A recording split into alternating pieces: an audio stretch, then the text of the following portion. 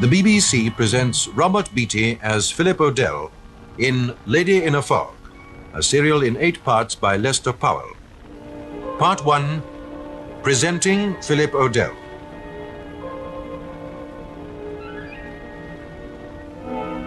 This all began in a bar, the way so many things begin with me.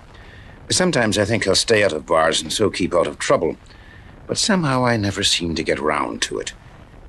Well, this little bar was in Half Moon Street, just off Piccadilly, and it had soft glamour lighting and thick carpets and an air of refined indulgence. A nice little place if you happen to like that kind of place. I do. The name's Odell, by the way, Philip Odell. Irish. Of course, like most true Irishmen, I spent the best part of my life keeping away from the old country, mostly in North America. But I mean to go back someday. In fact, I was actually on my way when this happened. I had my seat booked on the plane, my bags packed and everything. And then what must I do but go and call up Heather McMara?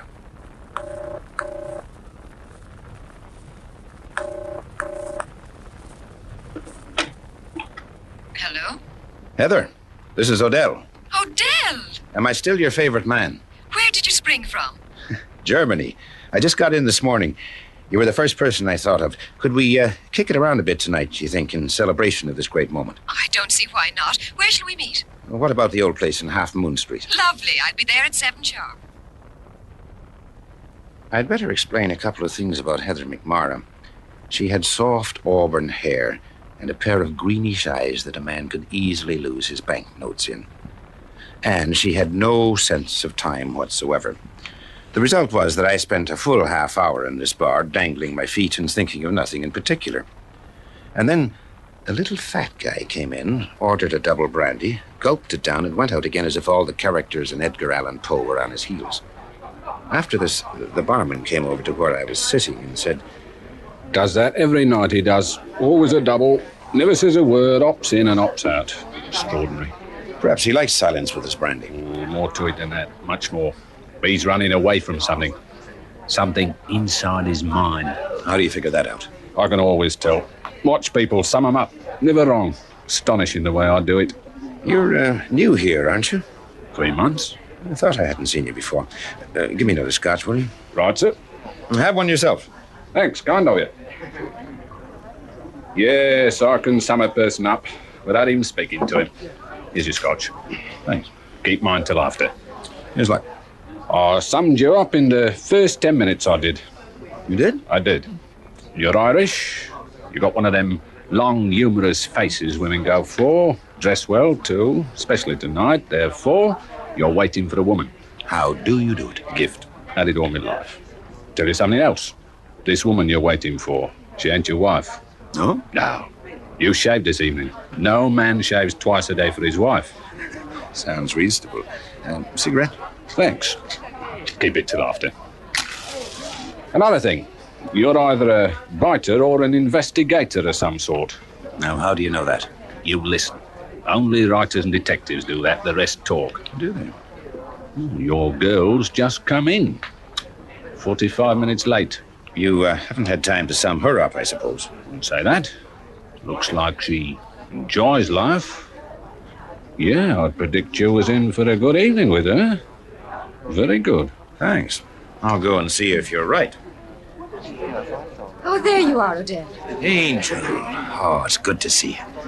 Now, where would you like to sit? A table or a stool at the bar? Table, I think. I'd hate to waste all the work I've put in my front view on a barman. Well, it wouldn't be wasted on that barman. He's the original magic eye. He sees beneath the surface. In that case, a table, definitely. This'll do nicely. A good long way from the bar. You won't get away from the barman. He serves the tables as well. Oh. Now, what'll it be? Something with gin, I think. Well, how are you, Angel? It's a long time, you know. Too long. You're one of the few men in my life I can bear to see more than once a year. Double scotch and a dry martini. His intuition is wonderful, Odell. Dry martini's just what I want. Thank you, madam. I never miss. Oh, here's to you, Angel. Cheers. Do you, like that barman? I think he's sweet. You wouldn't want him to go home tonight and feel that his day's been a failure, would you? What do you mean? Well, he predicted we were going to have a good evening together. He prides himself on always being right in his predictions. Now, unless I've forgotten how to read the signs, you're not in a very gay mood, Angel. Well, no, I'm not. As a matter of fact, I'm very worried. Anything you'd care to put a name to? Yes, I was going to tell you anyway. Philip, my brother was killed yesterday. Oh, I'm sorry. How did it happen? He was found in the Thames near Teddington. Accident? No. He was the finest swimmer I've ever known. Suicide? He was much too self-centered to kill himself. No, I think he was murdered. Murdered? I'm sure of it. Well, what did the police say? Oh, they say it was an accident. Of course, the exact cause of death won't be established until after the inquest, but I'm sure that he was murdered. But have you anything to go on? No. Nothing definite. He led a rackety kind of life, I'm afraid. He was mixed up with some tough characters. I want you to help me to find out more about it, Philip. Me? Well, you're the only detective I know. Angel, I'm not a detective. You were in the Secret Service. I was attached to the American Office of Strategic Service.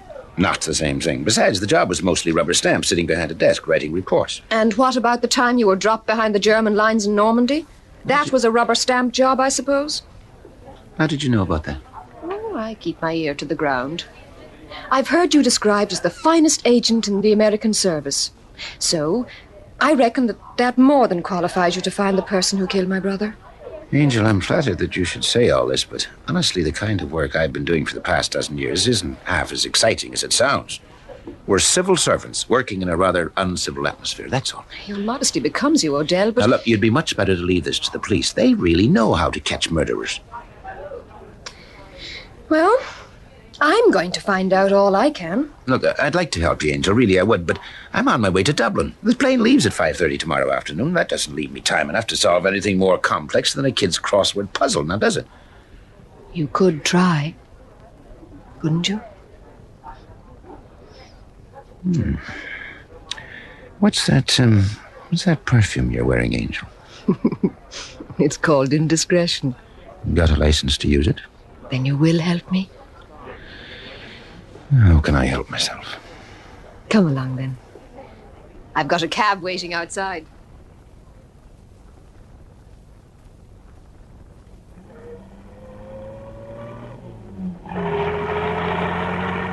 Now, Angel, don't you think you better tell me more about your brother? Well, Ricky was what people call a waster. Handsome, charming, quite unscrupulous, and with an incredible dislike of work. He left home when he was 18, and even at that age he'd been mixed up in some unpleasant business. Was he your only brother? Yes, I didn't see him for years. I was never quite sure what he did. Oh, he'd appear every now and again, take me out and give me a wonderful evening, and then depart with my bank balance in his pocket. He was vain, but he had this bubbling charm and was quite irresistible, at least to women, especially to Marilyn Peters. And who might Marilyn Peters be? Ricky's girlfriend, and that's who we're going to see.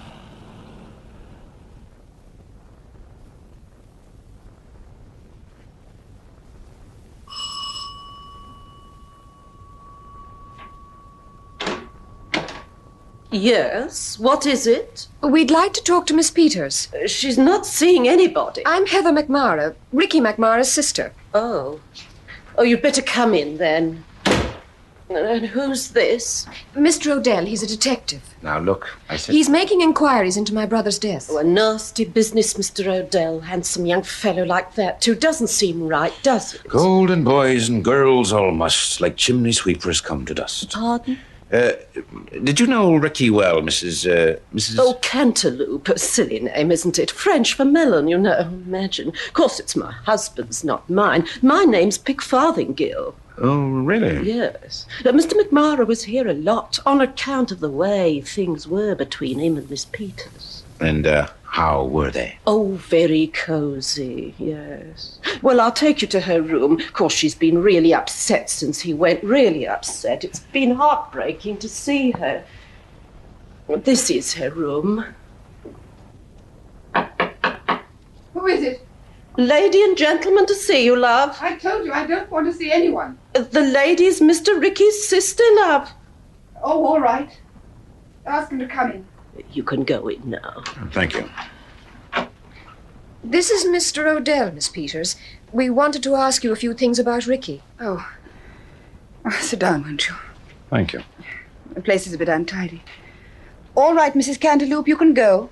Oh, all right. But call me if you need me. Old harpy, poking and prying. Well, what did you want? Well, Miss McMara thinks Ricky was murdered, Miss Peters, and if he was, we owe it to him to try and find out who did it. What do you owe him? How do you know he wants you to interfere? I don't, but Miss McMara isn't satisfied, and as she's his sole remaining relative... I'm the only person who ever cared about Ricky. I'm the only one he ever trusted. No one else understood him. He hated you all. All of you. Perhaps we shouldn't have come so soon. I'm the only one who cared whether he lived or died. We'll go now. Perhaps we could come back later. No. No, don't go. I'll be all right. I'll help you if I can. Thank you. What do you want to know? When did you see him last? The day before he died. In the morning, he came to the shop where I work. Beaucaires in Bruton Street. It's a beauty salon. What happened? I was engaged with a customer at the time. Ricky suddenly appeared in the cubicle and put his arms round me and kissed me. A rather funny thing happened. Yeah? What was it? I happened to glance in the mirror and I saw the customer's face. She was staring at Ricky. She looked as if she hated the sight of him. Did he recognize her? Yes. At least I think he did. He turned quite pale and looked as if he was scared. I'd never seen him scared before. That's what was so funny. Did they speak? No. I thought she was annoyed because there was a man in the cubicle. She'd taken off her blouse, you see. So I pushed him outside and apologized. But it didn't do any good. She was in a frightful rage, threw 3 pounds onto the chair and rushed out without waiting to finish her facial. What happened to Ricky? He disappeared. After a bit, I went round to the little coffee shop in Bond Street where we often met. But he wasn't there. I never saw him again. Did you know the customer? No, never seen her before. She wasn't a regular. Can you describe her? Yes, I can. She made a big impression on me. She was exceptionally beautiful. I see a lot of beautiful women in that shop, but she really was outstanding. Young? She was in her early 30s, I'd say, with big cornflower blue eyes and jet black hair, and a skin like silk, without a blemish on it. Anything else, Miss Peter? She had money, plenty of it. She arrived at the shop in an enormous car with a chauffeur. She was wearing a mink worth at least 5,000. Heavenly. What did Ricky do for a living? Well, he started to work for a bookmaker about 6 months ago. A man called Hector O'Gorman of Islington. Good job? I don't know. Sometimes he'd have as much as 300 pounds in his pocket. He didn't say where he got it, I suppose. No, but I assumed he got it betting. Did he seem worried about anything? Ricky wasn't the sort to worry. One more thing. It's not a nice question, and you don't have to answer it if you don't want to. Do you think Ricky had any affairs with other women? Oh, I know he did. He was terribly attractive to women, and he knew it. He couldn't leave them alone. But he always came back to me. Well, thanks, Miss Peters. You've been very helpful. If you should think of anything you might think would be useful to us, you can reach me at the Valita Hotel in Piccadilly. I'll be there until tomorrow afternoon.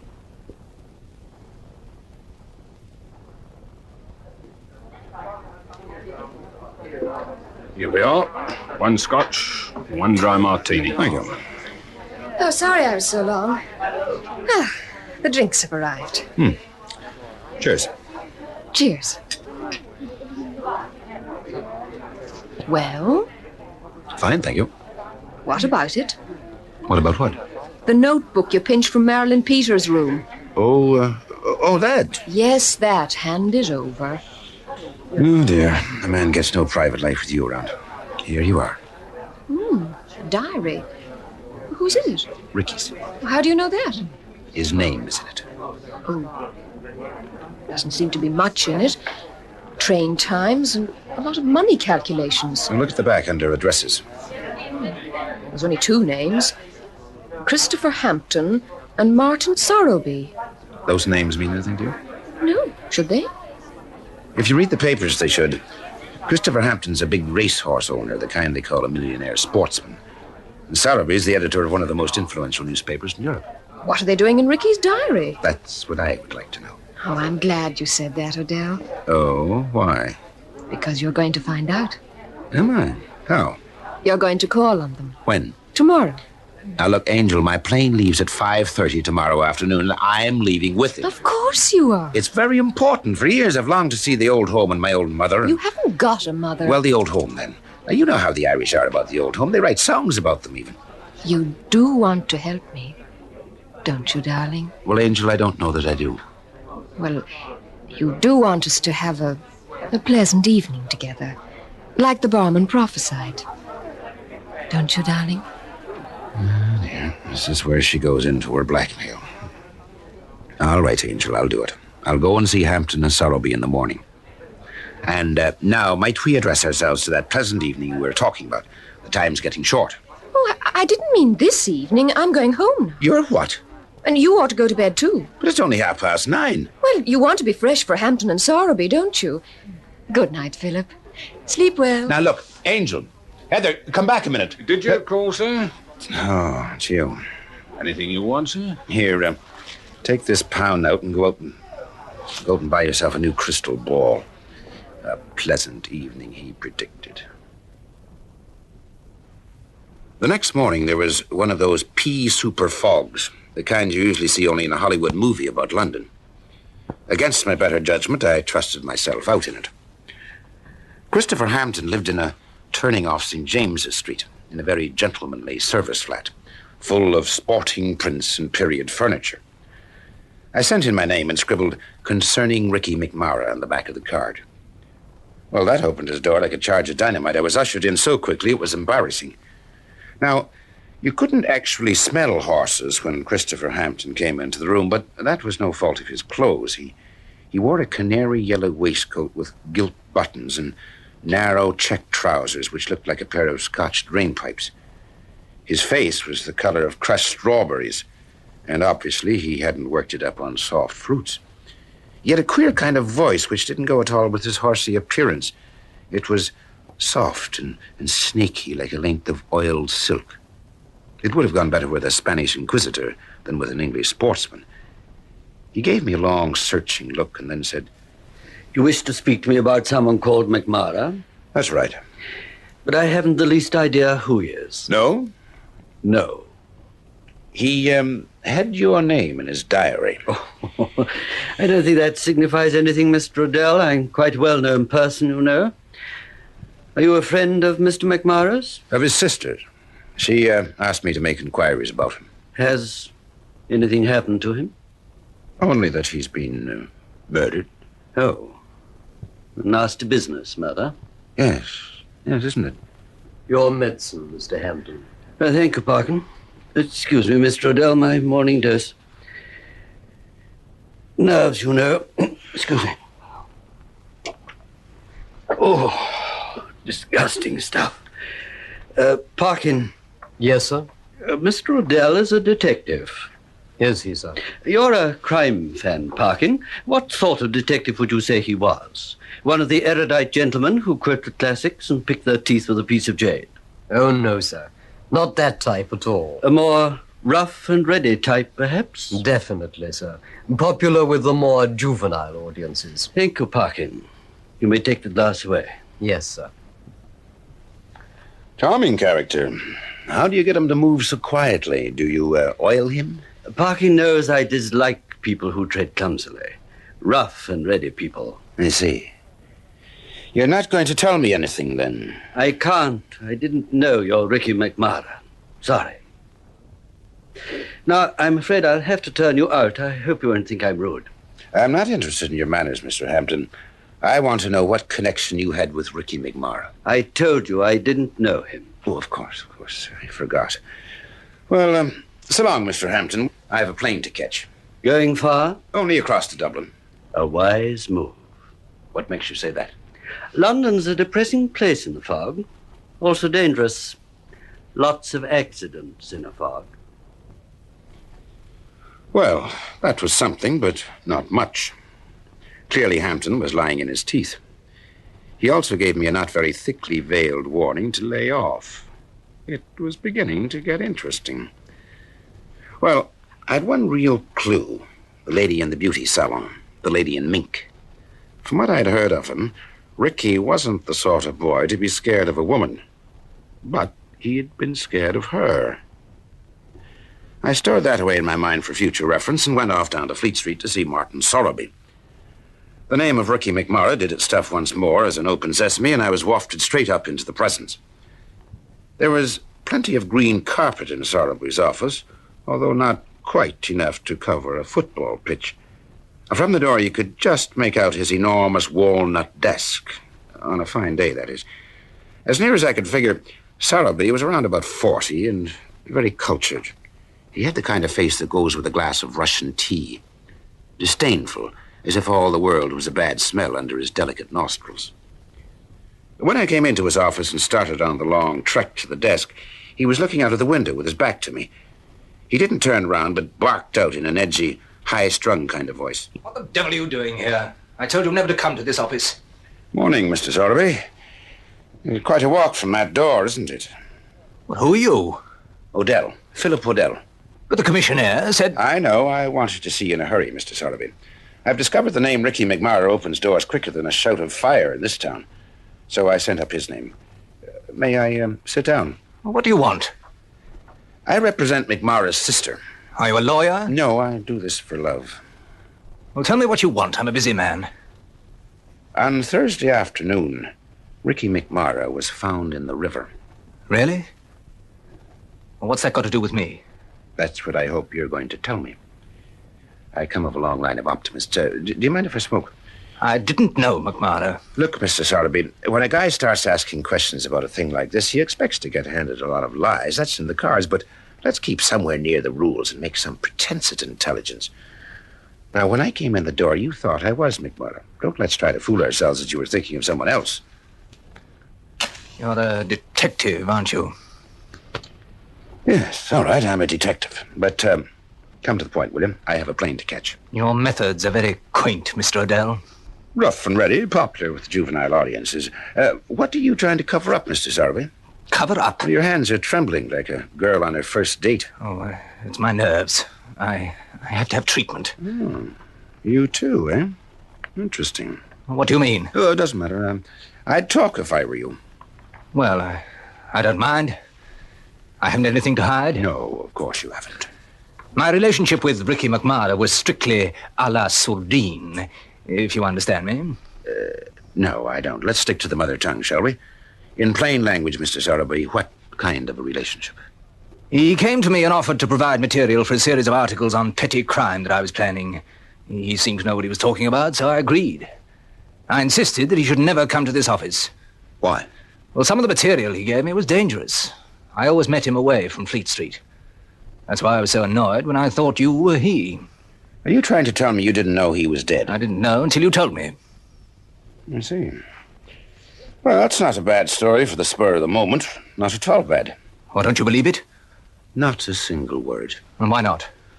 You have a crime reporter on this sheet, haven't you? There are 3 crime reporters on this newspaper. Yet you prefer to trust information given you by a cheap chiseler like McMurrough.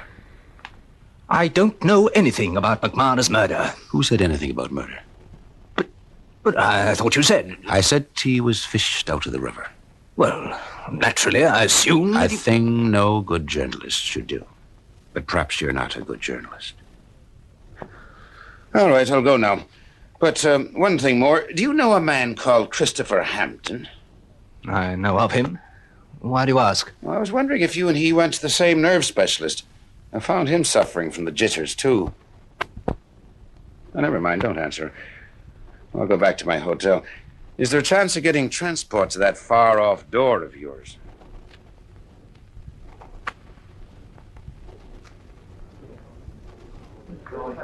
Yes. Oh, Mr. Odell. Yes? A lady called to see you about half an hour ago. Oh. Was she pretty? Well, that's not really for me to say, is it? I mean, every man to his taste. You know, you're a clever girl. You should go far. What did this young lady want? She wanted to talk to you urgently. She was in a terrible state. The manager showed her up to your room. Did you get her name? Yes, Peters. Marilyn Peters. Oh, well, I'll go right up. Thank you very much.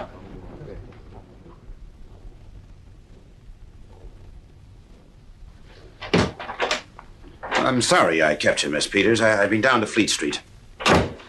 I'm so glad you've come. Now, what's the trouble? I'm frightened. What's happened? I'm being watched. By whom? I'm not sure. After you'd gone last night, I went to bed and fell asleep. I was wakened by the sound of someone trying to open my door. I'd locked it. Someone was turning the handle quietly. After a bit, they went away. I heard footsteps creeping down the stairs. Then I heard the front door go. I got out of bed and went over to the window. It must have been nearly dawn because there was some light in the sky. I saw a dark figure crossing the street. Man or woman? Woman. She stood in the middle of the street and flashed a torch. After a bit, a big car drove up. I saw the woman for a moment in the headlights. Recognize her? Yes. It was the customer I was telling you about. The lady in mink. So, the beautiful lady in mink again, eh? I'm really frightened. I don't know what to do. Well, I think the best thing for you to do, Miss Peters, is to go to the police. Oh, no. Why not? I don't think I'd want to do that. Good sense. I know, but I don't want to. I want you to help me. Where are you going when you leave here?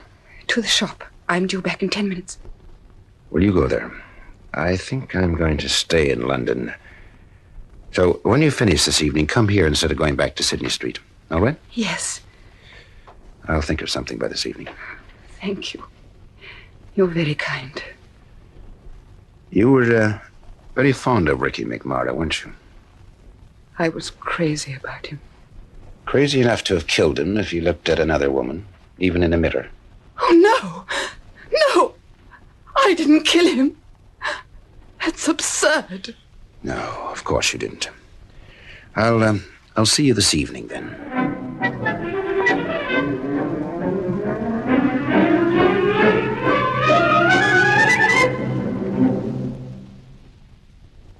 That was Presenting Philip Odell, the first part of Lady in a Fog, a serial in 8 parts by Lester Powell, with Robert Beattie as Philip Odell and Sheila Manahan as Heather McMara. Christopher Hampton was played by James Thomason, Martin Sorrowby by John Bennett, and Marilyn Peters by June Tobin. Production for the BBC by Martin C. Webster.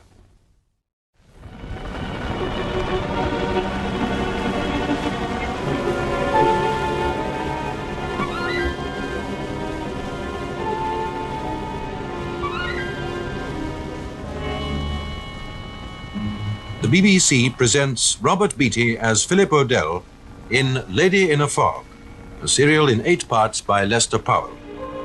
Part 2, O'Gorman of Islington.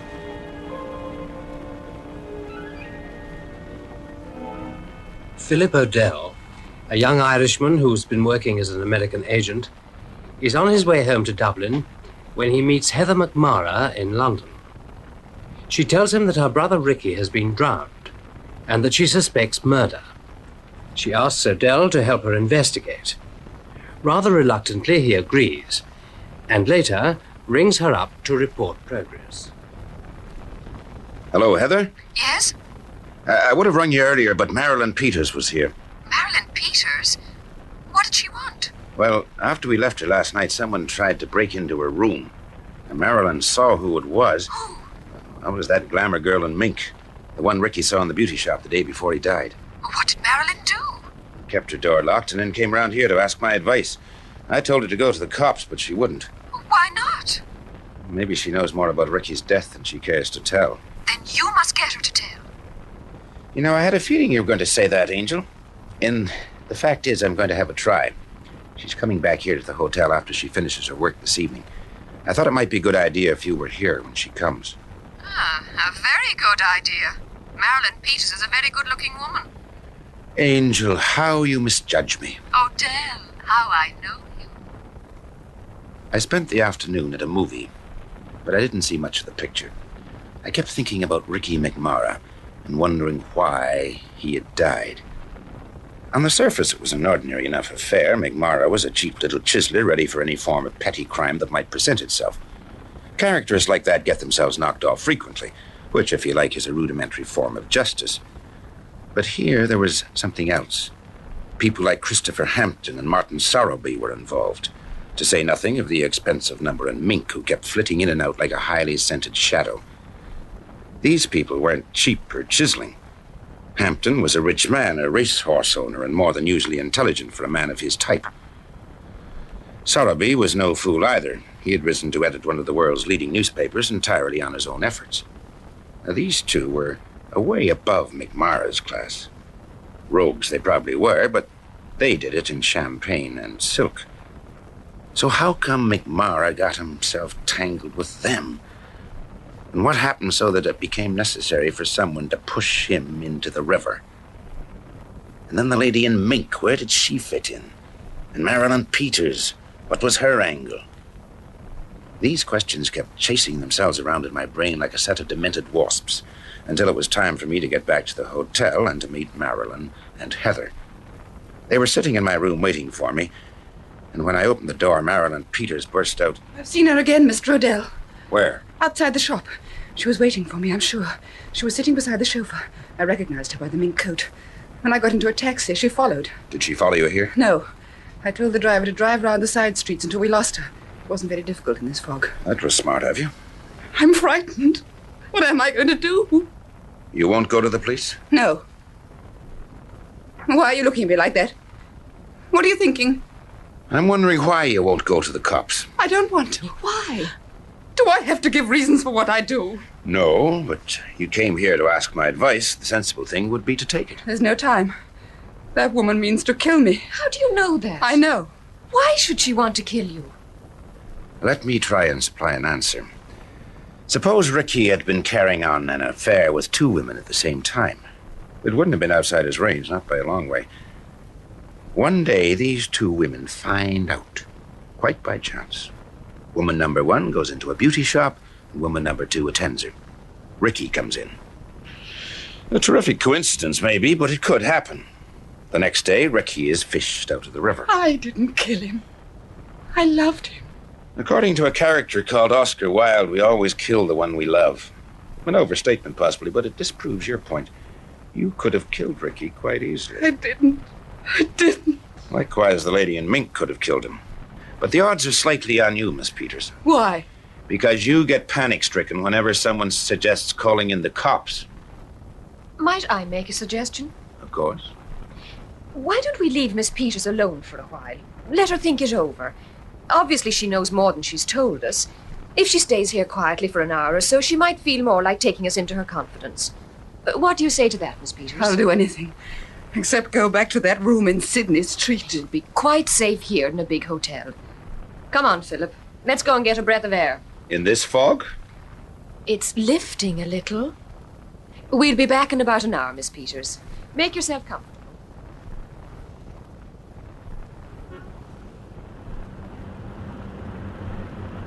Driver, will you take us to the White City? No, miss, I won't. Why? Haven't you got enough petrol? No, it ain't that. Well, the fog's lifted. No, it ain't that either. Well, what? I make it a rule never to take a fare to a dog track. You belong to an anti-gambling society, maybe. I wish I did. No, mate. Dogs have already cost me 7 cabs, and I don't want to make it 8. I'll take you anywhere you like, but not to the White City. Well, look, I'll make a deal with you. You wait outside with the flag down. No. Oh, and the minute you've gone, I'll be out of this seat and in there putting me days taken on the first dog I see. Look, we'll be inside only for about 10 minutes. We'll tell a policeman not to let you in if you like. Oh, go on, please. Well, all right, I'll chance it. But if I loses this cab, you'll have to buy me another.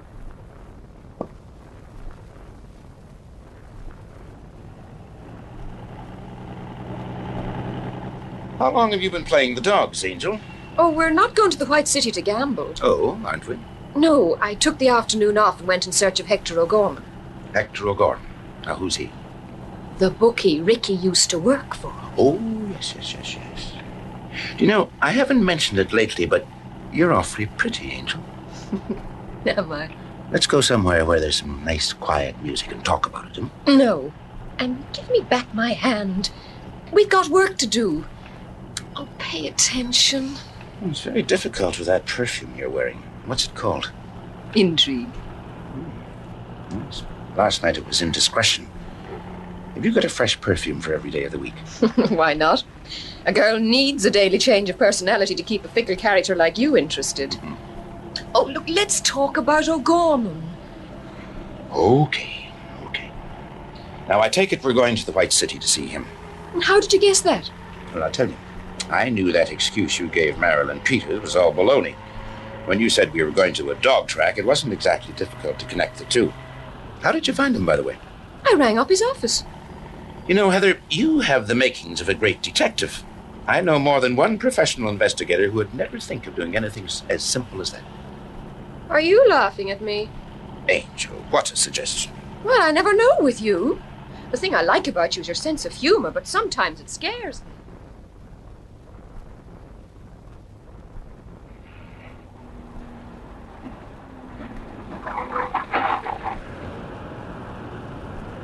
Here you are, White City. And don't forget to tell the coppers not to let me in.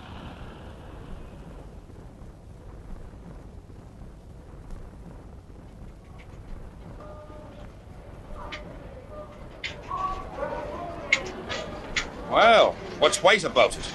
From up here, the people look like black ants. Let's go down to the rails. A race is just starting.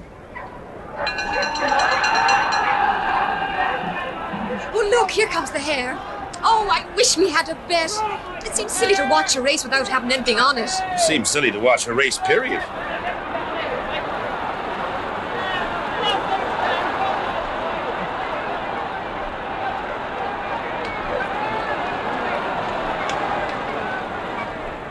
Well, that didn't take long. Let's go and find O'Gorman.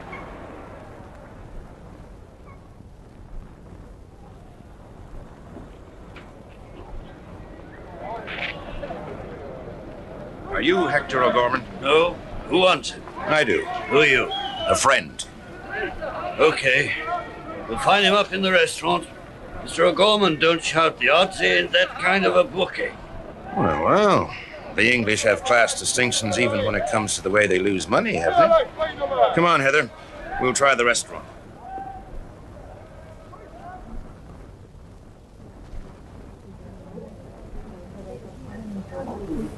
Have you booked a table? No. We don't want to eat. We want to see Mr. Hector O'Gorman. Yes. Can you show me his table? Just a minute. Why is everyone so suspicious in this place? I don't know. Oh, I expected something to do with dog racing. This way, please. He's in his private room. Thank you.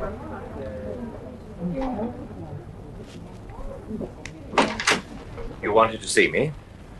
Maybe sit down. Please do. Let me introduce you. This is Miss McMara. I believe you knew her brother, Ricky. Oh, yes. I heard about poor Ricky's death. It was a great shock to me. He was a good lad. He used to work for you, didn't he, Mr. O'Gorman? Well, he did a few odd jobs for me. What sort of odd jobs? I used him as a kind of contact man. He had charming manners. He got on well with people. He was very useful to me. How much did you pay him? Oh, I'm not sure. About a tenner a week. Not bad for odd jobs. What's your interest in this? Miss McMara is anxious to find out as much as she can about her brother's friends or what he was doing around about the time of his death. Stuff like that. I'd be awfully obliged if you could help us, Mr. O'Gorman. Well, I don't see that I can. My relationship with your brother was purely a business one. Mr. O'Gorman, do you know any reason why Ricky McMara might have been murdered? Murdered? Yes, murdered. But I heard he'd had an accident and fallen in the river. No, Mr. O'Gorman. He was murdered. Oh, dear. So you see, Mr. O'Gorman, if you do know anything, you'd be well advised to tell us. Are you from the police? No, this is a private inquiry, but we're only anticipating the questions the police will ask when they get round to it. Well, I've told you all I know. I got to know Ricky casually. Now and then he'd play a bet with me. One day he told me he was broke and asked if I could give him a job. I liked his manner, and I thought he could be useful to me, so I took him on. That's all. How often did you see him? About once a week. I don't know what he did with his spare time or who his friends were. Do you know if he made any money betting? He may have done. A few quid here and there.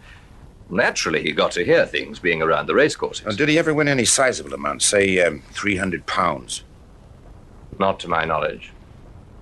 Look, Mr. O'Gorman, we were told on good authority that shortly after he began to work for you, McMara got into the money. He used to go around with large sums of cash, sometimes as much as £300 at a time. Have you any idea where he might have got it? No. No idea at all. Mr. O'Gorman, if you don't tell me the truth, you'll have to tell it to somebody. Most likely the police. I've told you, I don't know how he got this money. But you knew he had it? Yes. Good. Good, we're getting somewhere at last. You knew he had large sums. How did you know? I cashed the checks for him. I see. Who signed them? I can't tell you that. Why not? I don't know who you are or what authority you have to ask me these questions. A man in my position can't be too careful about things like this, you know. I'm on your side, Mr. O'Gorman. There won't be any kickbacks. All I want is an answer. Nothing else. No, I'm sorry. I can't tell you. Well, there are always a lot of nasty things involved in a killing, O'Gorman. A man would be well advised to keep out of one. You're not suggesting I'm mixed up in this, are you? Well, if I were a copper, I might think you were. But you're not a policeman. No. But I could keep the coppers off your neck. How? Well, sooner or later, I shall have to turn over what I know about this affair to the police. I know some of the boys at the yard. I worked with them when I was over here with the OSS. That could be helpful to you, Mr. O'Gorman. In what way? Well, I could go to them and say I got this information from a certain person. He doesn't want any more questions asked. As a favor to me, they'd respect that. And you wouldn't bring my name into it? No. You promise? Cross my heart. All right, I'll tell you. Ricky cashed checks with me about twice a month. They were for varying amounts. At first, 150, later, 300. Whose checks? 2 different people. One lot was signed by Christopher Hampton, the racehorse owner. And the other lot by Martin Sorrowby, the newspaper editor, that right? Yes. Oh, you can see now why I hesitated to tell you. Hampton's an important man on the turf. It wouldn't do me any good to go meddling in his affairs. Your discretion does you credit. All right, Heather. I think we've got all we came for. Thank you, Mr. O'Gorman, and good night.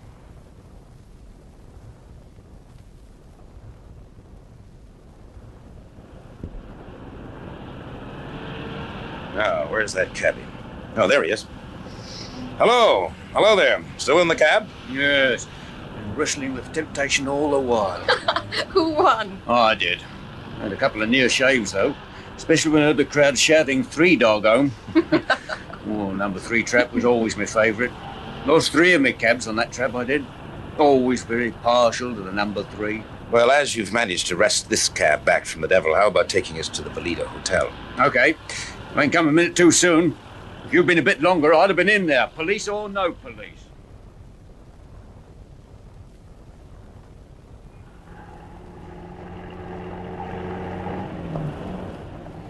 Oh, fog's getting thick again. They don't have much fog in Ireland. Oh, Odell, I'm sorry about that, really I am. But you can have your holiday as soon as this is over. The rate things are going now, you might be in Dublin tomorrow evening. Do you think it'll be as soon as that, do you? Well, we've seen O'Gorman and we've got Marilyn Peters. You've seen Hampton and Sorrowby.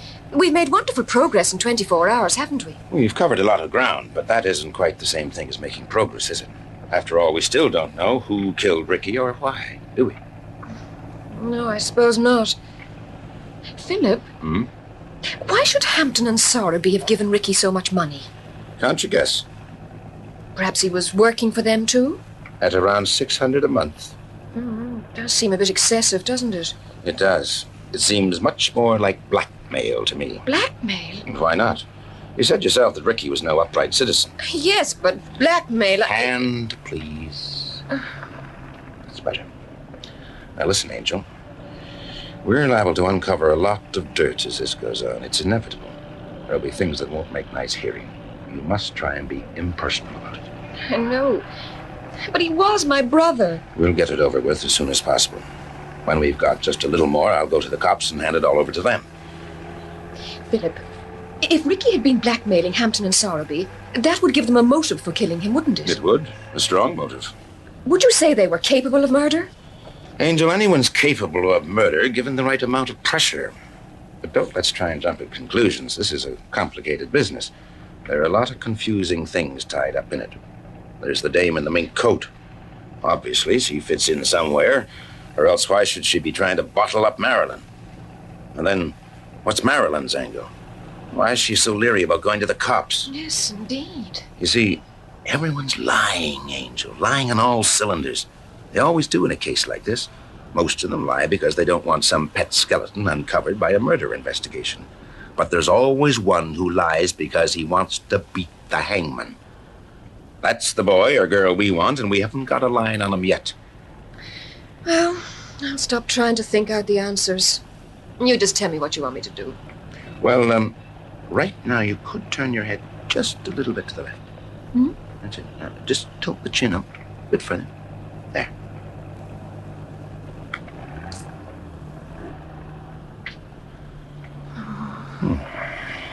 You know, this is the nicest investigation I ever had anything to do with.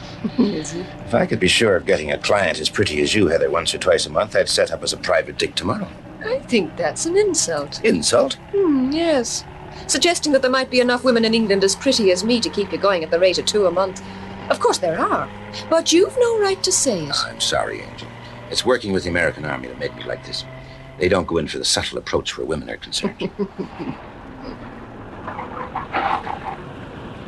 Well, here we are. Now for Marilyn Peters. I don't think it'll be too difficult to get her to talk.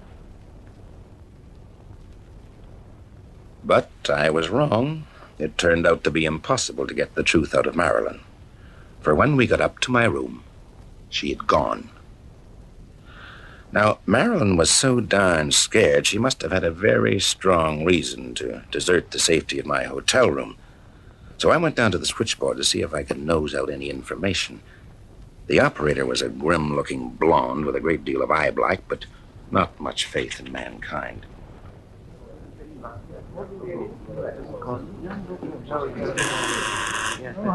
Belida Hotel. One moment, please. Did you want something, sir? Yes, I'm Philip Odell, room 312. I want to know if there have been any calls put through to my room during the last hour. Telephone messages are obtainable at the reception desk. I know that, but I haven't been in my room for the past hour. If the caller left a message, it'll be at the reception desk. Look, could we forget the reception desk for a moment? When I went out an hour ago, there was someone in my room. She's not there now. What I'm trying to find out is, did anyone call her on the telephone? Do I make myself clear? Perfectly. Then maybe you'll be so kind as to tell me. I can't. Why not? Because I've only just come on duty. There must have been some easier way of finding that out. Who did you relieve? Was it Violet? If you mean Miss Levine, the answer is yes. Do you know where she is now? In the staff dining hall having her supper. Many thanks. You're welcome. Belida Hotel. One moment, please.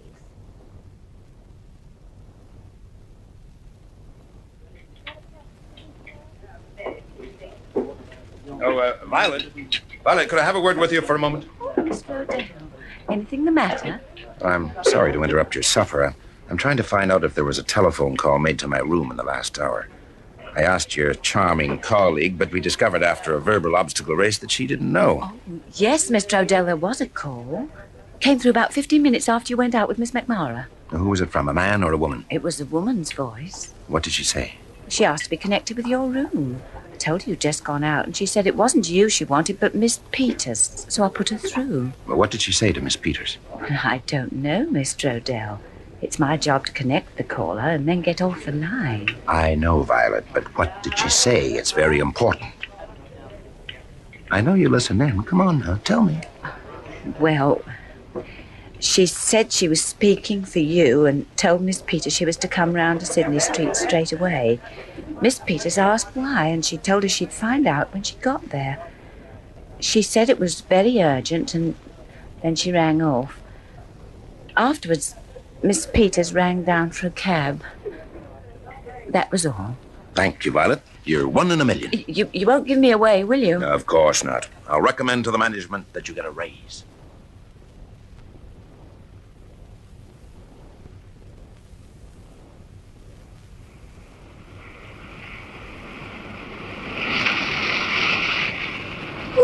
This fog is so thick I can hardly see a thing. Now, but this is Sydney Street, all right? I hope you're right. Now, look, Heather, here's the plan. They may still be watching Marilyn's house. And if they are, I want to see them at it. I want to get a close look at this dame in the mink coat if I can. So you walk slowly towards the house and keep looking round every few yards. If they see you, give them a chance to get a good look at your face. Take your time getting to the house. What are you going to do? I'm going to follow you up on the other side of the street. And when you get to the house, go up the steps, but don't ring the bell. Wait until I join you, okay? Okay. Good. Then off you go. She walked on slowly, pausing at each lamppost and looking round so that the sickly yellow light showed her face. She'd gone about 20 yards when a man came out of the doorway a little way ahead of me, crossed the street, and fell in behind her. She reached Marilyn's house and went up the steps. The man stopped and drew back into the fog. And then I started to cross the street. Well, I'd gone about 3 paces when I heard the sound of a fast-moving car and was blinded suddenly by a blaze of orange light. Hey, what the... Philip! Philip, are you all right? Give me a hand to get up, will you, Angel? Are you all right? Yes. Turned my ankle over a bit, that's all. That's okay. I can stand on it. It's all right. That car was driven straight at you. I know. Damn nearly hit me, too. Did you see who was driving it? No, I didn't have time for anything like that. Well, I did. It was the woman in the mink coat. I recognized her from Marilyn's description. Oh, she was lovely, all right. Her habits aren't very lovely. Okay, let's go and see Marilyn.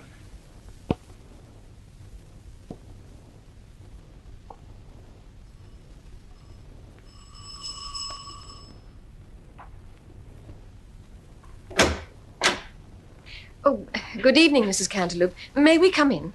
Oh, it's Miss McMara. Yes, of course. Come along in. Nasty night, isn't it? This fog puts me in mind of a graveyard, if you see what I mean. It nearly put me into a graveyard. Is, Miss Peters here? Yes, she came in about an hour ago, she did. Oh, well, we'll go in then. I think she has someone with her, a lady.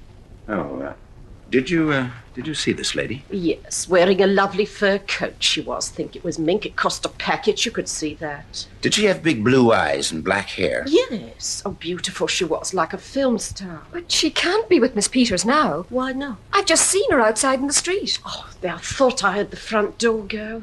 Did she arrive with Miss Peters? Oh, no. She came in about half an hour later. Said Miss Peters was expecting her, so I let her go in. You, didn't happen to overhear any of their conversation, did you? I may be a landlady, Mr. Odell, but I'm no eavesdropper. Of course not, Mrs. Cantaloupe. Well, I'm glad you've come, Mr. Odell. I'm worried about Miss Peters, really worried. Oh, why? She's that cut up over Mr. Ricky, and she's the kind that'd do herself in. Oh, I don't know, Mrs. Cantaloupe. Suicides aren't very numerous. Well, I've seen it before, Mr. Odell. Witnessed it with my own 2 eyes. Time I had a place over in Brixton. Young girl, about the same age as Miss Peters, but she went and got herself mixed up with a married man. And one morning we found her in bed with the gas on. Yes, we got gas fires here. Well, let's go in and see her. Miss Peters? Miss Peters, it's Odell. Let me in. Philip, you don't think she's... I don't think anything. I'm going in. Now stand out of the way, Angel. And don't come in after me unless I tell you. Oh, here. Here, well, what do you think you're doing? Breaking the door down. Oh, now look it, you're not going to break down my property. If I don't do it, the police will. Now get out of the way, will you? Now wait here, both of you. Even though I couldn't see anything in the darkness of that room, I knew what was there. I could feel it through the pores of my skin. I found the light switch and thumbed it down. It was a depressing place, that room of Marilyn Peters. A ground floor front, as the landladies call it. A tall, crumbling room with damp stains everywhere. An ornamental fireplace that wasn't ornamental anymore. And a badly molting glass chandelier. A room for a sordid happening. And there had been a sordid happening here. I looked towards the corner where the low divan bed was. I didn't need to look twice. A dead body is unmistakable if you're used to seeing one. I went out again and pulled the door behind me. Is she... Yes. Oh, I knew it. I knew it. Just like the young lady in Brixton. No, Mrs. Cantaloupe, not like the young lady in Brixton. This wasn't suicide. What? Oh, you mean murder? Yes. Oh, but it can't be. It can't. A murder in the house. I'll have to lower my rents. I'll have to close up. Heather. Oh. Come on, Heather. We'll have to go to the police now.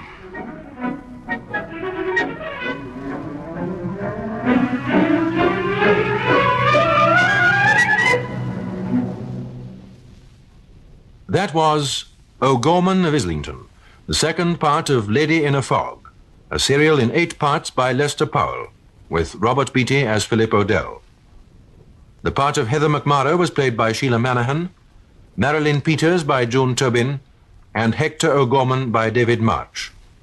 Other parts were played by members of the BBC Drama Repertory Company.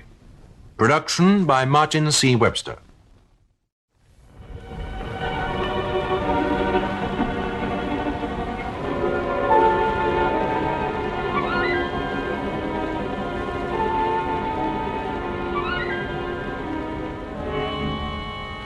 The BBC presents Robert Beatty as Philip Odell in Lady in a Fog, a serial in 8 parts by Lester Powell. Part 3, The Mink Coat.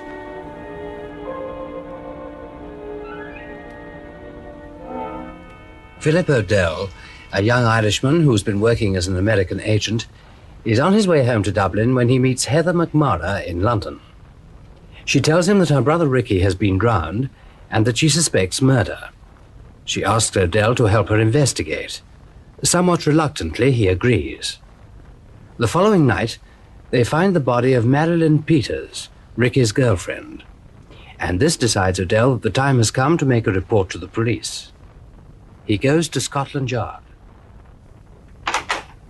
Oh, if you'll wait here, Mr. Odell, the inspector will be up in a minute.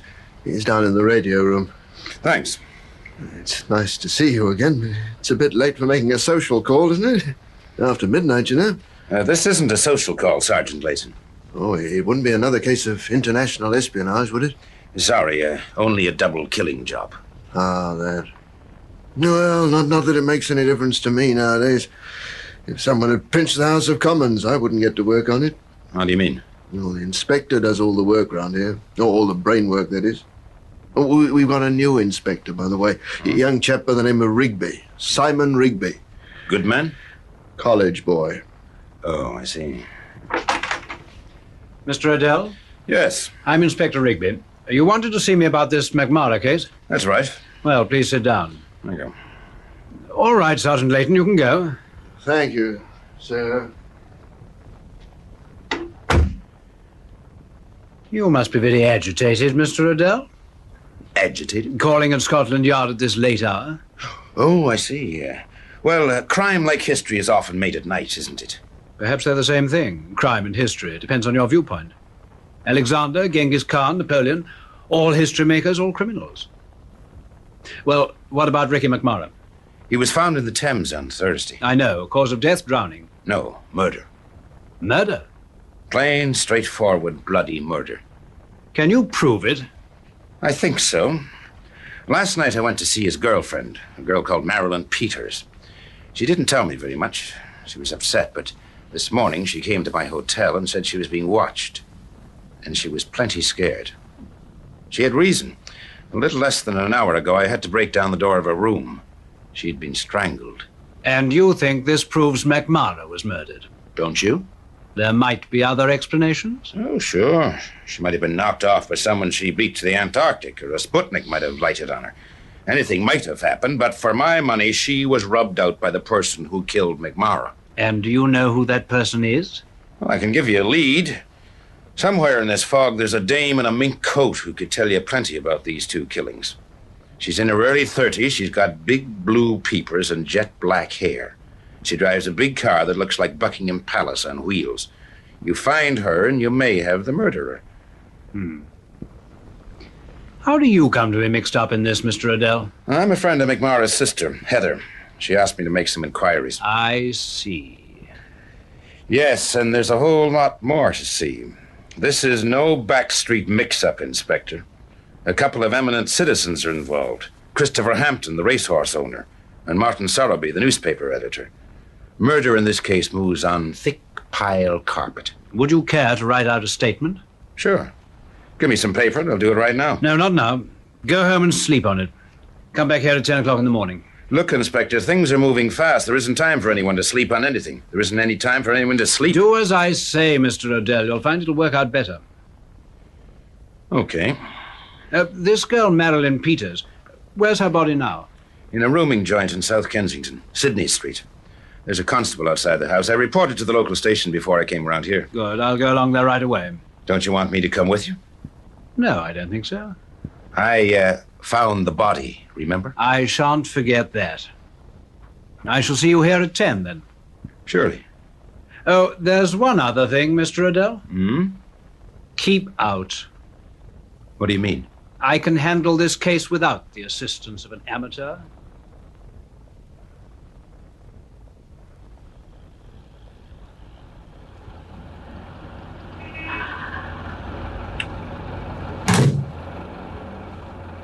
Okay, driver. Take us along the embankment, will you? Any particular part of it? No, just cruise up and down. I want to think. Think? With a pretty girl like that in the back? I'd like to brain the guy who started the idea that all cabmen have to be comics. Well, did you report it? Yes. What did they say? Nothing.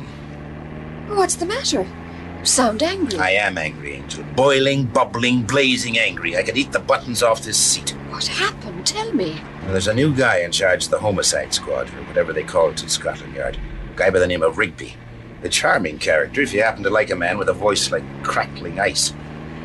He told me to keep out. Called me an amateur. Me, an amateur. I was chasing thugs and brigands while he was still chasing a hoop. Oh, have a cigarette and calm down.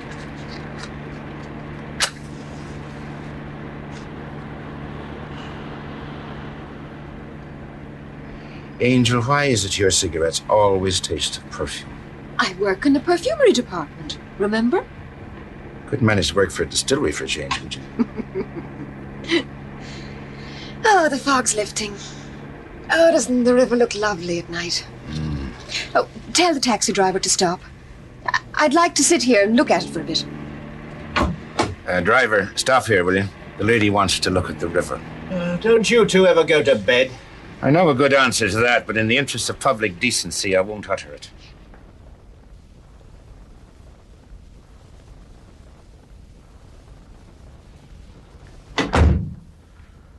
Hello, Leighton. Everything all right? Yes, Inspector. Doctor's just finishing his examination. Would you like to look, Inspector Rigby? Oh.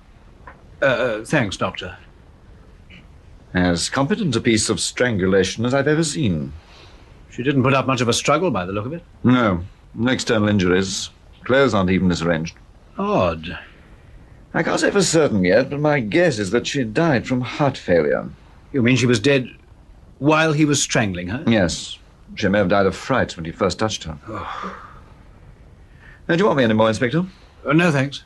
Oh, I'd put the time of death between 9:30 and 10:30. See who that is, Sergeant? Yes, sir. No. It's the landlady, Inspector, Mrs. Cantaloupe. Oh, all right, let her in. Come in, will you? Well, I'll be off to bed then. Good night, Inspector. Good night, Doctor. Now, Mrs. Cantaloupe, what do you want? Is it true she was murdered, Inspector? Why do you want to know? Oh, this is my house, sir. Letting rooms is my livelihood, and why'd she have to go and get killed in my house? Oh, be quiet, woman. Oh, yes, but it's mine. When did you last see this girl? Oh, this evening. She came in at about 9:15. I know it was then because I was listening to a program on the wireless. Did she go straight to her room? Yes, she did. Anybody call on her? Yes. Who was it? A woman in a mink coat. Ah. How long did she stay?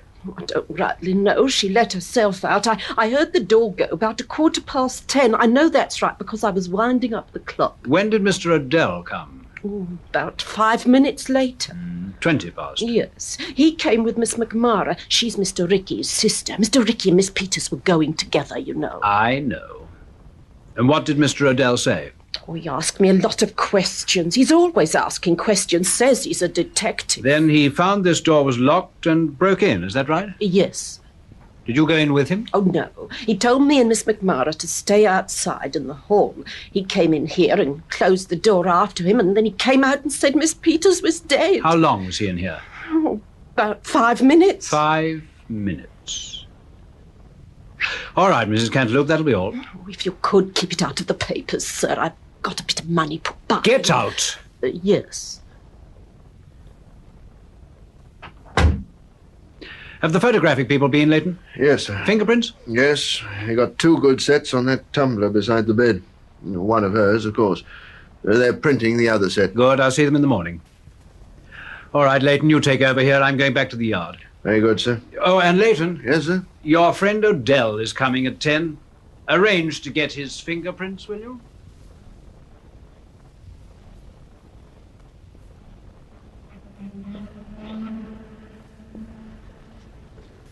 Well, Angel, have you seen enough of this river? Yes. Oh, I'm getting a bit sleepy. Good. My arms are way ahead of you. It's been asleep for half an hour. Now we'll get a move on. I've been thinking. Where are we going? Milton House. But isn't that where Christopher Hampton lives? It is. What? Are you going to call on him? I am. At this hour? It's nearly 1 o'clock in the morning. Mr. Hampton's got late hours written all over his face. But didn't Inspector Rigby tell you to lay off? He did. But who ever heard of an Irishman obeying an order? Driver, Milton House, Ryder Street. Good. I'm sick of looking at this river.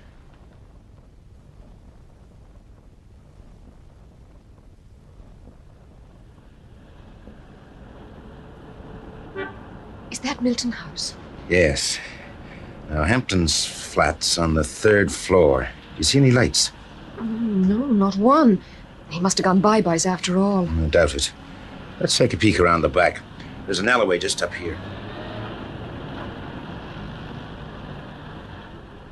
Yes, I thought so. There is a light. Now, let's see. Good, that fire escape connects with the balcony outside his window. You're not going in that way, are you? I am. What's the matter with the front door? Nothing, except it'll go bang in my face. Now, listen, Angel. There's something I want you to do. Take a cab and go down to the press club. Where's that? It's just off Fleet Street. The driver will know it. Ask for a guy called David Vintner. David Vintner? He's a newspaperman. He's usually in the club at this time. Tell him you're a friend of mine. And ask him to get you some dope on Martin Sowerby. Where he lives, where he came from, any dirt on him, that sort of stuff. Okay. Well, here I go. Heather McMara, girl detective. Hey. What? Kiss me. No, I... Do as I say. Oh... That's better. We'd pass for a courting couple anywhere, provided no one saw the expression on your face. Stop it, Philip. Let me go. We're being watched. There's someone in that doorway over there. I can't see anyone. Just the same, there's someone there. Now keep still. My right foot's gone to sleep. It's all right, he's moving away now. Who could it be? I don't know. I don't like it. When I'm being tailed, I'd like to know why. It might be a peeping Tom.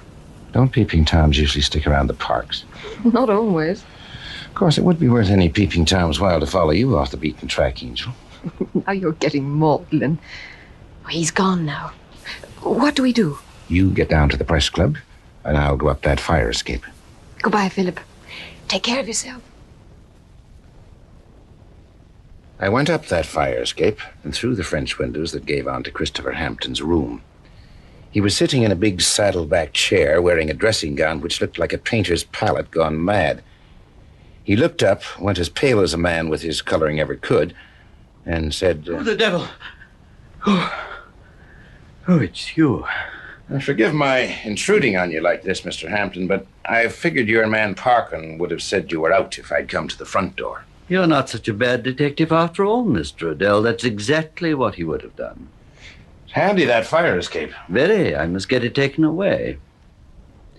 Found any more murders since I saw you last? Only one. One in 24 hours? That's not very good going, is it? Well, it's enough to keep body and soul together if you work Sundays. Where were you between 9 and 10 this evening? On the way back from Newmarket? You didn't go by way of Sydney Street, South Kensington, did you? No. Why do you ask? A girl called Marilyn Peters was strangled there this evening. Really? How unpleasant. There was. Did you have a nice day in Newmarket? Very, thank you. Horses all right? Perfectly. Would you care for a drink? I could care for one. Passionately. Brandy, perhaps? Brandy, certainly. Good. I hate to say I told you so, Mr. Odell. Which means you're going to do it. I did warn you that the unpleasant things happen in a London fog. Don't you remember? I remembered it very clearly when I broke down that door and saw that girl lying strangled on her bed. Here's your drink. Oh, thank you. Aren't you joining me? No, I have to take my medicine in a moment. Oh, yes, of course. The old nerve tonic. How are the nerves coming along? Oh, quite well, thank you. They weren't affected by that nasty business in Marilyn Peters' room, were they? What are you talking about? Oh, it doesn't matter. I was just trying to get under your guard, but that isn't easy, I see. Cheers. Cheers. Cigarette? Thank you.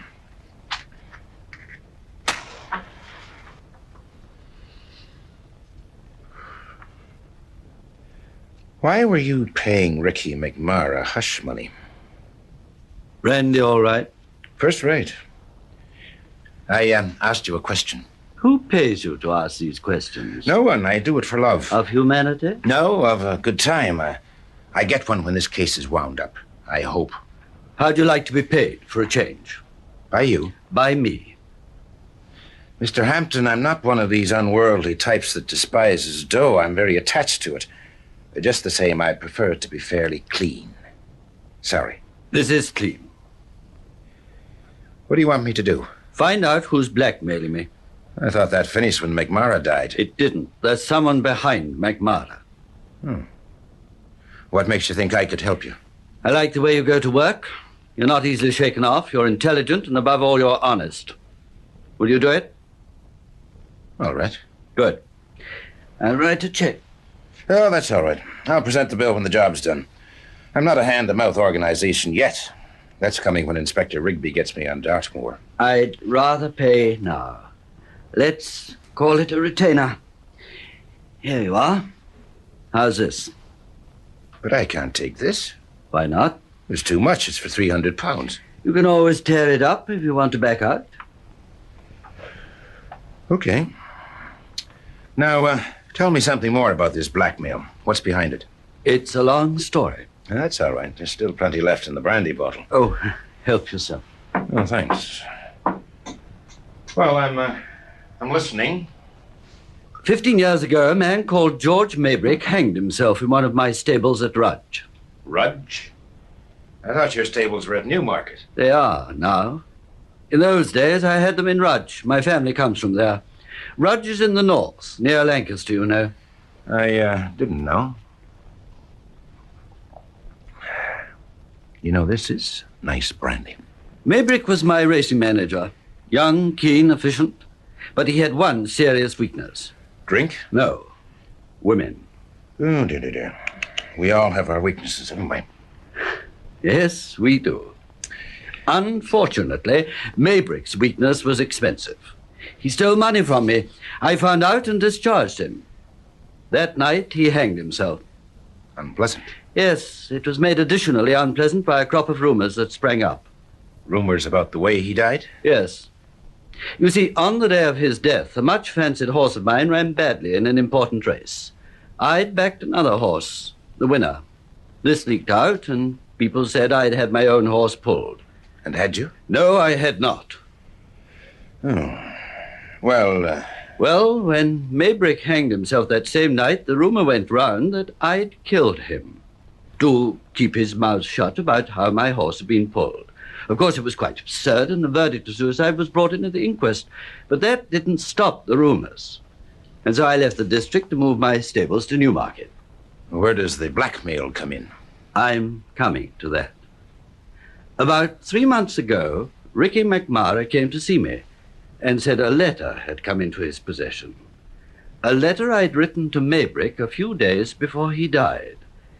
It contained some very violent language. In fact, I threatened to kill him. Was the letter genuine? I'm afraid so. And why did you threaten to kill Maybrick? It was over a girl called Kitty Stapleton, a Rudge girl and very lovely. I was interested in her, but there were complications. You mean she preferred Maybrick? Well, yes. So you got mad and wrote Maybrick a letter telling him you'd do him in if he didn't lay off. Is that right? Yes.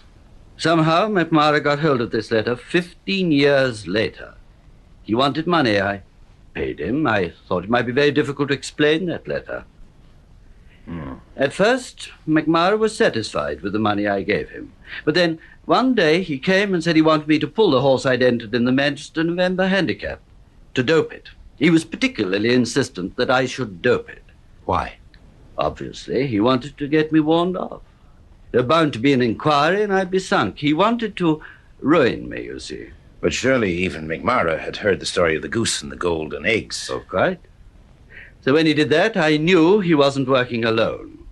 I knew there was someone behind him, someone who didn't want my money, but my ruin. I see. Well, it makes sense. Have you any idea who that someone might be? Well, no. No clue of any kind? I'll need a bit more than this before I can set to work, Mr. Hampton. Well, this might help. Last night, I got a telephone call. What is it, Parkin? The telephone, sir. I can't come. I'm busy. Tell them to ring in the morning. I think you'd better come, sir. Why? It's the lady, sir. Oh, yes. You'll have to excuse me, Mr. Odell. I'll be back in a moment. But he wasn't back in a moment. I waited an hour in that room, a very long hour, and it wasn't a room you could relax in, although I'll admit there was plenty of brandy. Finally, I got bored with it and went out into the hall. Parkin, the manservant, was standing there. He gave me that dead look of his and said, "Did you want something, Mr. Odell?"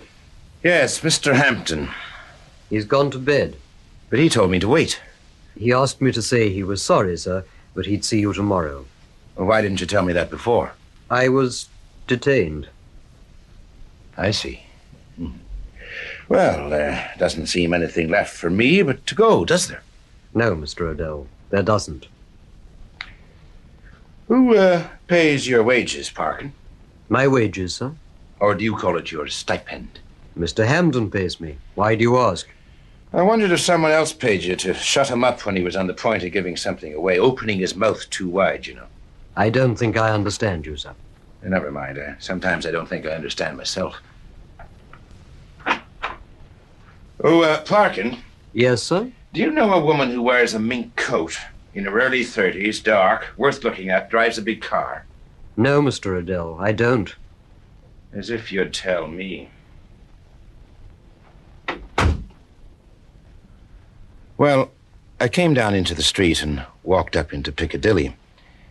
Then I wandered along slowly, trying to get things straightened out in my mind. There was no sign of the man in the alleyway, whoever he was. I must have wandered a long time, because when I next took any interest in my surroundings, I was away down near Westminster Bridge, with the big yellow face of Big Ben telling me it was 1:30 in the morning, and time for Heather to have got back from Fleet Street. So I ducked into a telephone kiosk to call her.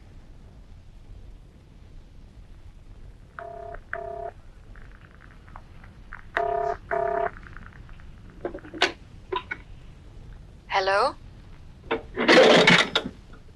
Heather? Is that you, Philip? It is. Did you get the dope? I did. Good girl. Martin Sowerby began his career on a provincial weekly in Lancashire. I've got the name of the town written down. Hold on a minute and I'll get it. No, it doesn't matter. I think I know the name. Is it Rudge? Yes. How did you know? And did he leave Rudge 15 years ago? Yes. In a hurry? Yes, but how on earth did you... Fine, it's all fitting together like a dressed-up dowager. Heather, you're wonderful. Where does Sowerby live? In Hampstead. Thackeray Lodge. That's in Heath Grove. Bless you, Angel. I'll call you in the morning. But what are you going to do now? I'm going to Thackeray Lodge. At this hour? Well, this may be the last chance I'll get. Remember, I have a date at the Yard at 10. And if I'm late, Rigby might give me a pressing invitation to stay a year or two. Bye, Angel.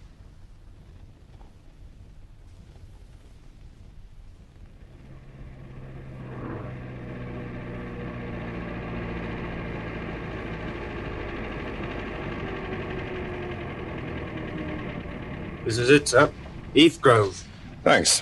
What number did you want? It doesn't matter. I'll walk from here. It's a long road, you know. I'm a long walker. How much do I owe you? 30 bob. That's very generous, isn't it? Generous to you. Oh, it's very late, sir. I won't get another fare up here. Isn't Hampstead Heath the place where the highwaymen used to hang out? I believe so, sir. Times haven't changed much, have they? Well, here's 35 bob. Give Black Bess a feed of hay. The driver was right. Heathgrove was a long road. It was also very full of darkness and fog. The fog had come down again. I'd gone a couple of 100 yards when I heard a woman's voice. It was the kind of voice the sirens must have used to lure those impressionable sailors onto the rocks. Mr. Odell, Yes? Who are you? turn your torch to the right and you'll see. Well, recognize me?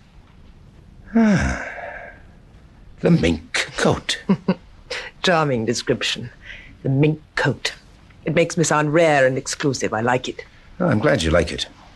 Turn the torch on your own face now. Why? I want to see what you look like. I haven't had an opportunity to see you properly yet. You don't give yourself much of a chance, do you? Rushing at me in that big car.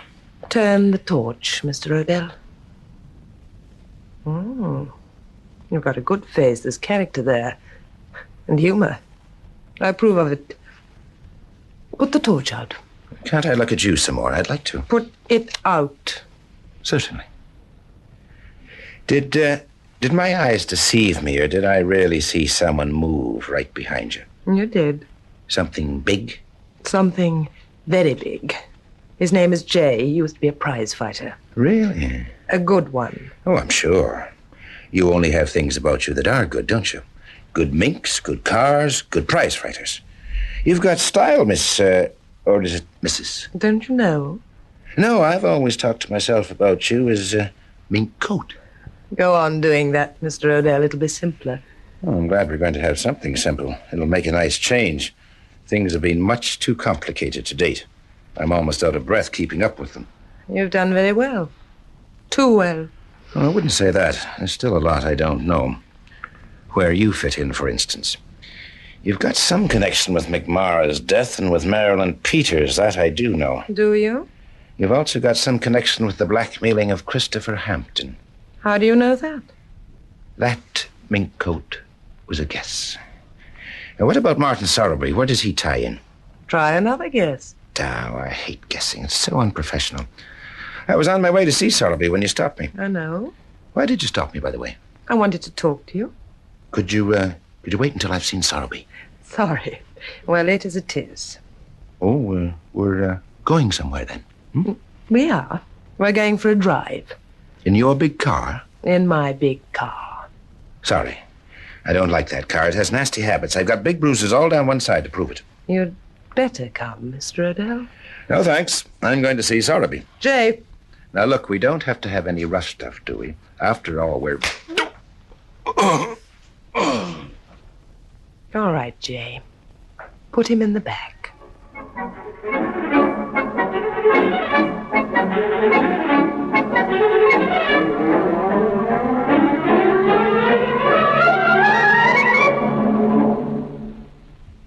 That was The Mink Coat, the third episode of Lady in a Fog, a serial in 8 parts by Lester Powell, with Robert Beatty as Philip Odell and Sheila Manahan as Heather McMara. The part of Christopher Hampton was played by James Thomason, Inspector Rigby by Edward Jewsbury, Sergeant Layton by Geoffrey Siegel, and The Lady in Mink by Mary Wimbush. Other parts were played by members of the BBC Drama Repertory Company. Production by Martin C. Webster.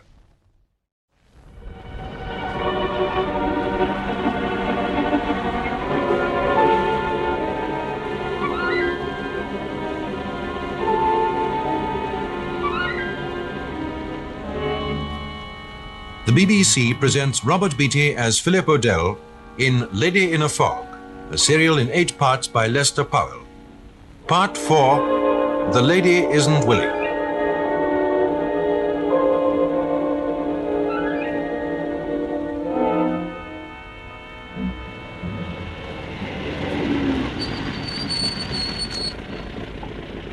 Is this the place, Leighton? Yes, Inspector. The Leader Hotel. Expensive place. Does himself well, eh? Odell loves his comfort. Well, disappearing at this point isn't going to add to his comfort. He's going to find himself on the wrong end of a manhunt. Come on, we'll go in and talk to someone.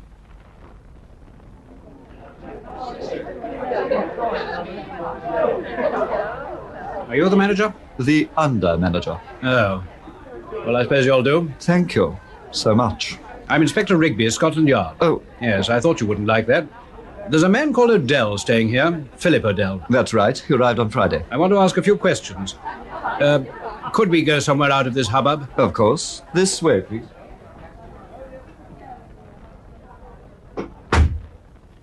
Has Odell had any callers since he's been here? Only two. Both young women. Who were they? A Miss McMara and a Miss Peters. Miss Peters? Slender girl with long dark hair? That is she. I see. I rang your switchboard 10 minutes ago and they said Odell wasn't in. Has he come in since then? No. Are you sure? Of course. Couldn't he have come in without your knowing? No, he could not. You must have as many eyes as a fly. I have. That's why I'm the under-manager. The manager must be something. Be quiet, Leighton. When was Odell last in this hotel? He went out with Miss McMara shortly after 9 last night. He hasn't been back since. Right. Well, I'm sending a man up to his room. You'll give him every facility. I suppose you have a search warrant. Naturally. Here you are. Oh, I see. You come along, Leighton. We're finished here. Inspector. Well? Is anything wrong? You don't suppose I'd be here if everything was all right, do you?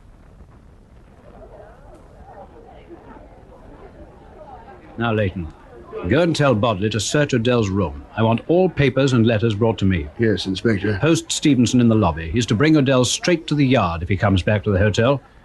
Meanwhile, I'm going to have a word with Miss McMara. Yes, but you're on the wrong track, Inspector. Odell's all right. He's a friend of mine. That's no recommendation. Do as I say. Yes, sir. Well, why don't you take a day off? Did you say anything, Leighton? No, sir.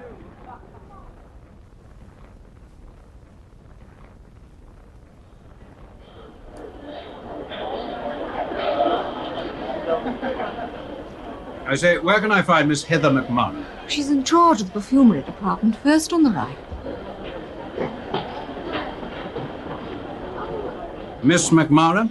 Yes? I'm Inspector Rigby of Scotland Yard. Oh, yes.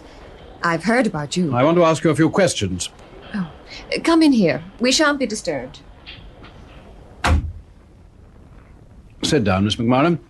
There's no need to be alarmed. Oh, I'm not alarmed. Oh. A cigarette? Oh, thanks. How long have you known Philip Odell? About 4 years. Know him well? What do you mean by that? Well, well. Never mind. When did you see him last? Just after 1 o'clock this morning. Oh, we had a hectic time last night. So I understand. You were with him when he discovered the body of Marilyn Peters, weren't you? Yes. Were you actually in the room? No. Odell made me wait outside. He's a considerate man. So he was alone when he discovered the body? Yes. How long was he in the room? Oh, about 5 minutes, I should say. 5 minutes, eh? What are you driving at, Inspector? After Odell reported the discovery of the body to me, I went round to Sydney Street. In the dead girl's room, I found a tumbler beside the bed. There were 2 sets of fingerprints on it. You're not suggesting that Philip killed Marilyn Peters, are you? I'm suggesting nothing. I'm making an investigation. I want these points cleared up. I want to talk to Odell. He was supposed to have come to the yard at 10 o'clock this morning. It's now past midday. I'm sorry, but I can't help you. I don't know where he is. He promised to ring me this morning, but he didn't. I understand you've telephoned his hotel several times this morning. Yes, I have. Why? I wanted to speak to him. What about? Personal matters. I want a proper answer, Miss McMara. Well, that is a proper answer. Haven't you ever been rung up by a girl? What's that got to do with it? Well, if you had, you'd know what I meant by personal matters. This is a police matter, Miss McMara. But that'll be all for the moment. Well, while Inspector Rigby was going around dispensing his own particular brand of charm, I was waking up in one of the ugliest rooms I've ever seen. It was small and glaringly white. There was one window high up on the wall and covered with strong iron mesh. They didn't intend anyone to get out that way. or through the door, for that matter. It was reinforced with steel bands, and in the upper panel there was a small observation window. A nice, friendly little room. There was no furniture apart from a metal cabinet in dull green and a narrow hospital bed. I was in the bed. I was wearing a pair of pajamas which felt as if they'd been run up from sackcloth that had been treated with mashed nails. I was wondering who had gone to such pains to make me comfortable when I heard the door being unlocked. Oh, you're awake, are you? You could call it that. But any resemblance between my present condition and human life is, I feel, purely coincidental. You talk too much. I know. How did I manage to talk my way into this bed of roses? You're sick. You're telling me. Keep still, will you? I ain't moving. Could I have a drink of water? Sure.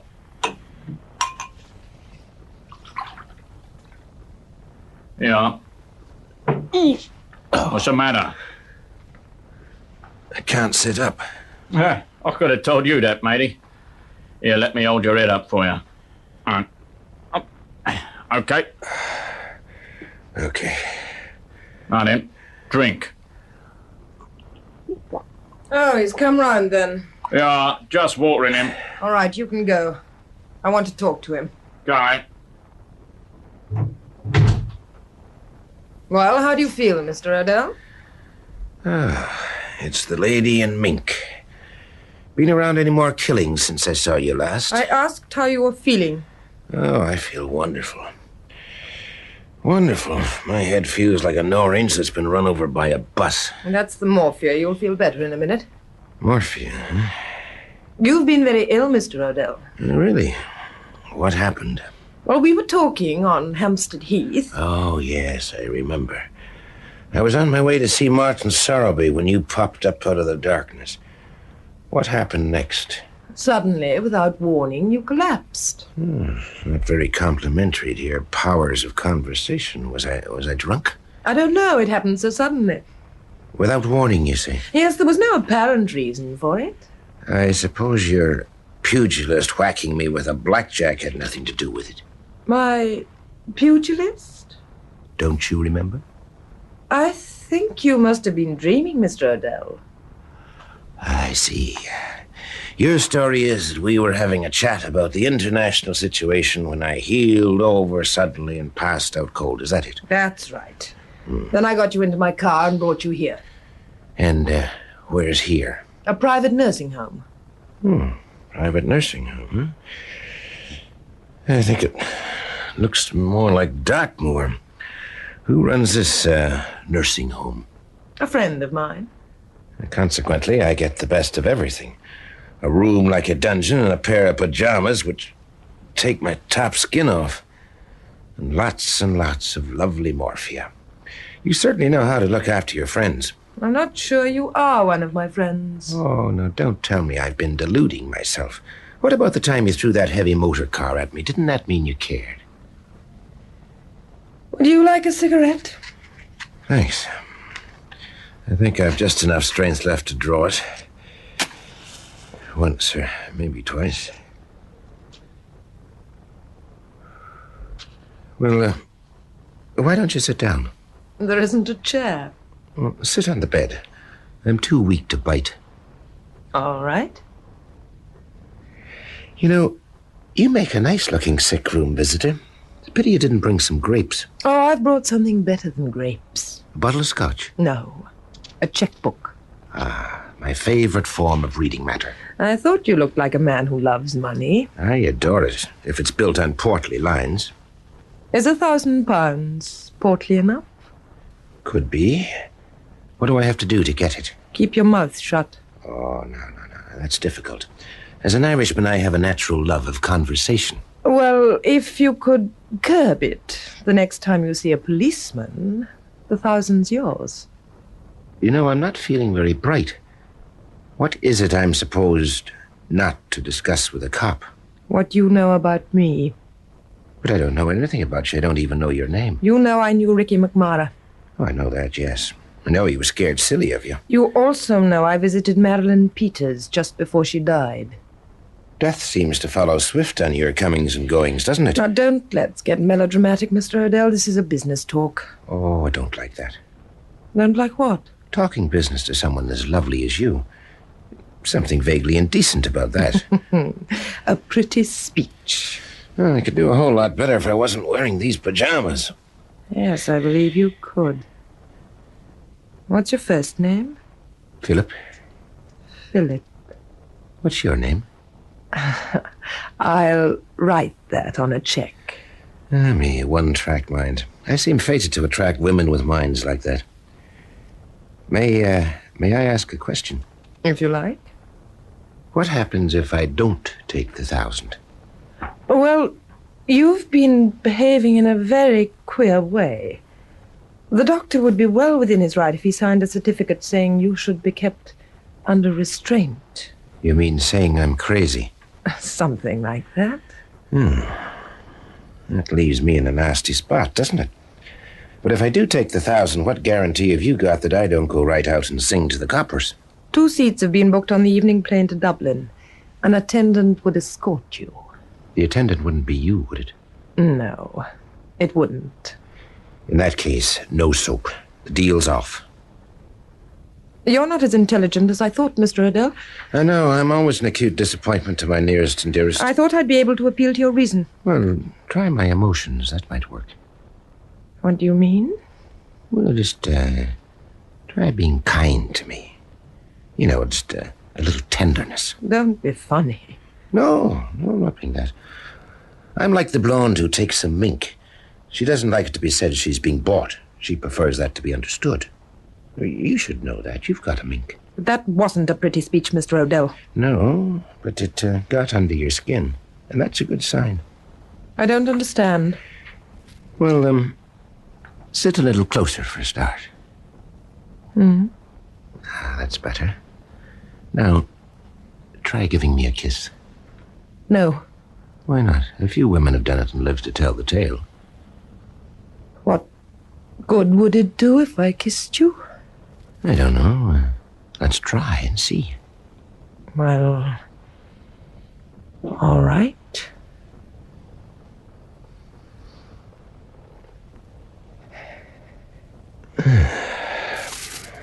Did it do any good?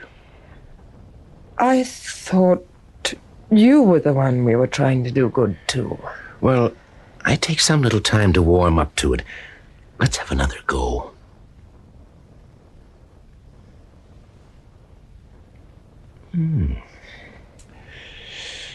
You must want my silence very badly.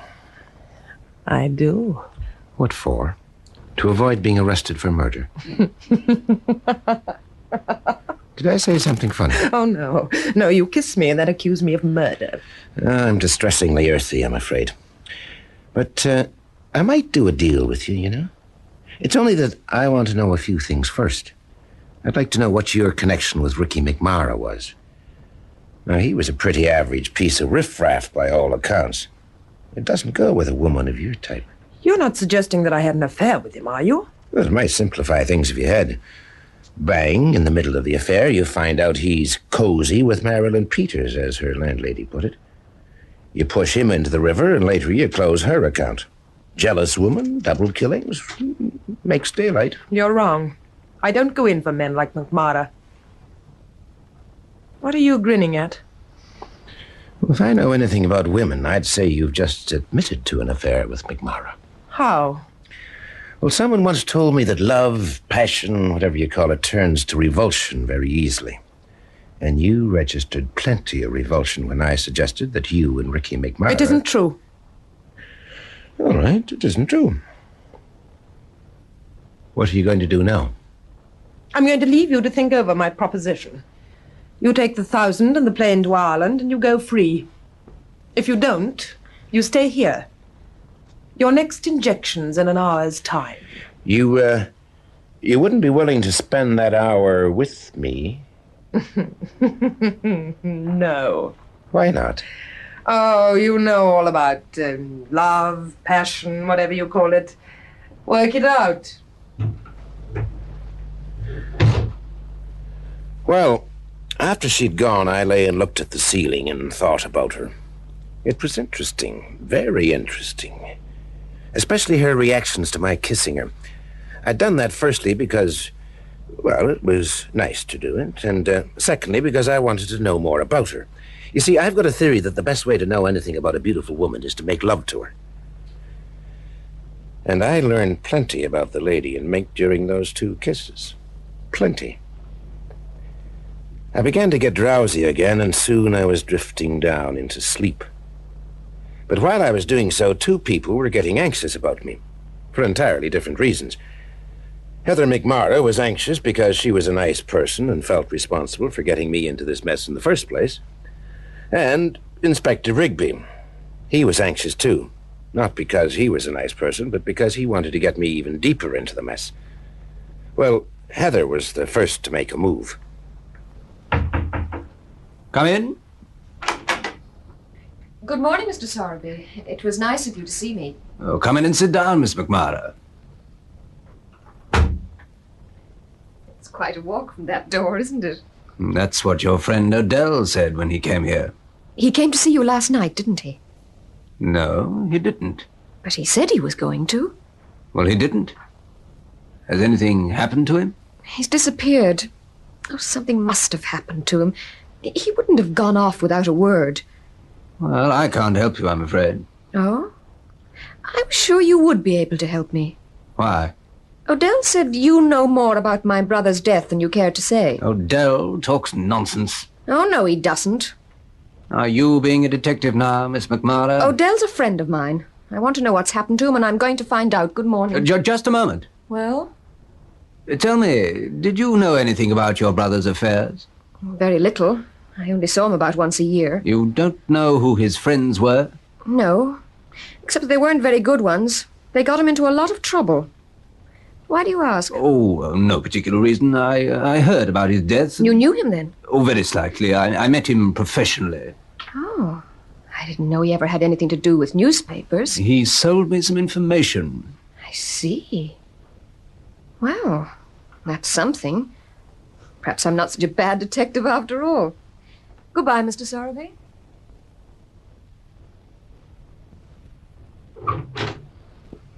Is Mr. Hampton at home? Have you an appointment? I'm Inspector Rigby of Scotland Yard. Oh, come in, sir. I won't keep him long. I'll tell him you're here, sir. Expensive-looking place. This bloke must have money. He's one of the largest racehorse owners in England. Oh, might give us a few tips. Oh, really, Leighton? Mr. Hampton will see you now, sir. Come in, Inspector. Sorry I'm still in my dressing gown. I haven't been at all well today. Parkin, fetch some drinks. Yes, sir. Sit down, gentlemen. Pull up to the fire. This is my assistant, Sergeant Leighton. He and I are making an investigation together. Oh, yes? We're looking for a man called Odell. Philip Odell. Philip Odell. Elusive fellow. The drinks, sir. Over here by the fire, Parkin. Thank you. Now, gentlemen, what will you take? Nothing for me, thank you. Sergeant? Oh, well, I'll have a... No, thank you, sir. Not at the moment. No? No. Well, I think I'll have a drop of brandy. Strictly against doctor's orders. But after all, one pays a doctor, so one can go against his orders. Besides, it's only my nerves. A drop of spirit can't hurt them. That's better. Now, Inspector, you're looking for Philip Odell, Yes. He came here to see you last night, didn't he? He did. How do you know? I had a man following him. Unfortunately, that man lost Odell when he left here. He hasn't been seen since. Oh, well, perhaps he lost himself. Odell didn't know his way about London very well, especially in a fog. What did he come to see you about, Mr. Hampton? Oh, nothing much. It must have been fairly important. Why? He came up the fire escape instead of coming to the front door. Mr. Odell is a resourceful young man, Inspector. He thought I'd be out if he came to the front door. Well, having forced himself on you, what did he talk about? Now, come along, Mr. Hampton, please. What did he talk about? A man called Ricky McMara. He was drowned last Thursday. I know. I'm investigating his death, and Marilyn Peters as well. In that case, you probably know about McMara's diary. No, I don't. What about it? Odell found it in Marilyn Peters' room. It had my name in it. I told him the reason why. What was the reason? McMara was blackmailing me. Blackmailing you, eh? How? He got hold of a letter of mine which connected me with a rather embarrassing affair. I didn't want the letter shown in certain quarters, so I gave McMara money. Of course, he didn't hand over the letter. No, they never do. But McMara wasn't the principal in the affair. After he was drowned, the blackmailing still went on. How? I got telephone calls. A woman's voice. I had one this morning. I see. You ought to have reported this, Mr. Hampton. The blackmail may be connected with McMara's death. Yes, I see that, but I'm afraid one doesn't always do what is sensible, Inspector. Quite. Well, now, to get back to Odell. He came here last night to ask you why McMara was blackmailing you. Is that right? Yes. What did you say to that? Nothing. I asked him to help me find out who's doing the blackmailing, now McMara's dead. Did he agree? He did. I gave him £300 on account. Then he went away? Yes. Did he say where he was going? No, I wasn't here when he left. Oh? Well, you see, I got one of these wretched nervous exhaustion fits in the middle of our talk and had to go to bed. Parkin, my man, let him out. Oh, we'll ask Parkin if Odell mentioned anything to him that could give us a lead. I'll ring for him. No, don't do that. We're going now. When you're feeling a little better, Mr. Hampton, I'd like you to come down to the yard. Very well. I'd like you to tell me a little more about the blackmailing. I'll come tomorrow morning, if that's all right. Yes, that'll do splendidly. Good afternoon, Mr. Hampton. Good afternoon.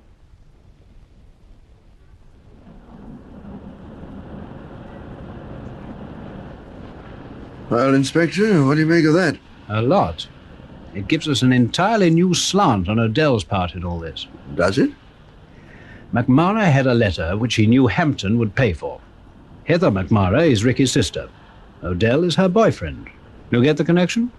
You think all three of them were in the blackmail? It seems likely. McMara's got out of the way, yet the blackmailing goes on. Perhaps the letter's still in the family. And remember, it was a woman's voice on the telephone asking Hampton for more money. But why should Odell and the McMara girl get mixed up in something like that? Neither of them's hard up. One thing I've learned, Leighton. No one ever has enough money. Where'd you learn that? Police college? No, reading the newspapers. You ought to have read a bit more, sir. Why? And you'd know that men of Odell's type aren't blackmailers. Anyone is liable to be a blackmailer, Leighton. Anyone.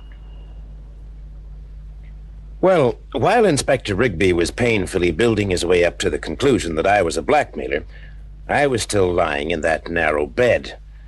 It was getting on time for my next injection. I was feeling a little stronger now, almost strong enough to lift a matchbox, so I thought I'd have a whack at something really difficult, like sitting upright. I made it in two, and then I got my feet on the floor. Okay, Odell. You're tough, aren't you? 6 foot of solid man.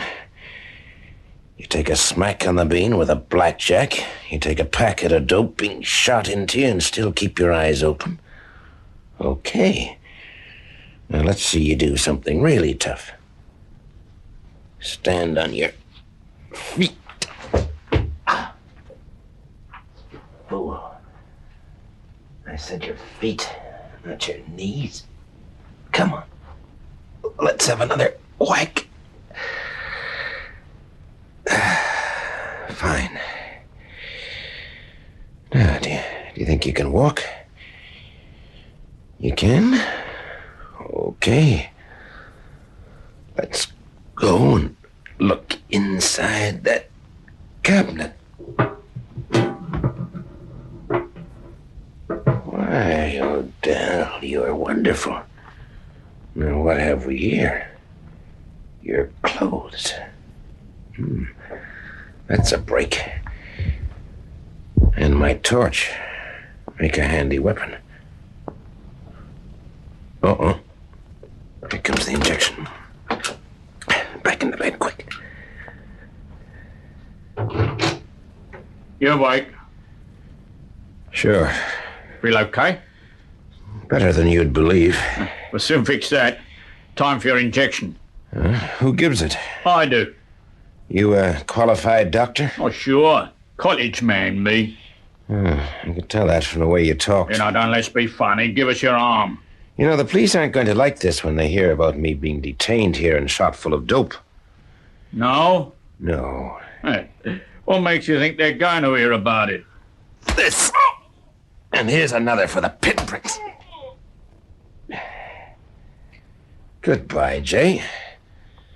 See you in college.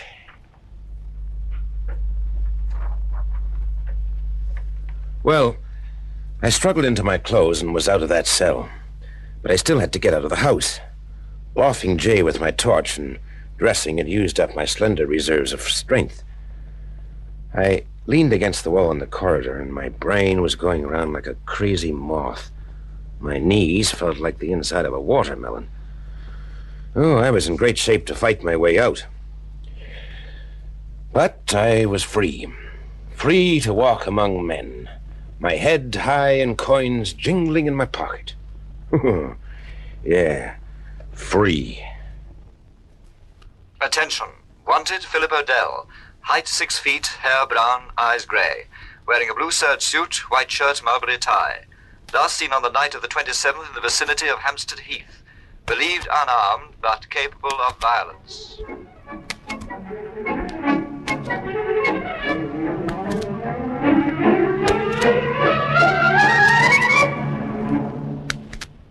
That was The Lady Isn't Willing, the fourth part of Lady in a Fog, a serial in 8 parts by Lester Powell, with Robert Beatty as Philip Odell and Sheila Manahan as Heather McMara. The part of the Lady in Mink was played by Mary Wimbush, Christopher Hampton by James Thomason, Inspector Rigby by Edward Dewsbury, and Sergeant Layton by Geoffrey Siegel. The serial is produced for the BBC by Martin C. Webster.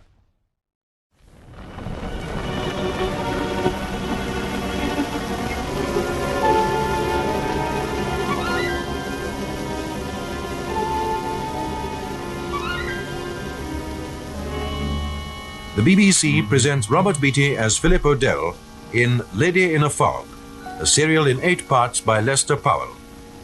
Part 5, The Little Doctor.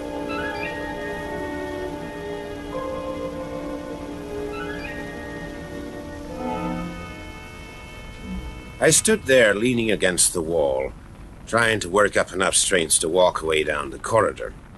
The morphia and the effort of knocking out Jay had weakened me so much that all I wanted to do was to lie down and sleep for a month. Well, after a while, I felt strong enough to give an imitation of a man walking, and I fetched up hard against a window at the end of the corridor. I looked out. It was 1 floor up, but a big enough drop. Suddenly, I heard a murmur of voices coming nearer. There was nothing else for it. I pulled up the window, and I fell through. I dropped face downwards into a laurel bush. I struggled out and tottered off down a wet gravel drive. It was raining now, a soft, fine drizzle. I landed up at some somber-looking wrought-iron gates and stepped out into a dark, tree-lined avenue. I heard footsteps coming towards me through the gloom. Hello. Who are you? I'm a postman. Do you want anything? Yes. Tell me, what day is this? Friday, the 8th. Friday? Anything wrong with that? A heck of a lot. I've just lost 2 days. Imagine 2 whole days carved out of my life, and I'll never know what happened to them. Terrifying, isn't it? Are you all right, mate? Oh, sure. Sure, full of vitamins. Who'd you say you were? The postman. Oh, yeah. Postman. Where am I? Limewood Avenue. Where's that? Blackheath. The heath's at the end of the road there. Is that far from Piccadilly? 8 or 9 miles. You can get a 53 bus on the heath. Okay. Thanks. Oh, wait a minute. Yes? You know all the houses in this road, don't you? Oh, of course, sir. I've been delivering around here for 5 years. What's the name of that from there? There's no name on the gates. It's called Glendale. It's a private asylum for loonies, you know. Do you know who runs it? Name of Frey. Dr. Alexander Frey. Dr. Alexander Frey. He's got a place in Wimpole Street, too. Oh, good. That makes it a whole lot easier. I don't think. Good night. Good night. Now, I wonder... Perhaps he's an escaped loony. You read about them and what capers they got up to. Best go in and report it. I went down the avenue and onto the heath. Reached the bus stop and sat down on the pavement. My legs had given out again. The heath was deserted. Nothing in sight, neither man, beast, nor machine. And then, out of the wet gloom came a familiar voice. Mr. Odell, what do you think you're doing? Sitting on the pavement? You're ill. You're in no state to be out. You think I'd be better in your nursing home? Of course, you must come back at once. No, thanks. No, please. You're pleading with me now, eh? The beautiful lady in MINK asks a favor. It's a touching sight, but the answer is no. You're delirious. Sure I am. I'm seeing pink elephants. I'm seeing rainbows. What else do you expect when you fill me up with morphine? Mr. Odell, please be sensible. Call me Philip. Philip, please be sensible. You wouldn't care to sit down beside me, would you? No, I wouldn't. You see nothing romantic in sitting on a pavement in the rain? You're a big disappointment to me. You're much too conventional. Will you be sensible? Well, that means going back to your place? No. What are you going to do? Get on the next 53 bus that shows its face. And then? I haven't got that far yet. Now look, Mr. Odell, I can make you come with me. How? Don't tell me Jay's recovered. He has. He's tough, too, you know. I've only got to call and he'll come. Okay. Go ahead and call. See if I care. What's the matter? Losing your nerve? No. I just don't want you to be hurt anymore. Why not? I like you. Odd way you have of showing it. Sticking needles in me, trying to run me over in your big car.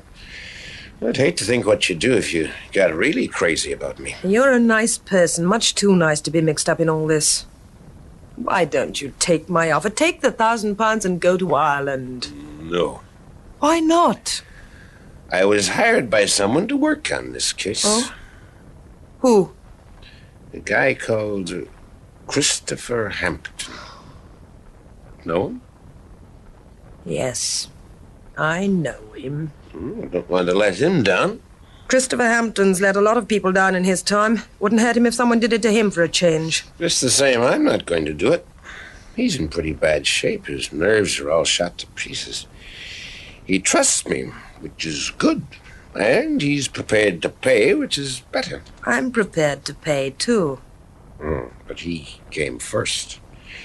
There aren't any privileged classes, you know, where my services are concerned. All right, if that's the way you want it. Jay! Jay! I didn't wait to see Jay. He was much too slick with the blackjack to make him good company. I dived off into the darkness. It was rough going in that heath, but somehow I managed to keep going until I figured I'd given them the slip. I saw some lights ahead, and I made for them.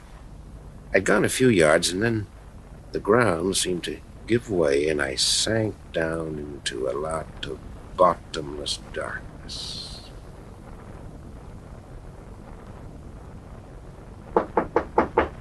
Yes? What is it? Miss McMorrow to see Inspector Rigby. Oh, come in, Miss McMurray. Oh, thank you. Inspector Rigby's out just at the moment. I'm Sergeant Layton, his assistant. Sergeant, is there any news of Philip Odell? Have you found him yet? No, I'm afraid we haven't. The inspector put out a general call for him 24 hours ago, but there's been no result. General call? Does that mean that he's going to be arrested? Well, I don't know that it means that exactly, Miss Well, McMahon. what? He promised to give the inspector some information about your brother's death, but he didn't show up at the arranged time. The inspector just wants to be sure that it won't happen again. Then he is going to be arrested. Well, yes, he is. But Philip hasn't done anything wrong. It isn't a crime to make inquiries about a murder, is it? According to Inspector Rigby, it is. Oh, this is Miss McMara, Inspector. We have met. Is there anything I can do for you, Miss McMara? I wanted to see you about Odell. Oh? Oh, well, sir, I've got one or two things to do. I'll be in the outer office. Do you know where Odell is, Miss McMara? No, I don't. But something must have happened to him. Why do you say that? Well, he wouldn't go and disappear of his own free will, would he? I don't know. He might. Are you really going to arrest him? Possibly. But on what charge?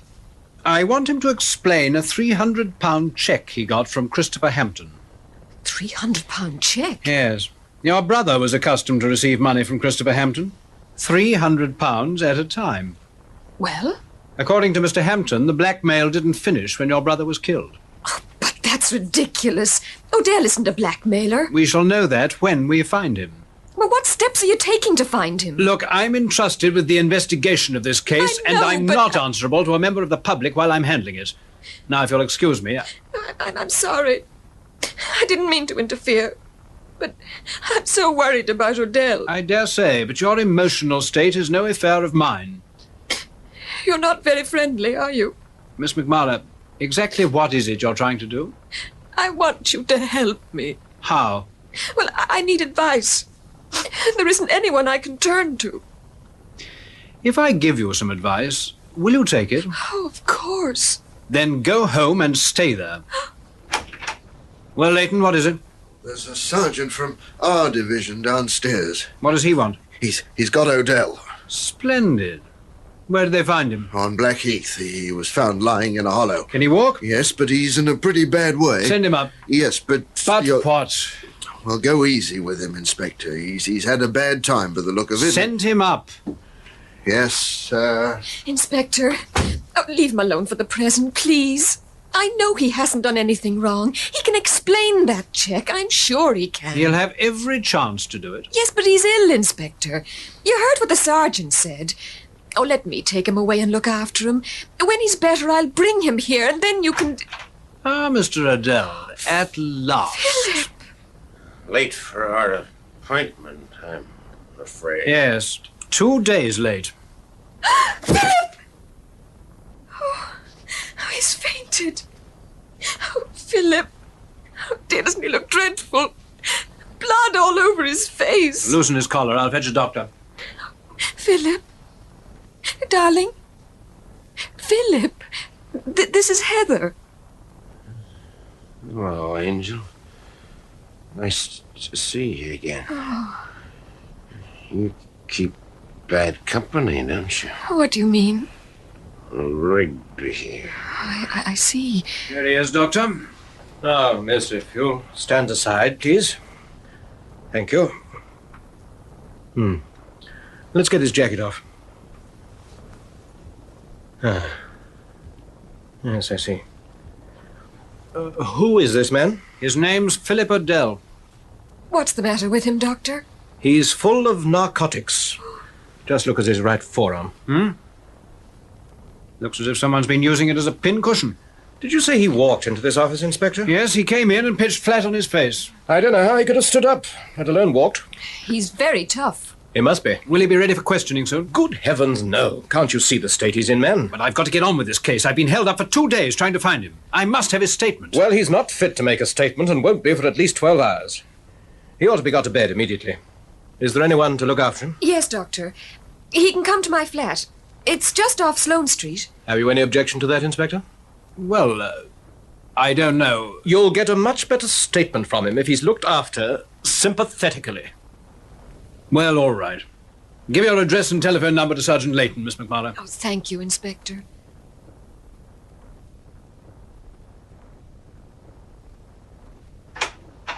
Well, have they gone? Yes, sir.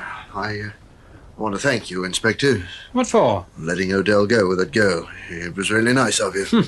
Wise of me, you mean? How would that be, sir? They may make a move which will tell me what I want to know. I've arranged to have 2 men watching her flat night and day, and I've arranged to have her telephone tapped. All right, Leighton, you can go. Thank you, sir. I woke up next morning smothered in hot water bottles. There was one on my chest, another on my neck, and two against my feet. There were several more littered about the bed, lending sympathetic support. Evidently, Heather's idea of sick nursing was that you should treat the patient like an orchid. Well, I fought my way out from under all this warm rubber and took stock. I felt much more like a human being, for one thing, and for another, I was hungry. Heather seemed to sense this because she came in with a tray of toast and hot coffee. She was wearing a bright check apron and a stern expression on her face. She was being a nurse, and no nonsense. Oh, you're awake. Oh, no. No, you mustn't sit up by yourself. I'll help you. Thanks. There. Now, a few more cushions for your back. There now. Now, here's your breakfast. Could I have a cigarette first? No. You're to eat your breakfast, and then I'm going to take your temperature, and then you'll go back to sleep again. Well, aren't you going to tell me? Tell you what, Angel? What happened after you left me the other night? Oh, that. Oh, well, I went on out to Hampstead to see Selby. I left the car at the end of the road and walked up. And on the way, I was stopped. By who? I mean, by whom? The lady in MINK. No. Yes. Her escort whacked me hard with a blackjack, and I woke up in a private nut house and found I'd been shot full of morphia. Kept out for 2 days. Oh. Then she came in and offered me £1,000 to go to Ireland and keep my mouth shut. Well. Later on, I managed to fall out of a window. A cop found me on Blackheath, and the rest you know. Philip, does this mean the lady in MINK killed Ricky and Marilyn Peters? I don't know. It may do, but it's not who did it that interests me so much, Heather. It's why it was done. How do you mean? Well, everyone connected with this case is trying to hide up something. Everyone's being something they're not. Christopher Hampton, an outdoor type, yet he's behaving like a pale neurotic. Martin Sowerby, the editor of an important paper, behaving like the little guy in the bowler hat with all the world on his neck. And the lady in MINK, with all the glamour that ever came out of Bond Street, going on like a political agitator. Whoever you touch this case, Heather, wherever you touch it, it's phony. I want to find out why. If it leads to me to the killer, fine. Do you see what I mean? Yes. You sure? All the glamour and seductiveness that ever came out of Bond Street. That woman must have made a big impression on you. Oh, well, so you know. Were you alone with her? As a matter of fact, yes, I was. Where? Well, in this bed, this sort of cell I was in. Oh, I see. You carried on a conversation with her in a bedroom, did you? Yes, but, Of course. You kissed her? Look, Heather, you don't understand. Did you kiss her? Well, Did you? Well, yes, as a matter of fact, I did, but it was purely scientific. Oh, of course. It was all part of the investigation, I suppose. Yes, that's right. I've got a theory, you see, that the only way you can find out what's going on in the mind of a moderately attractive woman is to kiss her. Well, that's all. You've got no more moral sense than a stoat. Now, look, Heather, And another thing. If you leave this flat before I come back, I'll brain you. The inspector's holding me responsible for you, and I'm not going to prison just because you can't keep your hands off a moderately attractive woman. Dearie me. When will I learn not to tell the truth to women? And you needn't think that I brought you here because I like you. I did it because I've got a misplaced sense of humanity. Yes, well, after she had gone, I bathed, shaved, and dressed, and felt fine. Then I wondered what to do next, and felt awful. I knew I'd have to go on with this case, even if it meant Heather being locked up. Was I behaving like a gentleman? Regretfully, I had to answer no. So I picked up the phone and called up Martin Sowerby's office. They told me he hadn't been there for 3 days, but was believed to be at his home in Hampstead. During the call, I heard a faint click on the line and knew that it was being tapped.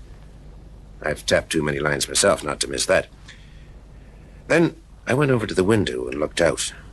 In a doorway across the street, there was a thin guy in a greasy trench coat and a soft hat tugged down over his eyes. I didn't need to ask myself what he was doing. I saved the time and asked myself how I was going to get out of the building without him seeing me. I found an answer to that quicker than I expected.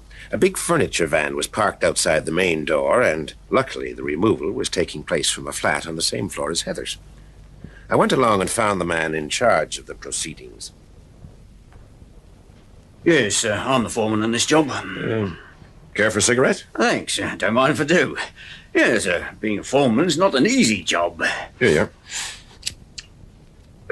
are. General public makes a lot of jokes about it, I know. I think being a foreman's the same as retiring from work. People are malicious, Andy. Beg pardon? People don't understand things very well. Oh, they do not. Well, they don't understand. I've got to use my head. For instance, when we shift this here wardrobe, I'll get 2 men on it, a tall one and a short one. I'll put the tall one in front and the little one behind. Then when they go down the stairs with the wardrobe, it'll keep on an even keel. And that's what I call planning. I don't believe it. It isn't possible to get that thing down on an even keel. OK, we'll shift it now and you'll see. Well, I bet you a pound you don't get it down on an even keel. Done! Easiest quid I ever made. Oh, wait a minute. Now, I'll have to ride down in the wardrobe myself. What for? Well, to see whether it does keep on an even keel. You're pulling my leg? Look, I'll give you £2 if you get me carried out in that wardrobe. Done! You're probably crazy, but who am I to worry? In spite of the foreman's boast, the wardrobe did not go down those stairs on an even keel. I did the journey mostly in my head. He must have got mixed up and put the short guy in front. Anyway, I parted with the £2, happy to get out of the building without the watcher in the doorway knowing a thing about it. I found a cab and went to Hampstead.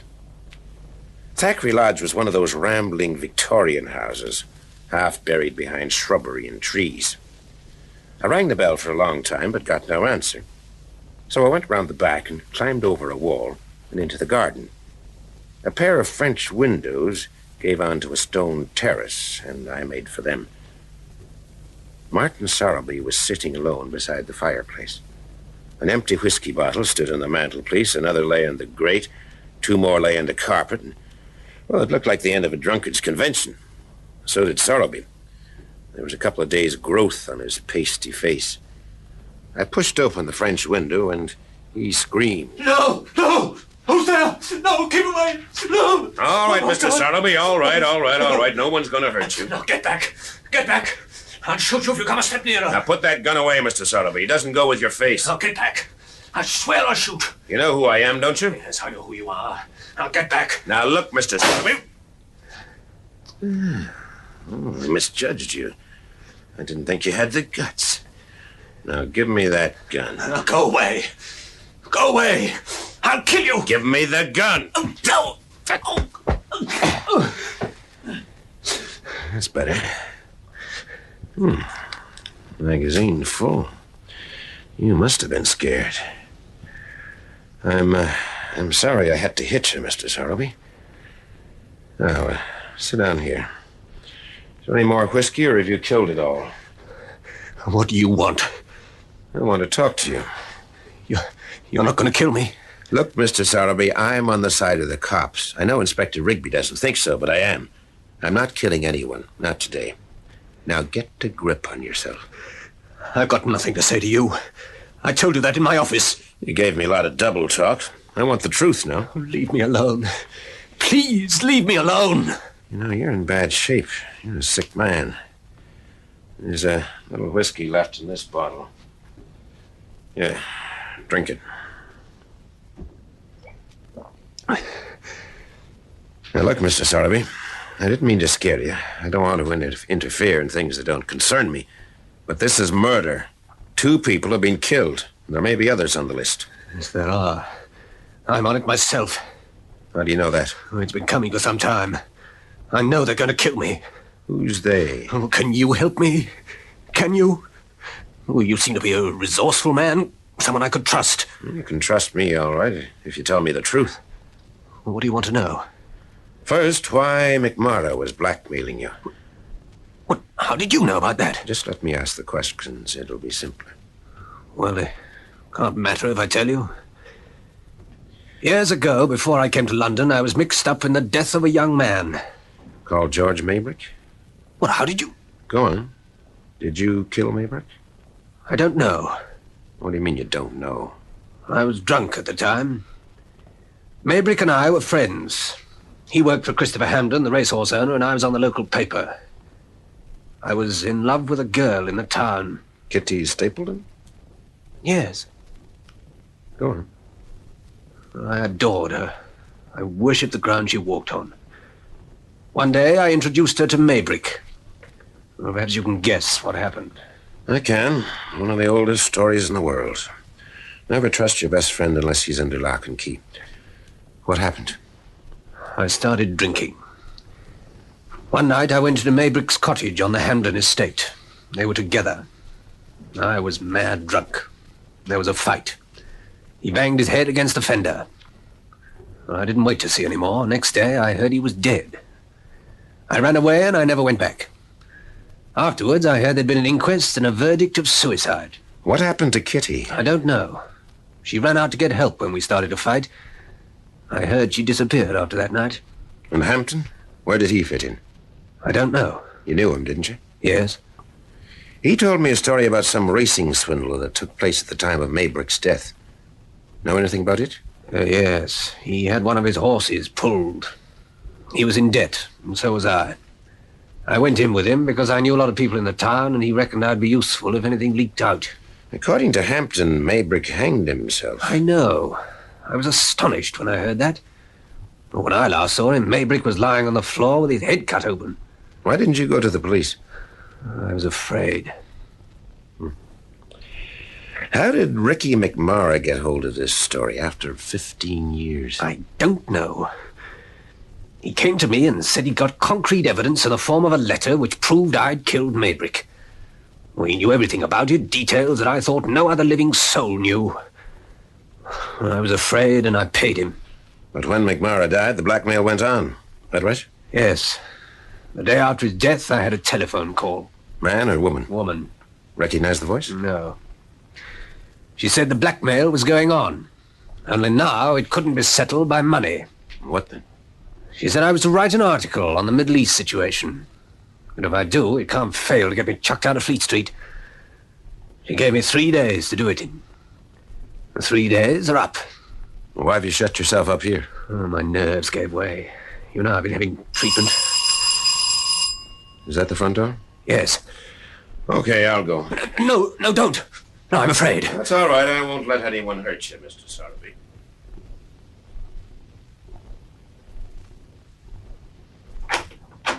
Is Mr. Sowerby at home? Who wants him? Dr. Fry. Oh. Come in. Dr. Alexander Frey? That's right. You have a private nut factory out in Blackheath, haven't you? I have a nursing home there. Name of Glendale? That's right. Do you know it? I do indeed. It's getting to be quite famous, or ought I to say notorious. What are you talking about? Never mind. Come and see Mr. Sowerby. We can talk later. Martin, my dear fellow, where have you been? Oh, I haven't been feeling at all well. Oh, my poor Martin, you look terrible. You must be careful, you know. You can't afford to take risks with your health. I've told you that often enough. Oh, you should have called me at once. Oh, yes, I know. We'll have to have a talk. If your friend will excuse me? You'd better go, Mr. Odell. I'll wait in another room. Mr. Sowerby won't be fit to talk any more today. I'll sit and play gin rummy with him then. Please go. Yes, Mr. Odell. Please go. Okay, I'll go. But I'll come back.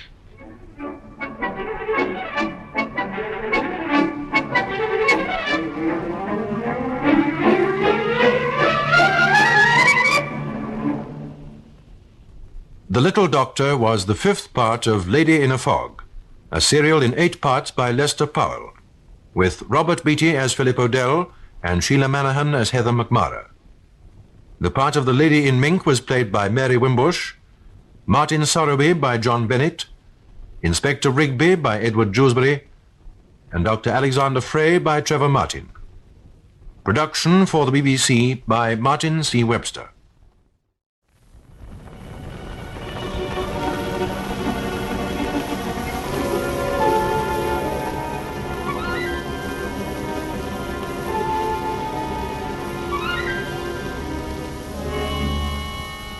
The BBC presents Robert Beatty as Philip Odell in Lady in a Fog, a serial in 8 parts by Lester Powell. Part 6, A Psychological Matter.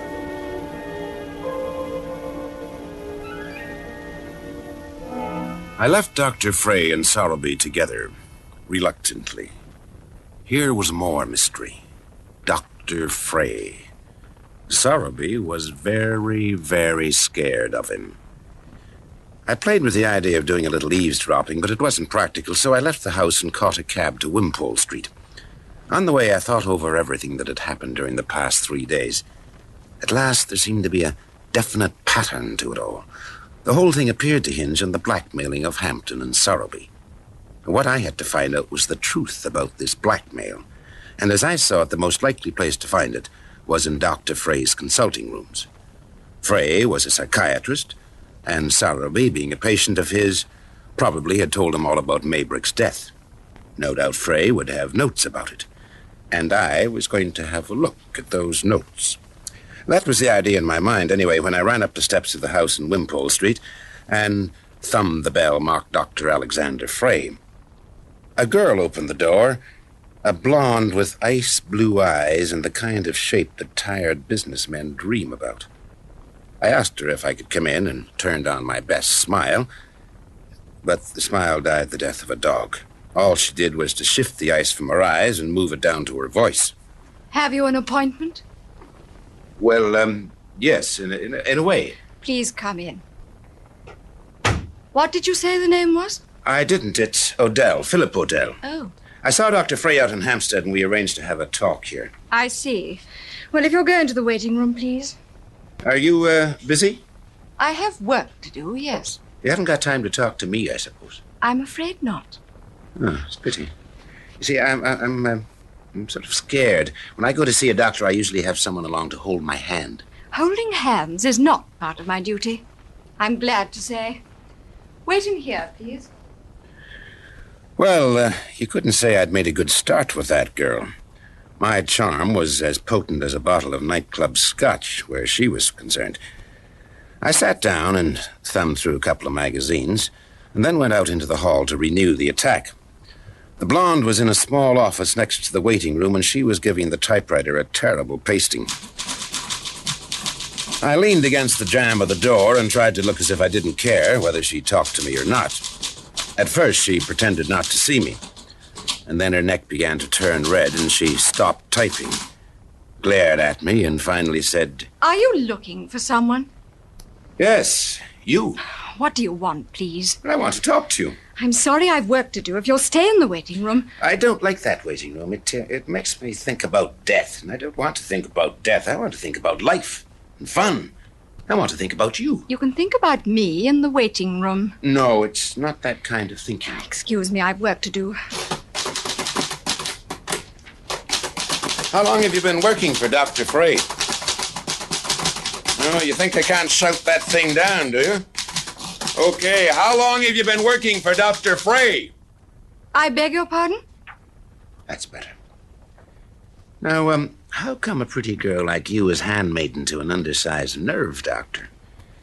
You know, you could do better with those eyes and that shape, especially that shape. Are you drunk? Oh, dear, that's bad. She thinks a guy has to be drunk to appreciate her shape. Bad. I think you better go back to the waiting room. The doctor will be quite a time. He's got a bad case of hysteria on his hands in Hampstead. Look, let's have a party, Here, What's that? a flask. It's full of scotch. Good scotch, too. Have some. No, thank you. It might take the ice out of your eyes. It's a bad thing for a pretty girl to go around with 2 chips of ice in her eyes. Is it? Oh, very bad, yes. A pretty girl's eyes ought to be warm and inviting, like the lights in the window on a winter's night. You sure you won't have a slug? Quite sure. Well, I will. This is heavy work. Better? Look, Sugar, I want you to help me. Well, I don't want to help you. And please don't call me Sugar. There have been a couple of killings, murders, and Dr. Frey's mixed up in them. What? If it comes out later that you knew something and didn't tell, that'd be bad, Sugar. I don't know what you're talking about. Martin Sorrowby, the newspaper editor, comes here for treatment, doesn't he? I'm sorry, I don't discuss the doctor's affairs. Oh, of course you don't. No. I saw a pair of earrings that look awfully cute on those ears of yours. Did you? If you talked to Daddy, might buy them for you. I've told you I don't discuss Dr. Frey's affairs, and now if you'll excuse me, I'll get on. Yes, she was tough, that little blonde. Her resistance was terrific. She could resist bribery, good Scotch whiskey, and even flattery. But what could you do with a girl like that? I retired to the doorway to think it over and lit a cigarette to help my thinking processes. At that, she stopped typing and began to look at me wide-eyed. There was even some come hither in those ice blue peepers. I came back into the room quick. Mr. Odell? What's the matter, Sugar? You're not softening, are you? Is that a French cigarette you're smoking? Yes, it is. Would you like one? Oh, I'd love one. Here, have the packet. Oh, thanks. I'd adore a French cigarette. Haven't had one since my holiday in Villefranche. Oh, can I thank you? Yes. How can you by talking? Well, I ought not to, you know. Well, you won't get into any trouble. I'll see to that. Well, what is it you want to know? A few things about Martin Sorrowby. What's the matter with him? Oh, difficult to say. He has the appearance and mannerisms of a manic depressive, but there are things about him that point to the inhibited exhibitionist. You don't say. Yes. He comes here for psychoanalysis, you know. When did he start coming? Just over 3 months ago. Look, I'm not too well up on my Freud. How does a psychoanalysis work? Well, first the doctor gets the patient to lie down and relax, and then to say whatever comes into his mind. It's a long business. Sometimes Dr. Frey spends as long as 12 months over a case. Does he take notes of what the patient tells him? Oh, yes. Do you think I can have a look at his notes on Martin Sorrowby? It wouldn't do any good. They're in code. Do you know the code? No, I'm afraid not. Does anyone, aside from the doctor? I don't think so. His wife might. She was his secretary before he married her. His wife, huh?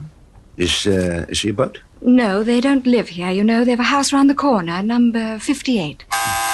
Oh, that's Dr. Frey now. Shall I tell him you're here? Yes, ask him if I can see him at once. I'm in a hurry. I'll see what I can do, and thanks for the cigarette. Oh, that's all right.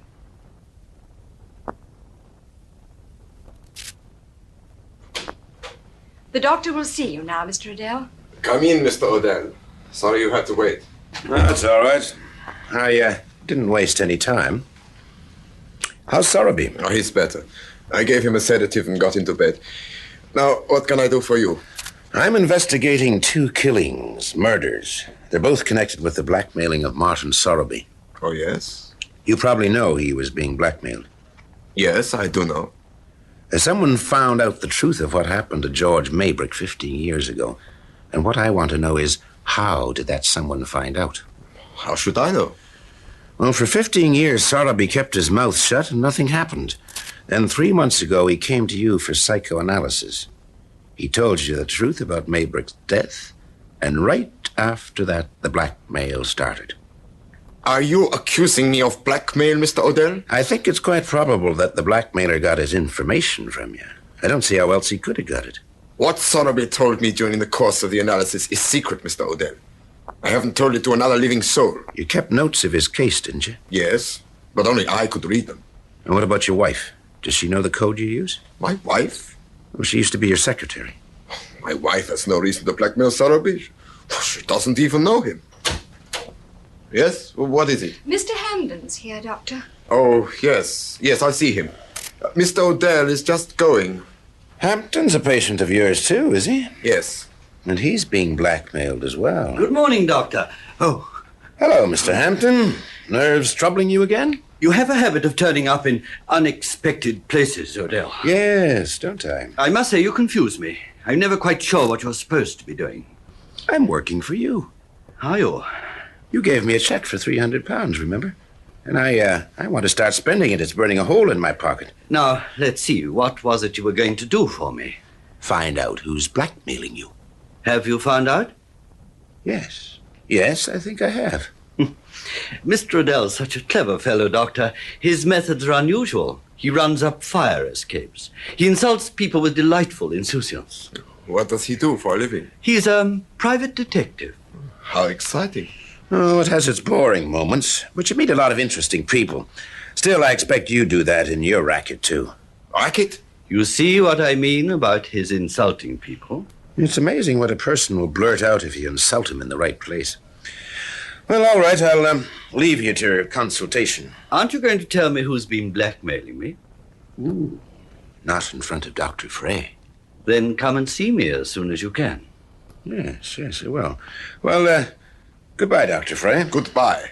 Thanks for everything. Are you having trouble with your nerves too, Mr. Odell? No, my curiosity. That's what's troubling me. I happened to meet Dr. Frey out in Hampstead at Martin Sowerby's house, and I got the idea that he might be able to help me. And it was right. He has been able to help. A lot. Good morning, gentlemen. You didn't tell him about our talk, did you, Mr. Odell? Not a word. Just a minute. I want to hear what Hampton's talking about. Doctor. Yes? That fellow Odell said that you were out at Martin Sowerby's place. That's right. Is Sowerby a patient of yours? Yes, he is. I didn't know that. Very interesting. Is he having one of these psychoanalysis too? Yes, he is. Now, Mr. Hampton, if you'll lie on the couch, we'll begin. No. Would you mind if we skipped it today? I don't feel quite up to it, you know. But I thought you were anxious to get it finished. I am. But I suddenly remembered something I ought to have done. I'll come back tomorrow, if I may. All right, then. Sorry to have wasted your time. Mr. Hampton's gone. Yes. Left in quite a hurry. Wonder what he's up to. It isn't like him. He usually stays a long time. He enjoys psychoanalysis, gives him a wonderful chance to show off. He's an exhibitionist of a high order. Yes, I've seen some of his exhibitions. Now, Sugar, what number did you say Mrs. Frey lived at? Number 58. It's the first house round the corner. Oh, thanks. Oh, tell me one more thing. Do you happen to know Mrs. Frey's maiden name? Yes. Now, what is it? She was a Miss Kitty... Stapleton? Yes, that's right. Kitty Stapleton. Boy, oh boy, now we are getting somewhere. Goodbye, Sugar. I'll see you get all the French cigarettes you can smoke. I raced out into Wimpole Street like a kid let out of school. Now the whole thing really added up. Kitty Stapleton and George Maybrick had been in love. Maybrick had been killed by Hampton, or Sowerby, or both. And they'd got away with it. But Kitty knew but couldn't prove. She had to wait 15 years for the proof. She had to wait until Hampton and Sowerby came to her husband and told him the truth. She got it from his notes. Then she set to work to ruin the two men who had caused the death of her lover. It was she who had employed Ricky McMara.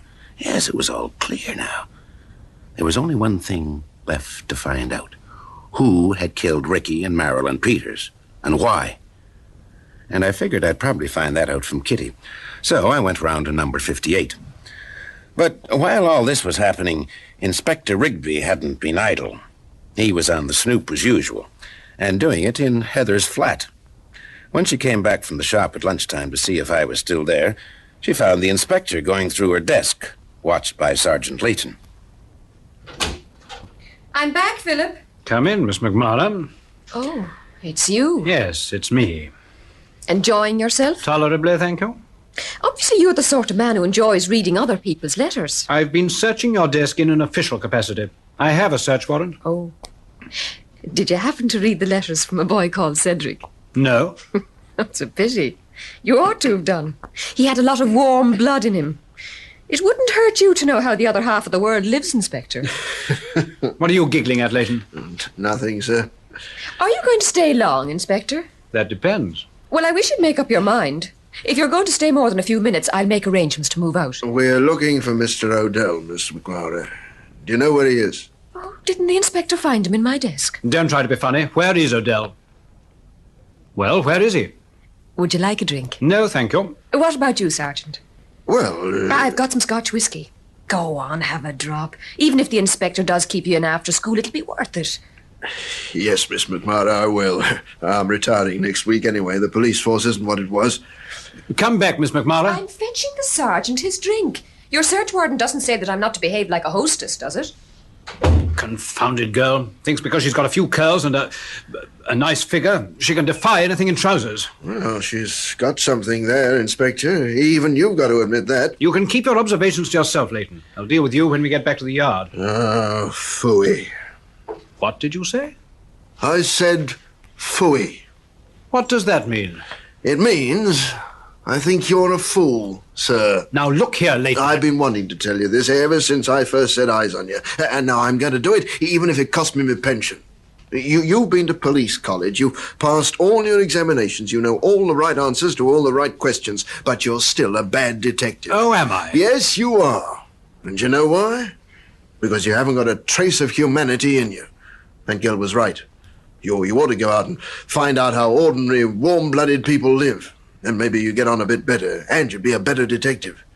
You'll never be any good at police work so long as you go about alienating people. I never went to college, but I do know that. Here we are. Now, Sergeant, would you like some ice in it? Oh, I would indeed, thank you. Sure you won't join us, Inspector? Well... Go on, sir. Have a bash. All right, I will. That's the stuff. Now, we can all be nice and friendly. Not too much, Miss McMurray. And plenty of soda. There. How's that? Fine, thanks. Well, here's luck. Cheers.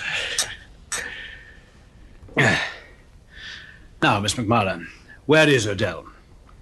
Odell? Yes, Odell. I left him in your charge, remember? Of course. Well, he's much better. I know you'll be pleased to hear that. Yes, but where is he? He's got a wonderful constitution, remarkable powers of recovery. Quite, but where is he now? Of course, there may be a delayed shock. There often is in these cases, I believe. I didn't come here to inquire about his health. I want to know where he is. Oh, you mean you want to know where he is? I'm glad I've managed to make myself clear at last. Oh, well, he just stepped outside to buy a pack of cigarettes. It's taking him a long time, isn't it? Sergeant Leighton and I have been here for almost an hour. There's a tobacconist just across the street. Oh, well, perhaps he didn't get the brand that he likes. Look, Miss McMurray. Oh, excuse me, the telephone. Hello? Yes? Oh, yes, just a minute. It's for you, Inspector. Oh, thanks. Inspector Rigby here? Yes? Oh. Yes, what's the address? Thackeray Lodge, Heath Road. Yes, all right, I'll come right away.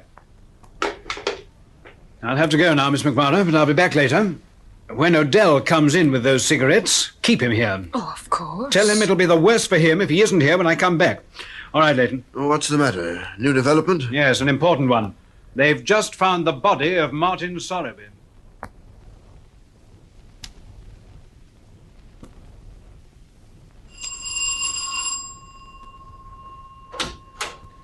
Is Mrs. Frey at home? What name is it? Odell. Philip Odell. Oh, no, Mrs. Frey isn't in. I think she will be when you tell her my name.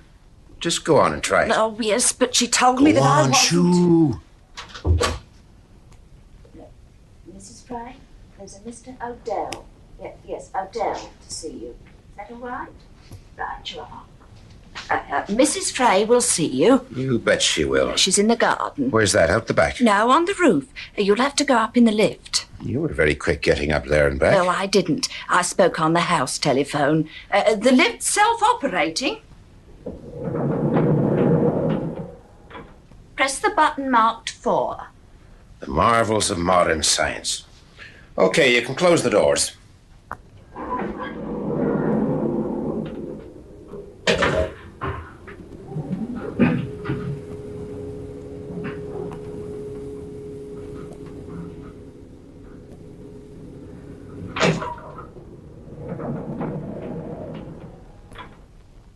Well, Mr. Odell?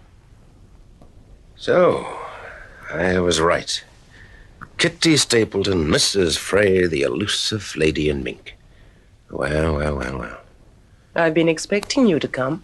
You knew I'd find you then. Of course. I made a slip letting you get out of Glendale. I knew you'd find out it was owned by my husband and that through him you'd trace me. So you've been here tending the flowers and waiting for me. More or less. Well, what are you going to do? Well, right now, I'm going to smoke a cigarette. Would you like one? Thank you.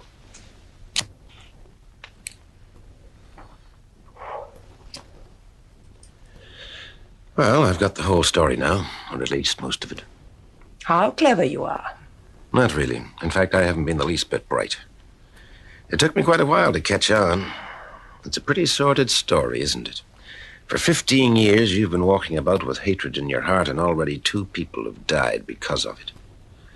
A nasty story. It had a nasty beginning. Can you imagine what it did to me when George Maybrick was murdered? Have you any idea how I felt? I think so, yes. I wonder. I wonder if anyone who hasn't been through a thing like that can understand. To know that someone you loved had been brutally done to death. All I understand is that in trying to revenge yourself, McMara and Marilyn Peters had to die. I didn't kill them. Didn't you? No, I didn't. Well, even if you didn't, you're responsible for their deaths. No. I made a business arrangement with McMara. When he undertook to blackmail Hampden and Sorrowby for me, he knew what he was going into. It wasn't my fault that he was killed. I don't think you really believe that. What are you trying to do? Appeal to my better nature? If you are, you won't succeed. I wonder. I believe you're a sentimentalist, Mr. Odell. Maybe I am. Certainly, I hate to see things that have been warped. Oh, is that what I am? Of course, you couldn't be anything but warped after walking around for 15 years with a load of hatred in your heart. I'll be crying in a minute. All right. Suppose you'd succeeded. Suppose I hadn't blundered into this and you'd put the fixer on Hampden and Sorrowby. What do you get out of it? The satisfaction of knowing that justice had been done to George Maybrick. And at what a price. The price of 2 lives. Do you think that you'd be able to settle down and live a normal, happy life after that? Did you think that you could suddenly stop it and become a good wife and maybe a mother? Be quiet. And what about this little guy, Frey, you're married to? What about him? He seems a nice little bird. You married him only to get the proof you've been waiting for, the material with which you were going to ruin Hampden and Sorrowby. Wasn't exactly a nice thing to do, was it? I suppose it's being an American that makes you so sentimental. I'm not an American. I'm an Irishman. Oh, that makes you even more sentimental. You should sneer at me for being sentimental. What you've been doing for the past 15 years is as sentimental as a Victorian love ballad. Being so much in love with a man that you'd wait all this time to avenge his death. And you think that's a dreadful thing, do you? Not in itself. It was the way you went about it that was bad. Why didn't you go to the police and tell them what you'd found out and leave them to deal with Hampden and Sorrowby? They beat the law once 15 years ago. They could do it again. I wasn't going to take a chance. Okay. Well, this is the end of the line for you. You failed, and you're going to have to talk fast to beat a murder rap.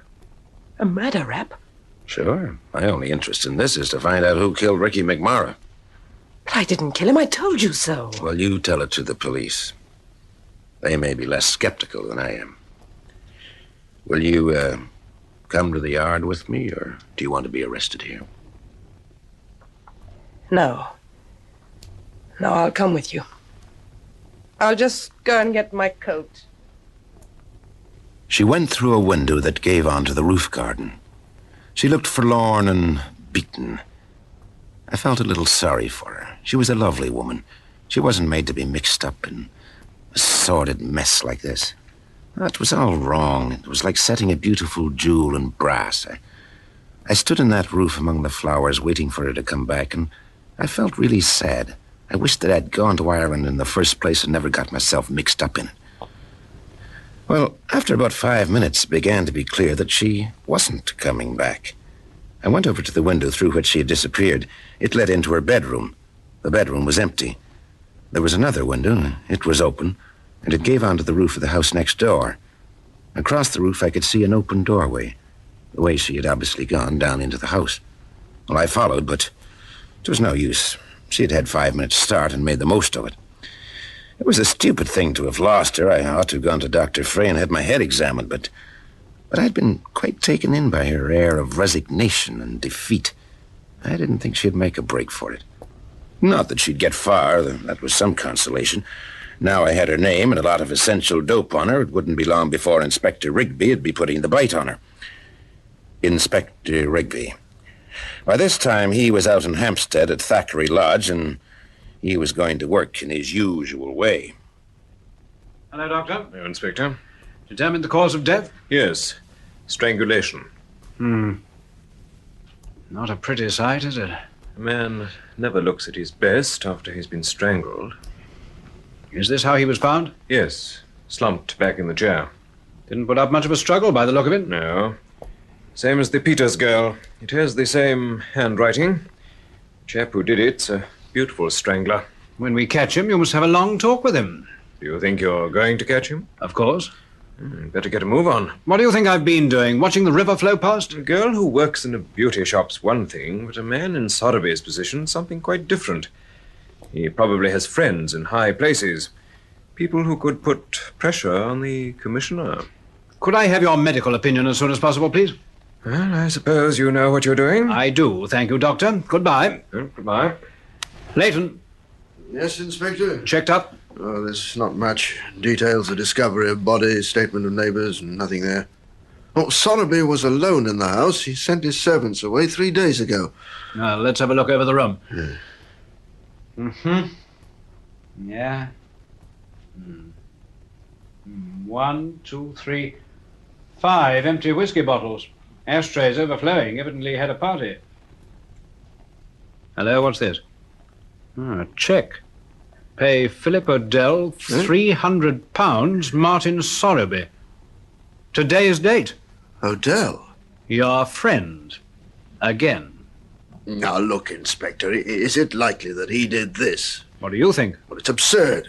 He knows you've got your eye on him. Is it likely that he'd commit murder? Murder's rarely a likely occurrence before it's committed. Oh, these police college maxims. Look, Odell isn't a complete fool. He's a clever man. Look up his dossier if you don't believe me. I have done. Colourful reading. He's rated one of the top agents in the American service. Well, is it likely that a man with a record like that would leave a cheque made payable to himself right beside the body of the man he just strangled? This is a complex affair, Leighton. Anything might happen. Oh, well, you're in charge. Only for Pete's sake, let's do something. Festina Lente, Leighton? Oh, sure. Pro bono publico. But where does that get us? Near to the man who strangled McMara, Marilyn Peters, and Sotheby. Near enough to slip a pair of handcuffs on him? Maybe. Come on. Where to? Miss McMara's flat. We've got to talk to Odell now.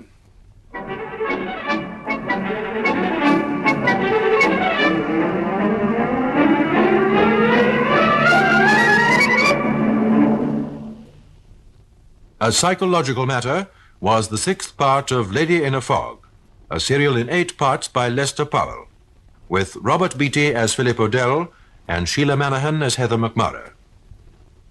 The part of Kitty Stapleton was played by Mary Wimbush, Inspector Rigby by Edward Dewsbury, Sergeant Leighton by Geoffrey Siegel, and the receptionist by Beryl Calder. Lady in a Fog is produced for the BBC by Martin C. Webster.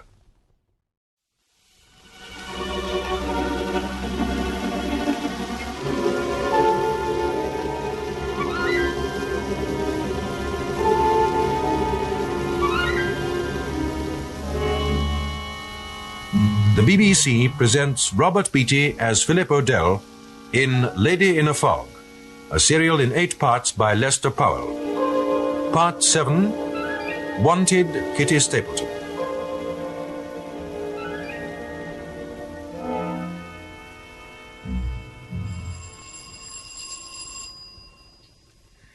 Was that the doorbell, Angel? It was. I suppose it's Inspector Rigby. Yes, it's about time he showed up again. Afraid so. Could you reach over and flip me another cigarette, Angel?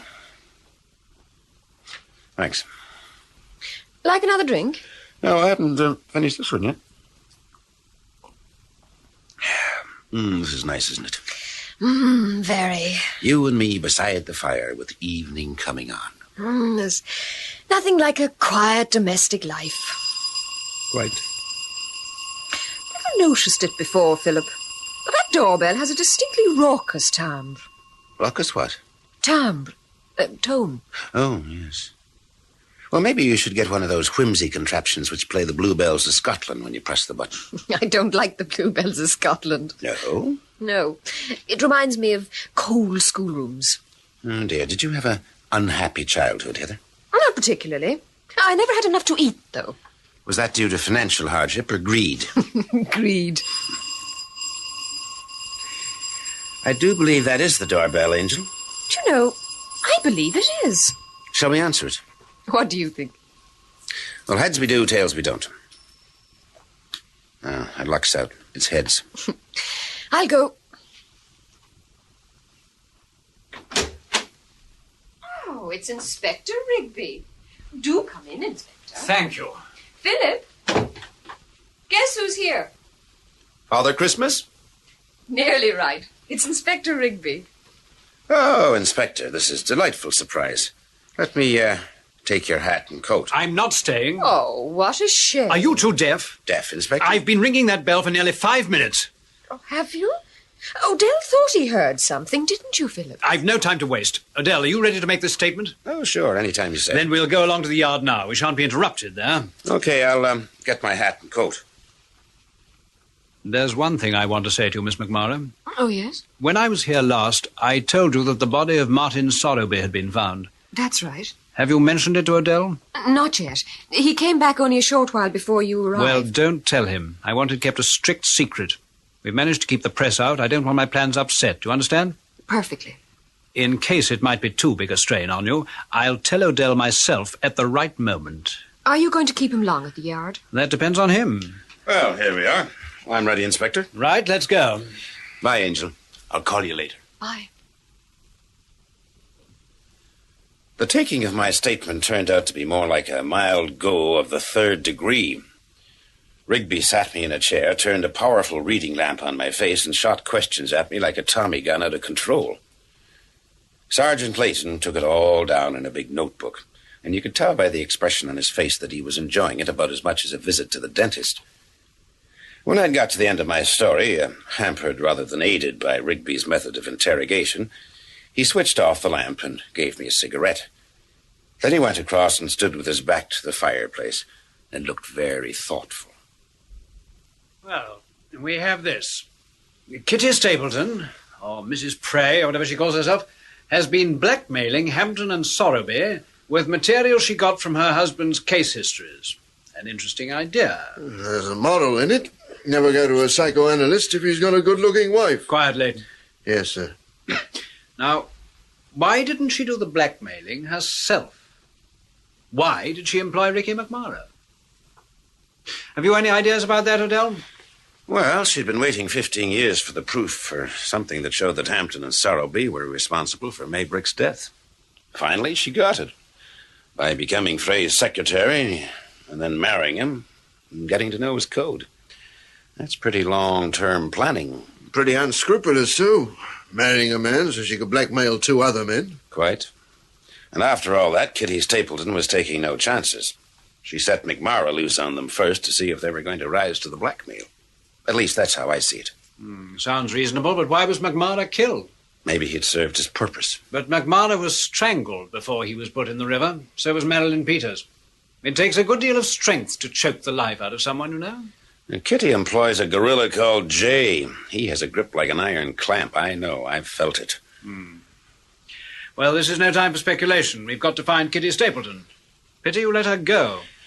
Yes, I've been kicking myself ever since it happened, but she fooled me completely. Perhaps when we've got a statement from her, we'll have the missing link between the blackmail and the murders. Perhaps we'll know who killed McMara, Marilyn Peters, and Sorrowby. What? Sorrowby? Is he dead? Yes, he was strangled about 2 hours ago. Strangled? The murderer left the front door open, and a constable saw it and went in. We were on the scene very shortly after it happened. But I left Sorrowby a little over 2 hours ago. He was with Dr. Frey. I know. Now, Odell, I don't want you to mention this. Only 6 people know Sorrowby is dead. I don't want anyone else to know. Is that clear?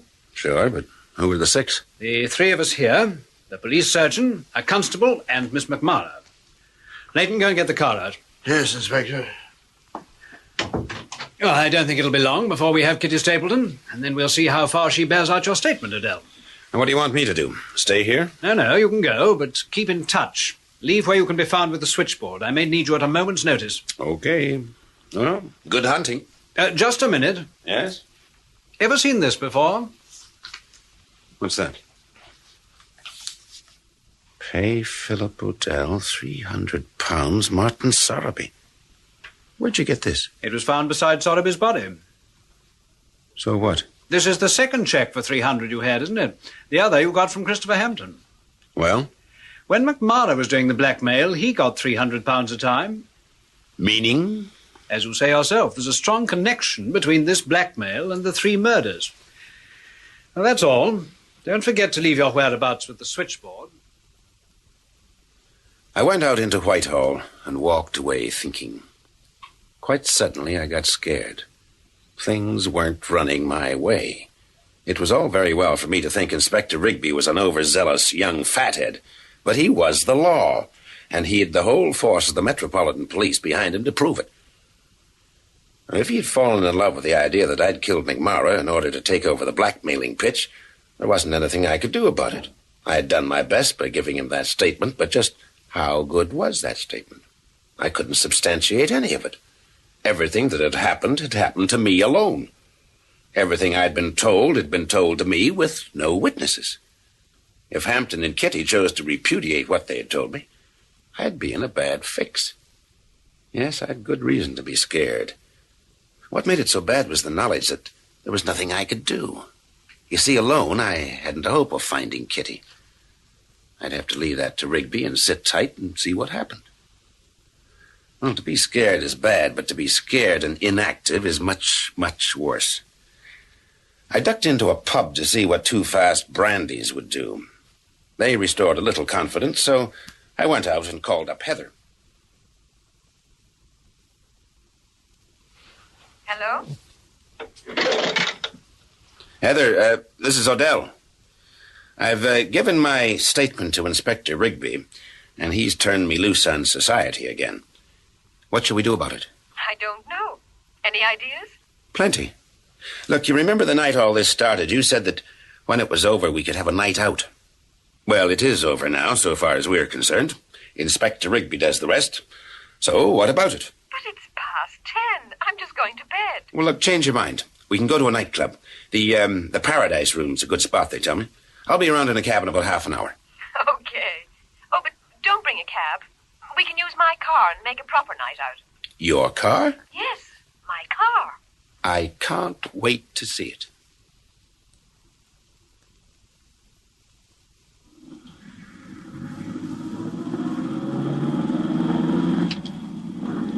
You know, this is quite a nice little car, Angel. Handles nicely, too. Yes, I bought it out of a legacy. I'm rather pleased with it. I didn't know you were such a good judge of engines. No, I didn't buy it for its engine. I liked the colour. It matched a suit I looked rather good in. Matched a suit. Hey, where are we going? Round this corner. But I thought the Paradise Room was near Berkeley Square. It is. But you're heading for South Kensington, the opposite direction. Oh, and now what are you doing? Turning left. But that'll take us down to the river. All right, we'll go left again, huh? There, that better? Are you playing some little game of your own? Yes, I'm trying to find out if that yellow coupe behind is really following us. It is. Why? Now, that's a good question, Heather. I'm glad you asked that. We're going to find out the answer. But how? By letting it follow us. But aren't we going to the Paradise Room, then? We are. Someone wants to know where we're going, and it can't be Inspector Rigby because I told him less than a quarter of an hour ago. If you ask me, I think you're having this night out under false pretenses. Do you? Why? You said this case was finished so far as we're concerned. But it doesn't look like it with that car following us, does it? Well, do you want to call the whole thing off and go home to bed? No, of course I don't.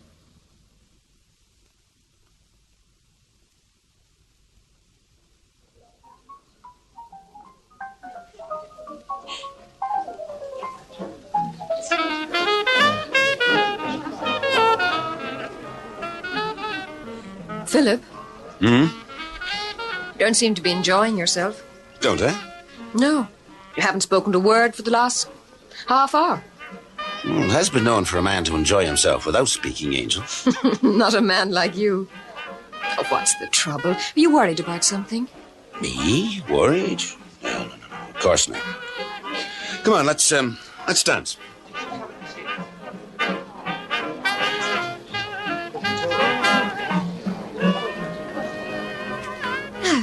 It's a good band, isn't it? Very. Floor's quite good for a nightclub. Yes, you can almost turn around on it. Oh, what the heck are we talking like this for? Like what? A pair of tongue-tied adolescents. The band's good, isn't it? Oh, awfully. Nice floor. Oh, awfully. Shouldn't be surprised if we have some rain. Oh, what's the matter with you? I'm thinking. Well, you've picked a fine time and a place for it, I must say. Oh, let's go and sit down and have some more of this lovely tongue-tied conversation. Now, wait a minute. I know this band leader. Maybe he'll play something that'll put me in a brighter frame of mind. Hi, Jerry. Oh, Philip Odell, what brings you here? A mistaken idea that he was in the mood for a night out. Oh, Jerry, this is Heather McMorrow. Heather, this is Jerry. How do you do? How do you do? Philip thought you could play something to put him in a better mood. Well, sure. What'll it be? Jerry, do you know a little thing called How Little We Know? Yeah, sure I do. The band's got a break, but I'll play it for you on the piano. Oh, thanks. Come over and have a drink when you're finished. Oh, thanks. Coming up right away. How Little We Know. That could be our theme song, Angel. Could be anybody's. You're a cynic. No, it particularly applies in this case. We've done a lot of hard work on it, covered a lot of ground, found out a lot of things, and yet how much do I really know? So you haven't finished with it. I knew it. I'm still as far off knowing who killed your brother as I was when I went into it. But I thought you weren't interested in the identity of the murderer. Well, I am now. I'm very interested. If he isn't found soon, I'm going to find myself in a very awkward spot. Well. Well, Mr. Hampton. A cozy little party. Do you mind if I join you? Oh, but certainly. You're taking the night off, are you? Mind if I sit down? Of course not. Sit down. Oh, this is Heather McMorrow, Ricky's sister. How do you do, Miss McMorrow? How do you do? I believe you were the cause of Mr. Odell getting mixed up in this terrible business in the first place. Oh, don't remind me of that, Mr. Hampton. I've been reproaching myself ever since. Do you come often here, Mr. Hampton? No, this is my first time. You didn't happen to follow us here in a yellow coupe, did you? I didn't. Parkin, my man, did. Do you mind if he joins us? No, not at all. We could use a little of his inimitable joie de vivre. Good evening, Mr. Odell. You're a pretty good follower, Parkin. If you should ever need one, I dare say Inspector Rigby would give you a job. Thank you, sir. I'll remember that. You'd get on well with Rigby. He enjoys a touch of the sinister, too. Would that be a joke, sir? Yes, Mr. Odell is in festive mood, Parkin. Is he, sir? I wonder why. Exactly. I thought you were working for me, Mr. Odell. I thought you were going to find out who's been blackmailing me. Oh, but I have done. We're spending that $300 you gave me. Isn't it about time you told me, then? Mm-hmm. It was Kitty Stapleton. Kitty Stapleton? Or maybe you know her better as Mrs. Alexander Frey. Kitty Stapleton? Dr. Frey's wife? It isn't possible. Didn't you meet her when you went to see the doctor? No. I heard he'd married about 3 or 4 months ago. But I never saw her. She was never at the consulting room when I was there. Well, that's who was blackmailing you. Kitty Stapleton. I heard she'd left the country years ago. Well, this is a surprise. What are you going to do about it? What can I do? I don't know.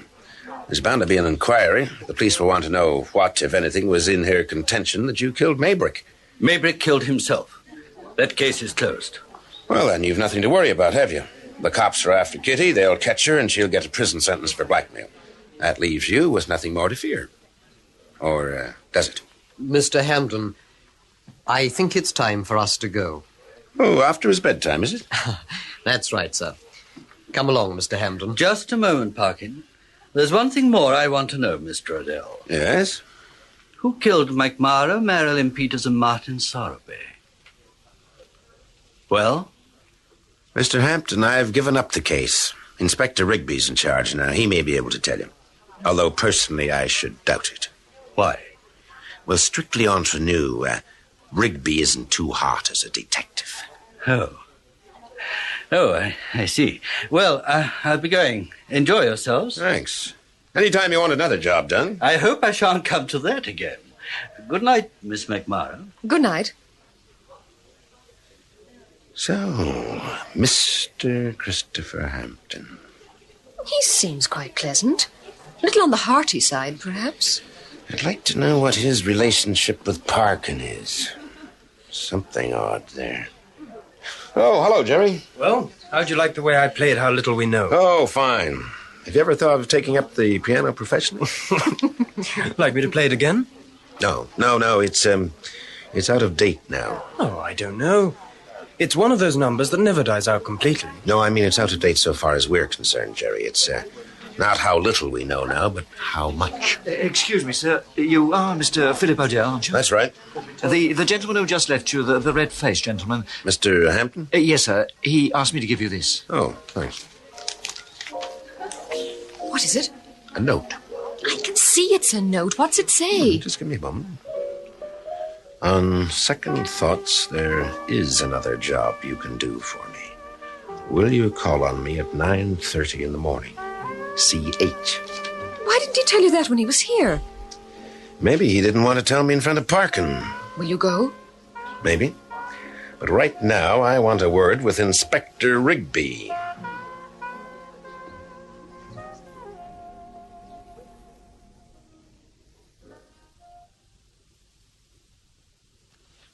I had to wait for those few words with Inspector Rigby. He wasn't in when I reached the yard. They said he'd be back in half an hour and offered me a dusty room to wait in, but I turned that down and went out into Whitehall where Heather was parked. I got into the car and we sat looking at the fog for a bit. Finally, she said, Let's go down to the embankment. It's a nice night for looking at the river. Well, in this fog? Oh, it isn't very thick. Yet.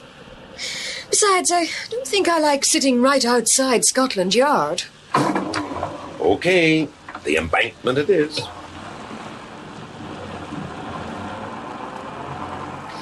Oh, this is the second time a night out has ended badly for us. Oh, is this one going to end badly, then? It's going to end with a meeting with Inspector Rigby, isn't it? Lovers' meetings end in journeys with Inspector Rigby.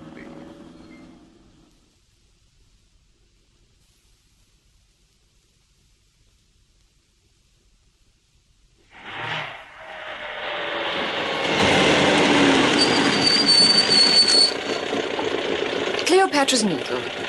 Will this do? Sure, this is your party. Somber-looking thing, isn't it? What? Cleopatra's Needle. Perhaps it doesn't like the fog. Perhaps it's yearning for the sun. Where did it come from, anyway? I don't know. Well, Egypt, I suppose. Why else should they call it after Cleopatra? One ought to know these things, you know. Ought one?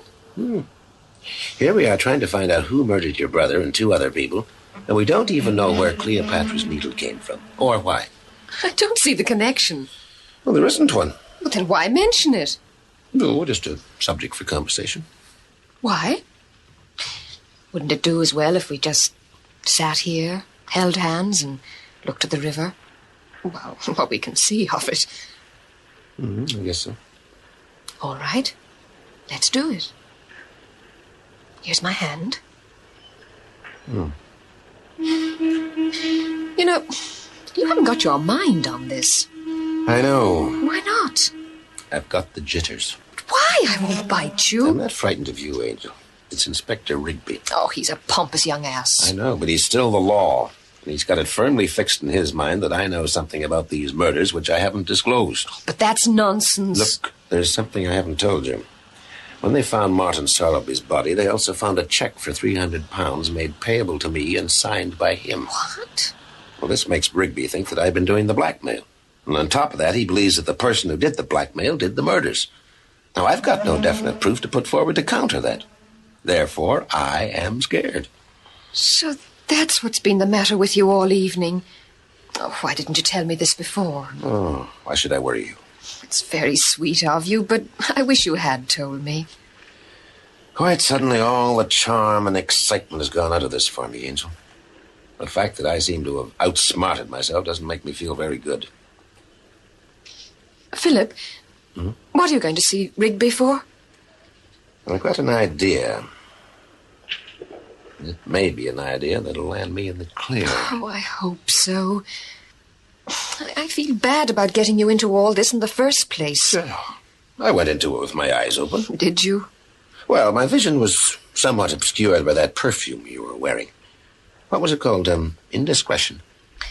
This is what comes of vanity. I was vain enough to think that I could make you help me instead of going to Ireland, and now see what I've done. Angel, you didn't do it. I did it all on my fool self. I played it the wrong way, that's all. It's nice of you to say that, Philip, but it only makes me feel worse. I'll never try to make a man do what he doesn't want to do. Heather, now look, snap out of it, please. I didn't mean that. Look. Is it? That big car. Just drawing up behind us. Isn't that the lady in MINK, Mrs. Frey? It is. Come on, we'll go and see what she wants.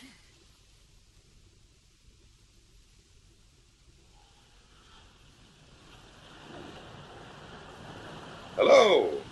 The lady in the fog again. Always the fog.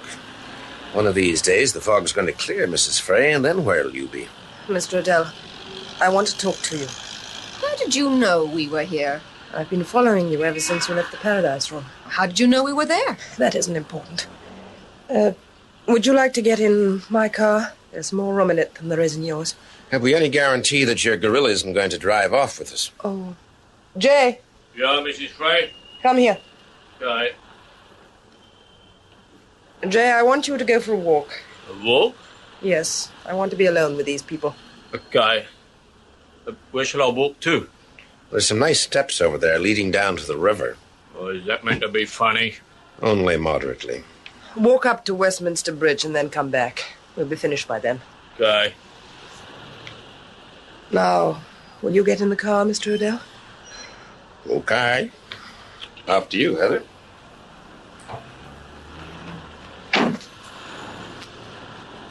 Oh, by the way, you haven't met Heather McMara, have you? How do you do? Ah, I've heard a lot about you, Mrs. Frey. Have you? Yes. You've made quite a big impression on Philip. What did you want to talk to us about, Mrs. Frey? Well, as you probably know, the police are after me. You should have come with me when I asked you to. I was rather offended when you skipped off over that roof. Yes, I'm afraid I didn't do the right thing. You didn't. You made everything look much worse by bolting. That's what my husband says. You've told him, then? Yes. Did he know anything about your blackmailing Hampton and Selby? No. I told him about that, too. How did he take it? And he was very upset. Yes, I should think he would be. It was fortunate for you that both Hampton and Selby were patients of your husband. Or did you fix that? Well, Hampton came of his own accord. That gave me the idea. I persuaded Soraby's doctor, GP, to recommend my husband. How did you persuade him? I don't think it would be necessary to go into that, but that isn't the point. My husband's waiting to see you. Me? Yes. He wants to tell you something. What? The truth about how George Maybrick died. He knows the whole story from what Soraby and Hampton told him during their consultations with him. Well, what good does he think that'll do? Well, he thinks you'll know then who killed Ricky McMara and Marilyn Peters. Why doesn't he go to the police? I persuaded him not to. Why did you do that? I'm afraid. You've no reason to be. You, haven't killed anyone, have you? No. But they'll arrest me for blackmail. They'll do that anyway. Not if you agree to do what I suggest. You're not offering me another bribe, are you? No. Well, at least not money. Look, your whole interest in this is to find the murderer, isn't it? Well? My husband can tell you. Where's the catch? He thinks that you could persuade the police to drop the charge of blackmail against me in consideration of the assistance he'll give you in finding the murderer. I see. Why doesn't he make that proposition direct to Inspector Rigby? He met Inspector Rigby this afternoon. And he doesn't think Inspector Rigby would play? No. I see your husband's no mean psychologist after all. Will you do it? Well, I don't know that I can. Oddly enough, Inspector Rigby doesn't usually do what I suggest. It might work, Philip. It would get you out of your trouble, you know. But how do we know Mrs. Frey's on the level? She may be trying to pull something. I'm not. Really, I'm not. What I don't get is, why are you giving up now after 15 years? I'm afraid. Of what? Of being arrested for murder. Why? If you're innocent. Please come. Time's getting so short. Well, Heather, you're a woman. Is she on the level? You know more about her than I do. You decide. Okay, I'll take a chance. We'll come, Mrs. Frey. Thank you. I'll call Jay. Jay, Come in. we're going to Wimpole Street now. Hurry.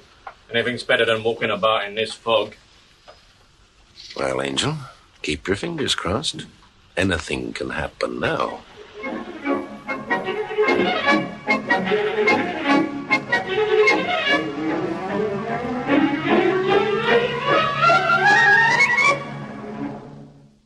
That was Wanted, Kitty Stapleton, the 7th episode in the serial Lady in a Fog by Lester Powell, with Robert Beatty as Philip Odell and Sheila Manahan as Heather McMara.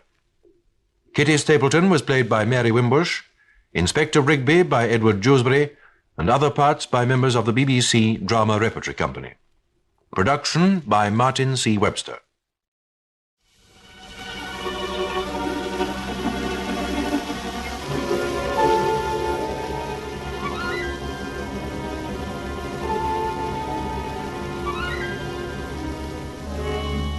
The BBC presents Robert Beatty as Philip Odell in Lady in a Fog, a serial in 8 parts by Lester Powell. The final episode, Showdown.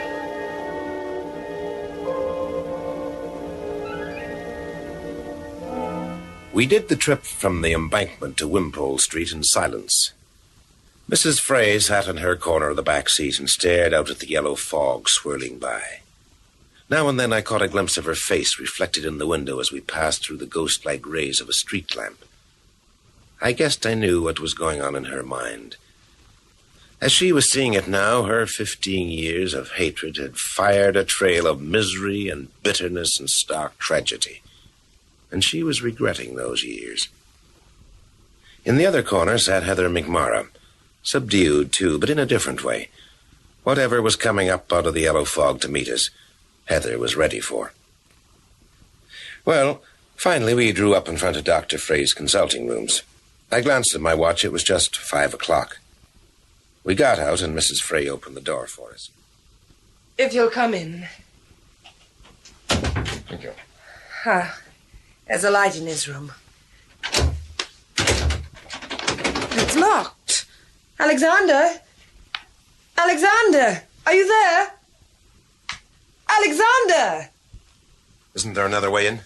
Yes, through the secretary's office. Come on, then.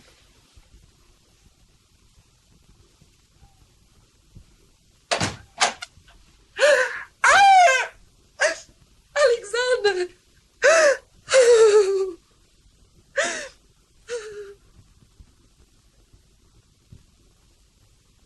Dr. Alexander Frey was lying on a thick Persian rug, and his eyes were open and staring.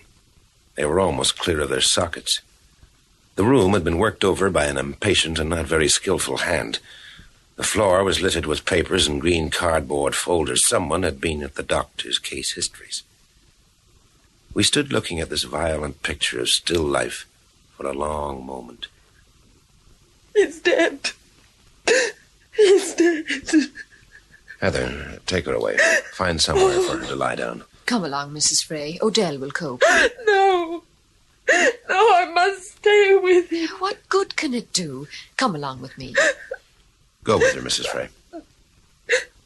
All right. I went across to him. As I got closer, I saw his lips were parted, and I got a glimpse of his tongue.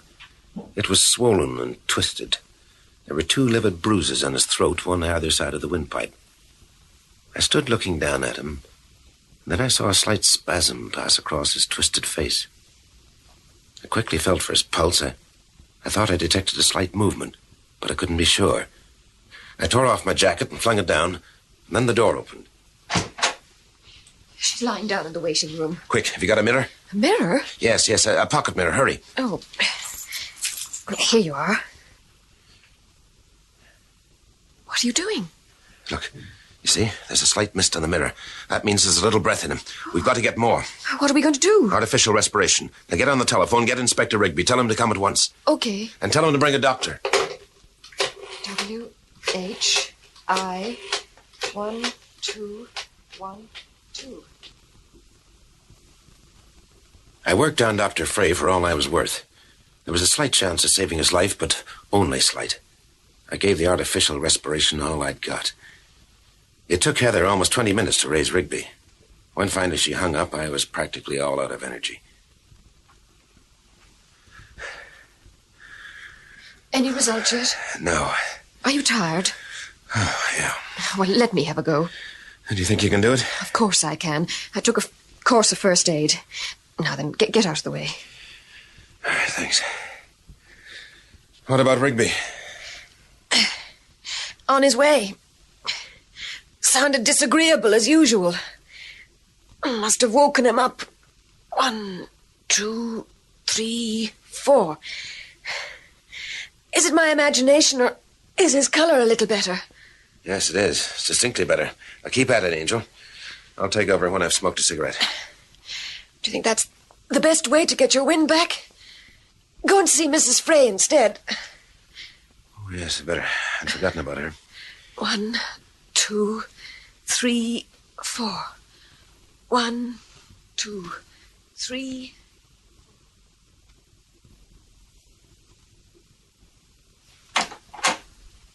It's going to be all right, Mrs. Frey. He wasn't dead. Oh, thank heavens. We got here only just in time. I owe you a lot, Mr. Odell, one way and another. What are you going to do when this blows over? If it does blow over? Take your advice. Try to get back to a normal life. With Frey? If you'll have me. It isn't going to be easy to convince him. But I'll make a good wife after all that's happened.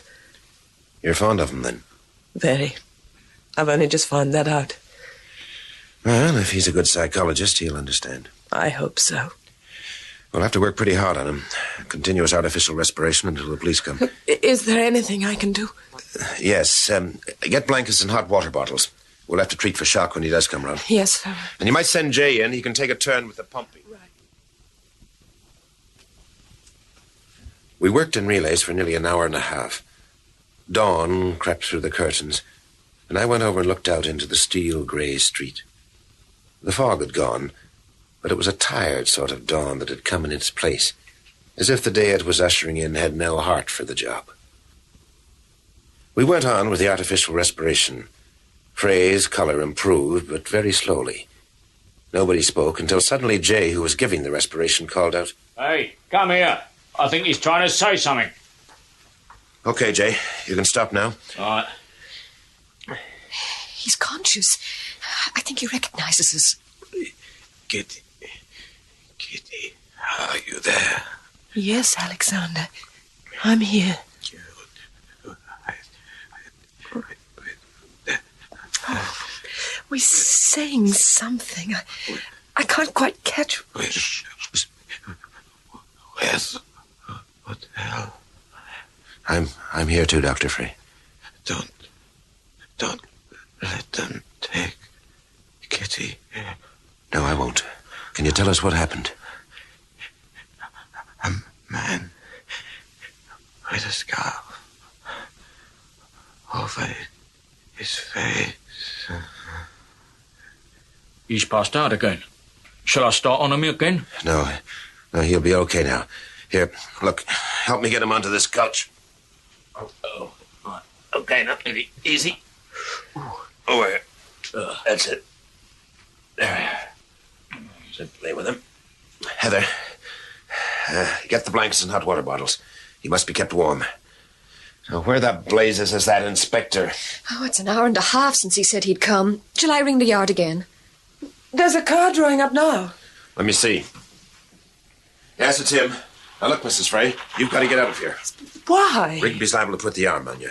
It isn't going to do your husband any good if he knows you've been pinched, is it? Now, go for his sake.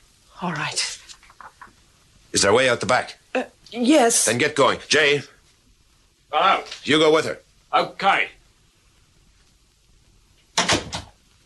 Oh, I hope she gets away. I like her. So do I. Well, here's the law. Do we answer it? No. No, give Mrs. Frey a couple of minutes to get clear. Oh, what a night. How are you feeling, Angel? Fine, considering everything. You're a pretty good person to have around, you know. Remind me to tell you about it at length when we get a moment. We're not likely to have any moments for some time, with that about to make an entrance. Okay, they'll be clear of the house now. Let's go and let old Frosty face in. Why is it you two always take so long to answer the door? Well, we like to pretend it's going to be so different when we do, but it never is. Well, Sergeant, what kept you? The inspector ran the car into a traffic island. But you could have walked here several times over. The inspector cut his head. Haven't you noticed his bandage? We had to stop to get it dressed. Never mind about that. Where's the body? In here, this way.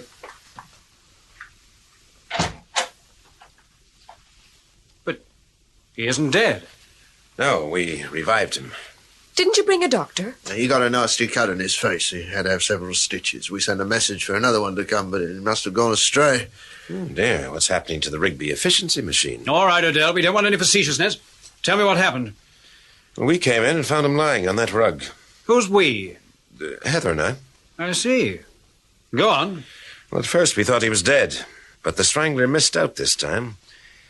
Losing his touch, I guess. He hadn't squeezed all the life away. We worked on him until he came around. Did he say anything? Nothing much. Something about a man with a scarf over his face. Then he passed out again. He's all right, though. He's just shocked now. How did you two come to be here in the first place? We came by appointment. At 5 o'clock in the morning? Frey wanted to do a deal with me. A deal? Heather, you tell him. He's all set to disbelieve every word I say. Well, Mrs. Frey followed us from the Paradise Room. She said her husband would tell us who the strangler is if Odell agreed to use his influence with you and let her go. Odell's influence with me? Well, he did say that he hadn't got any, but she persuaded us to come just the same. Where's Mrs. Frey now? She left. You know there's a warrant out for her arrest, don't you? And you let her go? You once told me you could handle this case without the assistance of amateurs, remember? It was your duty to detain her. That may be so, but she keeps a tame prize fighter, and he sometimes forgets he's tame. I take a most serious view of this, Odell. But, Inspector... Leighton, Yes, take Inspector? Odell and Miss McMara to the yard. Now? Now. You can use Mrs. Frey's car. I see it's still outside the house. All right. Well, what am I to do with them when I get them there? Charge them formally with withholding information vital to the apprehension of a suspected murderer. Oh, I'm sure that's wrong. You can't word a charge like that. Do as I say. Look, I'm withholding nothing. I'll tell you if you'll only listen. Leighton, put the handcuffs on him if he doesn't go at once. Come on, Mr. Odell. That bump on the head's been too much for him. When you've seen them locked up, Leighton, report back here. Bring someone from Fingerprints and a photographer. Send a memo to radio asking for another general call to be put out for Mrs. Frey. Do you understand? I understand. Do you want the memo in triplicate, sir?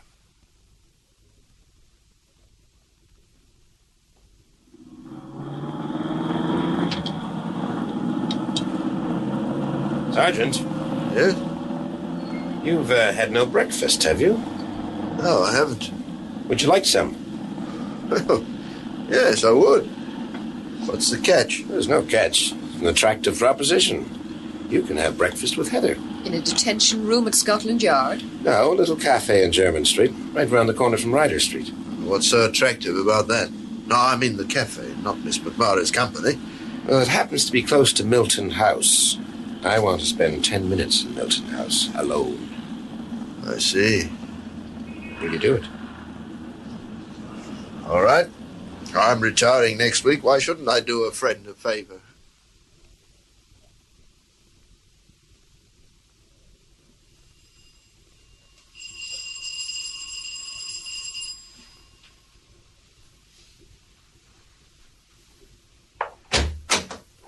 Oh, good morning, Mr. Odell. We weren't expecting you until past. I'm in a hurry, Parkin. Do you think I could see Mr. Hampton right away? I think so, sir. He's having breakfast. Come in. Thank you. If you wait here, I will ask him. Thank you.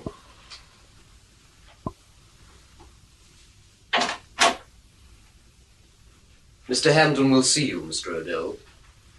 Thank you. Come in, Mr. Odell. Didn't expect you so early. Sit down.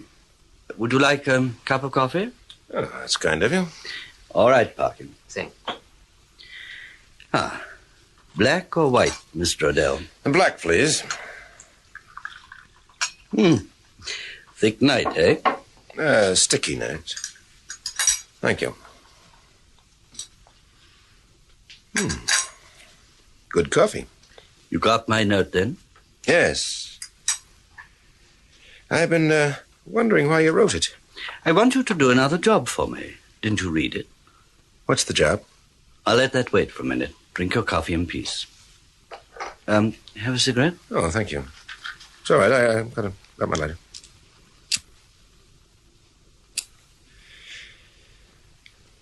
Look, could we get some action into this? I have someone waiting for me. Oh, well, I won't keep you long. You know I've been going to Dr. Frey for treatment, don't you? You've been having a psychoanalysis, haven't you? Yes. I told him a great many things. Things I wouldn't wish to be made public. Things like the truth about what happened to George Maybrick, for instance? Quite. Kitty Stapleton got at Frey's notes on my case and blackmailed me, and I don't want that to happen again. Do you understand? And you want me to get Frey's notes, is that it? Precisely. I'll pay well. Why don't you go to Dr. Frey direct? Because I think he was in the blackmail, too. I see. Well, will you take on the job? Look, what did you get me up here for? What's behind it? I've told you I want Dr. Frey's notes. No, you don't. You've already got them. What are you talking about? You took them from Frey's office last night, right after you tried to squeeze the life out of him. Now I know you're talking nonsense. Okay, I'm talking nonsense. Let's go right back to the beginning then, shall we? Back to the night George Maybrick died 15 years ago. Martin Selby found him alone with Kitty Stapleton. There was a fight. Maybrick cracked his head against the fender and passed out. Kitty had rushed out to get help, then Sowerby, thinking he had killed Maybrick, beat it too. Sowerby had killed Maybrick. There was no thinking about it. I'm a bit uncertain over the next bit. You appeared on the scene. Now, did Kitty fetch you, or did you come alone? I came alone. I happened to be passing and saw the door was open. Maybrick's cottage was on my estate, you know. I went in and saw him lying there. And then Kitty came back, and you told her Maybrick was dead. He was dead. How did you get her to keep her mouth shut? Nothing about a fight came out at the inquest. Kitty wasn't called as a witness, even. She skipped town that same day. Why? I persuaded her it was in her best interest. Oh, how'd you do that? Kitty came of a very poor family. She'd known the most grinding poverty. But she had looks and ambition, and helped by Sowerby, she pulled herself out of it. She didn't want to be kicked back into it, so she took my advice and kept her mouth shut.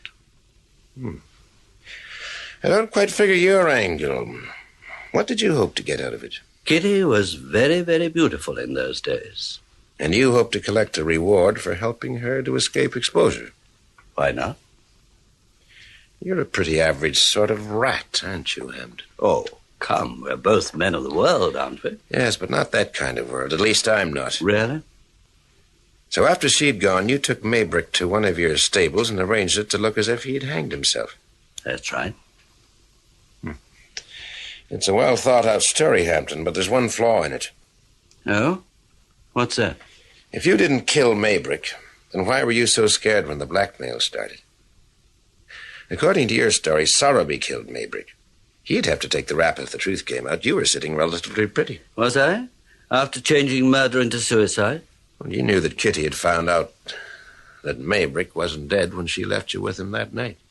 She got that from Dr. Frey's notes. Well, that's absurd. What had I to gain by murdering Maybrick? You'd pulled some racing swindle to get yourself out of the red. Maybrick knew about it, and you were afraid he might talk. So when you came in and found him lying there unconscious, it was your big chance. You played very skillfully on Kitty's fears and shut her mouth, and then you dealt with Maybrick. Can you prove this? I don't know. But then I don't have to. I'm not working for the cops. I'm working for you, remember? Then why are you going into all this? Oh, I function better when I know everything. What else do you want to know? Nothing. I know it all now. Well, I'll be seeing you. Thanks for the coffee. Wait a minute. Where are you going? Scotland Yard. Oh, no, you don't. Come back, Odell. Oh. So we play it with guns now, do we? We do. Sit down again. Okay. What's the matter with your fingers? My fingers? Well, something else.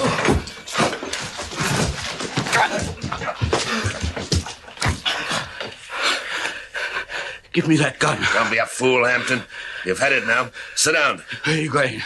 I'm going to the window to signal to my good friend Sergeant Layton of the CID. He's seen me. He won't be long. Got anything to say, Mr. Hampton? You won't get away with this, you know. You can prove nothing. I told you it's the cops' job to get proof. It's up to them to prove that you killed Ricky McMorrow because you thought he alone was responsible for the blackmail. Then they'll have to prove that you knocked his girlfriend off because you thought she was carrying on where he had left off. That's their job.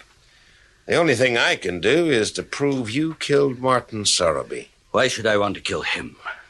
Well, with McMorrow and Marilyn Peters out of the way, the blackmail still went on. You were desperate. Who could it be? And then you thought of Sorrowby. You found out from Frey that he, too, was having a psychoanalysis. Obviously, he had opened his mouth, or that's the way you saw it. So you shut him up, having first tried to throw suspicion on me by making him write that check. You say you can prove this. How? Remember when you came to the Paradise Room last night? Well? You came because you've been scared of me for some time now. Like Inspector Rigby, you were beginning to get the idea that I was responsible for the blackmail. So you kept tabs on me. But in talking to me, you made one very bad move. What was that? You told me Martin Sorrowby was dead. Well, so he was. Yes, but only 6 people knew. Rigby, for some reason best known to himself, ensured that nobody else could know. And yet you knew. How? Obviously because you had killed him yourself. You... Oh, no, you don't. Stay where you are, Mr. Hampton. It would give me quite a lot of pleasure to put a bullet in your hide. Sergeant Layton and Miss McMorrow to see you, sir. Oh, come in, Sergeant. Better put some handcuffs on him. You can prove none of this, Odell. Not a thing. Come on, Mr. Hampton. We're in a hurry. We'll see you later, Mr. Odell. Right, we'll follow you down, Sergeant. Well, there you are, Angel. The man who killed your brother. How did you find out, Philip? Poor sucker just came and told me. How can I ever thank you? Well, you remember you said we'd have a really good night out when I'd found the person who killed Ricky? I remember. Well, how's about it? We're still dressed for the part after our unsuccessful try last night. But it's only 9 o'clock in the morning. We can't start making whoopee at this hour. Why not? Well, it doesn't seem decent. Oh, dear, you've got all the traces of conventionality there, Angel. I'll have to remove that. Parkin! Yes, sir? Do you think we could have some of Mr. Hampton's best brandy? Well, yes, sir, I suppose you could. Were you wanting to celebrate something, sir? Yes. Mr. Hampton's arrest for murder. For murder? Indeed, sir. Aren't you surprised, Parkin? It isn't my place to be surprised, sir. Do you mean to say you never knew anything about the murders? No, madam. It was none of my business what Mr. Hampton did with his spare time. Will there be anything else, sir? No, Parkin. Just the brandy.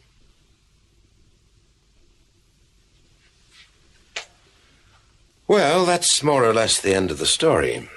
Heather and I drank a bumper of the Hampton brandy, and then, feeling a trace high, we went down to the yard. in triumph, I couldn't help feeling. Inspector Rigby accepted Christopher Hampton as the man he had been looking for with some reluctance. I think he hated to part up with the idea that I was the guy with the strangling fingers. Nice character. Anyway, he finally accepted it and then went to work on Hampton.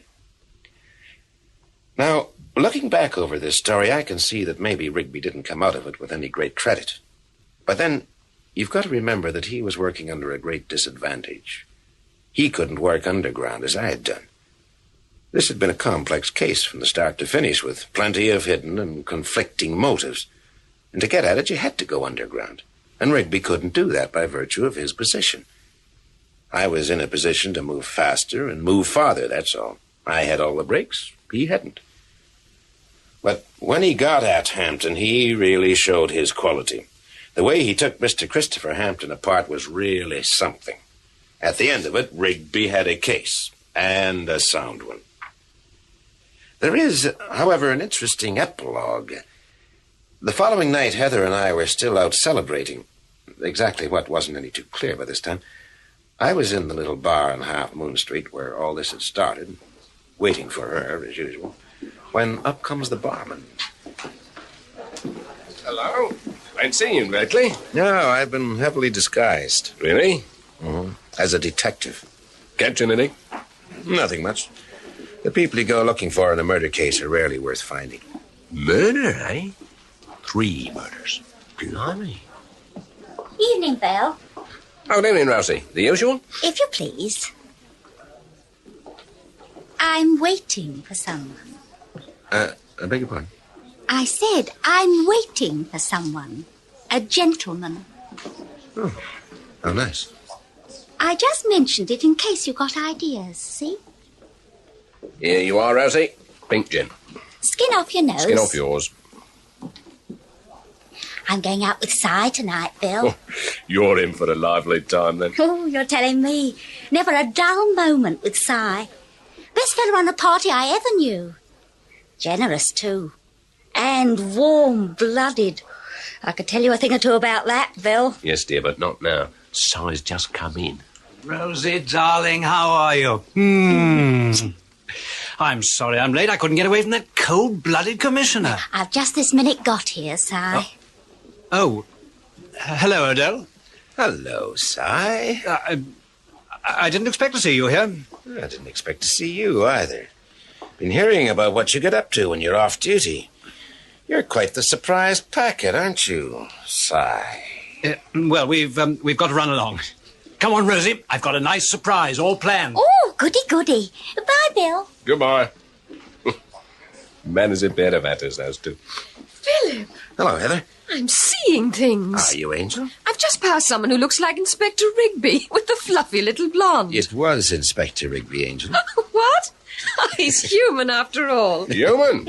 Oh, I could tell you a thing or two about Simon Rigby, miss. Pranks? Oh, what a boy. Give me a dry martini, quick. Mind if I put the radio on? Please do.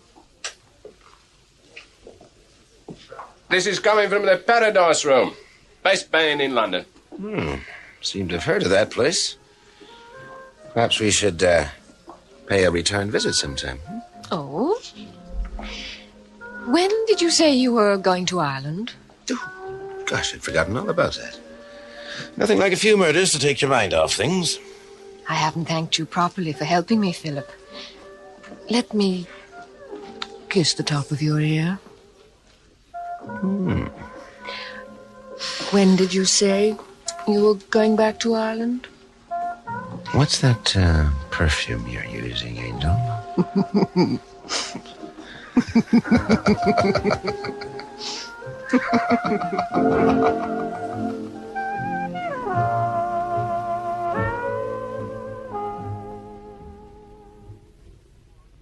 That was Showdown, the 8th and final episode of Lady in a Fog, a serial by Lester Powell, with Robert Beatty as Philip Odell and Sheila Manahan as Heather McMara. Kitty Stapleton was played by Mary Wimbush, Christopher Hampton by James Thomason, Inspector Rigby by Edward Jewsbury, and Sergeant Layton by Geoffrey Seagull. The serial was produced for the BBC by Martin C. Webster.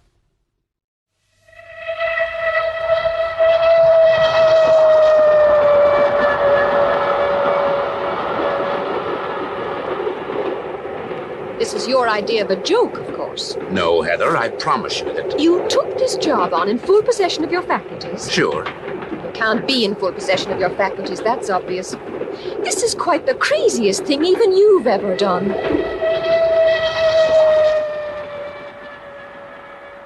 The BBC presents Robert Beatty as Philip Odell in Test Room 8, a serial in 6 episodes by Lester Powell. Part 1, Assault Course. One morning around the beginning of August 1958, I was sitting in my office and thinking about the age of science I was living in. An atom-powered submarine had just sailed into the North Pole. Up in Scotland, they were building a power reactor which could turn out more nuclear energy than it consumed. And I was wondering whether all this had dehumanized us to the point where nobody was getting into any nice, warm human trouble that required a private investigator to get them out of. I hadn't had a client in more than 6 weeks. Heather, clattering the typewriter in the outer office, was reduced to copying out the police court news for our reference library in case I should ever work again. And then, suddenly, the typewriter stopped, and after a pause, the age of science walked right in on me. It came in the shape of a tall, energetic-looking character of about 50, with a yellowish face and quick eyes.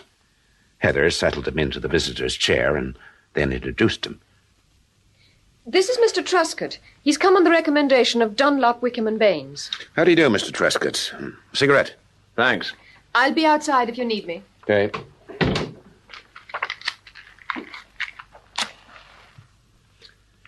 Thanks. Well, now, Mr. Odell, I'm Herbert Truscott of the Truscott Drug Company. I don't suppose you'll have heard a lot about us, but we're a very big company and very sound financially. At least we were. We've been established in the North since before the war. Mm-hmm. I'll give you the story right from the start. At the beginning of 57, 18 months ago, we decided to go into production of an influenza vaccine. Know anything about virology, Mr. Odell? I don't even know what it is, Mr. Truscott. Never mind. I see you get filled in on blanks like that before you start working for us. Thanks. Good of you. You know Barton Medworth, don't you? I've heard of it, yes. I picked Barton Medworth to manufacture our vaccine in because it's secluded. We want to keep our manufacturing process a secret, you see. Mm-hmm. Well, I submitted my plans for the plant to Barton Medworth Borough Council as required by law. They threw them out. Why? Oh, a lot of claptrap about a factory building spoiling the aesthetic amenities of the town. But I wasn't going to have my plans upset by a lot of decaying monuments. No, I had my heart set on that plant. And do you know why? Well, I imagine you stood to make money out of the vaccine. No, Mr. Odell. My only son died in an epidemic of Asiatic flu. Oh, I beg your pardon, Mr. Truscott. So, I said we'd go over Barton Medworth's head. I had an industrial development certificate from the Board of Trade and a license to manufacture from the Ministry of Health. Wouldn't think you could have much more powerful ammunition than that, would you? You would not, indeed. I went and waved them under the noses of the County Planning Authority, and they set aside Barton Medworth's decision. Mr. Odell, you'd have thought I was the worst traitor this country had had since Lord Ho-Ho. And all I wanted to do was make an influenza vaccine. You know what influenza does to the economy of Britain every year? I know what it does to my own economy. I get a bout of it practically every year. Mind you, I must say in all fairness to Barton Medworth that the outcry wasn't what you'd call a spontaneous reaction. It was fostered largely by one man, Colonel Adrian Guestling, chairman of the Borough Council, retired army doctor, an enemy of vaccination in all forms. A blasted crank, in other words. He was behind it all. Colonel Adrian Guestling? Then Guestling bowled us a real snorter. He organized all the local landlords into not making an inch of living space available to our staff. And that really hurt. In the end, we had to build our own quarters. You don't employ local labor, then? No. Everybody employed on this work has to be fully trained and qualified. Bacteriologists, lab workers, histologists, and so on. We had to import them into Barton Medworth, mostly from our other plants in the north, about 50 all told. You can work out how much money this venture has cost the company. Must run into thousands. 750,000. Well, I understand now why you said the Truscott Company was financially sound. Quite. Well, we overcame all the difficulties. And 3 months ago, we started in production. Right from the word go, we were in trouble. One slip-up after another. A faulty filter here and there, a batch of tissue culture dying on us without apparent reason. Minor breakdowns in air conditioning, things like that. So here we are, 2 months behind in our schedule after only 3 months in production. You think someone's behind it? Someone or a group. Look, Mr. Truscott, what object would anyone have in wanting to upset your production? Well, put me out of business. $750,000 sunk in this project, as I told you. I'm up to my neck personally. If this goes foot, I go foot with it. Well, what do you want me to do, Mr. Truscott? Go down to Barton Medworth, spy out the land, work in the plant. Doing what? Lab assistant, something of that sort. Mr. Truscott, I appreciate your coming to me. I really do. I admire and appreciate what you're trying to do. I'd like to help you. But what I know about lab work and science in general, you could fit neatly into a flea's ear. Oh, don't worry about that. The company has a training school up in Leeds. You can go there. They'll give you an assault course. 2 weeks. Cram the necessary dope into you. No, I'm sorry. I don't think it's my mug of ale. Dunlop, Wickham and Baines assured me you were the right man for the job. I'm greatly obliged to Dunlop, Wickham and Baines. Let's not waste any more time. Too much has been wasted already. We turned it over for another hour or more. In the end, Mr. Truscott talked me into accepting the job. I had the feeling that Mr. Truscott could talk anyone into anything if he put his mind to it. I also had the feeling that he was holding something back. Well, finally, he looked at his watch, said he was late for an appointment, and got up. And just before he went out, he stopped and said, That girl of yours, what's her name? Heather McMorrow. That'd be a sound notion to bring her along, too. What, to Barton Medworth? Why not? Set a woman to catch a woman, you know. And we employ about 20 women in that plant. Would this mean Heather had to take one of those assault courses? Be safer. Don't want anyone to suspect you're not a couple of bona fide workers. No, of course not. Oh, man. I can just picture Heather's face when I tell her about the assault course.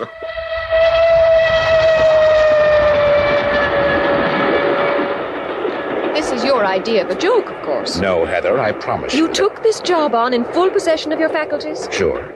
Then you can't be in full possession of your faculties, that's obvious. This is quite the craziest thing even you've ever done. It's very simple, Angel. My banking account. It was in crying need of quick replenishment. An assault course. How to be a lab assistant in 2 crazy weeks. It's like going back to school, isn't it? Sort of. Ever been to Leeds before? I passed through it once on the way to Scotland. It's a big, thriving place. So I hear. If we went down to the dining car, we might be able to get a drink. I'm quite content to look out of the window, thank you. It's raining. I can still look out of the window when it's raining. I'll tell you something. The only piece of scientific equipment I can handle is a pair of eyebrow tweezers. And I'll tell you something now. Mr. Herbert Truscott, founder and managing director of the Truscott Drug Company, happened to roll his tongue around the figure 5,000. Pounds? Pounds. Pass me over that copy of Science for the Masses and let me get started.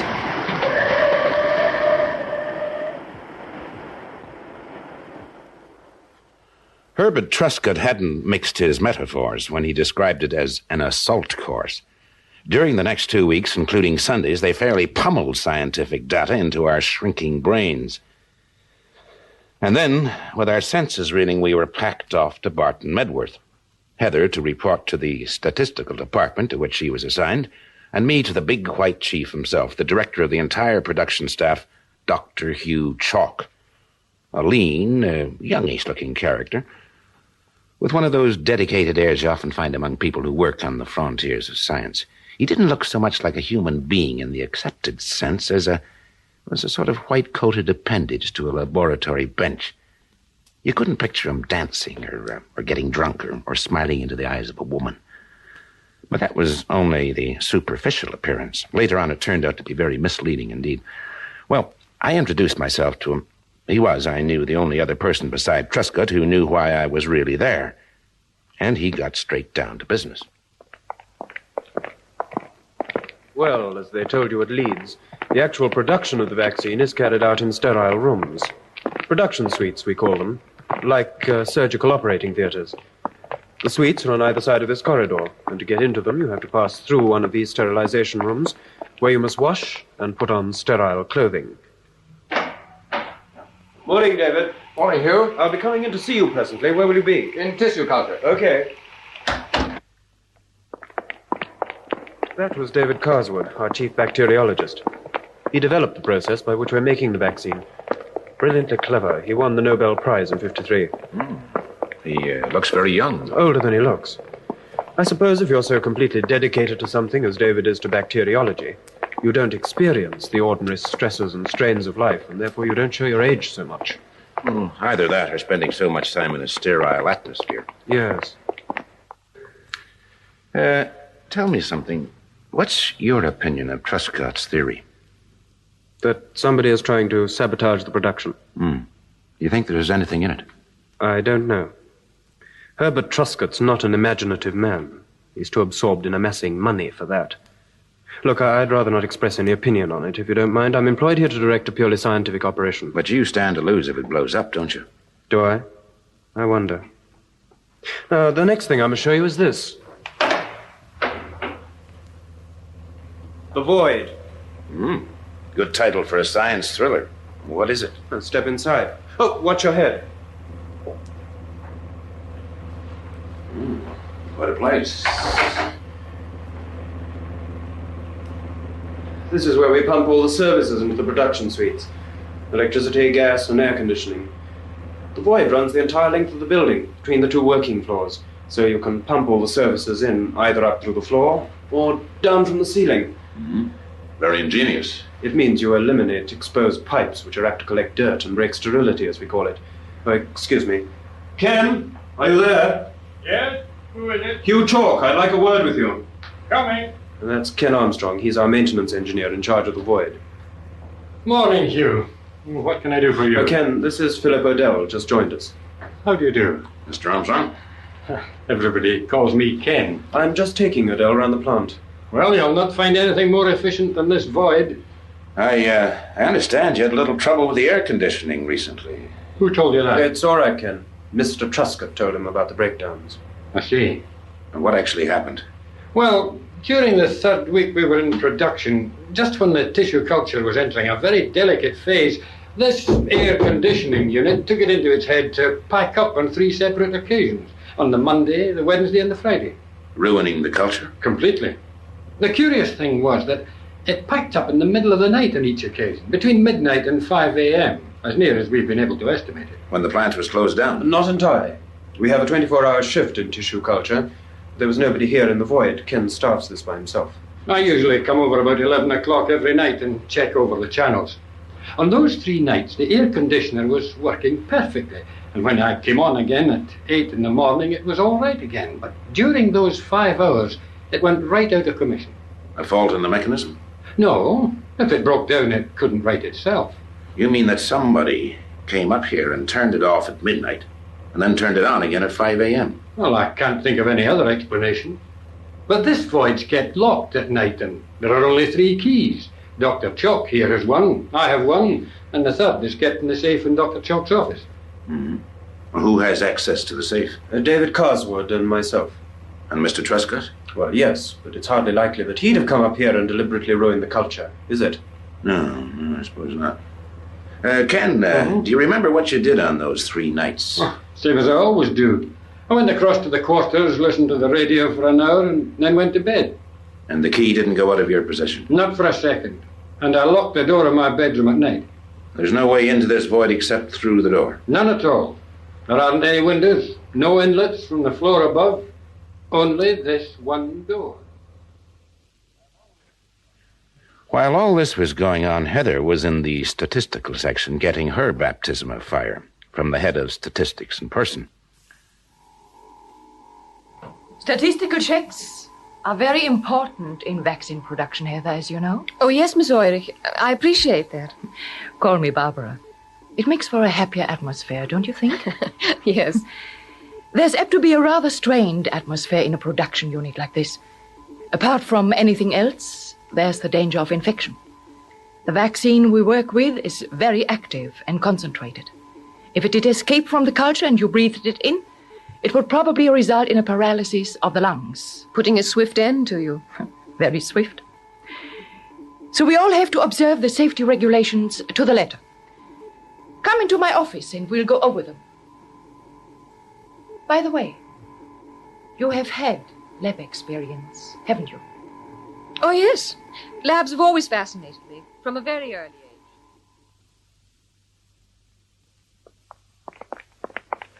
age. This is tissue culture.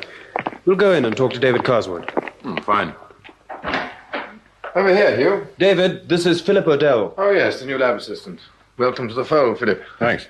I hear you've been working in Canada. Yes, the Keith Foundation in Montreal. Oh, with my friend Paul Thayer? Uh-huh. How is he? Oh, just the same. Still addicted to sports cars. And one of these days he's going to break his neck. Yeah, that's what everyone says. David, I haven't given Philip the detail of the culture process. Perhaps you'd fill him in. Of course, be pleased to. I'll be next door. I want to look over the new test culture. Right you are, Hugh. Well, very simply, this is how we make the vaccine.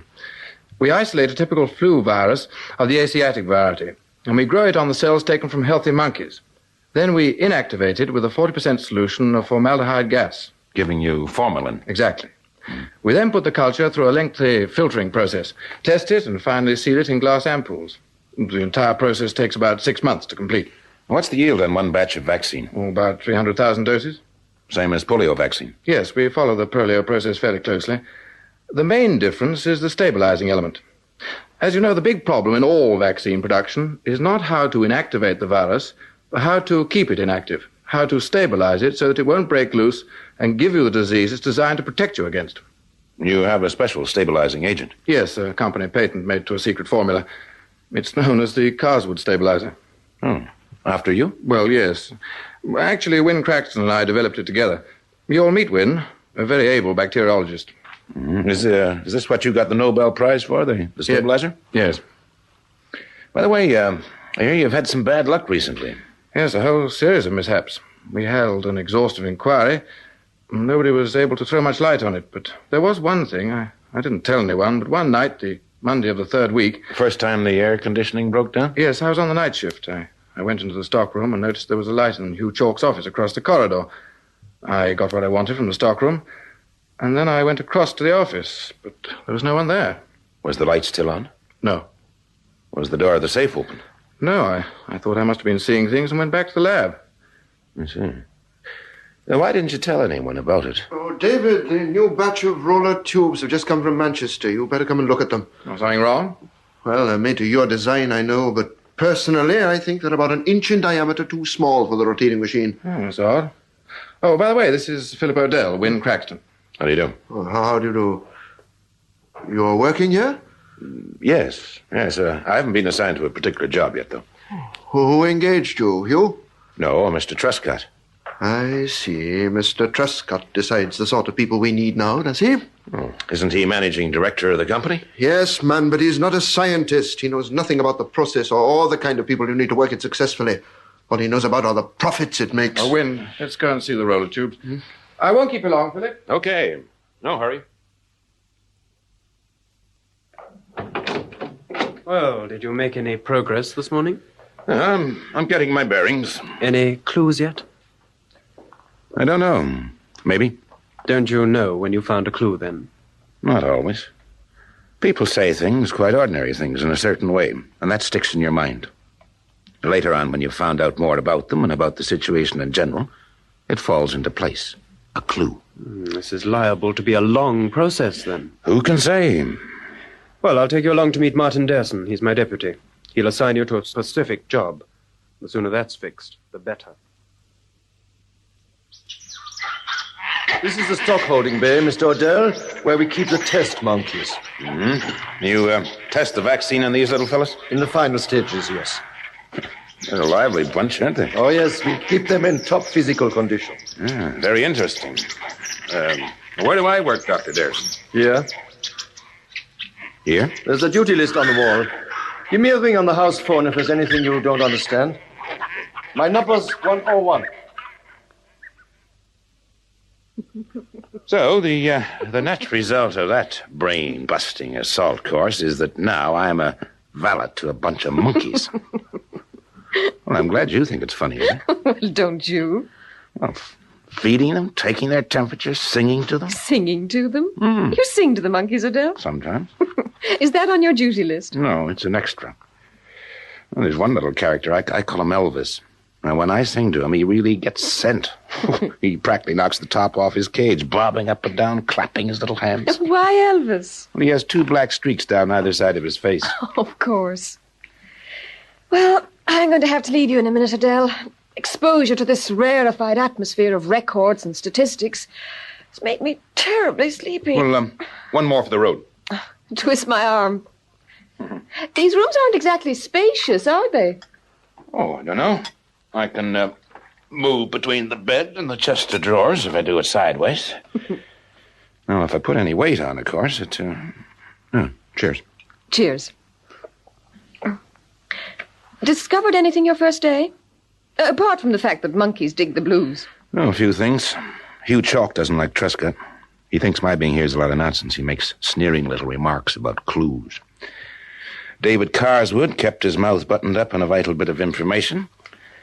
And Dr. Wynne Craxton makes like the Demon King when the name of Herbert Truscott is mentioned and dissolves into a fine Welsh frenzy. Ken Armstrong has a shifty pair of eyes. Well, as shifty as any you'd see outside of Leicester Square. And Dr. Martin Derson, late of Heidelberg, doesn't believe I'm really a lab assistant at all. He puts me to work looking after the monkeys. It could add up to a lot or to nothing. What about you? Well, I think I've uncovered something important. Oh, good. Let's have it. My chief, Barbara Oyrich. I told you about her, didn't I? You did. Well, she's 26, she doesn't wear a wedding ring, and she looks like Sophia Loren. Well? You know what Sophia Loren looks like, don't you? Intimately. She measures no less than 18 feet on the wide screen. Well, that's it. You don't think Miss Oyrich is Sophia Loren, do you? Odell, are you being deliberately obtuse? No, I'm trying to hang on to the shirt tails of your idea, if that's what you have. Does Sophia Loren look like a statistician? Ah, I get it. Barbara Oyrich's a glamour puss. Therefore, she must be up to something shady. Oh, dear. Dubious reasoning, if characteristically female. I think you're trying too hard, Angel. You better go home and get some sleep. You're going to feel pretty stupid, aren't you, if it comes out that she is behind all the trouble. Is there any trouble? Well, the air conditioning did fail 3 times in a week. Yes, but is there really some dark plot to ruin Herbert Truscott? Or is it only a figment of his imagination? Or did he only represent it that way to me? Your guess is as good as mine. Well, time went by. The days faded into one another in a blur of long hours at the plant. White figures in gauze masks working complex equipment, the bright glare of antiseptic rooms, the thick, heavy odor of disinfectant. And in vivid contrast, the cages of bright-eyed monkeys with their lively chatter and eager movements. Nothing went wrong, no slip-ups, no catastrophes. Well, one afternoon, I left the plant and I went down into the town to get a film for my camera. Cutting through a narrow passageway, I saw a lean-featured, white-haired man with a regimental tie and mad eyes coming toward me. We passed, almost touching, and then he stopped and called to me. Mr. Odell. You are Philip Odell, aren't you? Yes, I am. I'm Colonel Gessling. Oh, yes, I've heard of you. Nothing to my credit, I'm sure. But I'm glad to meet you. How did you know my name? From the postman, the main source of information in a small town like this. How did the postman know my name? From the letters he delivers you. I understand you're working in the lab at Truscott's. Only in a minor capacity. I wonder whether you'll come to my house one evening.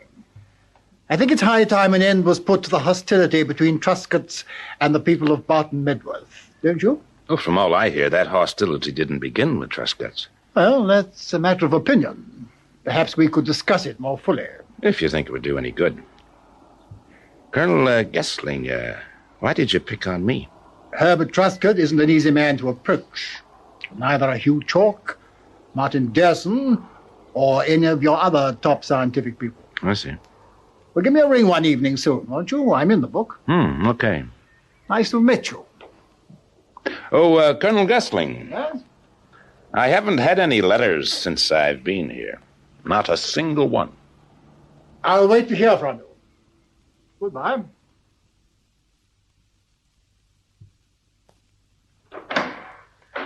Good morning, Philip. We have a change of job for you. Well, that's welcome news. Getting tired of the monkeys? Well, their unrelieved company doesn't offer much in the way of intellectual stimulation, you know. We're going to start a series of preliminary tests.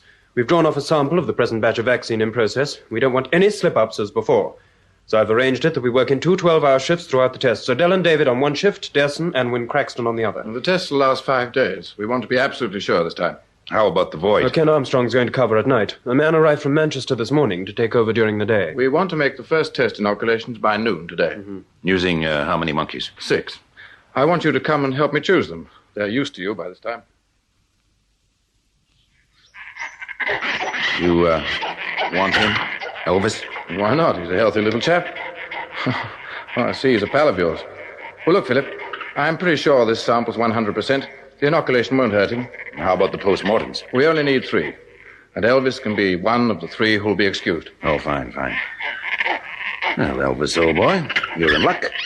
The witch doctor really spoke up for you this time, didn't he?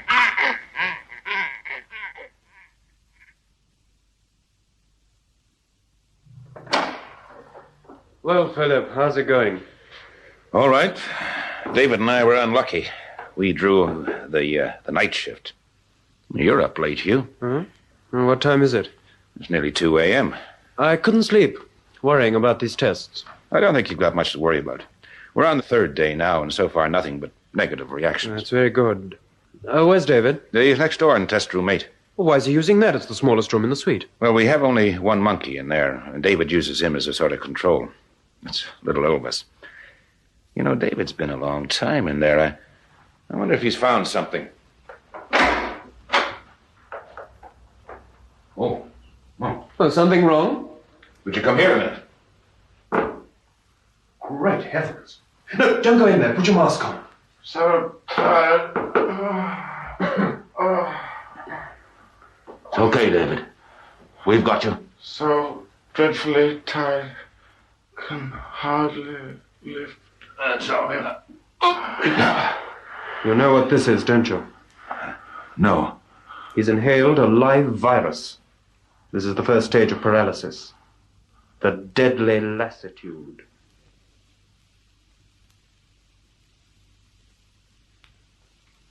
Any word from the hospital? Nothing fresh. David's still in the iron lung. Martin's with him. He'll phone if there's any development. I don't understand how it could have happened. David was working in a completely sterile atmosphere. The vaccine samples had a 3-day stability. None of the monkeys has been infected. Except Elvis. What? He died an hour ago. Hello, Hugh Chalk speaking. Thanks, Martin. David Carswood died 5 minutes ago. Well, this may show on the record that he died as a result of an accident. But actually, it's a case of murder.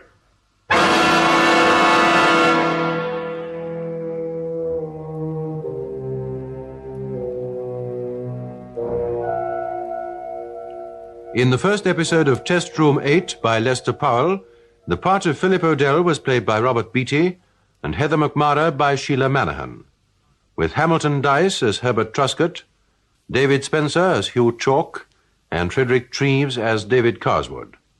Production for the BBC by David H. Godfrey. A completely sterile atmosphere, operating room conditions, yet he gets a fatal infection. Something so virulent that it kills him within 2 hours. But it couldn't get in here. There's no window, no pipes, no ventilators. Just this, in the ceiling here.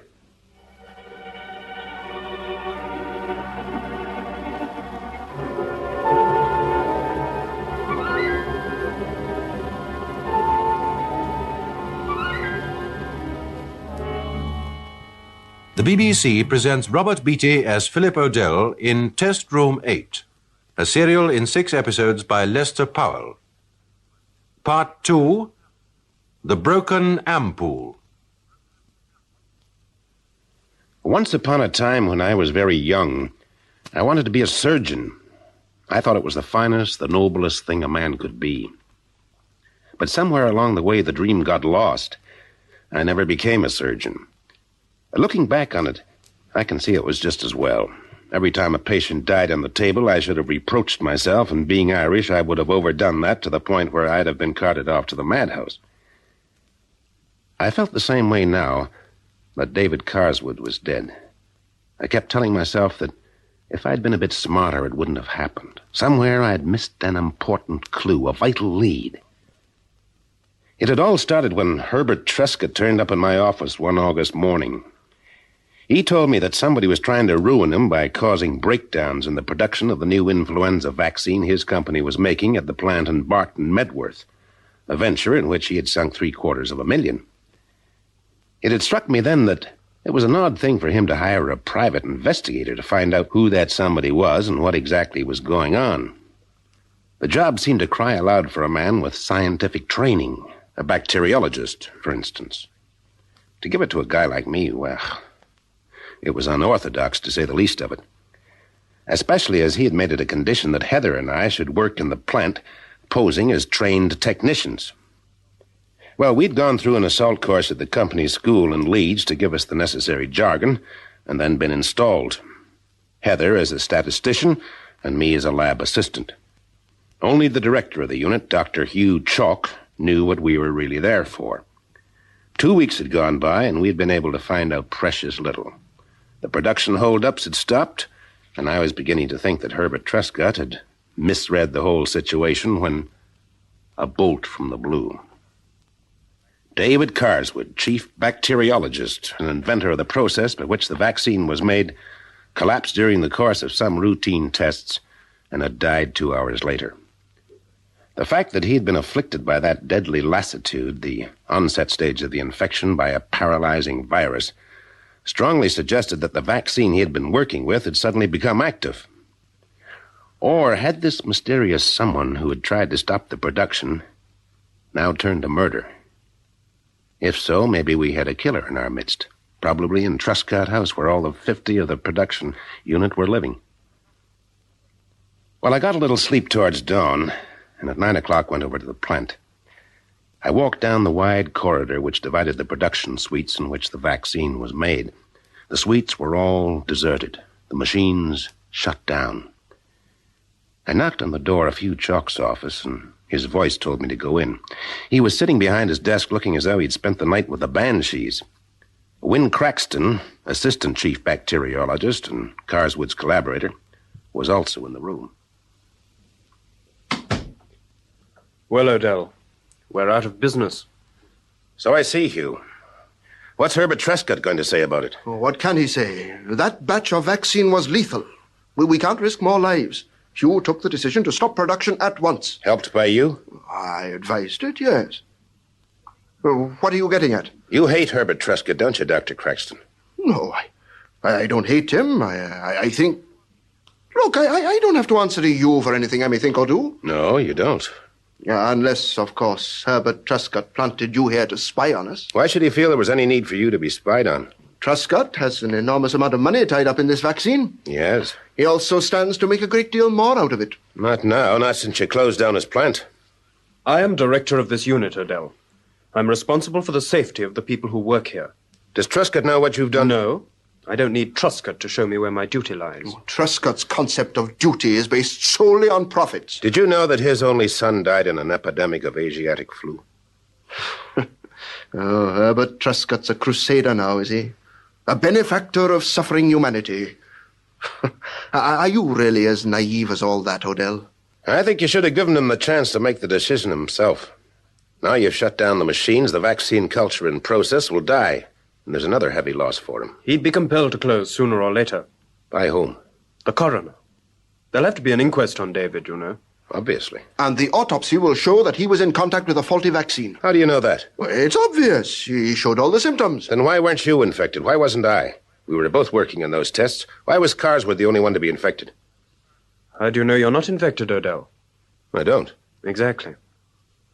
Do you still think I did wrong to close the plant? Yes, I do. Well, that's carrying loyalty to Truscott to the point of insanity. He wouldn't risk his life for you or for anyone else, let me tell you that.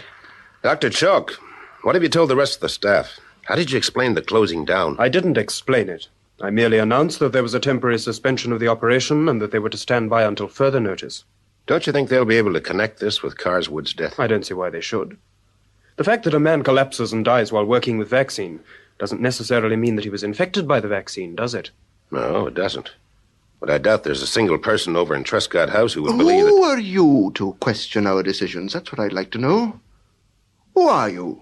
Don't tell me that Dr. Chalk hasn't told you. I have, as a matter of fact. In view of what's happened, I felt it was justified. Makes us all feel much safer knowing that we have a brilliant private investigator in our midst. Well, I don't see much point in going on with this. I came here to ask for the key of the void. Mr. Truscott hired me to investigate, and I propose to do a little investigating. Why the void? Look, Dr. Craxton, let's make a deal. You make your decisions, and I won't question them. I'll make mine, and you don't question them, okay? All right. But I can't think what you hope to find in the void. May I have the key? It's in the safe. Oh, I'll get it. I know the combination. Have you talked to Ken Armstrong yet? He was in the void all last night. No, I tried to contact him over at the house, but he'd gone out. Here's the key. Do you want any help? No, thank you. By the way, has Mr. Truscott been informed about what's happened? I'm waiting for a call from Manchester now, as a matter of fact. Well, that should make lurid listening. You'd be well advised to hold the receiver at least a foot away from your ear. Odell? Oh, hello, Heather. How are you this morning? Is it true what they're saying? Who's they? Well, Barbara Eurich, actually. I had breakfast with her. She told me the plant had closed down. Oh, that's true. She said that David Carswood died during the night. That's true, too. She said it was because a batch of vaccine was faulty. Is that true? Nobody can say until after the post-mortem. What do you think? I think you're pretty. Oh, stop it. I do, honestly. Every time I see you, I think, she's pretty. How about Barbara Eurich? Oh, I think she's pretty, too. Well, she thinks the same about you. We talked quite a lot about you. Did you? You, think she may have a thing about me? Oh, no, she's wedded to her work. Statistics are her whole life. But she's interested in you. She seemed to be pumping me, asking me about what you did, where you worked before, and how long I'd known you. What did you tell her? Nothing. I pursued a policy of masterly evasion. Well, you needn't have bothered. The cat's now out of the bag. Hugh Chalk has told Craxton that I'm a private investigator hired by Truscott. What did he do that for? I don't know. The more I know about Chalk, the less straightforward he seems. And that goes for practically everyone concerned with this affair. Craxton and Martin Derson and Ken Armstrong, even that gorgeous Miss Eurich. Now, why should she suddenly display such a keen interest in me and my secrets? Well, you're not bad looking, you know. Thank you. She is a young woman, even if she's up to her ears in statistics. Where are you going, by the way? The void. Oh, yes, the place where all the air conditioning comes from. And the heating, the lighting, the water, and the filtering. Where is it? Between the two floors. This isn't it, is it? No, this is test room 8. This is where David Carswood was working last night. Oh. He was murdered in here, then?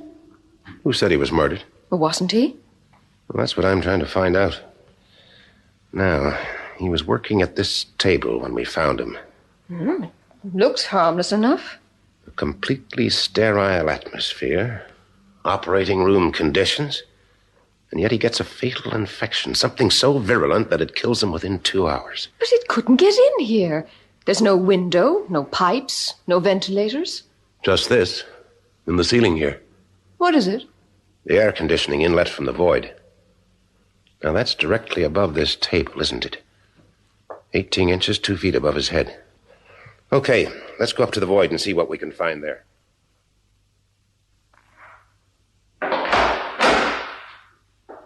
Watch your head.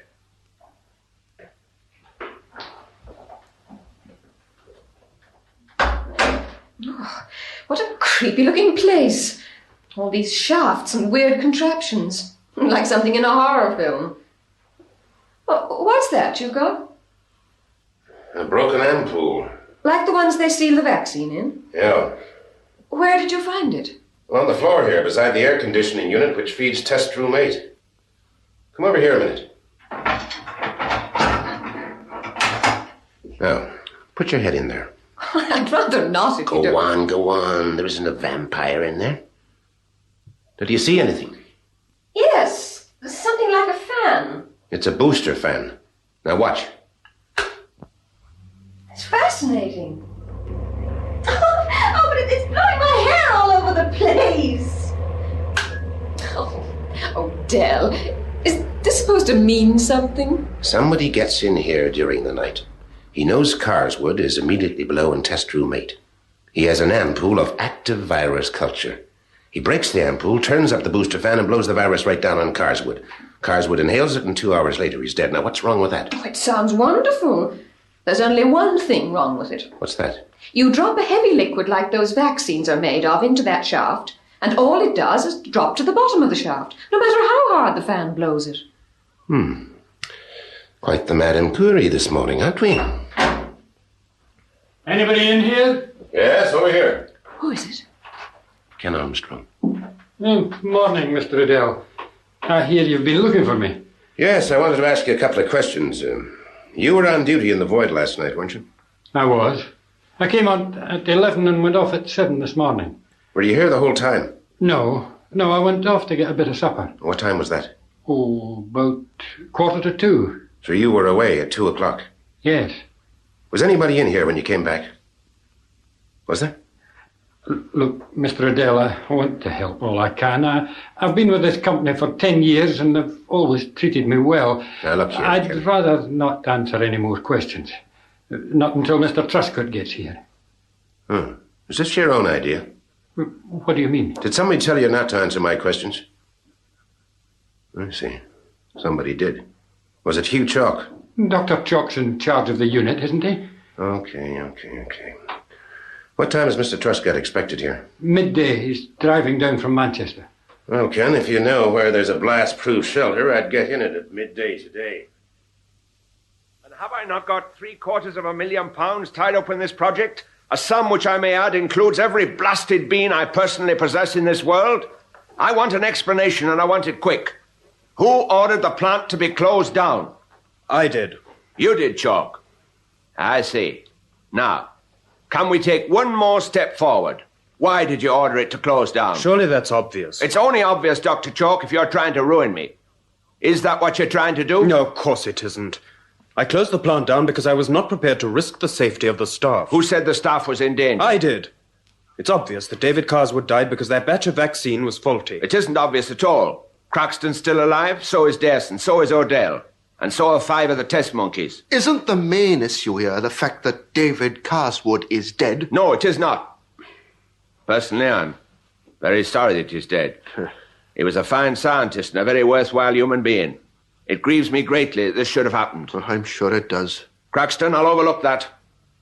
I know that you worked with Carswood for years and that you were very close. Well, naturally, you're upset and don't know what you're saying. I do know what I'm saying. It makes me sick that all you can think of at a time like this is the amount of money that's involved. That really sickens me. Would you mind leaving us?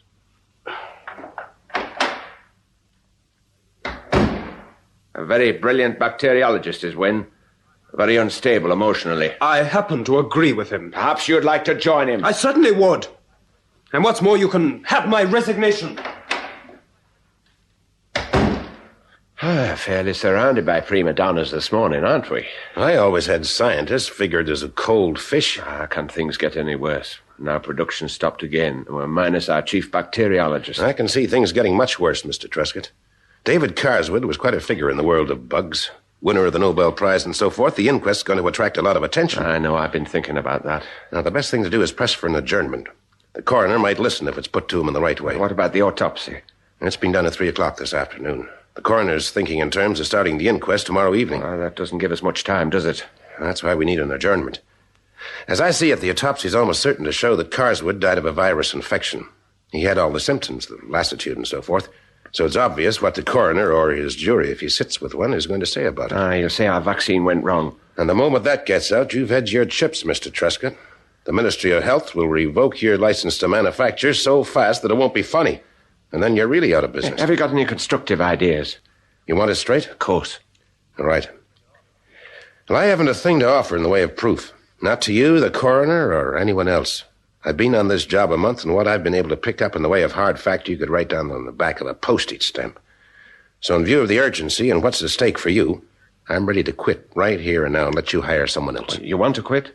No, but if I were you, I wouldn't stake £750,000 on me. I'll do it just the same. Thanks. All right, the first thing to be done is to get Ken Armstrong to open his mouth. What does he know? Well, something happened in the void last night, around 2 o'clock, the time Carswood collapsed. And Armstrong knows about it, but he refused to tell until you arrived. Hugh Chalk stopped him. That's Hugh Chalk. Okay, I'll tell Armstrong. Where is he? I think he's over at the house. Anything else you want? Yes, I'd like to search Carswood's room. The door is locked. Chalk again? I imagine so. All right. I'll see you get a set of master keys.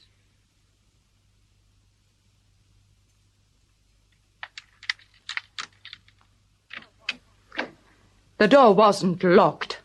So I noticed. What are you doing in here, Miss Ulrich? Going through David's papers? Why? Because Dr. Chalk told me to. Huh? Why did he do that? I haven't the faintest idea. Miss Ulrich, you're an intelligent woman, a statistician and so forth. You're not trying to tell me, are you, that you'd go through someone's private papers without knowing why? Cigarette? Thanks. I was talking to Heather McMurray about you at breakfast this morning, as no doubt she told you. Thank you. Is she your girlfriend? Isn't girlfriend a rather juvenile term for someone like you to you? I could put it a more adult way if you like. Never mind. Why are you so interested? Statistics aren't the only things I'm interested in. I'd like to know why David Carswood was killed and who killed him. How do you know he was killed? Wasn't he? Nobody knows, not until after the autopsy. Phooey. Miss Ulrich, you get to be less like a lady scientist with each passing minute. Good. Are you going to make a pass at me? Well, I hadn't thought of it, but I could, given a little encouragement. You don't look the sort of man who needs encouragement. Do you think I'm attractive? I do. More attractive than Heather? Shall we sit down? If you like. I find it easier to concentrate if you don't have the light behind you. Looking the way you do, Miss Ulrich. Couldn't you try calling me Barbara? Okay. Well, as I was saying, for a beautiful woman like you, it must be very easy to decide that most men are weak, mindless fools. All you have to do is give them one of those slow up-from-under smiles, and they roll over with all 4 paws in the air. Something tells me you're not going to do that. Oh, I'm as susceptible to the treatment as the next man, maybe more so. But, Barbara, you're pitching it too strong. Much, much, much too strong. What does that mean? It means it's phony, bogus, corny, and overdone.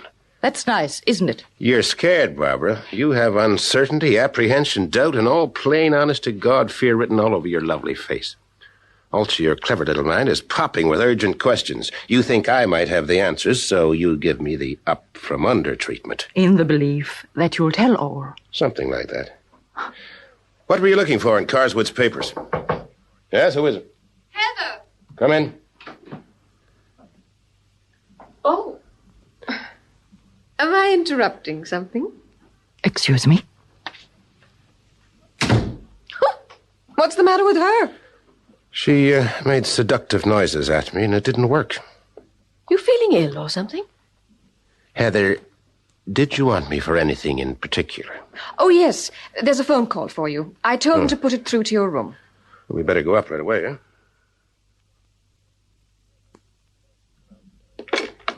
Hello. Odell speaking. Mr. Odell, this is Colonel Guestling. You remember me, don't you? Ah, indeed I do, Colonel. What can I do for you? Could you come over and see me? Sure. When do you want me to come? As soon as possible. I'll leave right away. I live just outside Barton Midworth, village called Drayton Green. I know it. My house is opposite the church. Okay, I'll find it. It's very important, Mr. Odell. I'll expect you in half an hour. I'll be there. Now, I wonder what he wants. Why don't we go and see? We? You're not leaving me behind this time. There may be other beautiful women with seductive ideas. Colonel Gessling's house was small, old, and what the estate agents call with their cavalier disregard for the true meaning of words, a bijou residence. Well, there was nothing jewel-like about it. It looked like something General Gordon might have lived in during one of his more uncomfortable campaigns. A burly woman in a flowered apron opened the door to us. She seemed to know all about us and showed us into a room off the hall which contained a quite appalling amount of chinoiserie. Black lacquered cabinets, tables, and chairs crawling with lurid dragons and weird winged beasts. Thick curtains draped the windows, and we sat there in the half-light, feeling that we had wandered into a Fu Manchu story. Well, 30 minutes later, the door opened, and a youngish woman came in. Her thin face was very pale, and the way she dressed her hair scraped straight back. It didn't help any. She looked us over very carefully with a pair of dark eyes, and then said, "I'm sorry you've been kept waiting so long. But my uncle isn't very well this morning. I'm Jill Gessling, by the way." On the phone, he said it was very urgent, Miss Gessling. I know. But he isn't at all well. He suffers from a heart condition, you know, and he must avoid excitement. Please be very careful not to upset him. Of course. If you'll come this way. Thank you. She led us to the back of the house and into a book-lined room which had no more light in it than the Chinese bazaar we'd just left. It took me several seconds to make out the tall figure of Colonel Gessling sitting in a wing-backed armchair in front of the empty fireplace. He was sitting straight up, very stiff and controlled. And it wasn't until later, after we'd left him, that I realized what was wrong with him. His niece hovered over him for a moment and then went out, saying as she passed me, "You'll remember what I said?" "Of course." Colonel Gessling, I knew this was going to happen. I knew that Herbert Truscott would bring nothing but evil to Barton Medworth if he persisted with this venture. I did everything I could to stop him building the plant here. Yes, I know that, but... It could only result in evil. I tried to tell him that, but he wouldn't listen. He called me a crank. He has only one idea: to make money. Now a man is dead, and Herbert Truscott is responsible. Why do you say that? You need look no further, Mr. Odell. You're a private detective. You're investigating a mystery, but there is no mystery. Herbert Truscott is guilty, as much as if he had strangled Dr. Coswood with his own 2 hands. It's your duty to bring that to the attention of the authorities. The authorities would need proof, Colonel Gessling. Herbert Truscott is a very wicked man. He lives an evil life. Ask him about his wife, Mr. Odell. Ask him about the evil in his private life. All lies and deceit. Nothing he says has the clean breath of truth in it. Herbert Truscott is a very wicked man. You ought to talk to Ken Armstrong, too. Well, what does he know? He is not a wicked man, simple but not wicked. Ask him what he saw in the void last night. Ask him that. Do you know what happened? Ask Ken Armstrong. The truth is in him. It isn't in Herbert Truscott. Herbert Truscott is a very wicked man. He lives in an evil way. He rambled on in this strain for another 10 minutes, until finally Jill Gessling came back into the room and signed us to leave. We followed her out.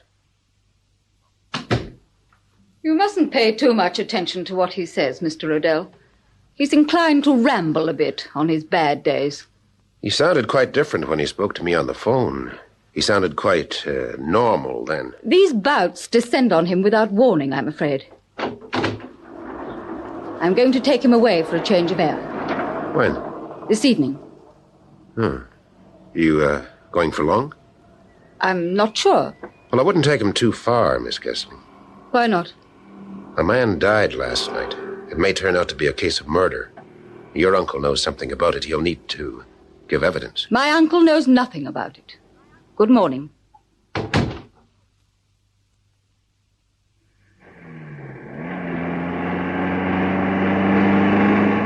Well, what did you think of all that? The old boy was drugged. Drugged? Yeah, it only just hit me. It accounts for everything. Somebody found out that he'd sent for me and got to work on him with the old hypodermic needle before he could spill what it was he was going to spill. Well, he was well and truly doped, Heather. Some kind of hypnotic. Didn't you notice that he never gave a direct answer to any question I asked? Just went on saying things as though he had learnt them off by heart. So what he was going to tell you would point to the person who killed Carswood? You'd think so. At least we've got a lead to that person. Do you remember the old boy said, "You're a private detective"? Now, how did he know that? Only Truscott and Hugh Chalk know. Oh, and Wynne Craxton. Well, that establishes a contact between the Colonel and one of those three. Or all three of them. Well, we may not be making much progress. Not in a straight line, that is, but we're learning something. The next thing is to find out from Ken Armstrong what happened in the void during last night. Oh, what's all that? What's all what? Down there. All those people. Look, there's been an accident. Somebody's been run over. He's still lying in the road. The policeman is signing you to stop. I'm sorry, sir. I'm sorry, sir. This street's closed for the time being. There's been an accident. Oh? Somebody killed? I'm afraid so. We're just waiting for the ambulance. What happened? Well, as far as I can make out, he came out of that tobacconist on the corner there, went across the street. The car came round there, travelling very fast, and hit him full on. Ran right over him. Did the car stop? No, sir. But we have a description of the driver. Do you mind if I take a look? Not at all. You, think you might know the man, sir? I might. Stand aside down. Gangway, if you please. Do you know him, sir? Yes. I know him. You're sure he's dead? Quite sure. Death was practically instantaneous, I'd say. Would you mind giving me his name, sir? His name was Kenneth Armstrong.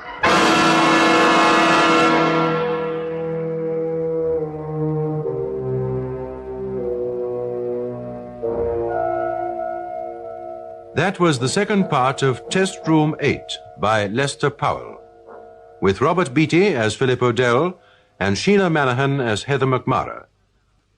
Other parts were played by David Spencer, Geoffrey Siegel, Hamilton Dice, Stella Textor, and members of the BBC Drama Repertory Company, with production by David H. Godfrey.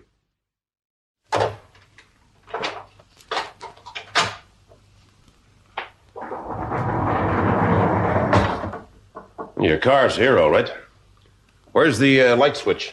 All right. I'll get it. Well, have you found anything?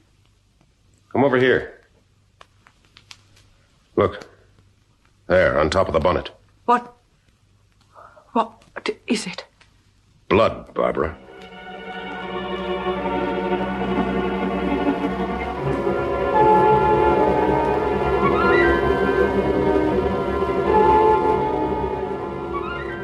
We present Robert Beatty as Philip Odell in Test Room 8, a BBC serial in 6 episodes by Lester Powell. Part 3, The Man in the Grey Hat. The time had now come when we had to go to the law, or so I saw it. Herbert Truscott saw it somewhat differently. I don't want the police, Odell. I don't want them at any price. I'm a law-abiding man, but I'm not prepared to overdo it. Can you imagine what the police are like in a one-horse place like Barton Medworth? No, Odell. If we call the police in now, we might as well give up the ghost. This revived briefly the tiny twinge of suspicion I'd felt when Herbert Truscott had first hired me to work for him, the feeling that he was holding something back. But I stored that away for future reference and addressed myself to the task of getting him to see some sense. Outwardly, of course, there was no connection between the deaths of David Carswood and Ken Armstrong. Neither was overtly a case of murder. Carswood had died of infection by paralyzing virus. Armstrong from the attentions of a hit-and-run motorist. That's how it looked. But I didn't share Truscott's oversimplified and outmoded opinion of the police in rural areas. I wasn't prepared to bet much on their not being able to connect the two cases and get them both to add up to murder. And then they had hurled the book at us for not having taken them into our confidence. especially at me. However, Truscott resisted like a kicking steer. He didn't want the police at any price. Well, finally, we beat out a compromise. We would take it to the coroner for Barton Medworth and act on his advice. The Queen's coroner for Barton Medworth turned out to be a short, bouncy little character who looked more like a comic's feed than a member of a learned profession. He enhanced this impression by a nervous mannerism which caused him to give off with a high-pitched giggle at the most unexpected moments. I fixed up an appointment with him for the same afternoon. When we went into his office, there was a tall, distinguished-looking man in a dark blue uniform with him. The coroner introduced him. Good afternoon, gentlemen. This is Superintendent Manley. He's the senior police officer in this part of the county. His advice is invaluable. Truscott turned a livid glare on me, as though I'd stuck a knife between his shoulder blades, and for a moment there I thought he was going to turn on his heel and stomp out. It hovered in the balance for a few seconds, but the superintendent applied some quiet but very potent charm, and he subsided into a chair. And then we got down to business.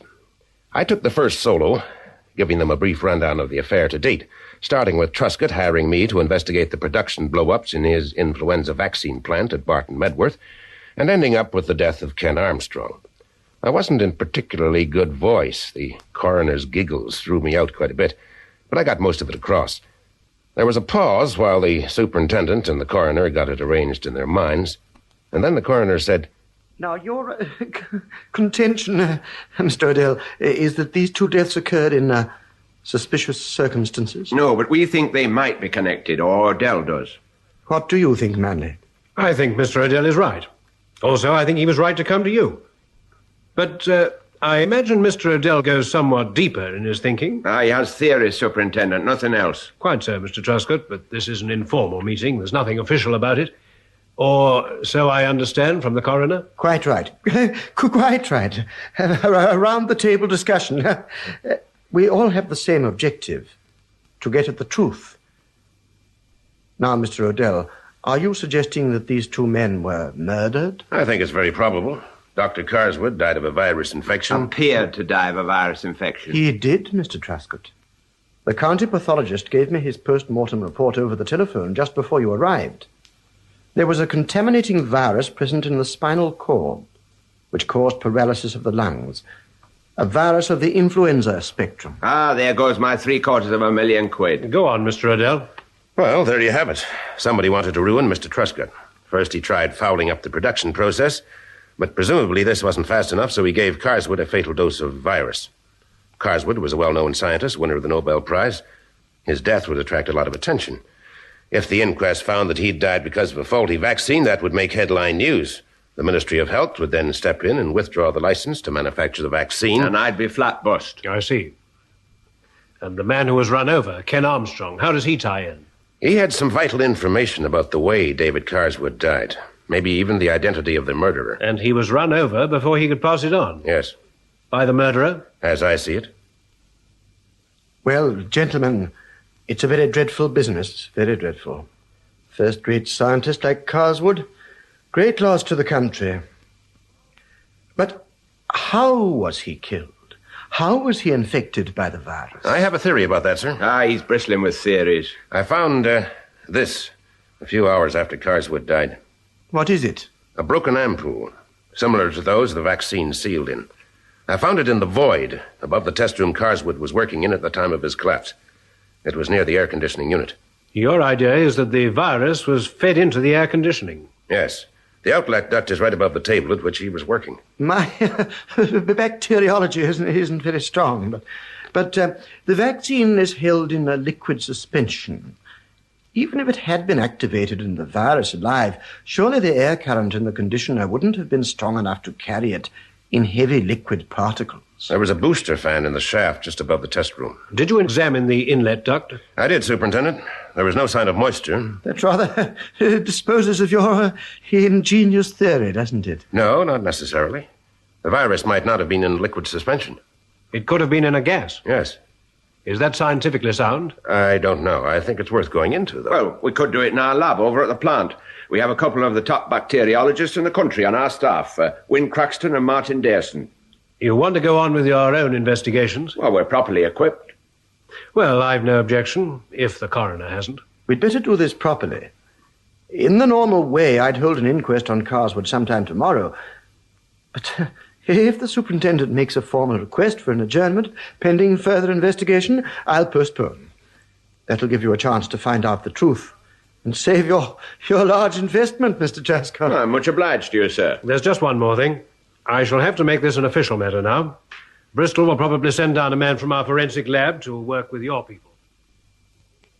I think it's preposterous, a waste of time. However poor David inhaled that virus, it couldn't have been by somebody dropping it into the air conditioning. That's too fantastic. It's like something in a horror comic. Have you an alternative theory, Dr. Craxton? No, I haven't. It isn't certain that David was infected by ingestion. Oh, yes, it is. The post-mortem report is out. Oh, I see. When's the inquest to be held? The coroner has agreed to an adjournment to enable us to investigate further.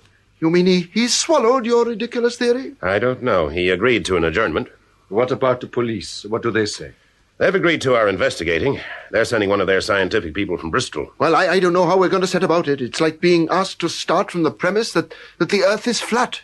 What do you think, Dr. Derson? There might be something in it. Oh, now, Martin. The ampoule you found in the void, have you still got it? Yes, it's here. It hasn't been handled. It's been in this box all the time. Thank you. Well, we'll have a try. You want me to work on it too, Mr. Truscott? Well, David Carswood was your closest friend, Wynne. Don't you want to find his murderer? Well, of course I do. But I must tell you that in my professional opinion, there is nothing in Odell's theory, nothing at all. I want to make that clear from the start. You've already made it abundantly clear. All right, we'll leave you to it. The sooner we get to the bottom of this, the sooner we can get back into production with the vaccine. By the way, Mr. Truscott, there are certain matters of administration that need attending to. The staff are beginning to ask questions. Oh. They want to know when we're going to start up again. If we're going to start up again. And there's a rumor going around that Hugh Chalk is no longer director of the operation. He isn't. He resigned. I see. Then who's in charge when you're not here? Will you take it on? If you want me to. I'd appreciate it. We can adjust the matter of salary later on. Are we just driving around Barton Medworth, or are we going somewhere in particular? If you must know, Angel, we're going to a tobacconist called Twists at the end of Monk's Way. Oh, I get it. The tobacconist Ken Armstrong came out of when he was knocked down and killed. The very same. Do you happen to have looked in the rear-view mirror recently? Now, look, Heather, if you're going to give me one of these safer driving lectures... There's a grey car behind you. Yes, I see that. There's a man in a grey hat driving it. I see that, too. Do you suppose he bought the car to match his hat, or the hat to match the car? He's been behind us ever since we left Truscott House. Has he? And he stayed there during the 2 shambling circuits of the town you've just made. The idea you're trying to get across is that he's following us. Either that, or he's got hooked onto our rear bumper. Well, here's Twists. Look, make a couple more shambling circuits while I'm inside and see if Grey Hat stays with you. Right.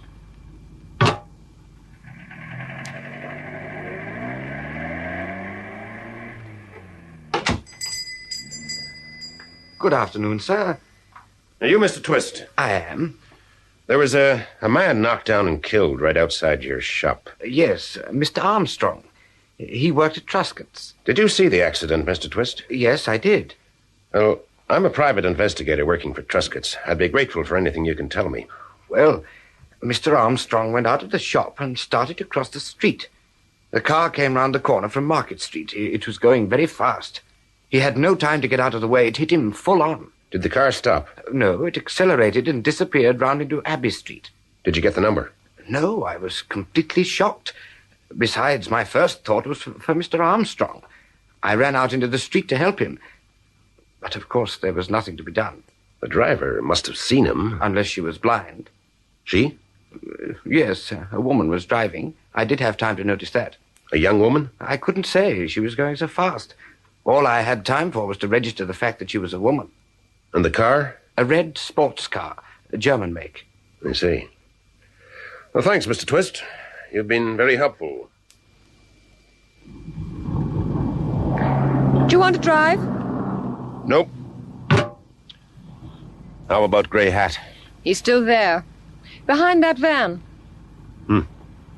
He isn't what you'd call unobtrusive about it, is he? Want to go and take it up with him? No, it might turn out that he's fascinated by you. Odell, what a nice thing to say. Well, you're not exactly unobtrusive yourself, you know. Not in that green dress. Come on, let's get going. Where to now? Back to Truscott House. It's nearly 7 o'clock, and I could use some dinner. Okay.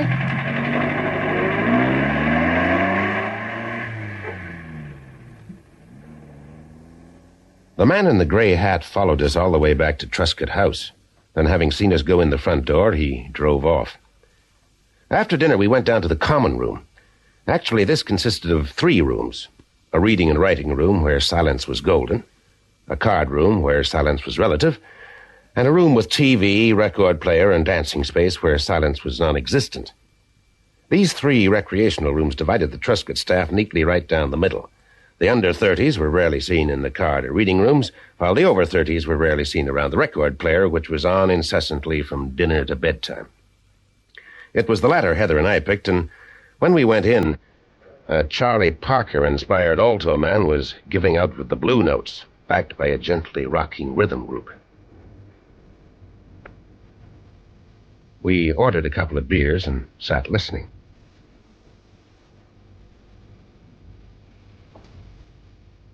Do you like this music, Odell? Yep, I do. Why? It talks to me. What about? Oh, I don't know. About trains rushing through the night, dark rivers flowing through lighted cities. Being alone and sad, but with a beautiful, exciting kind of sadness. Lonely hotel rooms, neon signs flashing across the street. People that go by you wrapped in the mystery of their own lives. That kind of stuff. City stuff. But this music doesn't belong here in Barton Medworth, with bugs and glass tubes and men struck down by some ice-cold maniac. Come on, let's go out in the garden. All right, there's no need to get so violent. Let me finish my drink. Oh, it's too late. Here comes Dr. Chalk. What's he doing in here? This music isn't his cup of tea, surely. I wouldn't have thought so. A square? For sure. Evening, Odell. Good evening. Mara, mind if I join you? No, not at all. Can I get you something? No, thanks. Ah, jump number. Miss McMara, would you care to dance? You don't mind, Odell. No, not at all. This is something I'd pay to see. Keep an eye on my bag. He led her onto the floor and then went into the most proficient engine-turn jive you ever saw. No rock and roller in jeans and white buckskins could have given it more or done better. He writhed through it as though his joints were all floating in lubricating oil. Hugh Chalk, the severe, tight-lipped intellectual, a dedicated man of science with a monastic air, driving. An announcement that Elvis was to sing the lead in Madame Butterfly couldn't have been a greater surprise. Well, I was still in the process of getting my wind back when a voice sounded behind me. Lost your girl? Huh? Oh, hello, Miss Ulrich. Won't you join us? Didn't we agree on Barbara? Okay. He was a surprising man, don't you think? He doesn't do sword swallowing as well, does he? Perhaps. Can you desert your post for a few moments? She's quite safe. Apart from the risk of a broken leg or two, of course. What had you in mind? A walk in the garden. It's quite a warm evening. Fine. Yeah, I'd like to. I'd better take Heather's handbag.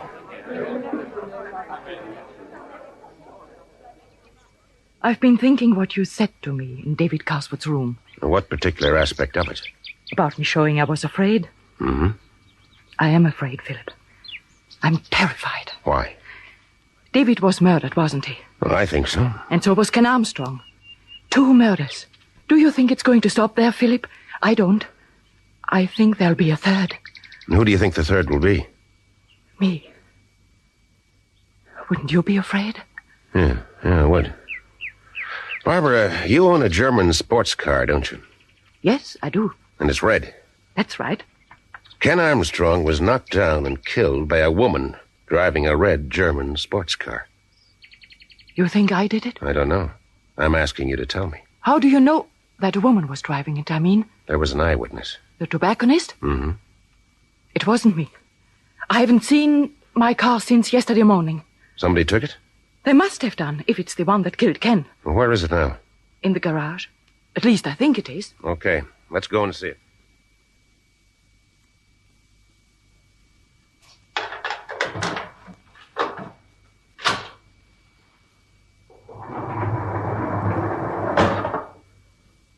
Your car's here, all right.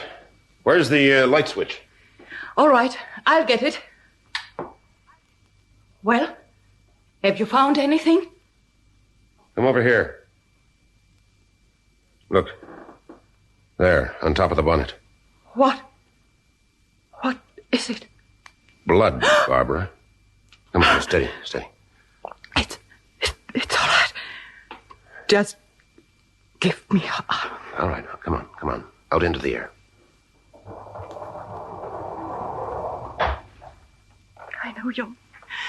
I knew it. I dreaded it, but I knew it. You're trying to tell me that you knocked him down. No. What I told you is the truth. I haven't seen that car since yesterday morning. Can you prove that? I don't know. Maybe if I think hard, I can account for all my movements. What about the mileage? Do you keep a record of it? No. So the car could have been taken out of there and driven around. You'd be none the wiser. That's right. Philip, I'm not the only person who uses that garage. 3 other cars are kept in there. 3 other people have keys. Who are they? Hugh Chalk, Win Crexton, Martin Derson. One of them could have taken it. Of course. I always leave the ignition key in her when she's in the garage. Feel better now? Yes. Thank you. The ground has stopped rocking. Okay. Let's walk back to the house. Take my arm and we'll walk slowly. What are you going to do? I don't know. Technically, I should report this immediately to the cops. They're in on it since this afternoon, you know. They'll arrest me? Well, work it out for yourself. Your car, the blood, the tobacconist evidence that a woman was driving. But I wasn't, Philip. I swear I wasn't. Okay. Take it easy. You don't believe me, do you? Well, I'm trying hard. It isn't easy. It hasn't been easy to believe you, Barbara, ever since I found you going through David Carswood's papers. I suppose not. I told you told me to do it. I imagine you checked with him. I did. I'm not the greatest investigator in the world, but I'm not a complete nincompoop. I usually check people's statements. Philip, please believe me. I know I've behaved foolishly. I know I tried to fool you. I wanted to find out what you knew about David's death, and You're beginning to believe me, aren't you? You want to believe me, don't you? Look, Barbara, I think you're a very lovely woman. I have a number of crazy impulses bursting through my head at this very moment, brought on by listening to jazz, the fine weather, the garden, and most of all by your hand on my arm. I could very easily make a prize ass out of myself. But I want to play this with my head, Barbara. It'll be much more useful for you in the end if I do. All right. I'll take my hand away. Thanks. I don't believe you killed Ken Armstrong. Thank you. Maybe it's your pretty face getting in the way, but I'm going to take a chance on it that it's not being that. Had you killed Armstrong, I doubt very much if you'd gone straight back and left your car sitting in the garage. I doubt very much if you'd have used your own car, even. Even so, with Twist's evidence plus that blood on the bonnet, the cops would be bound to put you in the cooler if they knew. I see that. And here's another thing, Barbara. Twist will have told his story to the police. They'll be working through the list, checking on all the people in the country who own red German sports cars. Sooner or later, they're going to wind up knocking on your door. So whatever we do, we have to do it fast. Whatever you say, Philip. I'll do whatever you want me to do. Okay. You can start off by telling me what you were really doing going through David Carswood's papers. Must I tell you that? Look, you want me to take a chance on you, Barbara. If it comes out that I didn't go at once to the police, I can have my license taken away. All right. I'm sorry, I'll tell you. I was looking for a letter. Several letters. What kind of letters? Ah, there you are. Odell, I brought Heather back to you, slightly out of breath, but otherwise unscathed. You got my bag, Odell? Yes, Thanks. Oh, yeah. Barbara, we have an appointment to play bridge. We're already 10 minutes late. But I was talking to... I'm sure Odell will excuse you. No, please, cancel the bridge. Oh, that's all right, Barbara. You go along. When will you be finished? About 11. We usually pack up then. Well, I'll see you at 11 then, Barbara. Where'll you be? In my room. Okay, I'll give you a knock at 11. I'll be there. You can rely on that. Thanks. Oh. Assignations now, huh? Nothing like that, Heather. No? You're going to her room to discuss Far Eastern crisis? No, I am not. While you've been jiving in there with that rock and roll bacteriologist, I've been putting in some solid work. I could see that. From the tender glances she gave you. Oh, for heaven's sakes, Heather, what do you think I am? A guy who can't resist a beautiful woman. That's exactly the kind of guy I think you are. Exactly. Now listen, Heather, Barbara Oyrich is save your breath. Here comes the great white chief. Oh, Odell, I've been looking all over the place for you. He's been taking a little relaxation, Mr. Truscott. Oh. Even Odell is human. All too pathetically human. Oh, excuse me. I have to go make some repairs to my face. Very attractive girl. Yeah. Wish I could say the same for her mind.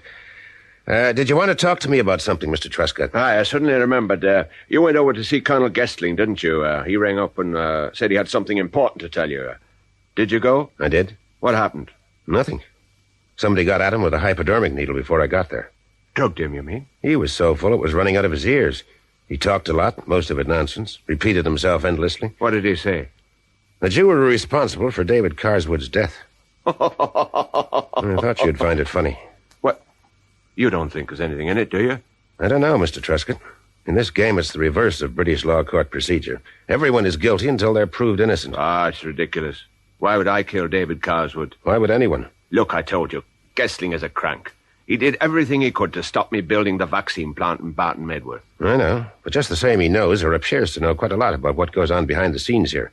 For instance, he knew I was working in the plant a couple of days after I arrived. Knew my name, too. How did he know that? I don't know.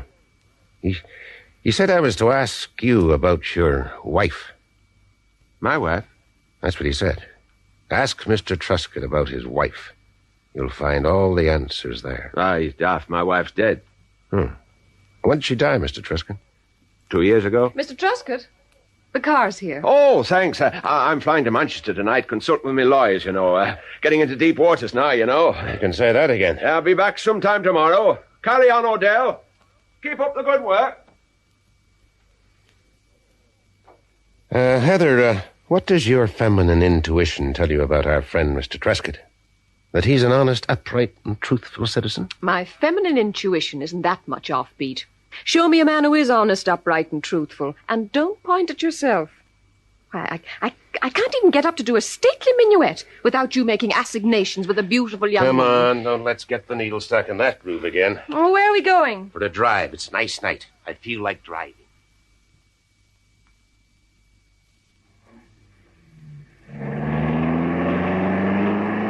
You're very quiet. I'm thinking. About 11 o'clock? No. What do you think I am, an erotic he-goat? Now, don't answer that. I was thinking. Now, the person who murdered Carswood must have considerable scientific knowledge, since he did it in such a way as to baffle a couple of the country's top bacteriologists. Buy that? I do. Okay. Now, we can draw up a list from that. Craxton and Derson, Hugh Chalk, Colonel Gessling. Colonel Gessling? Well, he's a retired doctor. He could have specialized in bugs, for all we know.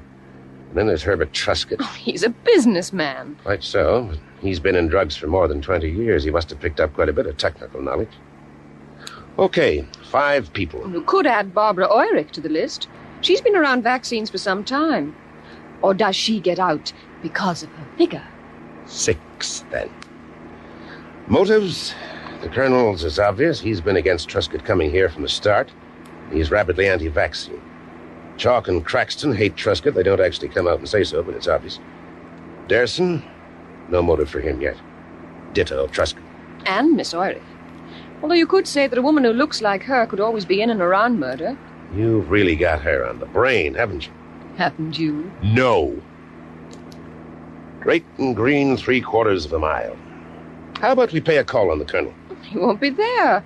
His niece said she was taking him away. Well, maybe we could get into the house. By the way, we haven't seen the man in the grey hat again, have we? No. Unless his shadowing technique's improving. It has a long way to go.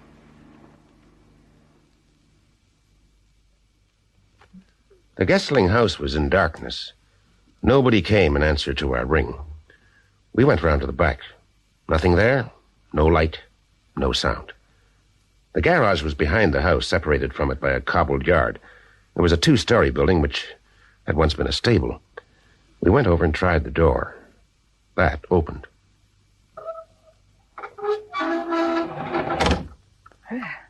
Nice ghostly sound. Anything so modern as electric light around here, I wonder? Just a minute. I think it's... Ah, yes. Well, the car's gone. She did take him away then. Seems like it. I wonder what's up here. Why don't we go and look? We went up the flight of rickety wooden stairs which led to the upper floor. A little more fumbling around, and then we had light. The upper floor was fitted out as a small lab, with a bench, retorts, burners, microscope, and so on.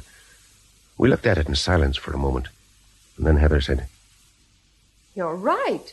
The Colonel does specialize in bugs. Come and have a look at this. An ampoule of vaccine. The Truscott influenza vaccine, too. It's stamped with a serial number. Listen. Somebody downstairs. Turn the light off, quick.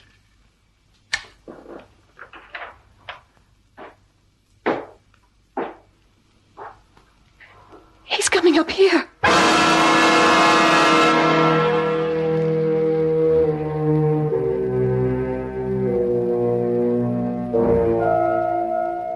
That was The Man in the Grey Hat, the third episode of Test Room 8, a serial in 6 parts by Lester Powell, with Robert Beatty as Philip Odell. Heather McMara is played by Sheila Manahan, Barbara Eurich by Stella Textor, and Hugh Chalk by David Spencer, with members of the BBC Drama Repertory Company. Produced by David H. Godfrey.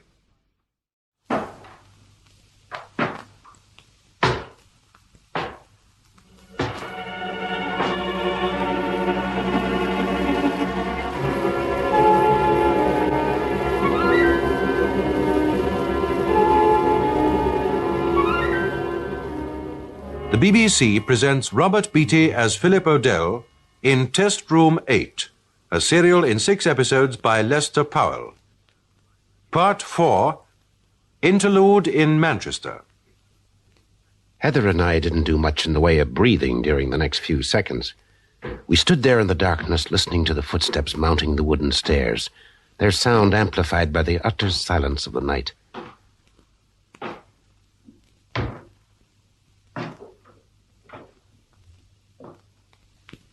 Finally, they reached the top, and then the door opened. The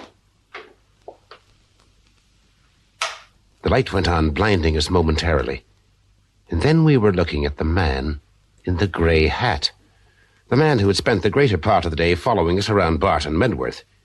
He was about medium height, built like a box, with a completely round head and a pair of pale eyes that were like 2 pieces of smoked glass. He let the eyes rest on us stolidly for some moments, and then he spoke.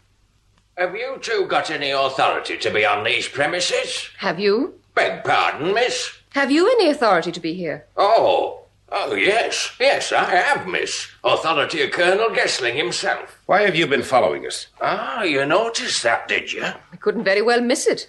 You couldn't have been more obtrusive if you'd been in a Churchill tank. Worst bit of following I've ever seen. I'm surprised to hear you say that. I really am. Shadowing people's part of my professional activity, as you might say. Maybe you had an off day. Ah, might well be. The name's Fazakerly, by the way.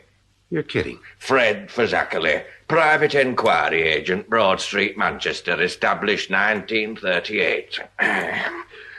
Why don't we all relax? Yes, why don't we do that? Anybody got a cigarette? I've run out. Here you are. Ah, thanks. Is something likely to blow up if I sit on this bench? Well, you're closer to Colonel Gessling than we are, Mr. Fazakerly. Fred. Fazakerly's too much of a blooming mouthful for a busy man. You're so right. And we're both busy men, Mr. Odell, aren't we? Especially you, Mr. Odell. Oh, well, I'll chance it. Chance what? Sitting on the bench. Well, nothing happened. All this scientific equipment scares the wits out of me. Strictly non-scientific, that's me. What exactly does Colonel Gessling do in this lab? I don't know. I was never in here before. I understood you to say you were acting with his authority. I am, miss, but I don't know what he does with his spare time or what he keeps over his garage. Anyhow, we have some talking to do. I know what you're on, Mr. Odell. Do you? Aye, and it's very dangerous ground, let me tell you that. 2 people been murdered, and it won't stop there. Not unless me and you look slippy. Hold it a minute, Fred. Are you proposing some sort of partnership? A pooling of resources, let's put it like that. Okay, let's put it like that. Well, what's your angle? Old Herbert J. Truscott's paying you a nice bit of money, isn't he? Somewhere around 5,000 quid. You're a better detective than your shadowing would suggest, Fred. Good at me job. Lot of folk think that because I've got a face like a cabbage, I've got no brains. I'm smart, let me tell you that. 5,000 quid. If I deliver. If you find who murdered David Carswood, you mean? Right. And why? Right again. Okay, I can give you the answers to both of them. Provided I cut you in on the 5,000. But I won't cut you too hard. How hard? 500. It's reasonable. What are you selling? What's in this notebook? Research into the private life of David Carswood. Is it a deal? It's a deal. Right. Colonel Gestlin come to me 18 months ago when Truscotts announced their plan to build the influenza vaccine plant in Barton Medworth. He wanted to stop 'em building it. I know that. The Colonel hired me to make inquiries into Herbert Truscott's private life. Hoping that you'd come up with something he could use to blackmail Truscott into not building. Oh, nobody said anything about blackmail, Miss McMara. Fred Fazackerly always works on the right side of the law. I'd like you to remember that, please. I'll remember that, forgive me. Well, the first thing I found out about Herbert Truscott was that he was having wife trouble. When was this? 18 months ago, beginning of 57. Truscott told me his wife died 2 years ago. You believe everything he tells you? No. Go ahead. Well, finally, Mrs. Truscott moved out and into a flat by herself. She was visited there by David Carswood. She also visited his rooms. This continued for 7 months. Then what happened? Well, Carswood went to New York to attend a conference. He was away a month. Then he spent 3 weeks in the south of France. Mrs. Truscott spent the same 3 weeks in the south of France. Where they posed as man and wife? Now, Miss McMara, I never said that. I never go beyond the facts. You must have a very dull time. On his return, Carswood left for Barton Medworth to take up his work with the influenza vaccine unit. And Mrs. Truscott? I don't know. At that point, I gave up the case. Why? Colonel Gestlin stopped paying me. The plant was open. I hadn't found anything that could stop it, and there, so far as I was concerned, the matter ended. But the day before yesterday, Colonel Gestlin rang me up on the telephone, told me about Carswood's death, said he wanted me to resume work. He told me to come and see him this morning. When I got here, he was out, and now he's gone away with that niece of his. I see. Who put you on to me? He did, the Colonel. He told me you were working for Truscott. Okay. You started this, Fred, by saying that you could tell me who killed David Carswood and why. Well, isn't it obvious? No, I can't say that it is. Odell never goes beyond the facts, Fred. Here, now, look. I told you all this in good faith. I heard you was a man of your word, and now you're trying to back out. No, Fred, no, I'm not. I'll work on the information you've given me. And if it leads me somewhere, I'll pay 500. Is your idea that Truscott murdered Carswood? Who else? Oldest motive in the world. Jealousy. Truscott was in love with his wife. We'll bear that in mind. Fred, tell me, where's Mrs. Truscott now? I have no idea. But I can give you her address in Manchester. 38 Windermere Towers. It's a block of flats. What does she look like? Mrs. Truscott? Well, now, let's see. She's tall and dark and, well, you know, like this. Shapely? Shapely. Much younger than Truscott. About, 27, 28. Mm-hmm. Are you staying in the district? I have a room at the Royal Oak. I had a mind to stay around till the Colonel comes back. Keeping an eye open, you know. Well, we'll keep in touch. You know where I am if you want to find me, don't you? Truscott House. Come on, Heather. It's nearly 11 o'clock. Right. Oh, do you want me to bring this ampoule? Which ampoule? The influenza vaccine. Oh, sure. Yeah, bring it. In a hurry, isn't he? He has a date with a woman who looks like Sophia Loren. Does that ampoule belong to the Colonel, Miss McMara? No, it belongs to Truscott's. Well, what's he doing here, then? Maybe the Colonel was doing some experiments with it. You see, Fred, David Carswood was killed with an active flu virus. Perhaps the Colonel got tired of waiting for you to come up with something and decided to get Truscott's to close down himself. You mean Colonel Gessling killed Carswood? I've got to fly, Fred. If you could see her, you'd understand why he's in such a hurry.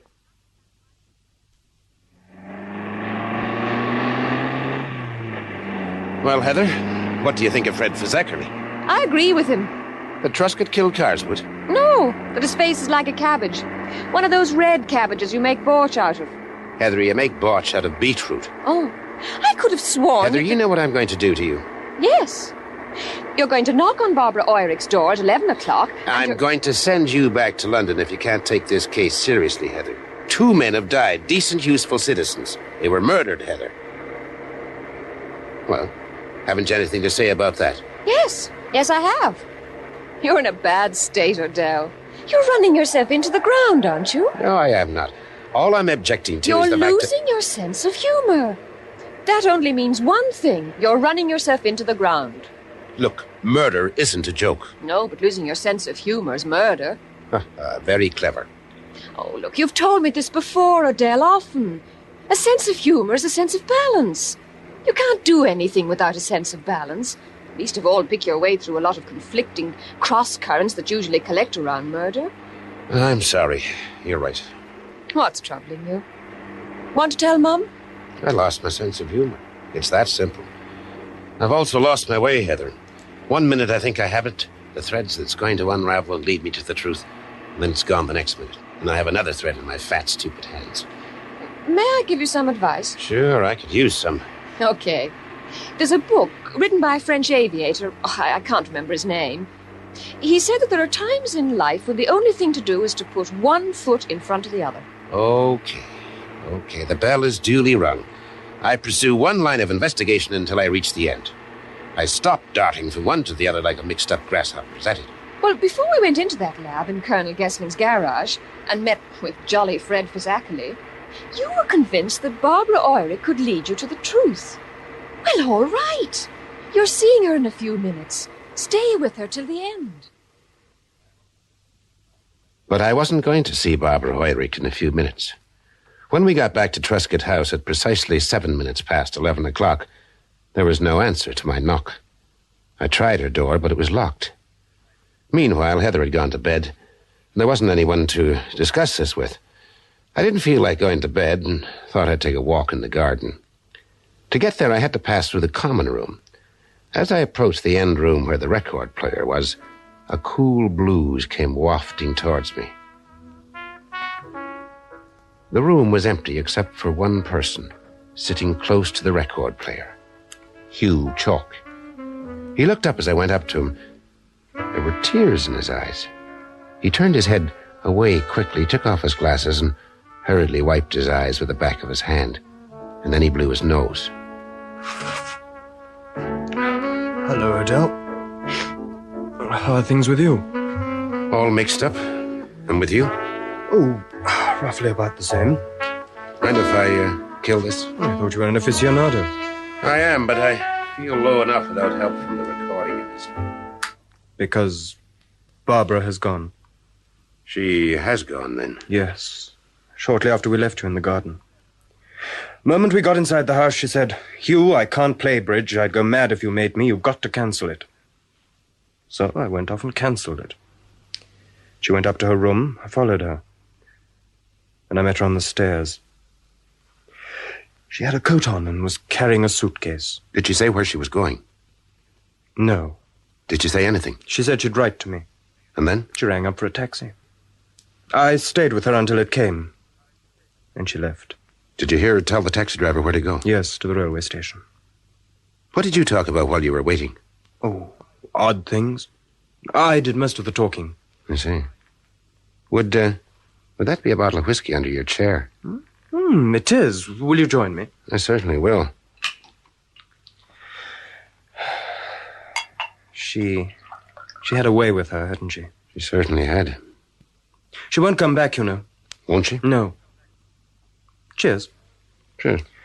No, she'll never come back. There are some women that come back, others that never do. Have you ever noticed that it's always the best ones that never come back? Frequently. What's your opinion of that, Odell, as a man of the world? Oh, will you fill up again? Please. The things you can't have are always the most attractive. It starts like that in the nursery and goes on all through life.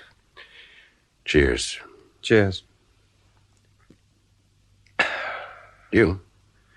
Yes, Philip. How long have you been in love with Barbara? Excuse me. He got up, put his head down, and practically ran out of the room. Well, that was that. I walked around the garden for an hour or more. Nothing happened, either in the garden or inside my head. Then I went to bed. I thought I wasn't going to sleep having so much in my mind, but I went off the moment my head hit the pillow, and I didn't wake up until past 8 the next morning. The moment I woke, I knew what to do. I bathed, shaved, and dressed. Then I threw a few things into a bag and went and got the car out. I left a note for Heather and started away. It was a dull, sour morning with no sign of a break in a leaden, weeping sky. I drove past the Truscott plant, and then I braked, turned round, parked, and went in. Martin Darson and Wynne Craxton were in the lab. I went over to the bench they were working at. I took the ampoule from Colonel Gessling's lab out of my pocket and dropped it on the bench. What's that? It looks like one of our ampoules. It is one of our ampoules, Dr. Craxton. It contains 1 dose of the test vaccine. The vaccine we were using when David Carswood died? Yes. Where did you get it? In a room over Colonel Gessling's garage, which he has fitted out as a lab. How did he get it? If we knew that, we might know who killed David Carswood.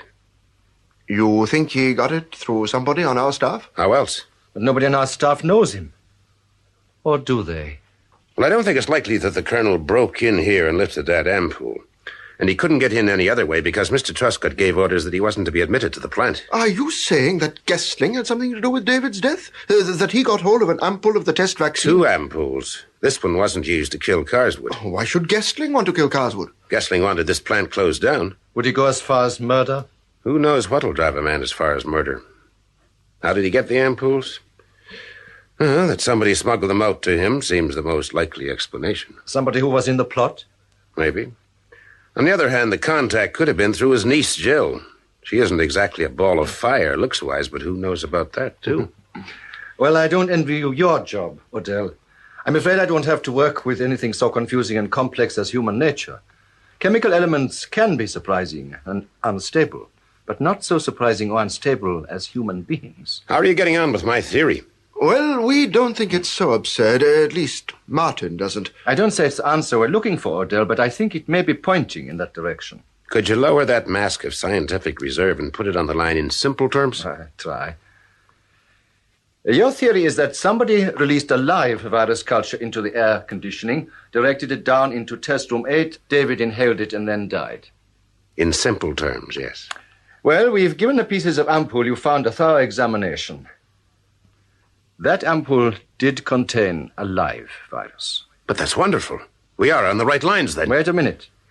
There was no trace of the liquid in which the vaccine is normally suspended, either on the ampoule fragments or on the inlet duct into test room 8. Or in the air conditioning shaft. But it is possible that the virus could have been liberated into a gaseous suspension.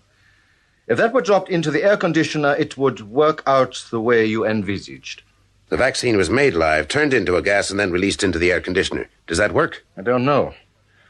No, the line I'm working on, Odell, is that something was applied to the ampoule which translated the contents into a gas. And so far, we've had no luck.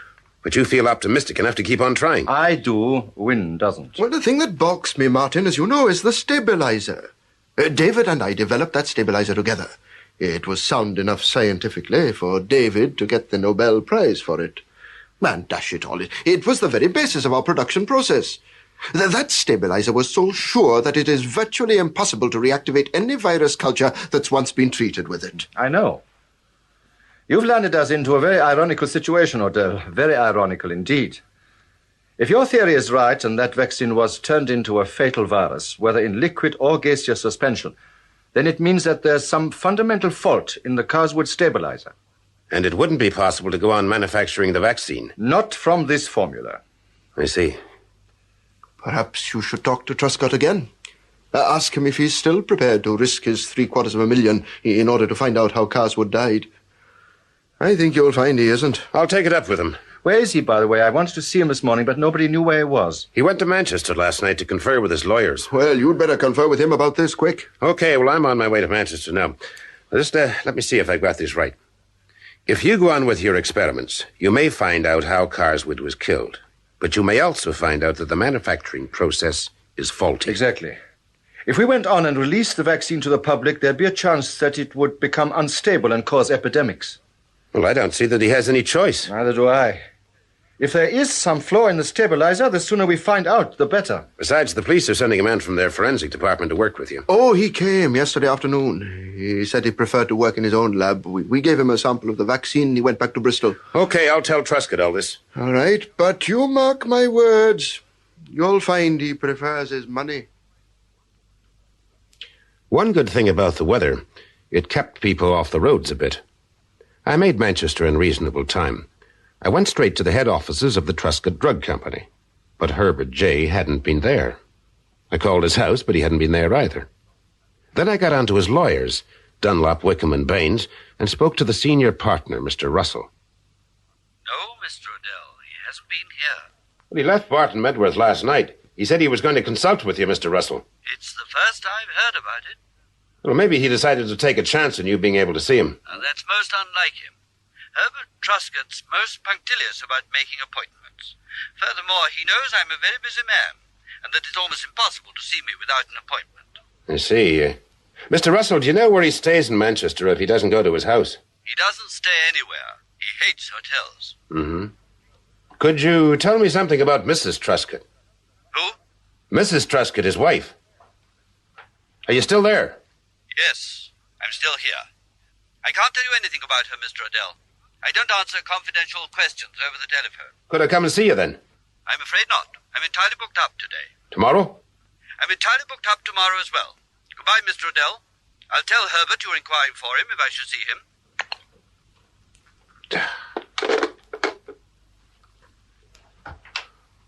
Well, I was putting one foot in front of the other, all right, but I couldn't see where it was leading me. Truscott said his wife was dead. Fred Vizzackley said she was alive. Mr. Russell wouldn't say anything.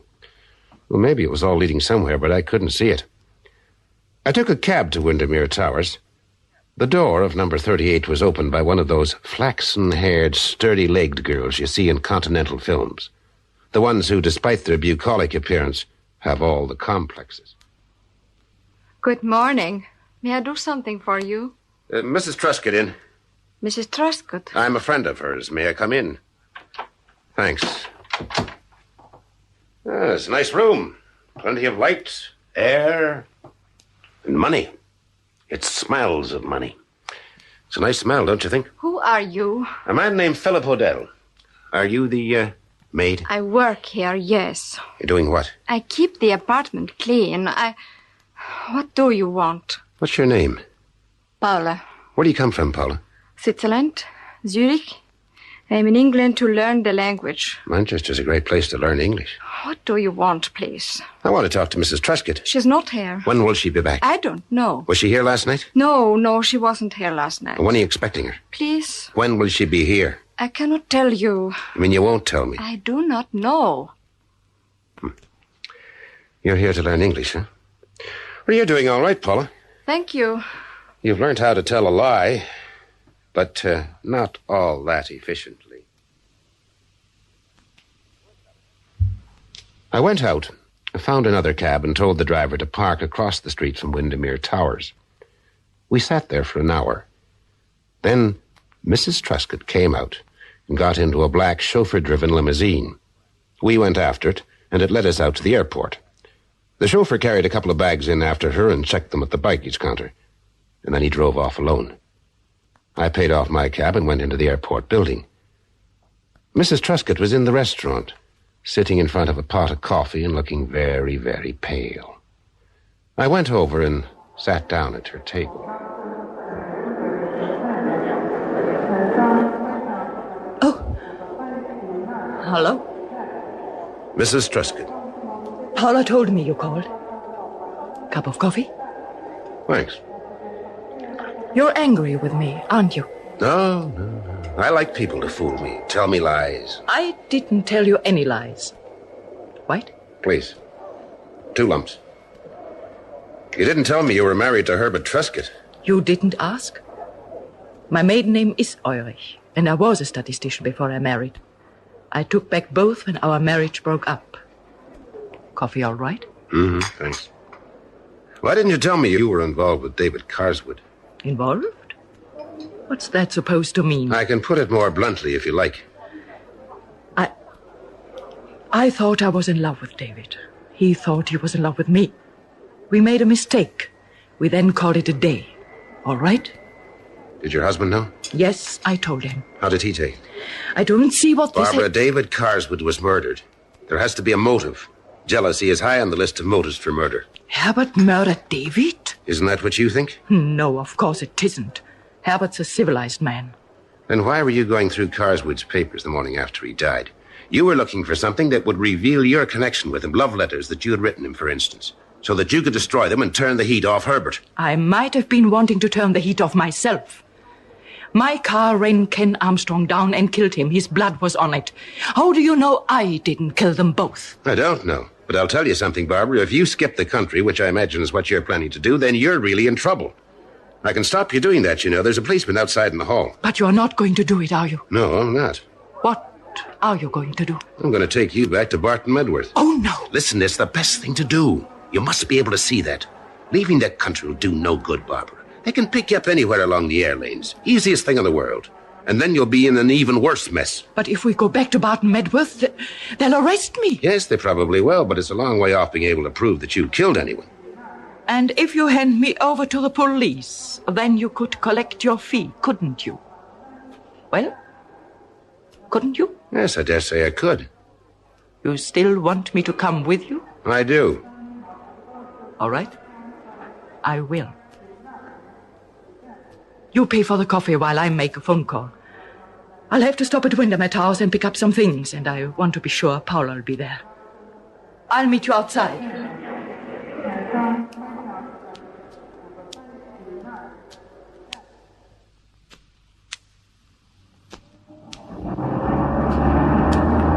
Barbara, what made your marriage break up? I don't know. It's difficult to pinpoint a time, a particular incident, isn't it? It started to break up after the boy died. You think that was the cause? I don't know. Herbert was always jealous. There's 25 years difference in our ages. It didn't bother me, but it did him. He was always setting little traps for me, saying this man or that man was in love with me. Well, I expect he had a point there. Thank you. You've had quite a few men in love with you, haven't you? That's a trap question, too. If I say yes, I sound conceited. If I say no, I sound phony. Did you know Hugh Chalk was in love with you? Hugh Chalk? I found him weeping beside the record player last night after you'd gone. Poor Hugh. You did know then? Yes, I knew. Hugh Chalk's a very surprising man. On the surface, he's cold and methodical, the complete scientist. But he isn't like that at all, really. Underneath, he's passionate and unstable and terribly jealous. Jealous enough to kill a rival? I don't know. I've wondered about that, too. He could have done it, you know. He has enough scientific knowledge. Not only that, he was in the plant at the time Carswood was killed. He said he wasn't able to sleep. Okay, you go on up. I'll wait for you. Aren't you coming up? Oh, come on. We can have a drink together. Okay, I'll join you in a minute. She went quickly into the building. I watched her go. Heather was right. She was a very lovely creature, dark and slender and smoothly graceful. It wasn't the hardest thing in the world to believe that many men would be prepared to murder for her. I paid off the cab and went up to number 38. The door was ajar. Hearing my step in the corridor, Barbara sang out, Come in, Philip. I went in. The door closed quickly behind me. I turned round. I was looking at a gun, a small black automatic. Herbert J. Truscott was holding it.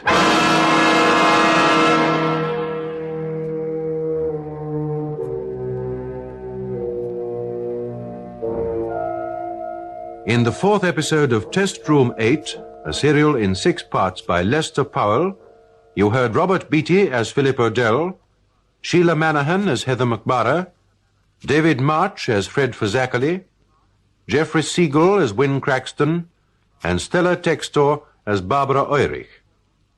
Production for the BBC by David H. Godfrey. Tell me something, Mr. Truscott. What good is it going to do you to kill me? None at all. But I'm not trying to do good to anyone. Not anymore. I tried to do good for a lot of people once. That's over. But why me particularly? Because you interfered once too often.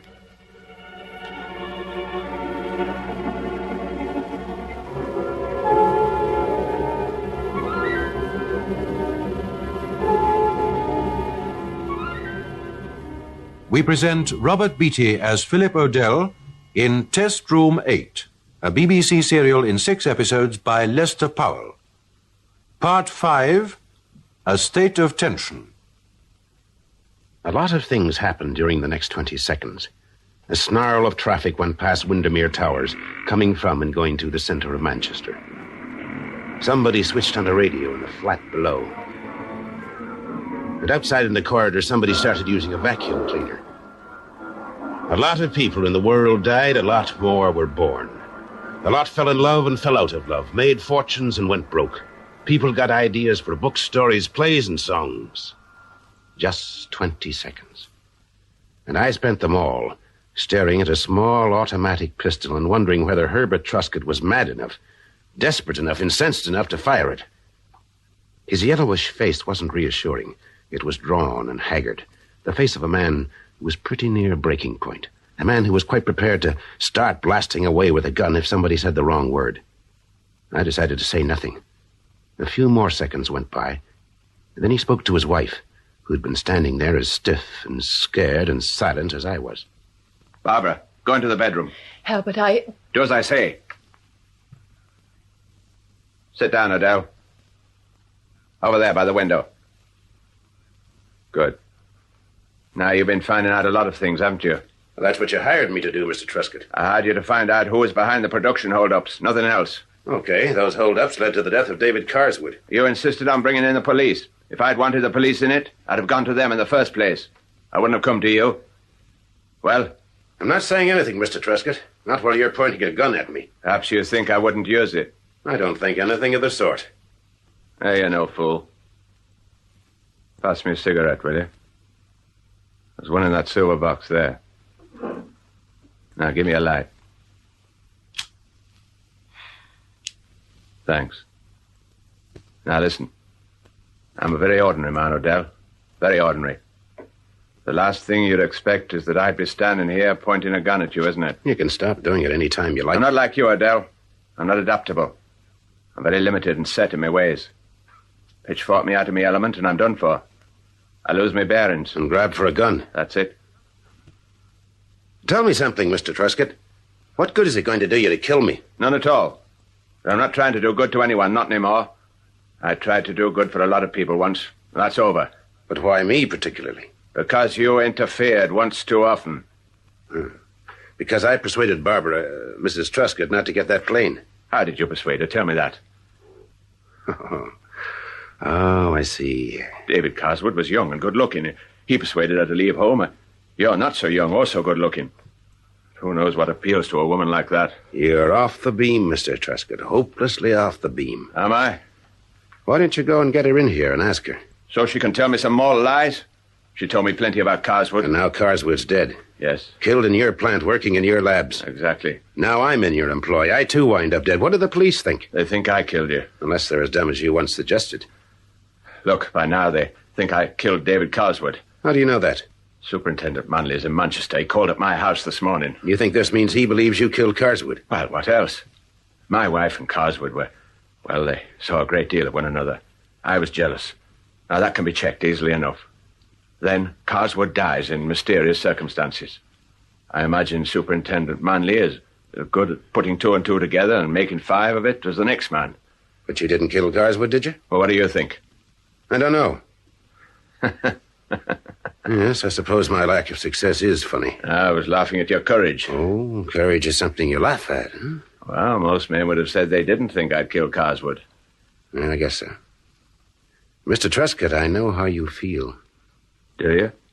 You don't feel there's any more point to anything, do you? Quite right. Only last night she came to me and asked me to forgive her. She told me she was in a terrible mess. I offered to take her away out of the country. And then you turn up at the airport and she changes her mind again. That's the end. The police are after me. She made a fool of me again, and you... I might as well make a quick, clean end to it all. All right. Why don't you do it? What would you do in my position? I don't know. Would you want to go on living? Maybe not. From the very first moment I saw her, literally the very first moment, I loved her. No, I adored her. I thought she was the most wonderful, the most exquisite creature that God ever put breath into. I couldn't take my eyes off her. Have you ever felt like that about a woman, Odell? No. You think I'm a sentimental fool? No, I think you're very lucky. Lucky when she lied and connived? No, lucky that you ever experienced it. How many men do you suppose experience something so tremendous as that? No, but it's finished. It's over. No, it isn't. You still feel the same about her. No, I don't. She let me down. She drove... Herbert, there's somebody at the door. I know. Aren't you going to let them in? No, I told you I'm going to make a nice clean... Pick it up, Barbara. What shall I do with it? Give it to me. Give me that gun. No, you don't. Barbara, open the door. Give me that gun. No. May I come in? Thank you. Who are you? Superintendent Manley. Oh, hello, Odell. I thought we had an agreement that you'd report all developments to me. I'm sorry, Superintendent. Things have been happening rather quickly. So I see. Is that a gun you have in your pocket? Yes. Is it yours? Yes, it is. You have a license for it, of course. Of course. Look, Superintendent, there's no need for any more shilly-shally. This lady is your wife, Mr. Truscott? Yes, but I'm sorry, but I have a warrant for her arrest. A warrant for her arrest? On what charge? At present, manslaughter. Later, we might find it necessary to change it. Mrs. Truscott, I must give you the usual warning. Anything you say may be taken down and used in evidence. You're taking her back to Barton Medworth? Yes. The inquest on Kenneth Armstrong opens tomorrow. I see. Will you oppose bail? Yes. As I say, there's a distinct likelihood that we may have to change the charge. To one of murder? Yes. But that's insane. My wife didn't murder Ken Armstrong. Her car's been identified as the one that ran him down. His blood was on the bonnet. You found my car then? Yes. Did somebody tell you where it was? Mrs. Truscott, I don't Please tell me. Yes, we were given certain information. I see. May I put a few things into a bag? Certainly. No, don't go, Barbara. It's all right, Herbert. They've still got to prove it. Listen, Superintendent, she isn't the one you want. I killed David Carswood. I had a motive. Carswood was very friendly with my wife. I was jealous. Arrest me. I'm the one you want. Mr. Truscott, you're only wasting my time. You don't know I didn't kill Carswood, do you? No, but then we don't know that Carswood was killed. We do know that Armstrong was. By a woman driving a red German sports car. I could have done that, too. I could have disguised myself as a woman. I'm ready now, Superintendent. No, you're not to go. I've made a confession. I'm very sorry I've brought all this trouble on you, Herbert. Truly I am. You never did anything to deserve it. It's just that you should never have married someone like me. Barbara, no, you mustn't go. You mustn't go. Mrs. Truscott. Yes, I'm coming. I shall want to have a talk with you, Odell, when you return to Barton Medworth. I take it you'll do that at once. I will. Good. Come along, Mrs. Truscott. Mr. Truscott, can I get you something? A drink? No, I'm all right. What are you going to do? Stay here. Doing what? Why did you lie to the superintendent about the gun? I meant to kill you, you know. I know. I hated you. I was mad. I was prepared to do anything. But you're not like that now. No. Just drained out. Okay, you had your moment of madness. Now it's over. So let's get back to work, shall we? We'll go and pick up my car and then drive down to Barton Medworth. Who knows? Maybe Heather will have found out something. She's a pretty smart girl. Yes, Odell, I found out quite a few things. By the way, where's Mr. Truscott? In his room. When we got in from Manchester, I persuaded him he needed a rest and slipped him a couple of pheno barbs. He won't bother us for a few hours. Oh, poor Herbert. He must be madly in love with that woman. He is. I wonder how it feels to have a man prepared to do murder for your sake. You'd found out quite a few things while I've been away. Oh, yes. Well, let me take them in order. Splendid idea. I jotted them down on a piece of paper. Did you fall in love with her, too? Barbara Ulrich? Oh, she's a very beautiful woman, certainly, but I... Now, look, Heather, will you kindly keep your mind on the business in hand? Well, it seems to me that Miss Ulrich's love life has an awful lot to do with the business in hand. She had a whirl with David Carswood, and he wound up dead. Her husband's crazy mad in the head about her, and Look, I'm not part of Miss Ulrich's love life. Not the tiniest little bit? Not the remotest particle. Now, may I have the report? Certainly, sir. Situation report coming right up. I would like to say that since your departure for Manchester, a state of considerable tension has been building up here in Barton Medworth, starting with Hugh Chalk. He's been in such a pent-up state that he spent most of his waking hours inside a whiskey bottle. That figures. He's in love with Barbara Ulrich, too. You see, I was right when I said... The situation report. Next item. Martin Derson and Win Craxton have been quarrelling rather violently. Oh, what about? I'm not sure. Don't tell me it's Barbara Ulrich again. I don't think so. I fancy it's the experiment they've been conducting. You know, based on your theory of how Carswood was killed. Yes. Derson said there might be something in it, and Craxton thought not. I didn't realize it amounted to anything more than a technical disagreement. Well, I went across to the plant shortly after you left and heard them yelling at each other in the lab. Most untechnical language, too. Craxton called Derson a pig-headed lunatic. Derson offered to knock Craxton's block off. Then Craxton slammed out, and since then Derson's been working on his own. Anything else? Colonel Gessling's come back. Fred Fazackerly phoned me. He said he thought that you should have another talk with the old boy. He suggested you should get in touch with him and fix up something. Fred's protecting his 10%. Where's he staying? The Royal Oak. Give me the Royal Oak, please. Yes, Barton Medworth. That the end of the situation report, Angel? No, one more item. The piece de resistance, if I may say so. Hold it a minute. I want to speak to Mr. Fazackerly, please. Philip Odell. Okay, I'll hold on. The piece de resistance? Colonel Gessling's niece Jill has been here. To Truscott House? Yes, out in the garden. I only saw her at a distance, walking in the shrubbery with a man, holding hands, too. And once they stopped and kissed. Ooh, big stuff, too, that kiss. Well, who was the man? I couldn't see. He had his back to me. Hello? Yes? Yes, I see. All right, thank you. Well, that's odd. Fred Fazackerly checked out 2 hours ago. But he said he'd wait for your call. Well, he's gone. He left in a cab and apparently caught a train to Manchester. So Jill Gessling has a lover in Truscott House, eh? Apparently. Shouldn't be too difficult to find out who it is. As a matter of fact, I have a theory. You want to hear it? Well, since it has to do with old friend Lamour, it should be right up your alley. Don't think I missed the note of sarcasm in that. Well, my theory is that Jill Gessling's lover is the man who killed Carswood. Would you like to expand on that? Well, it all fits. That lab over the Colonel's garage, it wasn't the Colonel's. It was where the murderer worked out his murder method, where he tested the conversion of the flu vaccine into a gas. Well, he couldn't have done that in Truscott's lab, now could he? Well, not without exciting suspicion. So he got Jill to let him use the garage. Shall I go on? Yes, I'm fascinated.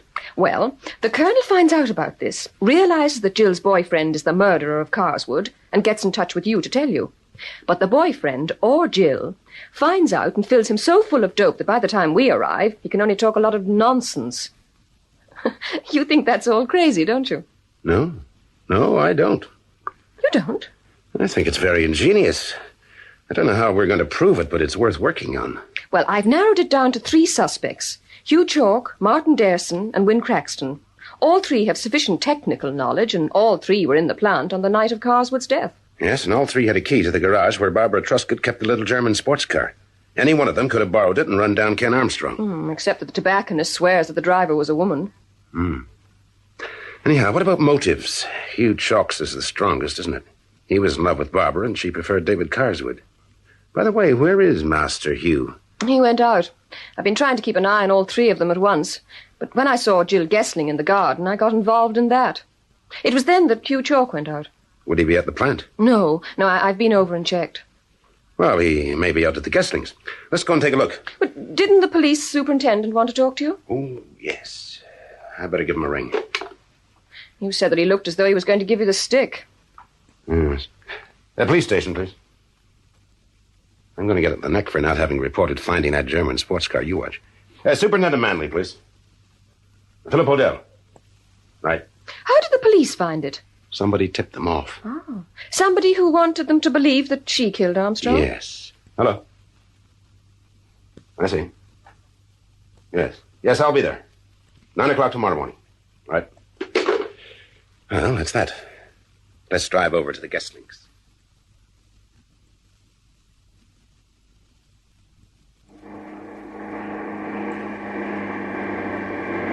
There he is.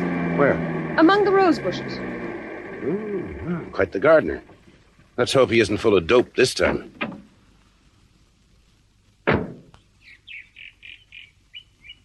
Good evening. Good evening, Colonel. Just cutting off the dead blooms. The wet weather's been very bad for them. Fred Fazakerly has suggested you might like to see me again. Oh, Fazakerly, yes. Yes, he went back to Manchester, you know. I found that out. Very unreliable chap. Not a credit to your profession, Mr. Odell. I finished with him. Finished completely.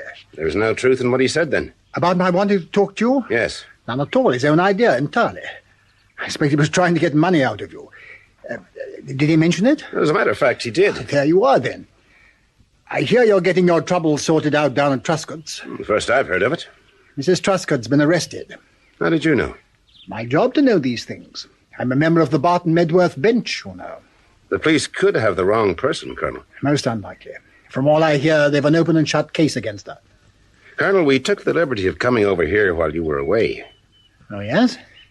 We found the lab. The what? The lab. Over your garage. I don't know what you're talking about. Only an old storage room over the garage. Look for yourself. Thank you. I will. Excuse me. Do you like roses, Miss McMara? Very much. I'll give you a nice bunch to take back with you. Oh, thank you very much. I went into the garage and up the rickety flight of stairs. There was no sign of the lab in the upper room. Everything had been removed. Bench, retorts, microscope, everything. And in its place, some old trunks, packing cases, a dusty confusion of useless bric-a-brac. Well, I was on the point of leaving when I caught sight of something dark and woolly thrust into the space formed by one of the roof supports in the pitch of the roof. I got up on a packing case and took it down. Then I put it in my pocket and went back to the rose garden. Heather and the colonel had been joined by Jill. She was looking as pale and severe as ever. My uncle tells me you thought he had a laboratory up there. Yes, Miss Gessling. But I see he hasn't now. Somebody did a quick scene change. That room has always been used as a storeroom, Mr. Odell, ever since we moved into this house. Oh. Oh, we must have seen that lab in another house. You must have. Now, you must excuse us. It's time for my uncle to go indoors. Goodbye, Odell. Nice to have seen you again. I hope you like the roses, Miss McMara.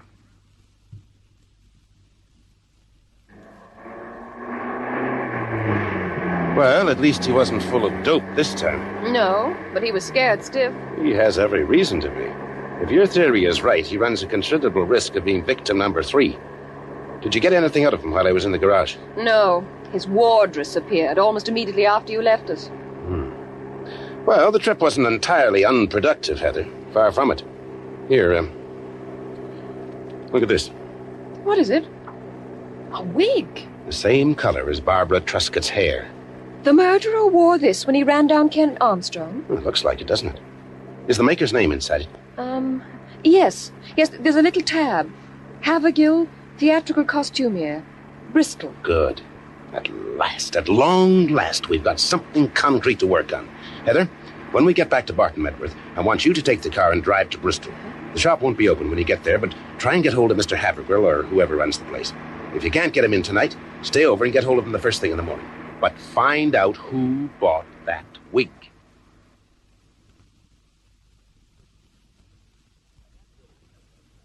I handed over to Heather outside the plant, and she drove off. And then I went in. Win Craxton was alone in the lab. His eyes were a little bloodshot, and he gave me a quick, resentful look. Where have you been? Manchester. Why? Did you want me? You're supposed to be in charge of the investigation, aren't you? Yes, but the investigation happened to shift suddenly to Manchester. I had to shift with it. Has Barbara been arrested? Yes. Somebody tipped off the police that there was blood on her car. Was it you, Dr. Craxton? Yes, it was. I wanted to tell you first, but you weren't here. So you went to the police? It was my duty, wasn't it? The police were looking for the car which ran down Ken Armstrong. How did you know it was that car? A red German sports car? Oh, I checked first. I rang up the police station and asked them for the description of the car they were looking for. What made you suspect? Just the bloodstains in the bonnet? Yes, that, plus the fact that Barbara Truscott suddenly left Barton Medworth. I see. Wouldn't you have done the same in my place? Or are you, too, under the spell of the glamorous Barbara? Obviously you're not. Oh, why should she expect to get away with murder? Just because she's the wife of the great Herbert Truscott? You think it was murder? Well, that's what the police think, isn't it? I imagine so. But they're going to come up against one very great difficulty if they're trying to pin it on her. Whoever killed Armstrong also killed Carswood. You can't be sure of that. You can't even be sure that David was murdered. Well, why then was Armstrong killed? He had some vital information about what happened in the void on the night of Carswood's death. He was knocked down before he could part with it. All that adds up. Otherwise, Armstrong's death was either an accident or an entity in itself, unconnected with Carswood. Well, why not? That woman is capable of anything. She'd have to have a motive. She isn't a homicidal maniac. Well, her private life is so lurid, I expect you could find a motive without too much difficulty. Oh, I expect I could. How's the experiment coming along? Well, I've given it up. Dasson and I disagreed. Yes, I heard about that. I maintain that David died because there was a fault in the vaccine. And after all, I'm in a better position to judge that than Martin Dasson. I developed the process by which the vaccine is made, with David Carswood, of course. My theory is that the fault lay in the stabilizer. That's what I've always thought. The stabilizer failed, the virus came alive, and David was infected with it. Those are the facts, I'm sure. All this talk about murder is just so much fantasy. Well, you're entitled to your opinion, Dr. Craxton. By the way, where is Martin Derson? I've no idea. He was working here an hour or two ago. I expect he's over at the house. Would you care to walk over there with me? Oh, all right. We might have a drink together. Well, that'd be nice. Is this your hat? Yes. Yeah. Very small size you take. Why, I have to have them specially made. Perhaps my brain isn't as large as I think it is. Perhaps not. We went over to the house and had a drink. There was no sign of either Hugh Chalk or Martin Derson. Craxton went off to bed. Gradually, the recreation rooms began to clear and quiet descended on the house. Still, neither Chalk nor Derson showed up. Finally, a little past midnight, I went across to the plant again. The building was deserted and my footsteps echoed along the main corridor. Some instinct prompted me to go and take a look around the void again. The door was ajar. I pushed it open and went in. There was a light over on the far side above test room 8 where David Carswood had died. Hugh Chalk was sitting on the floor beside the air conditioning unit, his head in his hands. He looked up as I approached. His usually neat hair was wild, his tie had gone, and he was in his shirt sleeves. A slack-mouthed grin spread across his face, and the fumes of whiskey rose up from him in an almost tangible cloud. He stared at me for a moment, having difficulty in focusing his eyes. Then he said, "The master detective, hot on the trail." Why don't you say something? Some impressive pronouncement. And don't say you're drunk. I am drunk, old man. I feel fine. Good. Now, you say something. All right. I was completely wrong about you, Dr. Chalk. Oh, call me Hugh. Everything informal in the void. Why don't you sit on the floor? Okay. You were going to tell me something, weren't you, old man? I'm very interested. Very, very interested. I find you strangely interesting, Philip, old man. When I first met you, Hugh, I had you figured as the complete man of science, efficient, organized, remote, and cold. But you're not in the least like that, are you? Not in the least. What are you doing up here, Hugh? Am I under suspicion? Oh, no. It's the most natural and expected thing in the world for you to be sitting here like this. Do you happen to have a cigarette on you, old man? Yeah. Ought not to smoke in the void, you know, but what the heck? The great Truscott vaccine plant at a standstill. Nothing being produced but dust and a lot of silence. Oh, thanks. And why? Because 2 men were murdered. Yes, because 2 men... Tell me something. Well? Do the police really believe that Barbara killed Ken Armstrong? They arrested her, didn't they? What do you think? Will they be able to prove it? It's possible. Why don't you open up? Why don't you say what you think? Why do you have to sit there looking like a Buddha? Watching, listening, slipping in sly little questions. Why don't you come right out and say what's in your mind? Why don't you? All right, I will. Give me a hand up. Yeah. Thanks. When I heard they'd arrested her, I decided to try my hand at some detective work. So you started off by getting drunk. As you say, I'm not a logical person. I thought I'd try and test your theory about the way David Carswood was killed. The murderer fed live germs into the air conditioning and blew them down this shaft into test room 8. First, I thought it was too far-fetched. Then I thought there might be something in this. Something happened up here in the void the night Carswood died. Armstrong knew what it was. But was killed before he could pass it So on. I started my little bit of detective work here, inside the air conditioning shaft. Did you find anything? Have a look for yourself. Go on. Look at the booster fan. You see it? Yes. Yes. So, that's how it was done. An ampoule of live virus taped to a blade of the booster fan. Fan was switched on, vibration fractured the ampoule, and the virus was released into the air current. Yes. You. Yes? The ampoule that's in there now, it wasn't there when I looked inside that shaft before. You're sure of that? Positive. Oh, we'd better take it off, hadn't we? No, we're going to the police. Leave everything as it is. Look, if the fan is switched on by the police will be here in a few minutes. I'll phone them from your office. It's locked and the key's over at the house. You'll have to phone from there. We left the plant together to walk across the Truscott house. It was pitch dark. We were crossing the car park when suddenly Chalk broke away from me and ran off as fast as he could go. I yelled after him and started to follow. Then someone shouted my name. Odell, come here, Odell. I stopped and turned round. Herbert Truscott was standing in the lighted doorway of the plant. I went over to him. Who's that you were with? Hugh Chalk. We were on our way over to the house to ring up the police. He suddenly took off. I'll come in. I've got something to show you. No, look, I've got to get to... That can wait. This can't. Come in. 20 minutes ago, I was woken up by a call on the internal phone. It was Martin Derson. He said he was in test room 8 and wanted to speak to me. He asked me to bring you and Win Craxton. I went along to your room, but of course you weren't there. Craxton wasn't in his room either. I had a drink with him about an hour ago. He then went up to bed. Well, he was over here when I arrived. He met me outside test room 8. He said Derson had called him on the internal phone. And why did Derson ask you to bring him over with you? I don't know. Where's Craxton now? In test room 8. Here we are. I'm afraid it's too late, Mr. Truscott. What's happened? Martin Derson is dead.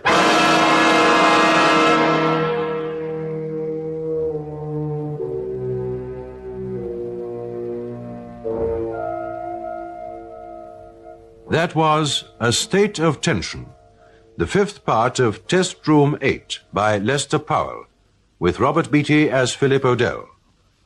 Others in the cast were Sheila Manahan as Heather McMara, Hamilton Dice as Herbert Truscott, Geoffrey Siegel as Win Craxton, and members of the BBC Drama Repertory Company.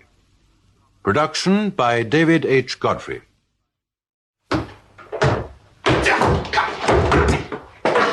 Mr. Odell, are you all right? Yeah. Give me a hand, will you? You must have given your head a nasty crack. Ooh.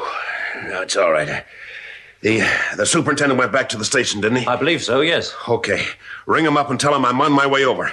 Tell him I've got something very important to say to him.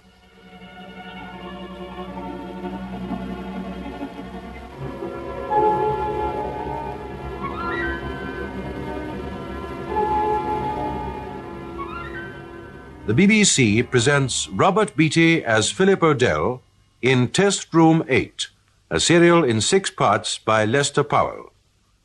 Episode 6, The Final Experiment. This time there was no argument about the police being called in. Not even from Herbert Truscott. Now we had 3 deaths in our hands, and maybe he was beginning to wonder whether he might not be the 4th. I was beginning to wonder that myself. Superintendent Manley was staying the night in Barton Medworth, and within the hour he was with us and began the questioning. Dr. Craxton, you found the body, I understand? Well, he wasn't actually dead when I found him. He was lying on the floor beside that bench. Mm-hmm. He tried to say something to me, but the words wouldn't come. He appeared to be in the grip of that lassitude which usually accompanies infection by a paralyzing virus. As in the case of David Carswood? Yes, except that Derson died in 10 minutes. David lasted a couple of hours. That proves, in my opinion, that Derson had been infected for some time. He'd been working with a vaccine sample for at least 24 hours. You rule out the question of foul play, then? Oh, entirely. How did you happen to be in the plant tonight, Dr. Craxton? Derson phoned me shortly after midnight and said he wanted to speak to me. I got dressed and came over. I see. What did you do when you found him in a state of collapse? I went along to the lab for a cylinder of oxygen to try and revive him. On the way, I met Mr. Truscott. I told him what had happened and asked him to get in touch with the hospital. Right. Well, Dr. Craxton, Mr. Truscott, I won't keep you any longer now. But I may want to talk to you later on, so please keep in touch. Very well, Superintendent. Come along, Craxton. Did Derson phone you too, Odell? No, I was already in the plant, up in the void. What are you doing there? Talking to Hugh Chalk. He'd found an ampoule of vaccine taped to a blade of the booster fan which supplies the air conditioning to this test room. This seemed to bear out my theory that live germs had been fed into the air conditioning and blown down on Carswood while he was working in here. I told Chalk that we should report this immediately to the police. We were on our way over to Truscott House when he ran away. I started to go after him, but Mr. Truscott called me back. Where's Chalk now? Did he return? No, he's still missing. Odell, you're quite convinced this is murder we're dealing with, aren't you? Absolutely. Well, let's say it is murder for the moment. Why was Derson killed? I think that's easy enough. He discovered the identity of the murderer during the course of his experiment. The murderer knew this and struck before he could pass on his knowledge. As in the case of Ken Armstrong. Armstrong actually saw the murderer in the void on the night of Carswood's death. Well, that narrows it down a bit, doesn't it? How many people could know that Derson's experiment had revealed the identity of the murderer? Well, there's Hugh Chalk. Who was disappeared. Craxton. Who was with Derson when he died. Truscott. Who was in the plant. Anybody else? Nobody I can think of. Yeah. Now, the method. All the murderer had to do was to nip smartly up to the void, turn on the booster fan, and spray this room with death-dealing germs. That's it. Well, I'm not a bacteriologist, but do germs strike that fast? Can they kill within a matter of minutes? But was it a matter of minutes? In either case, Derson could have been infected any time during the past 36 hours. Carswood was in and out of here for one whole day while we were working on those tests. Besides, these germs were reared in a culture that could increase their virulence. All right, let's pursue your theory a step further. Derson uncovered the identity of the murderer while working on his experiment. Now, wouldn't he keep notes of that experiment? I would think so. Any idea where they might be? We had a locker in the main lab. I have a set of master keys. Let's go over and take a look.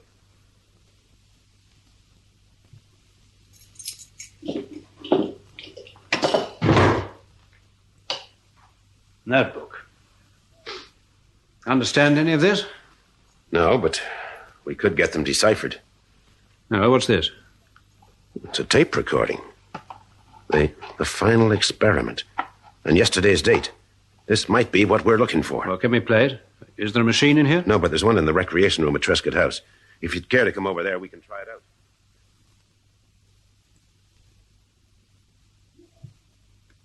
On the completion of the inactivation period, the residual formaldehyde in the Sykes filtered suspensions were neutralized by sodium metabisulfite. The result of the experiments may therefore be summarized as follows. This is it. 1. A batch of 25 doses of vaccine was drawn off for the tests. Each dose was separately sealed in an ordinary glass ampoule. An extensive check revealed that 3 of these ampoules are missing. And 2 have been used on Carswood and Derson himself. 2. During the course of the separation test, I discovered quite by accident that the virus could be reactivated by the introduction of an extra quantity of the Carswood stabilizer. 0.07% is sufficient. This not only makes the virus active, but for some reason increases its virulence. A person infected by this reactivated virus would, in my opinion, die within a very short space of time. Little did he know that was going to happen to him. You're right. 3. To answer the question, how were the germs thus reactivated, released into the atmosphere, I subjected an ampoule of these reactivated germs to a series of agitation tests. I found that after some 30 seconds on a spin rig, the vaccine vaporized. Then it expanded and burst the glass of the ampoule, releasing the germs into the atmosphere, or, in the case of Carswood, into the air conditioning shaft feeding test room 8. So? Finally, only a person who had worked extensively on the production of the Carswood stabilizer could know of this. Also, it seems likely that he actually drew off the 25 test ampoules, reactivating them while doing so. With one of these ampoules, he caused the death of David Carswood. Well, that's all. Well, there's the answer. The man who drew off the test samples is the murderer. Well, it shouldn't be too difficult to put a name to him, should it? There must be a record. Hugh Chalk would have one. But Hugh Chalk's disappeared. Well, I'll send out a call for him to be brought in. And Chalk may have done it himself. Superintendent Manley, give me the police station, please. And he had a motive for wanting Carswood out of the way. What was it? He's in love with Barbara Truscott, and he thought she was in love with Carswood. Yeah. Now, Bellamy, Superintendent Manley, I want a general call sent out for Dr. Hugh Chalk, formerly director of the Truscott vaccine plant. Well, just a minute. I'll get Odell to give you that. Give the sergeant a description, will you? Okay. Hello. Odell here. Chalk's in the early 30s.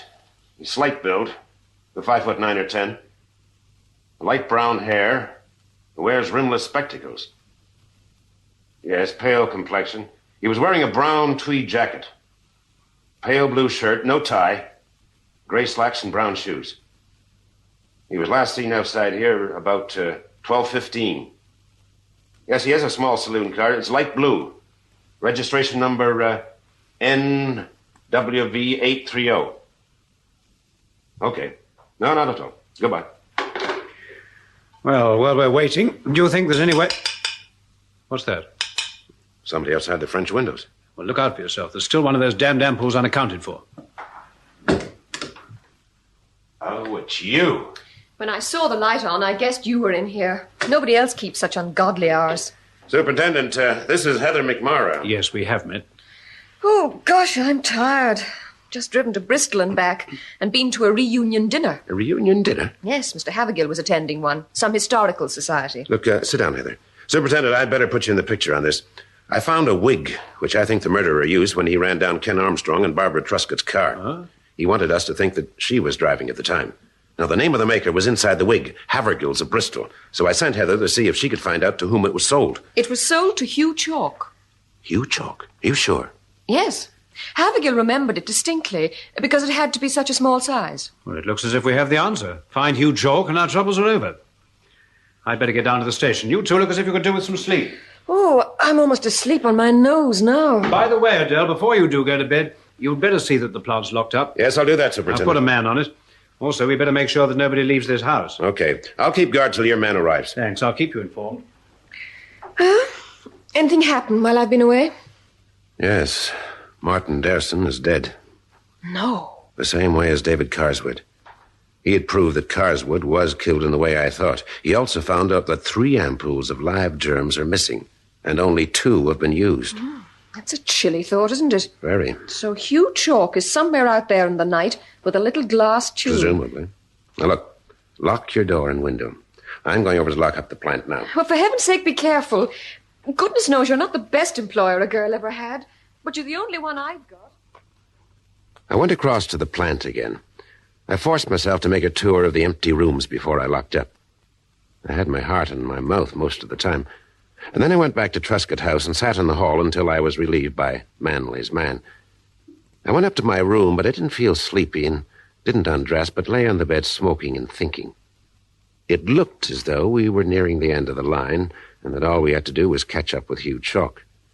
But there was something that got in the way, something that seemed to be drifting around on the edges of my consciousness, something that kept evading my memory.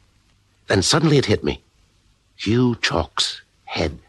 I jumped off the bed and went along to his room, which was 4 doors from mine. The door was unlocked, and so was the wardrobe. 2 hats were hanging in the wardrobe, a bowler and something which looked vaguely like a deerstalker. I took the deerstalker, looked at the inner band, and then stuffed it into my pocket. In my hurry and excitement, I fell down the last 6 stairs of the main staircase.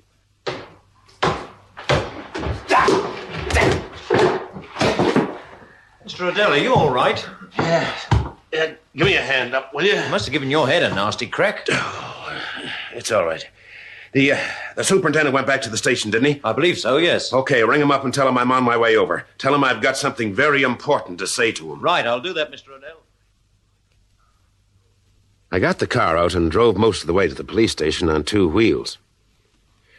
Well, it was nearly 8 o'clock before the superintendent and I broke it up.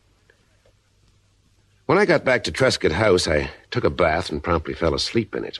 I woke up when the water was cold and got out feeling irritable and resentful. When I finally went downstairs again, breakfast was over and the entire staff was collected in the recreation room. They all seemed to be talking at once. Morning, Odell. You look awful. Thanks. I fell asleep in my bath. You heard the news? Superintendent Manley's going to make an announcement at 10 o'clock to the entire staff. What's all this about, Odell? Does it mean they've caught Hugh Chalk? I imagine so. I never did like him. A brilliant scientist, but very, very unstable. If he killed 3 men, that's putting it mildly, Mr. Truscott. Well, they've no reason to keep Barbara in custody any longer, have they? Not so far as I know. Well, look, it's only just after 9. I think I'll go down to the police station and find out. Well, I'll come with you. Heather, you'd better come, too. I gave myself a crack on the head last night, and I don't feel much like driving a car. At the police station, Truscott and I were shown into a small office off the charge room. Heather stayed outside with the car. Presently, Barbara Truscott was brought in. She looked pale, but still very beautiful. Well, you can come home now, Barbara. I mean, there's no reason for them to keep you here any longer. They said it'd be safer if I stayed until they caught you. Well, haven't they caught him yet? No, but apparently they expect to arrest him very shortly. Oh, of course. Well, the superintendent's right. You're not safe while he's still at large. Well, the fellow's mad, naturally. Stark, staring, raving mad. They'll hang him, I imagine. Well, of course, and he richly deserves it. Mr. Truscott? Yes? Superintendent would like to see you in his office. Oh, very well. Now, don't worry, Barbara. I'll see to it that you get every care and attention. I expect you know how I'm feeling. I think so, but there's no reason for you to. He killed 3 people all because of me. Well, that's what it seems like. That's what it is. But you're not responsible for the way he reacted, Barbara. You weren't to know that he'd resort to murder. I wonder. I always knew Hugh was unbalanced. I know he doesn't appear like that. Always so calm and collected. But it doesn't take you long to find out that that's only a front, maintained with the utmost difficulty. Not if you're a woman, that is. Oh, what a terrible, terrible mess it all is. Look, Barbara, you mustn't torture yourself. When it's all finished, you may find that, well, that it wasn't the way you thought it was. Do you think I'm ever going to forgive myself? That I'm ever going to stop feeling responsible? Yes, I think you'll stop feeling like that much sooner than you realize. You think I'm so irresponsible? Yes, I suppose you must do. And why not? Right from the start, I've behaved without a thought for anything but my own pleasure. But, Philip, I never realized, I never dreamed that it would lead to 3 murders. Oh, of course you didn't. How could you? All right, I was selfish and silly and thoughtless. Perhaps it went right back to my marrying Herbert. People told me it wouldn't work out. He was so much older, his tastes were so different. But I did love him, Philip. I did my best to make him a good wife.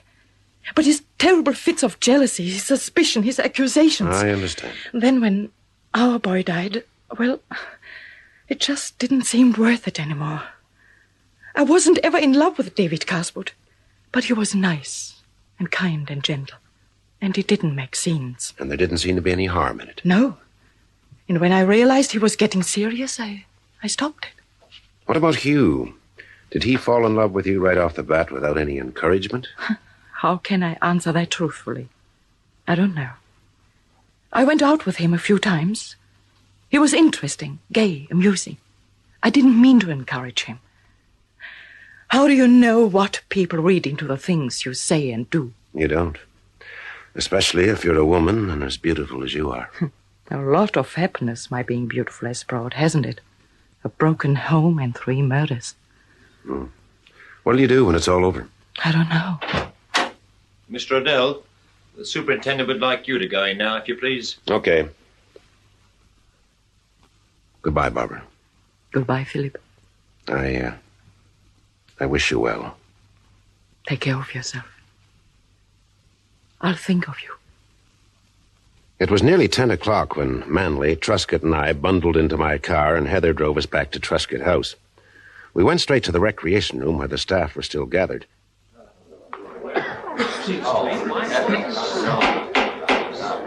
Ladies and gentlemen, may I have your attention, please? As you all know, there have been 3 very tragic accidents in our midst. We all feel very deeply about the loss of our colleagues, but there has been a certain amount of speculation. It has been suggested that they were not accidents. In view of this, I have asked Superintendent Manley to say a few words to you on this subject. Superintendent Manley. Well, thank you, Mr. Truscott. All I want to say is that we, the police, have investigated the deaths of David Carswood, Ken Armstrong, and Martin Derson, and our investigations have not revealed any evidence of foul play. Well, this will not be made official, of course, until after the inquest. But I can tell you that so far as we're concerned, no charges against any person or persons are contemplated. Just one more thing. In view of this, the vaccine plant will be closed indefinitely. Later, perhaps, it may be possible to resume production after an inquiry. In the meantime, Mr. Truscott's asked me to tell you that arrangements have been made to absorb you all in the company's plant in Manchester. Well, 2 coaches have been hired, and they'll leave Barton Medworth at 7 o'clock this evening. Thank you for your attention.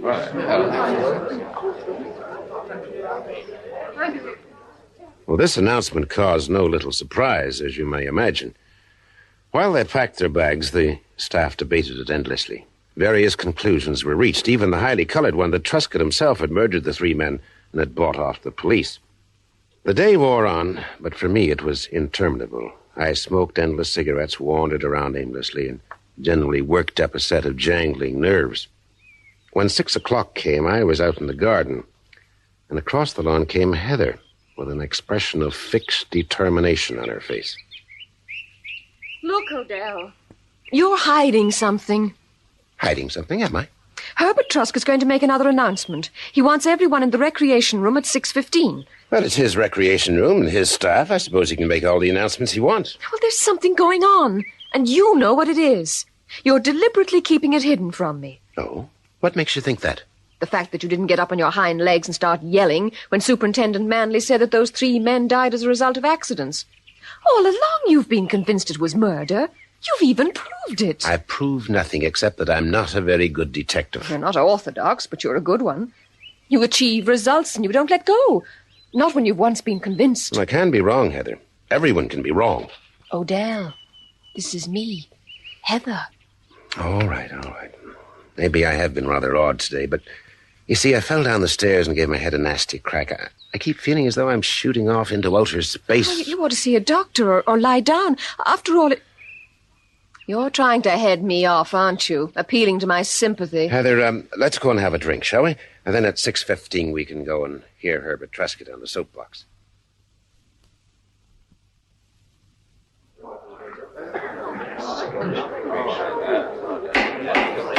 Ladies and gentlemen, your attention, please.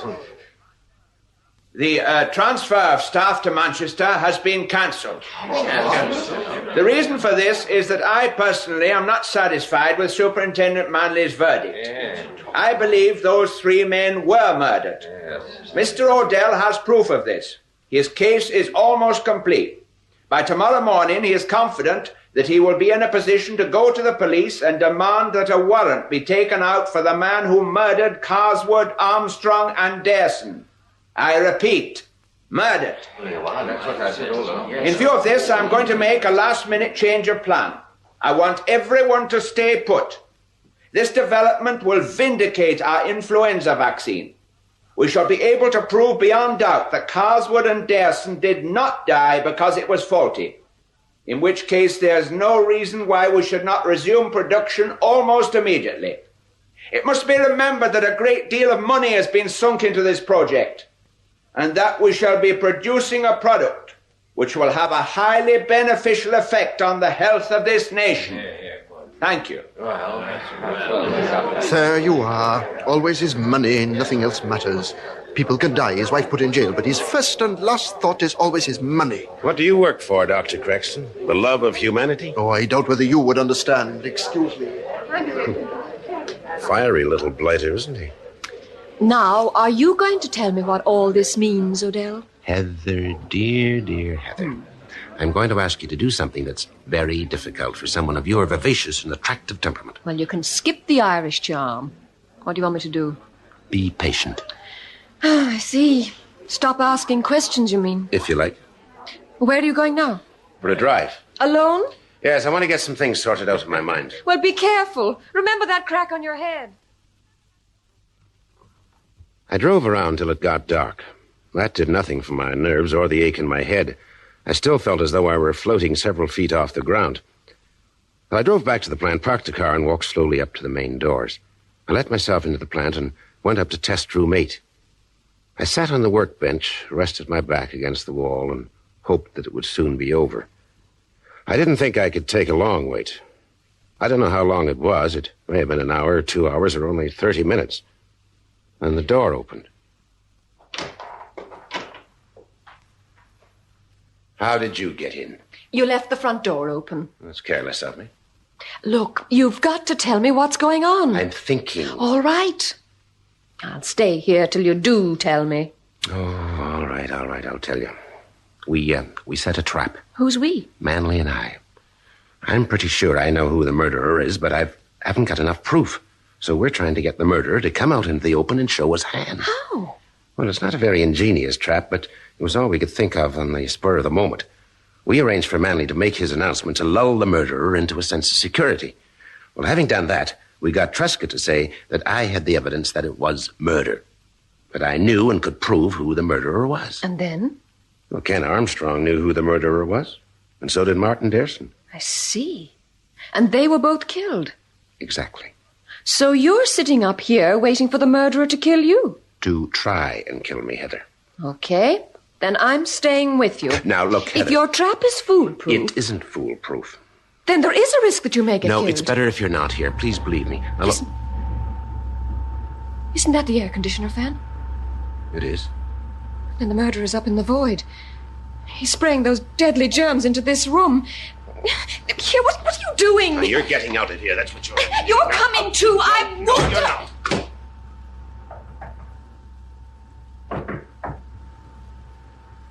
After a few minutes, she went away, obviously to get help. I went back to the bench and listened to the air rushing through the inlet duct. And suddenly the room began to spin. The floor rushed up to meet me as I toppled off the bench.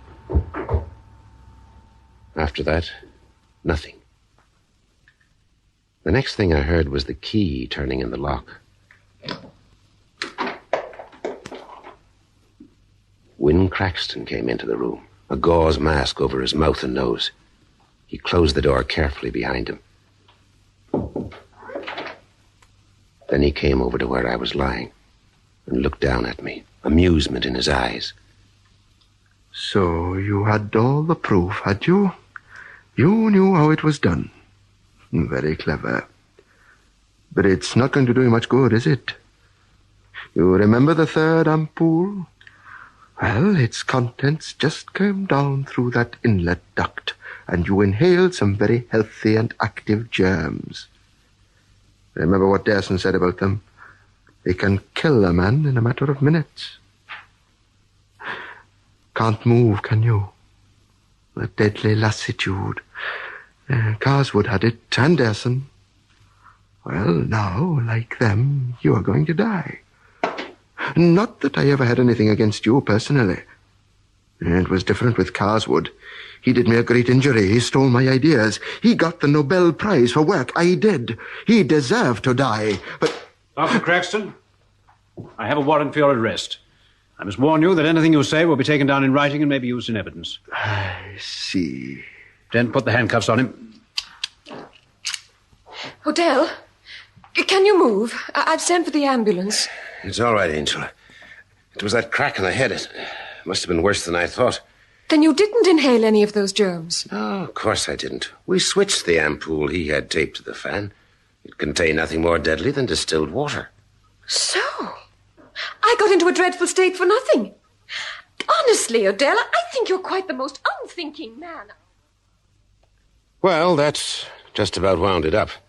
Barbara Truscott was released and went back to her husband. I never saw her again.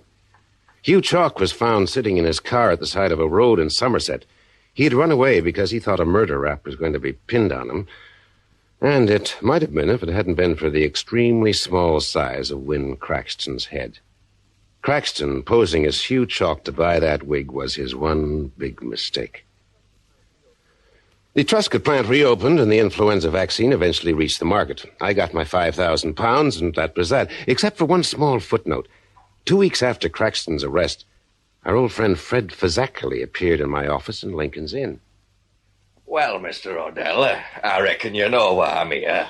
Yes, a matter of £500. We had an agreement. Sure. Heather, Yes? bring in the checkbook, will you? Okay. Of course, I suspected Craxton all along. You did? It was obvious he and Colonel Gessling's niece, Jill, they was going together. Through her, he got the use of the Colonel's garage to carry out his nefarious experiments. Yes, I see that. How shall I make this out? Frederick Gordon Fazakerly. But all the time he had his heart set on another woman. Is this Craxton? Aye. He was crazy about Barbara Truscott. That's why he killed David Carswood. Oh, thanks. Very much obliged. You're very welcome, Fred. You was on the wrong track, you know, Odell, looking for the motive inside the laboratory, so to speak. Professional jealousy, something like that. Wrong track entirely. A woman was at the bottom of it. Cherchez la femme. You can usually depend on that, you know. Well, thanks again. I hope we can do business another time. You can find your own way out. Oh, yes, thanks. You should have it put up on the wall to remind you, Mr. Odell. Cherchez la femme.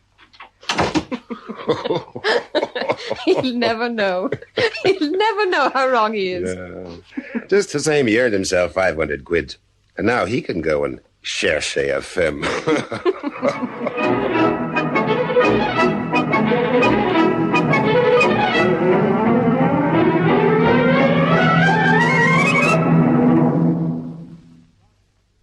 That was the last episode of Test Room 8, written for broadcasting by Lester Powell, with Robert Beattie as Philip Odell and Sheila Manahan as Heather McMara. The part of Superintendent Manley was played by Edward Dewsbury, Herbert Truscott by Hamilton Dice, Martin Durson by Rolf Lefevre, and Barbara Eurich by Stella Textor.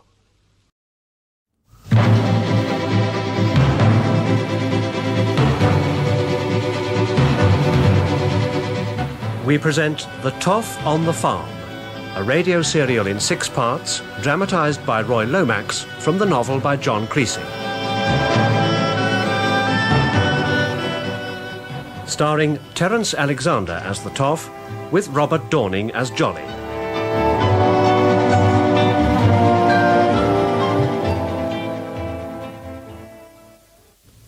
Part 1. Trouble for Sale.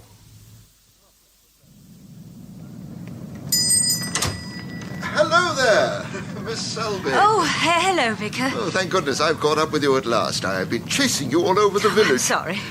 You've been most elusive. Well, I have rather a lot to do. I don't want to be away from home too long. Really, I do understand. I just wanted a word about the church bazaar, you know. Oh, yes. I'm terribly sorry, Vicar, but I haven't had a moment to do anything. Oh, I know you've had a lot on your mind. Look here, would you like to give it a miss this year? I could always ask the Alexanders. No, we'll be all right. Once we've sold the farm, well, that's a major headache solved. Any prospective buyers in the offing? Afraid not. It's a difficult time, I suppose. Yes, I suppose so. We've had 1 or 2 people inquiring. Well, that's a good sign, surely. Yes, but you see, it doesn't help to have a sitting tenant. Ah, yes, Mr. Silas Smith. And he's being very awkward. He won't let anyone inside to look around. I just don't know what to do about it. Well, you must insist. Well, I've tried, but it's very difficult. Would it help if if I had a word with him? I don't think so. Thanks all the same. Now, if you don't mind, Vicar, I really ought to be getting on. Yes, of course. I'll give you a ring. When things are a little less hectic, we can taltalk about the bazaar. Good, yes. Well, I'll leave you to it then. Yes, I'll be in touch. Goodbye, Vicar. Goodbye, Miss Selby. I completely forgot to ask you. Yes? Your brother, if you must think me so rude, how is Alan? He's well. Yes, he's very well, thank you. Well, do remember me to him, won't you? Yes, I will. Good. And I do hope the farm problem resolves itself. You will remember what I said, won't you? Yes, and thank you, Vicar. Goodbye, Miss Selby. Goodbye.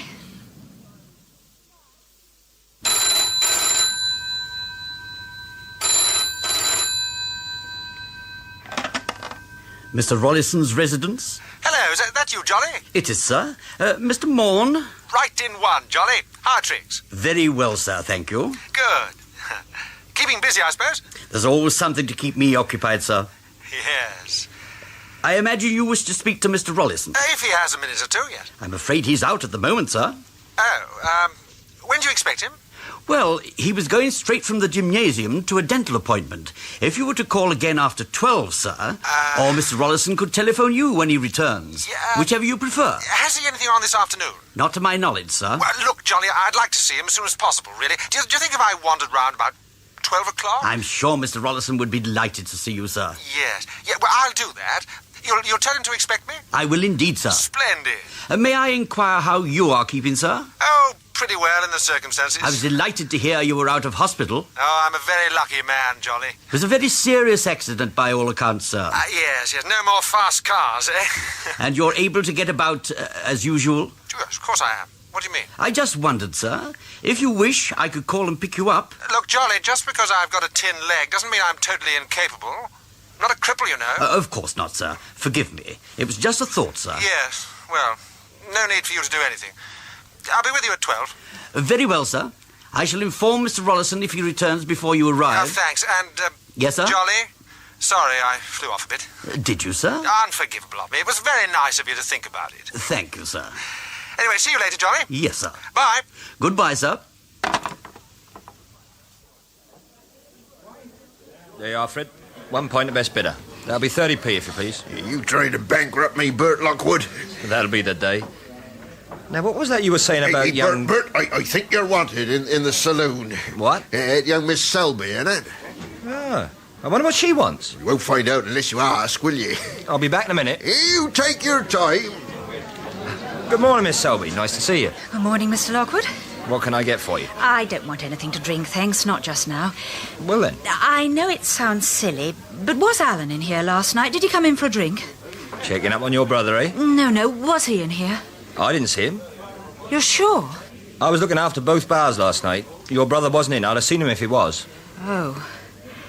Nothing wrong, I hope? No. It's all right. Thank you, Mr. Lockwood. Sorry I can't help you, Miss Selby. You've been very kind. Goodbye. Goodbye, Miss Selby. Well. You got yourself fixed up then, Bert? You watch what you're saying, Fred Abbott. Here, mind the missus don't catch you. Excuse me, sir. Good morning, sir. Can I help you? Yes, I'd appreciate it if you could direct me to a place called Selby Farm. It's around here somewhere, I believe. That's right, sir. About a couple of miles from the village. That's not too far. You go left outside the pub. Keep on the main road until you come to a hill.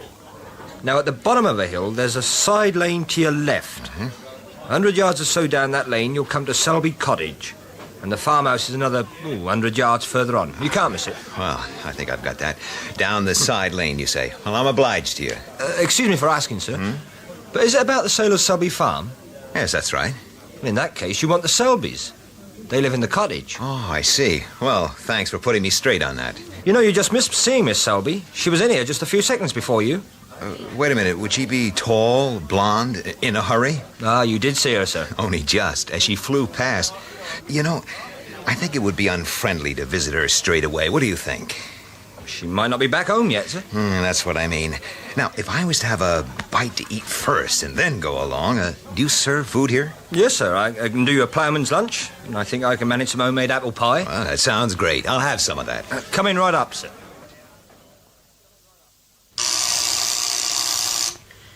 Coming, sir.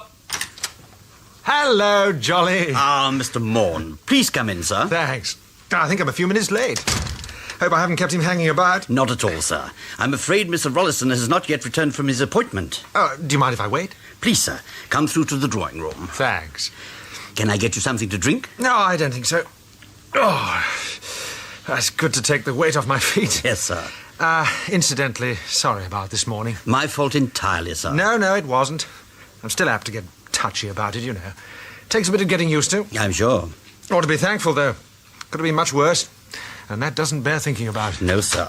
Ah, there's Mr. Rollison now. Hello, Jolly. In the drawing room, sir. Well, Jolly, what's the occasion? Hello, Richard, oh boy. Monty Morn, my dear fellow, how nice.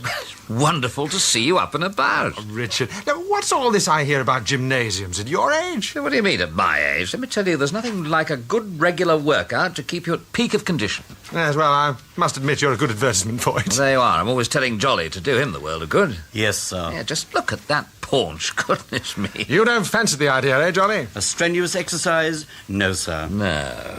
No, it wouldn't be you, would it? I'm afraid not, sir. Now, if you will excuse me, sir. Oh, certainly, yes. And thank you, Jolly. Sir. Well, Monty, I must say, it is marvellous to see you, sitting here in my drawing room. Yes, I often thought I'd never see the outside of a hospital. Sure you did. And the leg? Which one? You know what I mean. I can walk on it, and that's something. It is, Monty, believe me. Yeah. Look, Richard, what are you doing at the moment? All usual things, you know, the social round, the odd lectures. I don't know why, but some people seem interested in my views on crime and so on. And the gymnasium, of course. Bit routine, isn't it? What, I think so. I enjoy it. Ever thought of branching out? How do you mean, branching out? Well, you know, something totally different. Right away from detective work, even from London. Good heavens, Monty, what are you suggesting? A new challenge. Well, I'm always open to new ideas. Ever thought of buying a farm? A farm? Yeah. Me? What, buy a farm? Yeah, that's right. The Honourable Richard Rollison, the Toff, gentleman farmer. Oh, what a strange idea, Monty. You're not serious. I am. Just think, complete change from London, and the country air will do you good. They'd probably kill me. Rubbish. You'd have fresh eggs and milk every morning. Really? What about your income tax, eh? You'd probably cut that by half with all the allowances. I'm surprised you've never thought of it before. Oh, why should I? I'm perfectly happy as I am. Anyway, I've never known anyone with a farm to sell. Well, you do now. I've got just the place. Friend of mine's looking for a buyer. Suit you down to the ground. Ah, now I understand. You've become an estate agent. I mean it, Richard. It's a good idea, you must admit. No, not for me, Monty. Anyway, I wouldn't want to be away from town. Well, London's my home. But that's the beauty of it, don't you see? It isn't far from London. It's about midway to Brighton. Little Dunster's an attractive village. You'd like it. I can just see you tramping the meadows, a gun under your arm, faithful retriever at your heels. In mud up to the armpits? Oh, Monty, really? What do you don't see me as a country squire? Well, you could at least look the place over. It's only about an hour and a half away. What do you say? Oh, not in 1,000 years. No, I'm sorry, Monty. Excuse me, sir. I thought you and Mr. Morn may care for coffee. Oh, thanks, Jolly. By the way, Mr. Morn has come up with an interesting idea. Yes, sir? No, it's all right, Jolly. We'll help ourselves. Thank you, sir. Yes, he wants me to buy a farm. I'm sure it would be a very nice farm, sir. Would that be all? Not quite. Do we want to buy a farm by any chance? To tell you the truth, sir, the last time we were involved in farming matters was some 10 years ago. You will recall we pursued two particularly dangerous villains through a farmyard, finally overpowering them in a pigsty. A most unpleasant experience, if you remember. I do remember. But this farmhouse is 300 years old. It's an absolute period piece. Most attractive, I'm sure, sir. Is there anything else you require, Mr. Rollison? Yeah, not just now, thanks. Thank you, sir. There you are, Monty. I don't think Jolly would stand for it. All right.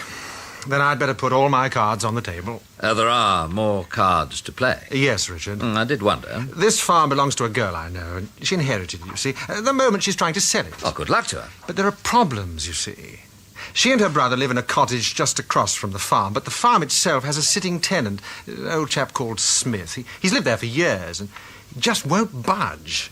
In fact, he scares off any prospective buyers that visit the place. Well, she could go to law. No, that's not her style. No, believe me, Richard, she wants to be fair to the old boy.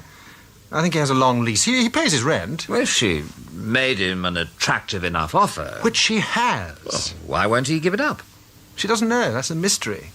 And that's why I want you to buy it. Then you'd have legal right to enter the property. Well, it's rather an expensive way to solve the mystery. That's assuming there is one. I think I found a way round that. It involves me, of course. I think I could talk Gillian into letting you buy the farm for £1. Well, you're not serious. No, listen. Look, you do that, and at least you'd have a piece of legal paper to wave in the face of this Smith fellow. You'd be able to get into the place, have a nose around, solve the mystery, if any. And there you are. And, of course, I know you'd sell the farm back to Gillian at the same price. Oh, you do trust me, then? She's very worried, Richard. Well, it's not really in my line, you know. But it wouldn't take much time. It's a fairly simple operation, I should think. Well, Monty, look, I tell you what, I'll take a drive down there sometime and have a look at the place, but I'm not promising it. Oh, bless you, Richard. Look, how about this afternoon? I'd like to come down with you. Today? Well, it's a bit sudden, isn't it? You've got nothing on, have you? Well, no, I don't. Oh, all right. All right, this afternoon. Splendid. You won't mind if I phone Gillian now, would you? To let her know we're on our way. Oh, no, of course not. Oh, Monty, would you excuse me for a moment? I must let Jolly know we're going out. Yes, surely. Did you want something, sir? Mr. Morn is using the telephone. Tell me, Jolly, how did you find Mr. Morn? Sir? Do you think he's, well, his old self? I don't know, sir. Perhaps a little, how shall I say? Yes, I think you agree with me. Johnny, I have a feeling I'm being rushed into something, and I'm not happy. Would you hand me the phone extension? Are you sure, sir? Yes, I'm afraid I am on this occasion.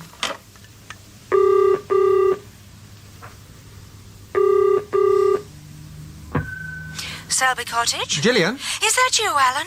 No, it's Monty. Oh, Monty, thank goodness you called. Alan's missing. He's what? Well, I haven't seen him since last night, and his bed hasn't been slept in. I'm so worried. It isn't very long. But it's so unlike him to go off like this without telling me. Well, have you checked? Rung round friends? One or two, but no one's seen him. Well, I'm sure you're worrying over nothing. He'll turn up. No, something's happened to him. I know it has. Oh, what shall I do, Monty? Don't do anything. I'll be with you in a couple of hours. Oh, Monty, I'd be so grateful. I'm bringing someone with me. Must you? Why, ever not? Oh, please, Monty, don't bring anyone. Not today. Now, listen, Gillian, I said not to worry. I'll see you in an hour or two. Bye. Goodbye, Monty. Well. Yes, sir? Jolly, I'm going down to the country this afternoon with Mr. Morn, a place called Little Dunstead. Do you intend to buy a farm? I don't think so, Jolly, but it's a nice day, and I'm sure I shall enjoy a pleasant little trip out into the country. I'm sure you will, sir.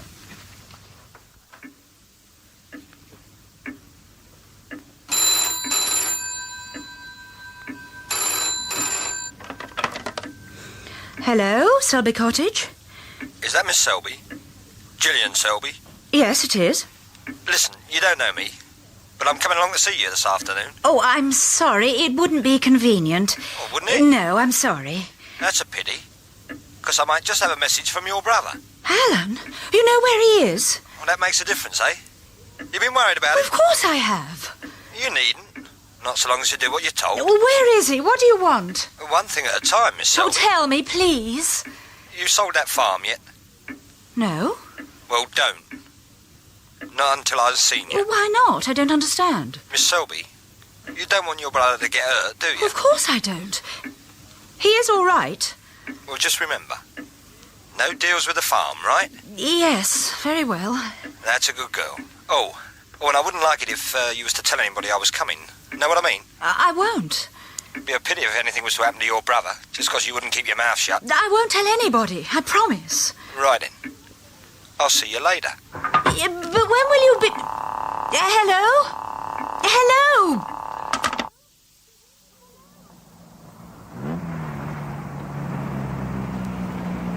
You'll love her, Richard. I know you will.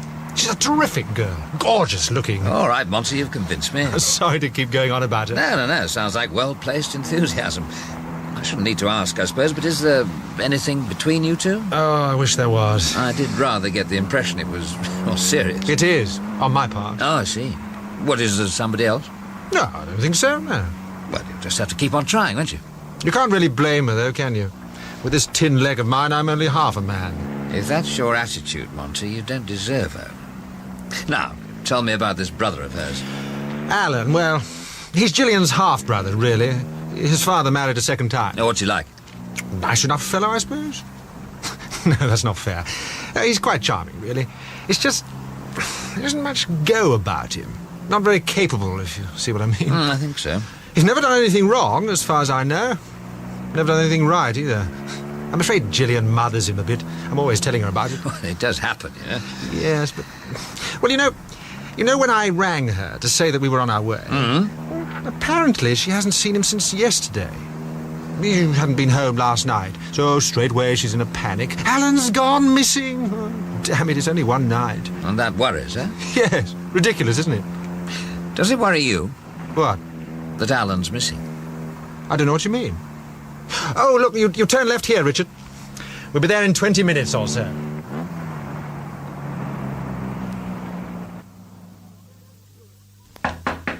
Oh, just a minute. I'm coming. Good morning. Miss Selby? Yes, what is it? You are the owner of Selby Farm? That's right, yes. My name's Lodwin, and... excuse me, but did you ring me a few minutes ago? No. I've come straight from your agents, Messrs. Dalton, Speed and Dalton. They sent me along to discuss the sale of the property. Well, Mr. Lodwin, I'm afraid... You've already sold the farm? No, I haven't. Oh, good. Well, I'm here to make you an offer, Miss Selby, a firm offer. Oh, I'm sorry. Hi there, Miss Selby. Oh, excuse me. Yes? Pleased to meet you, ma'am. Yes, this is an attractive spot you have here. Real pretty. Thank you, Mr... Brandt. That's my name. Red Brandt. Miss Selby, I wonder if we might go inside to discuss our business. Yes, sir. This'll suit me fine.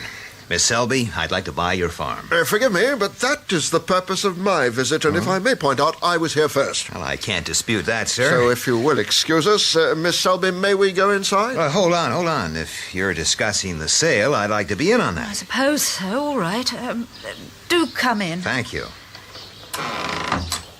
Well, I would prefer our business to be conducted without the presence of a third party. Oh, don't worry about me, Miss Selby. This is most irregular. I did not come here to take part in an auction. Oh, why not, sir? We're both interested in the property. Miss Selby wants the best price she can get. Seems like a good arrangement. May the best man win, But, gentlemen... Oh, very well, if we must.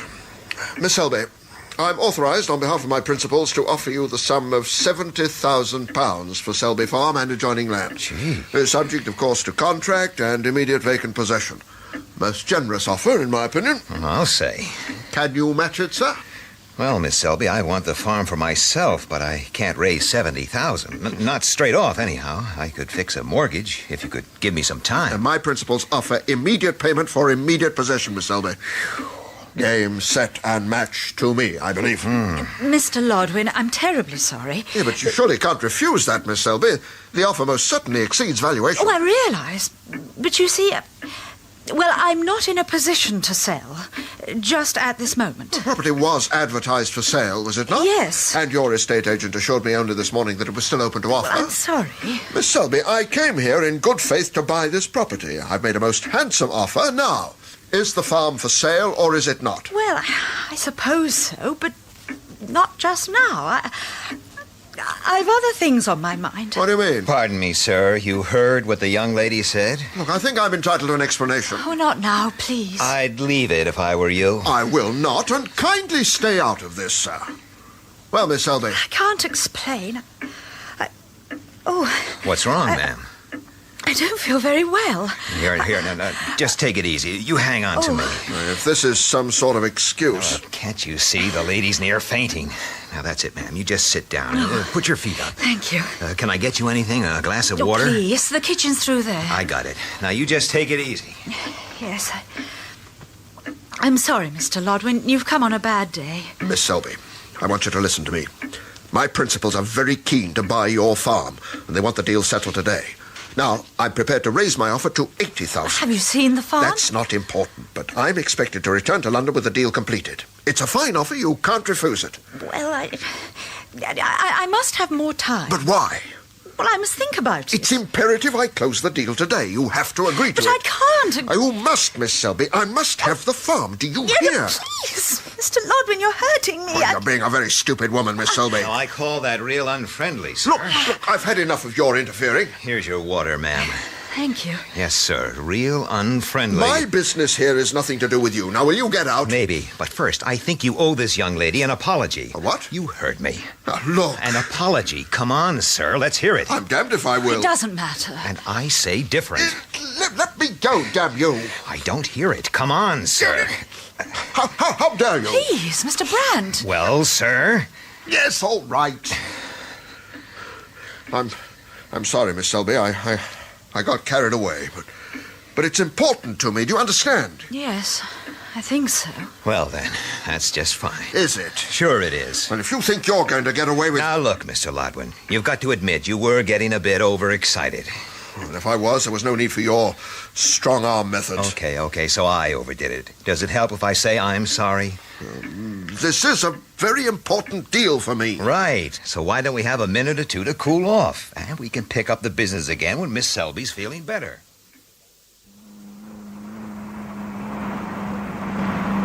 We're coming to Little Dunstead now, Richard. Just up ahead, beyond the crossroads. Yes, I saw the signpost. A pretty little place. A pub, post office come general store. You know the sort of thing. Nearest village to the Selbys, I suppose. Yes. Gillian does her shopping here. Would you like to stop and take a stretch? No, it's not worth it. We're nearly there.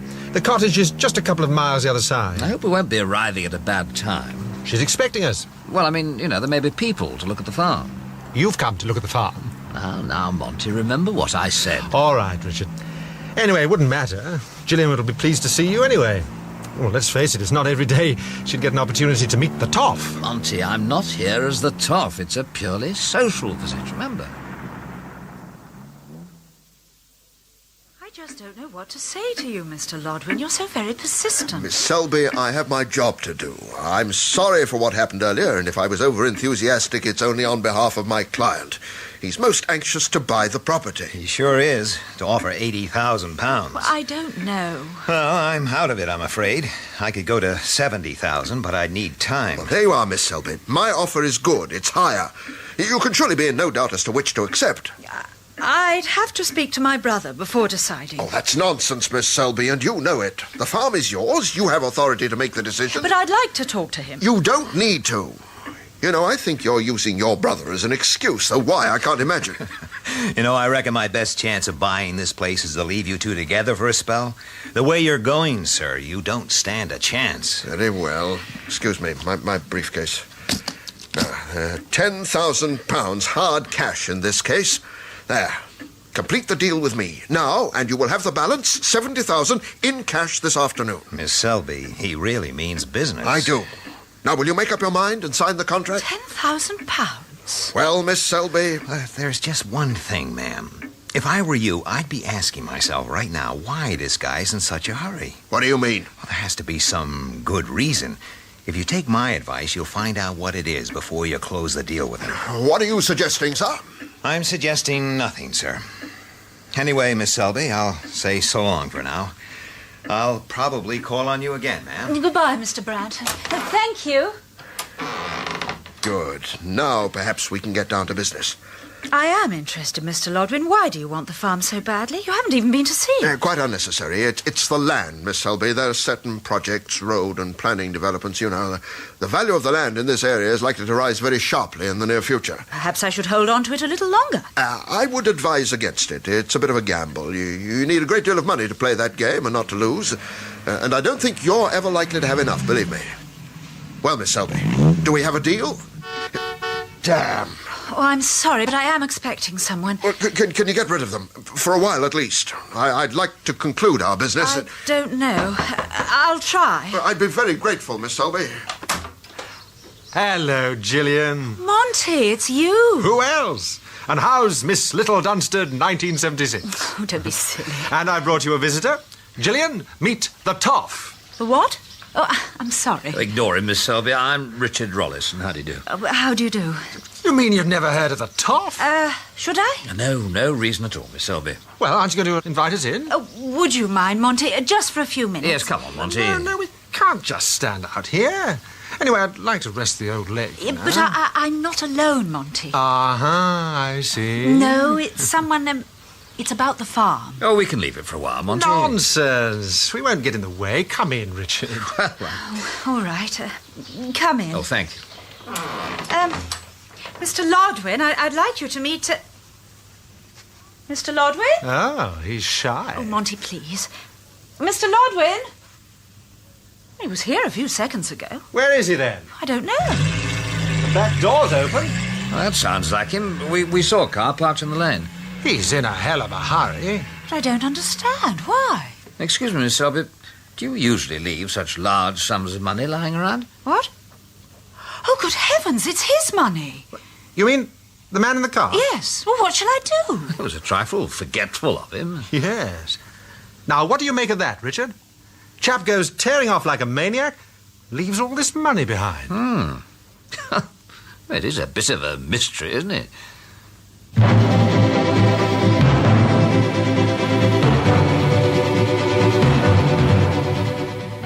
That was part one of The Toff on the Farm, a serial for radio dramatised by Roy Lomax from the novel by John Creasy, starring Terence Alexander as the Toff with Robert Dorning as Jolly. Gillian Selby was played by Heather Stoney, Monty Morn by Terence Hardiman, Mr. Lodwin and the Vicar by Geoffrey Siegel, Mr. Brandt by Ed Bishop, and Bert by Frank Jarvis. The producer was John Fawcett Wilson.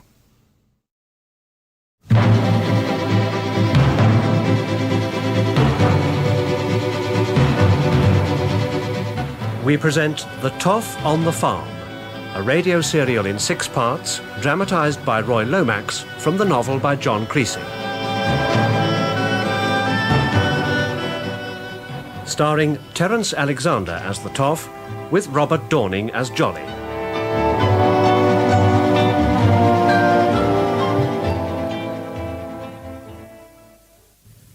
Part 2. Dead on Arrival.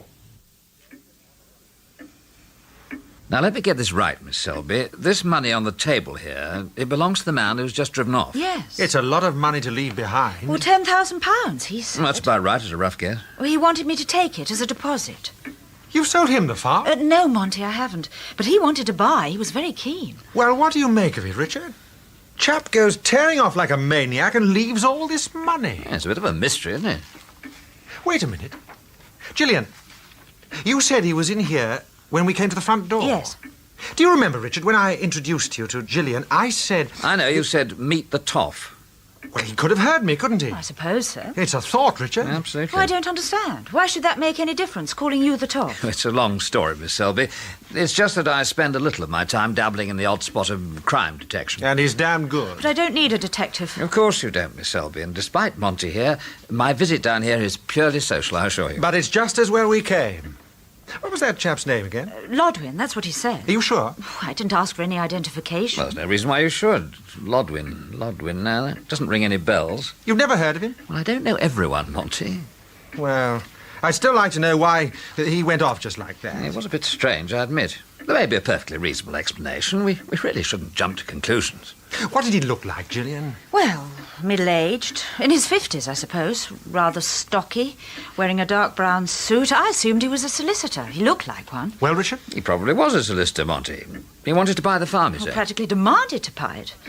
In fact, there was another man here. He left just before you arrived. Well, they both had a bit of a to-do, you know. What do you mean? Well, Mr. Lodwin was trying to persuade me to sell, and... Well, he got overexcited and grabbed my arm. He didn't hurt you? Oh, no, not really. Anyway, Mr. Brandt grabbed him and made him apologise. Brandt? Oh, that's the other chap. Yes, an American. He was after the farm, too. Well, good job he was here. Oh, a bit frightening, though. He really went for Mr. Lodwin. Yes, you're having an eventful day, Miss Selby. You know, Richard, it's a good job that I asked you to take on this case. What case? What do you mean? Yes, Monty, that's a good question. Oh, come on, Richard. Yes, but there really isn't a case, Monty. One or two little question marks, perhaps. Well, I did hope that you'd be able to help, I Gillian. don't need any help. Surely, Richard, there must be something you can do. No, really, Mr. Rollison. Miss Selby, why don't we try to clear up at least one of these question marks? Well, I'd rather... I'm not going to interfere in your affairs, I promise you. Well, I don't know. Now, may I use your phone? Well... I just want to ring home, have a word with my man, Jolly, all right? Yes, all right, Mr. Rollison. Thank you.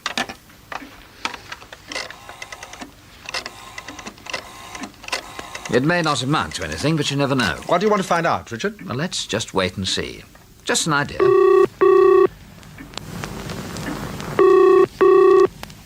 This is Mr. Richard Rollison's residence. This is a recording. Would you please record your message after you hear the tone? And Mr. Rollison will hear it when he returns this evening. Oh, it's me, Jolly. Someone I'd like you to check on, if you would. Name of Lodwin, Lodwin. It's a rather uncommon name, I think. I can't tell you much about him, I'm afraid. In his 50s, stocky, could be a solicitor, accountant, professional man. Anyway, see if you can dig up any more about him, would you? Thanks, I'll see you later. Pity Jolly's out at the moment. Is that all you need to say? What, check up on Lodwig? Well, don't expect too much, Monty. It may not come to anything at all, but he'll do his best. Well, this is a start, isn't it, Gillian? Yes. By the way, how's your leg? Oh, playing up a bit, but nothing to worry about. Oh, good. Does it give you much trouble, Monty? Well, a tin leg's not like the one you were born with. No. Incidentally, any news of Alan? Has he turned up yet? No. But you did phone round. Where he might have gone. No. Well, Why not? I thought you were worried about him. I was, but, well, you know. Your two visitors kept you busy, I imagine. Yes, they did. Miss Well, Rollison, that's right. Can we help to look for him? No, Monty, I'm sure he's all right. So you have heard from him? Yes, I mean, well, not exactly. Gillian, what do you mean? Monty, please, will you stop going on at me? Please leave me alone, will you, please? What the devil have I said now? Not Monty. Oh, it's awful. It's simply awful. I wish I could tell you, but I can't. That's all right, Gillian. That's all right. Now, please, don't distress yourself. I want to tell somebody, I really do. I'd like to help if you'll let me. I don't know. It's your brother, isn't it? Something's happened to him. I don't think so. At least I'm not sure. You tell me about it. I said I'd like to help you. Do you think you could? Yes. Well, this man telephoned. He said some dreadful things. Go on. He said if I didn't do as I was told and keep my mouth shut, something terrible would happen to Alan. And what did he want you to do? Well, he told me not to sell the farm to anybody. Not till he'd been here to see me. He's coming here? Yes, this afternoon, he said. Then God help him, eh, Richard? Now, hold on, Monty. Did he ask you for any money? No. Anyway, I haven't much money. It's all tied up in the farm.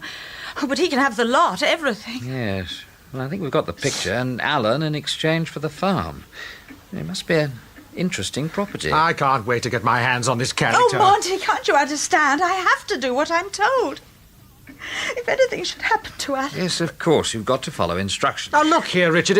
If you think I'm going to leave Gillian here alone... We've no alternative. He won't come if he sees Gillian has visitors. But, Richard, now, don't worry. Gillian, do you think you can cope with him? I think so. I'll try. Good girl. Now, that pub in the village, is it comfortable? Yes. Oh, that's where we're going, Monty. I don't understand. Well, don't try. And by the way, we mustn't forget all this beautiful money. Oh, what do you think I ought to do? Have you got a safe or a good hiding place around here? Oh, yes. There is a little secret place down in the cellar. Good. Well, you hide it away there just for the time being. Who knows? Mr. Lodwin may return to claim his £10,000. Now, come on, Monty. Go on, girl. Keep moving. Get up. Get up there. They won't hold you up more than a minute, sir.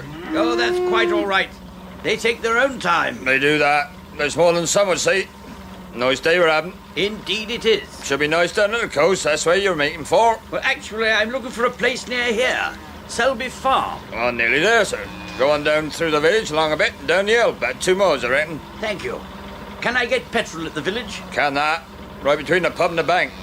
Depends on whether you're a spender or a saver. Go on, Rosie. Righto, sir. You can get past now. Morning to you. Morning.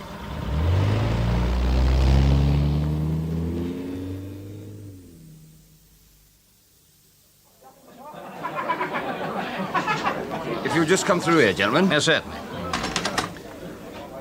Here you are, sir. Will this be all right for you? It couldn't be better, eh, Monty? Nice, comfortable armchairs. I shall have to close the bar soon, sir. But if you and your friend want to rest for a while, that'll be all right with me. Oh, thanks very much. And I think 2 large brandies, please. Right, sir. Now, listen here, Richard. You sit down, make yourself comfortable. Oh, very well. Look, Richard, I'm worried about Gillian. Well, don't be. The poor girl over in that cottage by herself. We should have stayed. No, it's too risky. That man who's going to visit, he expects her to be alone. For all we know, he may have been watching the place. He may have seen us there. Well, I don't know. Well, if he did, and if he's followed us, we're in the pub having a drink, aren't we? Here we are, gentlemen. 2 large brandies. Ah, thank you. Will there be anything else before we close? Yes, same again. Oh, well, no, you better make it 1 this time. I'll do that, sir. Can you see anyone? Out in the street? Well, no one I'd suspect. Anyway, he may not be here. But it was better to be on the safe side. Oh, We can't just stick around here doing nothing. I don't intend to, but I want you to stay here for a while. Oh, because of this damn tin leg of mine? Oh, of course not. It wouldn't hurt to give it a rest. No, Monty, I'd rather do this little job on my own. What job? What are you going to do? Now, wait a minute. What is it? I don't believe. Look, excuse me a moment, would you? I won't be long, Monty.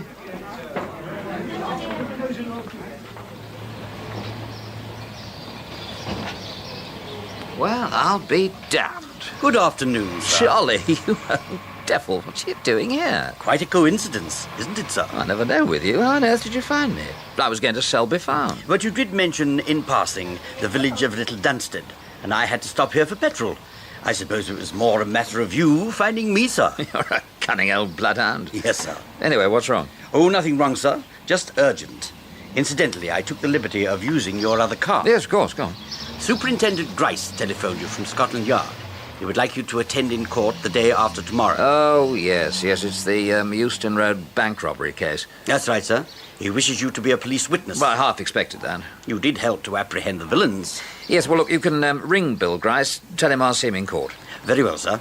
I shall go back to London directly. No, not just yet. I'd like you to come with me.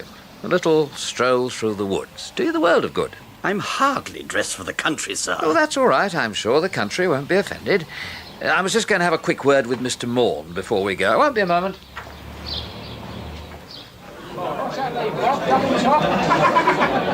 Sorry to dash off like that, Monty. Yes, what's Jolly doing down here? Oh, an urgent message. Look, I'm just going off with him for a while. What about Gillian? Now, you just take it easy. I won't be too long. Just listen, Richard. Don't worry. She'll be all right. Here we are, sir. Your brandy. Oh, yes, thank you. And have a drink for yourself. Thank you very much, sir. Bert, Yep. can you spare a minute? Come in. Thanks again, sir. Yeah, you're more than welcome. Excuse me, sir. Yes? Would your name be Mr. Morn? Yes, that's right. Well, there's a gentleman wants to know if you'll step outside and have a word with him. Oh, I wish he'd make up his mind. Beg your pardon, sir? Oh, my friend, Mr. Rollison. Oh, it's not him, sir. Not the gentleman who came in with you. Huh? This is an American. An American? And he asked for me by name? That's right, sir. And he'd like to speak to you outside if you wouldn't mind, sir. Oh. Now, if you'll excuse me, it's closing time. I better shut up shop or I'll be in trouble with the law.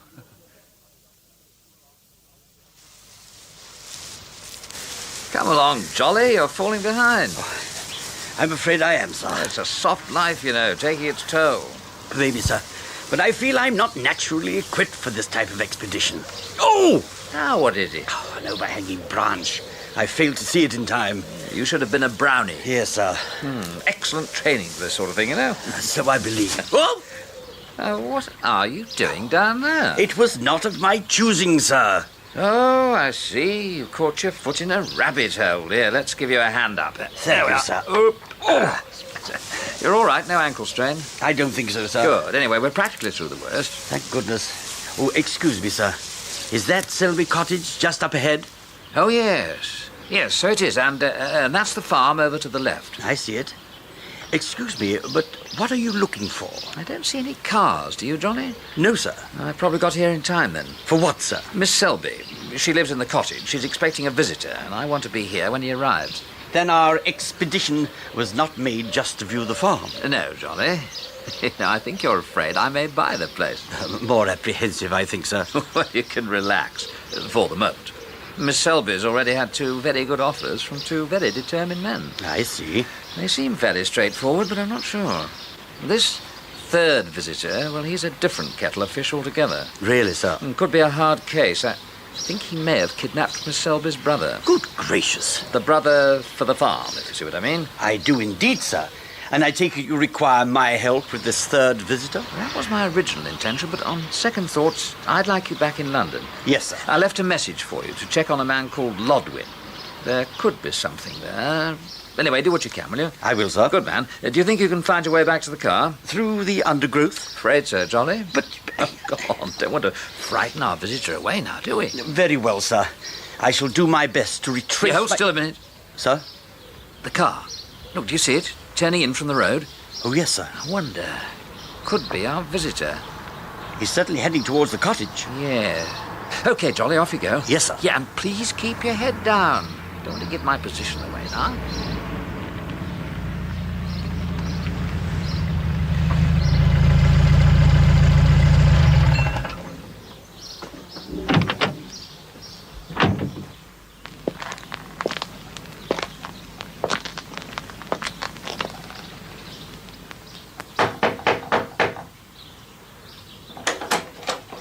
Yes? You Miss Selby? Yes, I am. Well, here I am then, as promised. You're the man who telephoned. Right, first time, darling. My brother, how is he? Nice little place you got here. No neighbours to bother you? Yeah, I like it. Look, I'm worried about him. And what about you, eh? Very nice. Please, you said you had a message from Alan. Did I? I don't remember saying. You did. You told me on the telephone. It's all right. Now, don't panic. I was only joking. Oh, please. All right, then. If you want to talk business. Pity. I was enjoying the scenery. Well... One thing. You are on your own? Yes. I mean, no company, like I told There's you. no one else here, I promise. How your brother would like that. Shows you care about him. Well, I'll come in then. Well, can't we talk out here? Excuse me, Miss Selby. Ah, so this is where your brother lives. Very cosy. Bit different to where he is right now. He is all right. Yeah, of course he is. Up to now. Anyway, do him good to rough it a bit. Make a man out of him. But you're going to let him come home? That depends. Know what I mean? All right. How much do you want, Mr... No, you call me Charlie. All my mates call me Charlie. Tell me, how much? How much do you think he's worth? Well, I'm not rich. I mean, I haven't much cash. Oh, that's a pity. Oh, there's only the farm. But that's all I have. Well, there you are then. What are you worried about? I mean, that's the answer, isn't it? A farm's worth a lot of loot, you know. Well, I don't know. Tell you what, darling. You sell the farm to me, and when the deal's gone through, you get your brother back. I'll settle for that. How about you? No, but the farm's occupied. There's a tenant. He won't move out. Oh, he'll be no bother, darling. Not to me. You'd be surprised. So what about it? Well, Well, keep thinking about your brother. What might happen to him? And you'll really pay me for the farm? Of course, darling. We've got to make it legal, haven't we? When we've agreed on a price, I give you the money, you sign the farm over to me, just like normal. I don't understand. Only difference is, you see, when the deal's gone through, you give the money back to me. And I send your brother home safe and sound, and everybody's happy. But how do I know you'll let Alan come home? You don't. But that's the way it'll be, darling. Don't you worry. Now, how much do you want for the place? Well, I was offered £80,000 just this morning. Were you now? For immediate possession. Yeah, that figures. Well, I better match that, hadn't I? Anyway, I mean 80, 90, 100,000. It's going to come out the same for you and me, innit? How about fixing on 80,000, eh? And you promise you will let Alan go? That's the deal, I said, didn't I? You know what's wrong with you, don't you, darling? You ought to have more trust. But by the way, who made you that other offer? Well, I can't tell you that. You keep forgetting about your brother, don't you? Well, it was a solicitor, I think. Mr. Lodwin. Lodwin? What's he look like? Oh, he was stocky, thick-set, probably in his mid-50s. A bit of a city gent? Yes. And he did seem very keen to buy. I'll bet. What is it? Him, a solicitor? Blimey, what next? What do you think you know him? Let's say, if it's who I think it is, you'll never get a penny out of him. And if you did, you'd never get a chance to spend it. What do you mean? I don't mean nothing. Except you've done better for yourself doing business with me. Now then, darling. How about sealing our little deal with a little kiss, eh? No.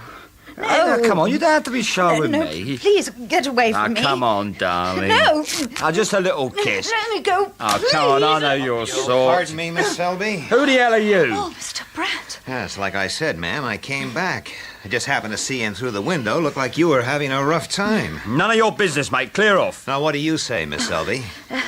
Thank you, but it's all right. Are you sure? You heard what she said, mate. Look, I'm talking to Miss Selby. Look, darling, did you tell him I was coming here? No, I didn't. It's the truth. It better be. Right, then tell him to get out of here or else. I think it would be best, Mr. Brandt. Miss Selby, your blouse is torn. It was an accident. Yes, I saw. Look, mate, are you going to clear off or do I have to use this? Yeah, it's a I'd knife. like to see you try, friend. Well, you've asked for it, mate. Now, drop it. That's better. Now. I guess that'll keep him quiet for a while. But your hand, it's bleeding. Oh, it's not too bad. It's just a scratch. It needs a dressing. I've got some in the kitchen. I won't be a minute. Thanks.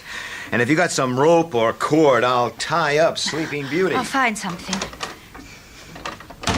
Gillian. Who's that? Shh. Richard, what are you doing here? How did you get in? The back door. You really shouldn't leave it unlocked, you know. Did you hear?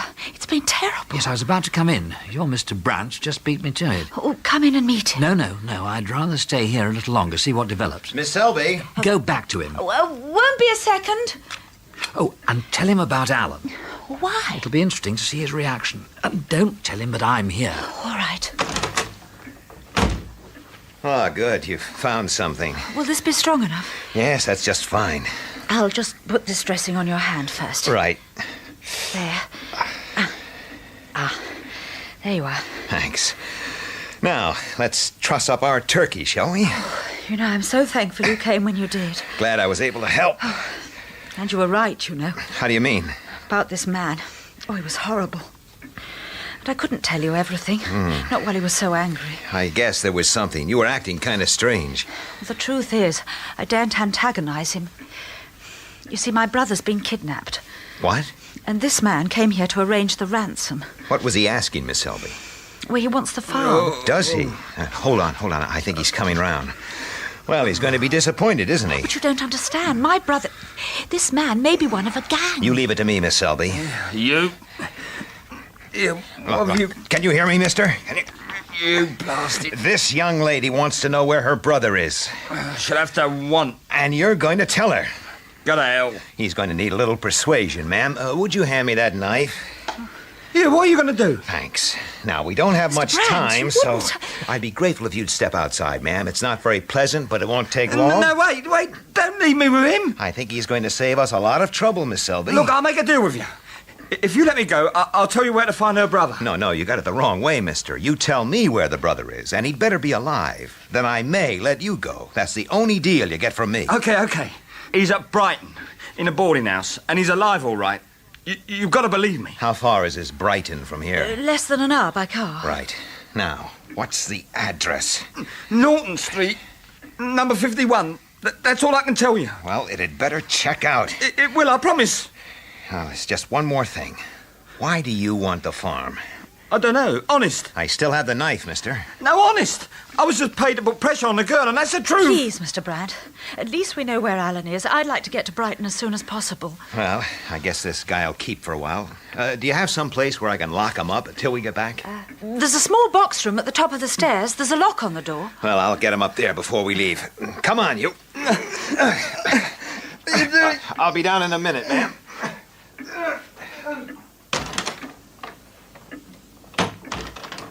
Richard? Yes. You heard? Yes, every word. You're both going to Brighton to find Alan. Yes. Look, can you keep him here for a while, delay him? Was it important? Well, I just need time enough to get back to the village to pick up my car and Monty. What are you going to do? Get to Brighton as fast as I can. But, Richard... Look, you will do that for me, please. And all being well, I'll see you later at 51 Norton Street. Oh, but Richard, I don't see how we'll get to Brighton before them. It depends on Gillian's delaying tactics, but we certainly don't have any time to spare. Well, then I'd better not hold you up. I'm sorry, old chap, I don't quite follow. Should have told you before, but it's this leg. I'm afraid the scar's opened up. Oh, no. Is it bad? Not good. It hurts like hell. I think it needs looking at. Damn, of all things. Well, I'm sorry, Richard. No, Monty, no, it's not your fault. I just want to get to Brighton before they do. Well, look, why don't you drop me off somewhere along the road? You can press on. Certainly not. Well, I'll be all right. My dear Monty, I wouldn't dream of it. If you need to see a doctor urgently, then we'll make sure you get to one.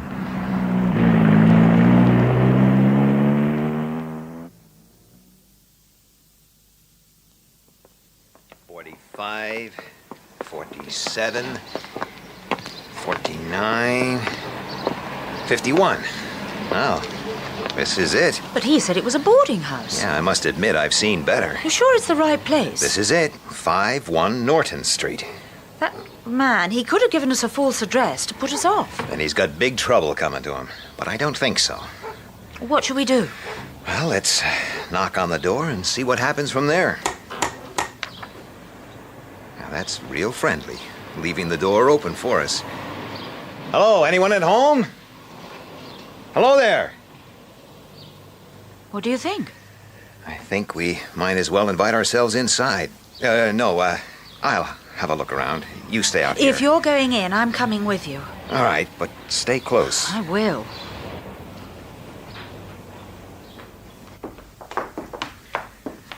Hi there. Anyone here? No? Well,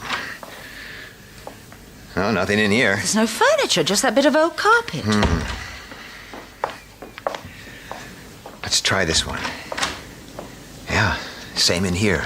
Room's empty. But he did say it was a boarding house. There should be someone about.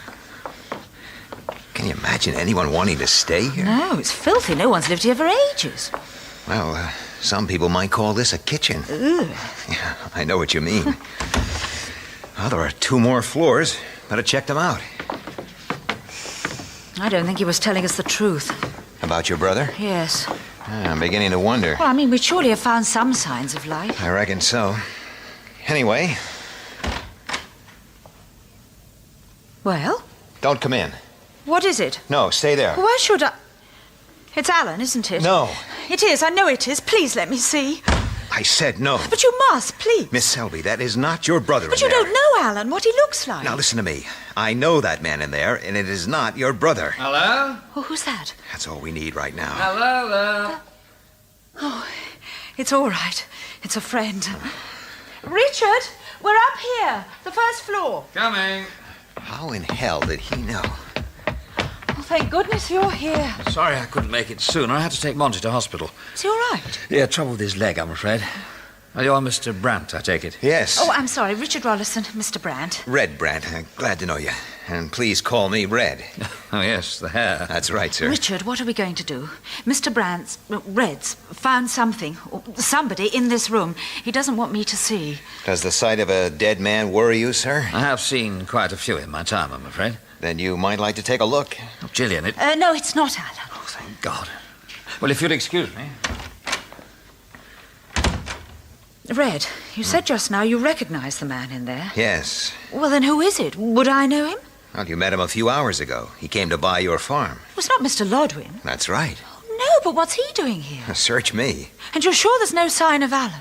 Not in that room, there isn't. Well, Mr. Rollison? Just as well you didn't let Gillian go in there. It's a very messy job. Still, it was bound to happen to that fella sooner or later. What do you mean? Well, that particular gentleman's been dodging the law for years. Just that bit too clever to get caught, or was one step ahead of trouble. Trouble sure caught up with him today. Yeah, sort of rough justice, I suppose. How long has he been dead, do you think? 1, 2 hours, I'd say, no more. But you recognized him, Richard. There's hardly a policeman in this country who wouldn't recognize Gus Fenner. Gus Fenner? But that's not... Why is that, Mr. Rollison? He worked with the really big crime syndicates. Made a lot of money, very clever man. Not small time, then? Oh, just the opposite. It had to be very big if Gus was involved. But, Richard, that's the man who came to see me. Isn't that right, Red? Yes. Well, when was that? Earlier today. He's the one who went off when you arrived with Monty. He left that money, you remember? Mr. Lodwin. You mean Gus Fenner was your Mr. Lodwin? Yes. I see. Now, that could account for his sudden departure. He may have recognized me. Well, and you say he wanted to buy Selby Farm? Oh, I told you he was very keen. Too keen for my liking. Yes. Well, if that's the case, I think we ought to move rather carefully from here on. How do you mean? Well, Gillian, knowing Gus Fenner and the kind of jobs he did, there has to be something about your farm that is very, very special.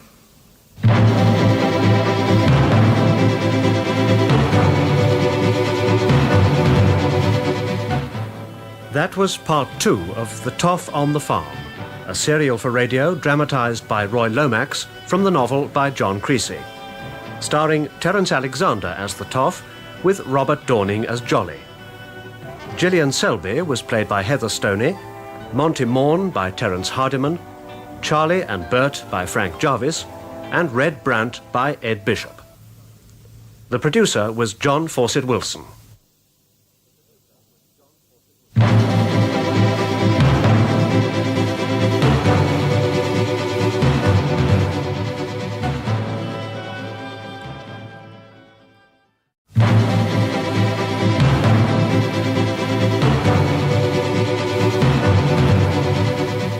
We present The Toff on the Farm, a radio serial in 6 parts, dramatised by Roy Lomax from the novel by John Creasy.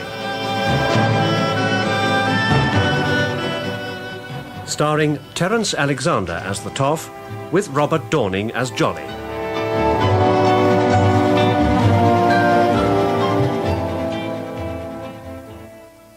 Part 3.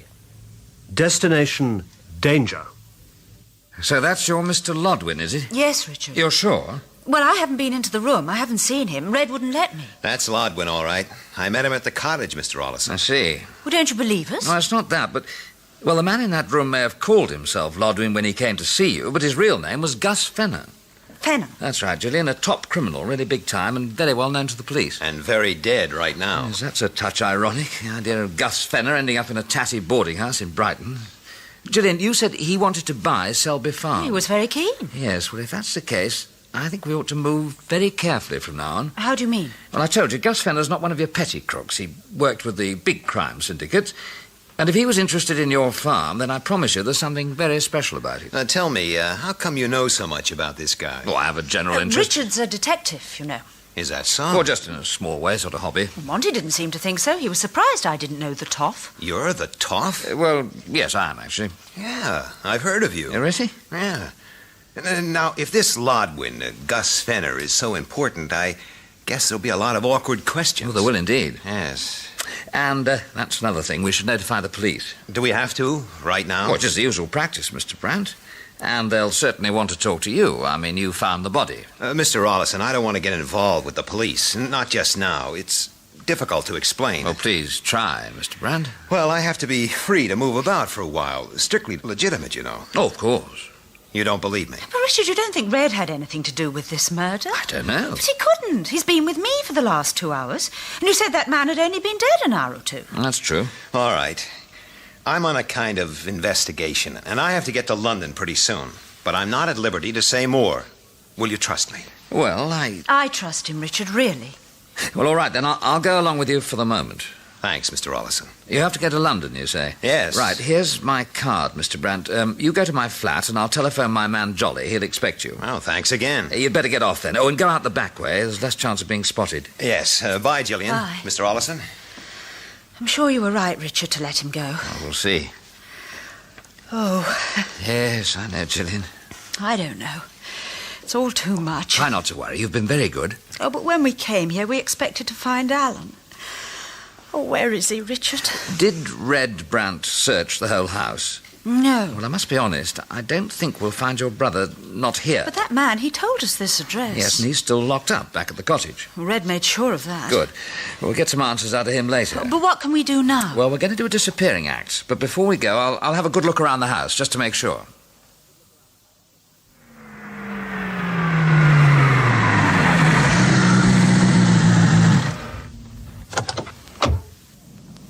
OK, Jackson, round the back. Yes, sir. And keep your eyes open.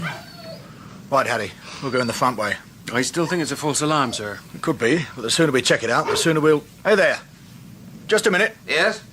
Where do you think you two are going? We're just on our way to the main street. Not yet, you aren't. I want a word with you. Spoken like a policeman? That's right. My name's Bishop, Detective Inspector. My sergeant. This is Miss Selby. I'm Richard Rollison, so now we all know one another. Rollison? Yes. Richard Rollison, the Toff. You've got a good memory, Inspector. Let me see now. Eastbourne, the Holman jewel robbery, must be, 10, 11 years ago? Well, what are you doing here, at this house? Oh, purely a social call, you know. Mr. Rollison, please. Very well, Inspector. There's someone upstairs. You'll know him very well, I think. All right, Sergeant, go up and check. Yes, sir. The first door on the right, Sergeant. Thank you. Anyway, he won't be running away. I'm afraid you have a dead man on your hands. I see. Do you know who it is? Would you believe Gus Fenner? No. It's true. And you found the body? Well, something like that, yes. And you were just going to walk away without telling anyone? Oh, not at all. But I imagine someone's already phoned and tipped you off, yes? Well? Why else would you be here? I am right, aren't I? Yes. Well, it's all a bit too pat for me. You think so? Mr. Rollison, I'm going upstairs to have a look at that body, and you're coming with me. As you wish. And I'll have a statement from the two of you. If I'm satisfied, then I'll let you go. For the present. Oh, very well, Inspector. Shall we go and view the body? And so, having decided that the matter could be left in the most capable hands of the police, I suggested to Miss Selby that we leave the house. The rest you know. I wasn't speaking too quickly for you, Sergeant, was I? No, sir. Good. Well, Inspector? All right, Mr. Rollison. I'm satisfied you can both go. And you have my card and Miss Selby's address if you need anything further. I have. Are you ready, Gillian? Yes, Richard. Goodbye, then. Thank you, Inspector. Goodbye, Miss Selby. Mr. Rollison. Well, Harry, what do you think? Seems fairly straightforward. Yes, but the Toff's a fly customer. I wonder if he was telling us everything. I wouldn't know that, sir. You know, the more I think about it... Yes, I reckon that's what we'll do. Go and give Jackson a shout, tell him I want him up here, and then, Harry, there's a little job I'd like you to take care of. You know, I still can't get over the way you coped with the police and all those questions. No, I've had a lot of practice. Actually, they were fairly reasonable in the circumstances. Oh. Now, look, Gillian, I must nip into this box and make a couple of phone calls. Would you like to wait in the car? It's just round the corner. No, I'll stay here if you don't mind. Oh, not at all. I don't think it should take me very long.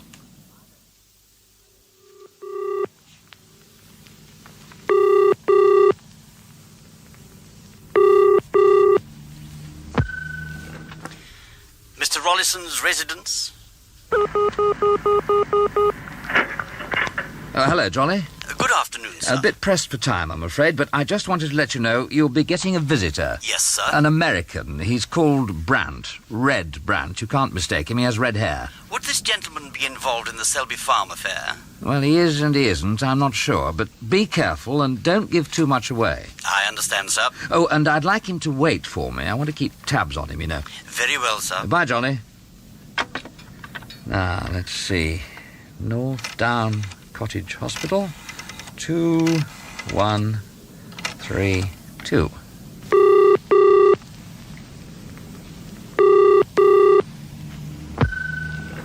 Northdown Cottage Hospital. Casualty, please. Certainly. Putting you through. Casualty, Nurse Phillips. Oh, good afternoon. I wonder if you can help me. If I can, sir. I brought a friend into casualty this afternoon. I'd like to know how he is, if he's been admitted. What's his name, sir? Morn. Monty Morn. What time did you bring him in, sir? Oh, about 4:10. Just one moment. No, sir. No one called Morn. Oh, but surely... We could have gone straight to the duty doctor, but he's off at the moment. Oh. Can I ask him to ring you when he gets back? About an hour or so, I should think. Yes, I'd be very grateful. The name's Rollison, and I'll be at Little Dunstead 3434. I've made a note of that. I'll pass it on to him. Thank you very much. Everything all right, Richard? Yes, thanks. Good. At least I think so. Come on, Gillian. What is it? I'm not quite sure, but I think we may have company.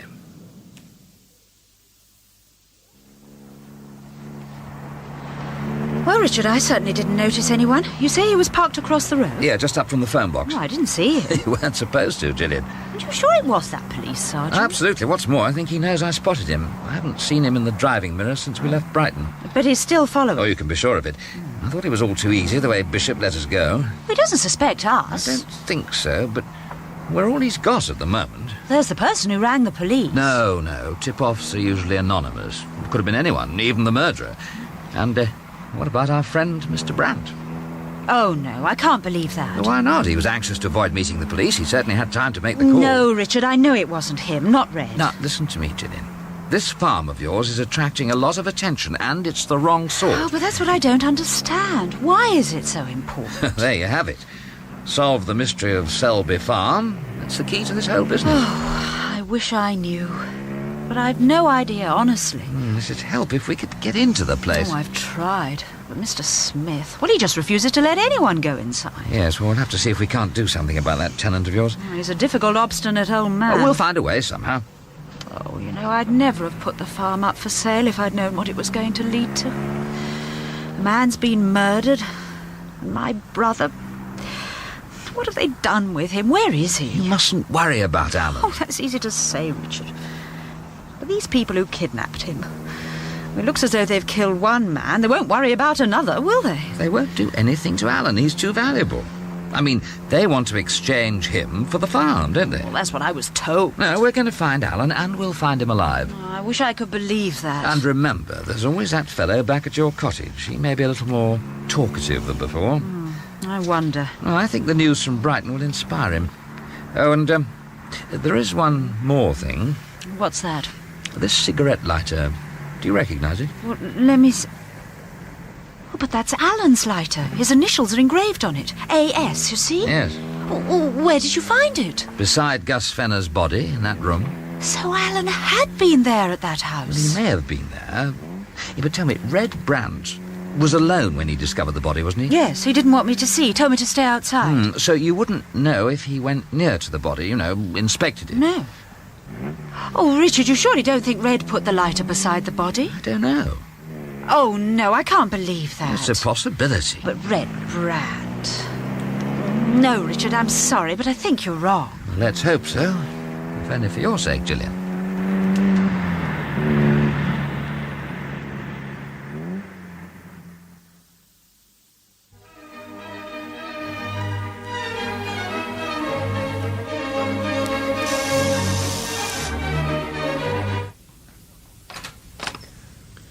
Good afternoon, Mr. Brandt. Hey, you know my name. Mr. Rollison telephoned. I was expecting you, sir. Please step inside. Oh, thanks.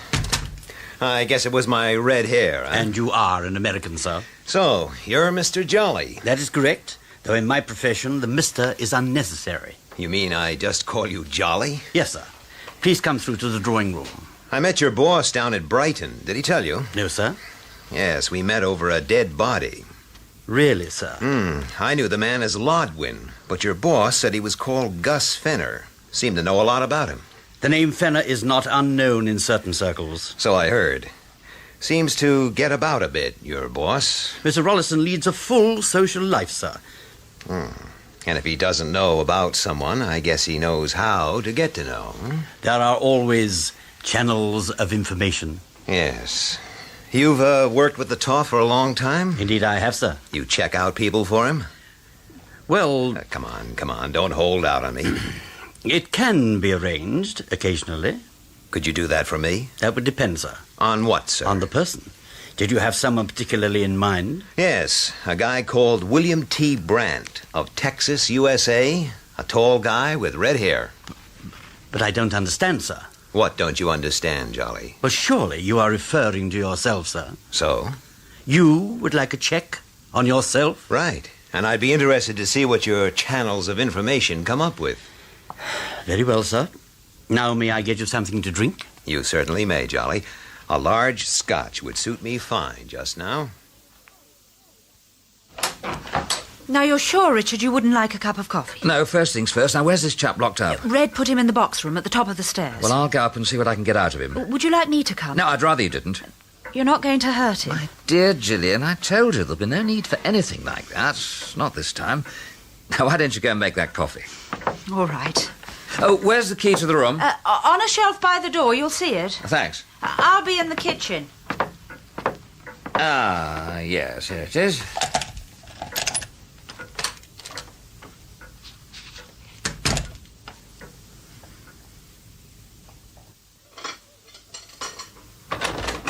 Oh, Richard, you were quick. Yes, it didn't take very long. Well, what did he tell you? Nothing, I'm afraid. Oh, and you were so sure. Yes, I was, but it wasn't possible, you see. He's been stabbed to death, just like the other one. Oh, damn. Oh. Yes, what is it? Is that Mr. Rollison speaking? Yes, it is. Ah, good. I'm Dr. Ellis, Northdown Cottage Hospital. Oh, yeah, I'm sorry about that, Doctor. You caught me at a bad moment. I'm sorry. No. It's very kind of you to call. You obviously got my message. Yes, I did, Mr. Rollison. And I'm rather surprised. You haven't seen or heard from your friend? Well, no, not since I left him in your casualty department. He was in great pain. Yes, that's the point, Mr. Rollison. It was Mr. Morn. Yes. Yes, I spoke to him myself. In fact, we chatted for a minute or two. But he didn't ask for any medical attention. Oh, but he was in serious trouble. His leg, you know. Really? How very strange. He told me he was waiting for a taxi. A taxi? Yes. He seemed perfectly fit to me. Anyway, I didn't see him leave. I was busy. I suppose his taxi arrived. What on earth? I'm sorry I can't tell you any more, Mr. Rollison. No. It's very good of you to call, Doctor. Yes, well, goodbye then. Goodbye, Doctor. Well, I'll be damned. What is it, Richard? Well, it's Monty. What the devil's the man playing at? Well, he isn't at the hospital. No, he isn't, and I fell for that story of his. I must be mad. There was nothing wrong with it. But you weren't to know. He must have had a good reason. Well, why the hell didn't he tell me? Richard, that man upstairs. What are we going to do? Yes, you're right, of course. He is the number one problem. Yeah, I think I have the answer to that one. What? You remember the police sergeant who followed us from Brighton? Yes. Well, Gillian, would you be all right on your own, just for a few seconds? I think so, but where are you going? Not far, just outside the back door. Well, don't be too long. I won't, I promise. Sergeant? Sergeant! Oh, come on, man. Where are you hiding yourself? Here, Mr. Rollison. Ah, there you are. Now, come on, I've got a job for you. I'm waiting for Mr. Bishop. Oh, to hell with Mr. Bishop. He's on his way. Be here any minute. All right, yes, you wait for him then, but come in when he arrives. He'll be interested. I'll tell him, Mr. Rollison. You heard that, didn't you, Gillian? Yes. Oh, it's a relief knowing the police are here. Pleased for your sake. How are you feeling? Bit shaky. Not surprised. Now, look, Gillian, I'm going to stay here with you You're until good. Bishop arrives. We'll hear his car. Yes. Then I want to slip away for a while. What for? Now, don't worry, it's nothing illegal, just that I'd rather the police didn't know what I was doing. They're bound to ask. If you don't know, you can't tell them, can you? Will you trust me? Yes, all right. Good girl. Now, if you'll tell me where you keep your drinks, I'm going to prescribe a brandy for the two of us. Well, Jolly, when I said a large scotch, I didn't think it would be that large. But I sure needed it. May I refill your glass, sir? I'd like that, but no thanks. I have to be on my way. Must you, sir? If you could only wait until Mr. Rollison returns. No, I've got things to do, people to see. Can't just sit around here. I'm sure Mr. Rollison would prefer you to remain in the flat. You're serious? Yes, sir. Why shouldn't I leave? Because I would agree with him, sir. I don't get you. Look, shortly after you arrived, two men appeared in the street outside. They'd been watching this building. Show me. You can see them from this window, sir. Be careful, the curtains. Yes. One by the mailbox. And the other at the corner of the street. Would you say they're police? I really wouldn't care to comment on that, sir. Well, Jolly, I've got to get out of here and fast. Now, how do I do that without those two guys seeing me? I would suggest you remain here, sir. Now, come on, give. There has to be a way. Well, sir, if you must go, there is a fire escape, approachable through the window of the guest room. Climb up that, onto the roof, and from there to a fire escape on the far side of the building, and so down to the street. Have you done it, Jolly? Oh, indeed, yes, sir. On a number of occasions. Well, in that case, so can I. Show me the way. The guest room, sir, and the window. Thanks. And don't forget that check you're going to make on William T. Brandt. Indeed, I will not, sir.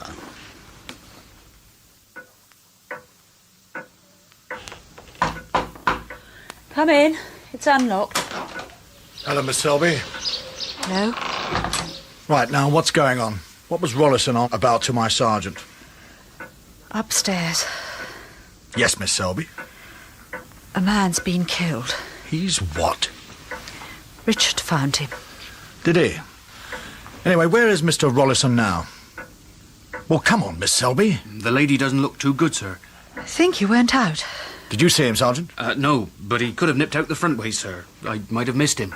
Well, I'll have to wait for now. Let's go upstairs and see what's been happening.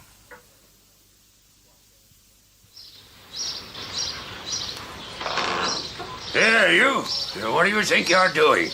Good evening. Mr. Smith, isn't it? What do you want? Lovely evening, isn't it? What are you after? Oh, nothing, really. Just looking over the farm, you know. Oh, may I give you a hand with that rubbish bin? It looks terribly... There, you stay away from me. I can manage. Of course you can. You get off my property. I've had enough nosy parkers for one day. Oh, you've had other visitors, have you? No good snoop as the pair of you. Or that lar-dee-da. But you're all the same. Oh, I do hope not. Don't you worry. I can spot you a mile off. Yeah, but we'll pay you very well for the story, Mr. Smith. Story? What story? I don't understand. Look, why don't we have a little chat about it? I'll go inside and... Hey, you keep out of there. Do you hear? Well, as you wish. Yeah, it's charming, and absolutely charming. My readers will love it. I must get a photographer down. Photograph? For the article, Mr. Smith. Surely... Oh, Oh, now I understand. Look, do forgive me, Mr. Smith. I'm afraid we've been talking at cross purposes. What? Well, your other visitor, I'd assumed he was a journalist like myself. I don't want my name on no newspaper. Would be a lot of interest and support for you in your fight to stay in the farm, an Englishman's home, all that. I've a right to this farm while I pay my rent. And I've got that in writing. Yeah, but you could be evicted, you know. I mean, Miss Selby may get a court order. Then I'll tear it up. Anyway, she'll never get a court order. She wouldn't dare. But, Red... And I've had enough of you, and you prying into my affairs. So get off my land. Mr. Smith, I'm only trying to point out... Ah, now, will you get off my property? Or do I have to throw you? Oh, steady on that. Oh, look what you've done. Spilt all that rubbish. If you'd have gone like I said... My goodness me, you are a heavy smoker, aren't you, Mr. Smith? What's that? All these empty cigarette packets. American, aren't they? Now, you mind your own business, will you? And for the last time, get off my property. Now, you're sure you'll be all right, Miss Selby? I'm just going outside with the sergeant. Yes, thank you, Inspector. Right, then. Well, I didn't want to talk in front of her, Harry. No, sir. Well, it's a bit of a turn-up, isn't it? 2 in one day. We can do without that. Now, you locked the door to the box room? Yes, and the team's on the way, sir. Good. Has to be the same man who did the Brighton job, then. It's the same M.O., isn't it? Won't be many around like him. He's a professional. I wonder where Rollison's got to. You don't suspect him? No. Anyway, you're his alibi, aren't you? I mean, that character's been dead for an hour at least. Hello there. Oh, good evening, sir. Who are you? What's going on here? Well, one thing at a time, sir. What's your name? Morn. Monty Morn. And what are you doing here? I've come to see Gillian. I'm a friend. Look here, who are you? The police, sir. What on earth? Nothing's happened to Gillian? Oh, no, she's all right, sir. Oh, thank God. But there has been a nasty accident. Is Richard with her? Richard? Mr. Rollison. Look, we both came down to see her. You're a friend of his, are you? Yes, of course. Look, I'd like to go in, please. What do you think, sir? Well, she's not feeling very well. Then she'll need looking after, please. All right. Go on, then. But be careful. Thanks. Gillian, it's Monty. Was that wise, sir? Well, I don't know, Harry. But in the circumstances, well... Did you get anything out of her? No, not really. She's in no condition. Delayed shock, I reckon. Did go on about her brother. Oh, and that money. She was right about that. Must have been 9,000-10,000 quid in that case. Yes. You know, just between you and me, Harry, the Yard will want to be in on this. But it's on our patch, sir. Maybe. But you see if I'm not right. Hello, Inspector. Sergeant. Oh, Mr. Rollison. We've been waiting for you. Yes, I'm terribly sorry I wasn't here to meet you, but I had a little job to do. If I asked you about it, would you tell me? Of course, if it had anything to do with upstairs. But it hasn't? No. That's nasty business, Inspector. Very. Will you give us a minute, Sergeant? Oh, yes, sir. I'll be down at the car. Oh, what is it, Inspector? Well, I'm not sure if I'm doing the right thing, but Miss Selby shouldn't stay on here at the cottage. I agree with you, but won't you need her? Maybe, but not right now. She's not in a fit state. Do you know any friends she could go to? Look, I could take her up to town, to an aunt of mine. She'd be well looked after there. Do you think you could persuade her? Well, try. And there's a gentleman in there says he's a friend of yours, name of Morn. Is he free to leave as well? Will you vouch for him? Yes, I think so. You don't sound so sure. Of course, yes, I am, yes. Well, so long as we know where we can get in touch. And just so you know, I'm sending all the details to Superintendent Grice at the Yard. Well, Bill Grice knows me well enough. So I believe. But you're satisfied that we're in the clear? Well, I'm satisfied you couldn't have killed that man upstairs. Now, you go in there and get your friends ready for the off. Thanks, Inspector. Hello, Monty. Gillian. Thank goodness you're here, Richard. Richard, I wanted to Later. talk to... Now, we're all going to London by kind permission of Inspector Bishop. I can't go. What about Ellen? Look, there's no point. When this breaks in the press and they know I'm involved, they'll make contact with me in London. But if No buts, please. Now, you go and pack. Anything you need, just for a night or two. Oh, all right. Now, Richard, shouldn't one of us stay here just in case? No. And I don't want to hear another word from you, Monty, not until we get away from here. Well, Mr. Rollison? We're nearly ready to leave, Inspector. I'll just make a note of the addresses you'll need. Thanks. And I hope you'll all be there if and when you are needed. Oh, you can be sure of that, Inspector. Now, you're not to worry about a thing, Gillian. It's all taken care of. Jolly's gone over to see my Aunt Gloria, so she'll have everything ready for you when you arrive. But Richard... No. You need a good rest right now. And she'll love having you. probably spoil you, of course, but never mind. I'm such a terrible nuisance. Not at all. Not like this so-called friend of ours. What? Hey, Julian? What do you mean, Richard? Well, don't sound so surprised. You know perfectly well what I mean. All that rubbish about your leg playing you up. That's unkind, Richard. It was very painful. You made a most remarkable recovery, I must say. Well, you know, right sort of injection and... But you didn't have any treatment, did you? He rang the hospital, Monty. Oh. Now, come on, Monty. Why did you tell me that pack of lies? They weren't lies. Well, not really. Well, he was certainly less than honest, and I want to know why. I suppose I did have a reason. Well, tell me. You probably wouldn't understand, but I felt so useless. Everyone was able to do something positive. Trying to sell the farm, and when we knew that Alan had been kidnapped, Gillian was off to Brighton to find him. But you and I were going down there as well. Yes, but if there'd been any trouble, I wasn't going to be much use with this tin leg of mine. Oh, but Monty, you persuaded Richard to come down here in the first place. I'm so grateful. Not the same, is it? I wanted to do something myself. Anyway, I'd had this idea to call on old Smith, see if I could talk him to moving out of the farm. Oh, so it was you. I did wonder. How do you know that? I guessed. I'd been to see him as well. Hope you had better luck than I did. I probably did more harm than good. I'm sorry, Gillian. Please, Monty. Well, if it's any consolation, I didn't get very far either. He really is very difficult. I wish you'd told me what you were going to do. Why should I? Because, my dear Monty, the sale of Gillian's farm has already led to a kidnapping and 2 murders, and it may get worse. I'd hate to see you involved, do you understand? Yes, Richard. Well, remember that. And let's get Gillian to Aunt Gloria as soon as possible. We'll pick up Jolly and see you safely home, Monty.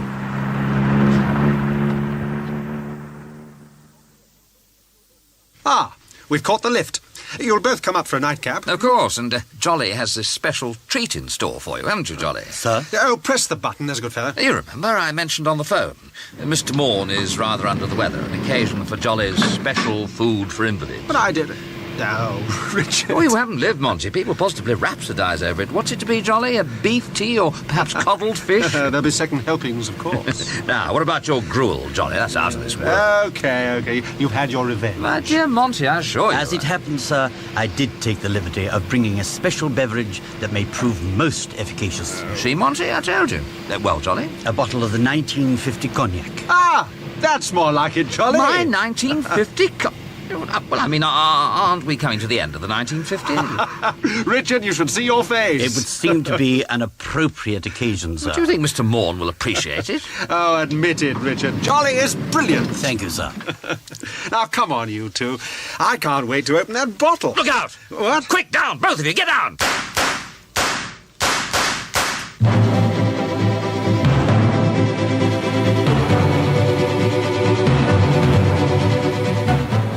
That was part 3 of The Toff on the Farm, a serial for radio dramatised by Roy Lomax from the novel by John Creasy, starring Terence Alexander as the Toff with Robert Dorning as Jolly.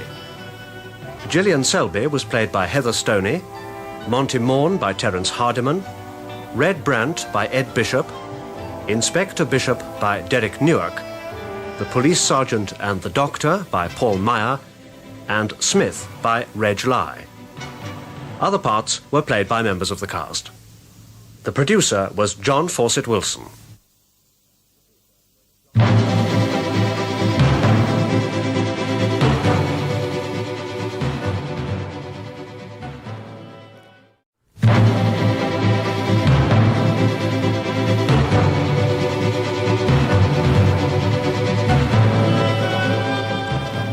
We present The Toff on the Farm, a radio serial in 6 parts, dramatised by Roy Lomax from the novel by John Creasy.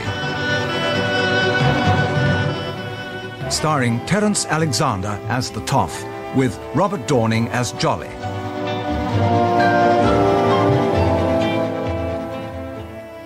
Part 4, Cause for Alarm.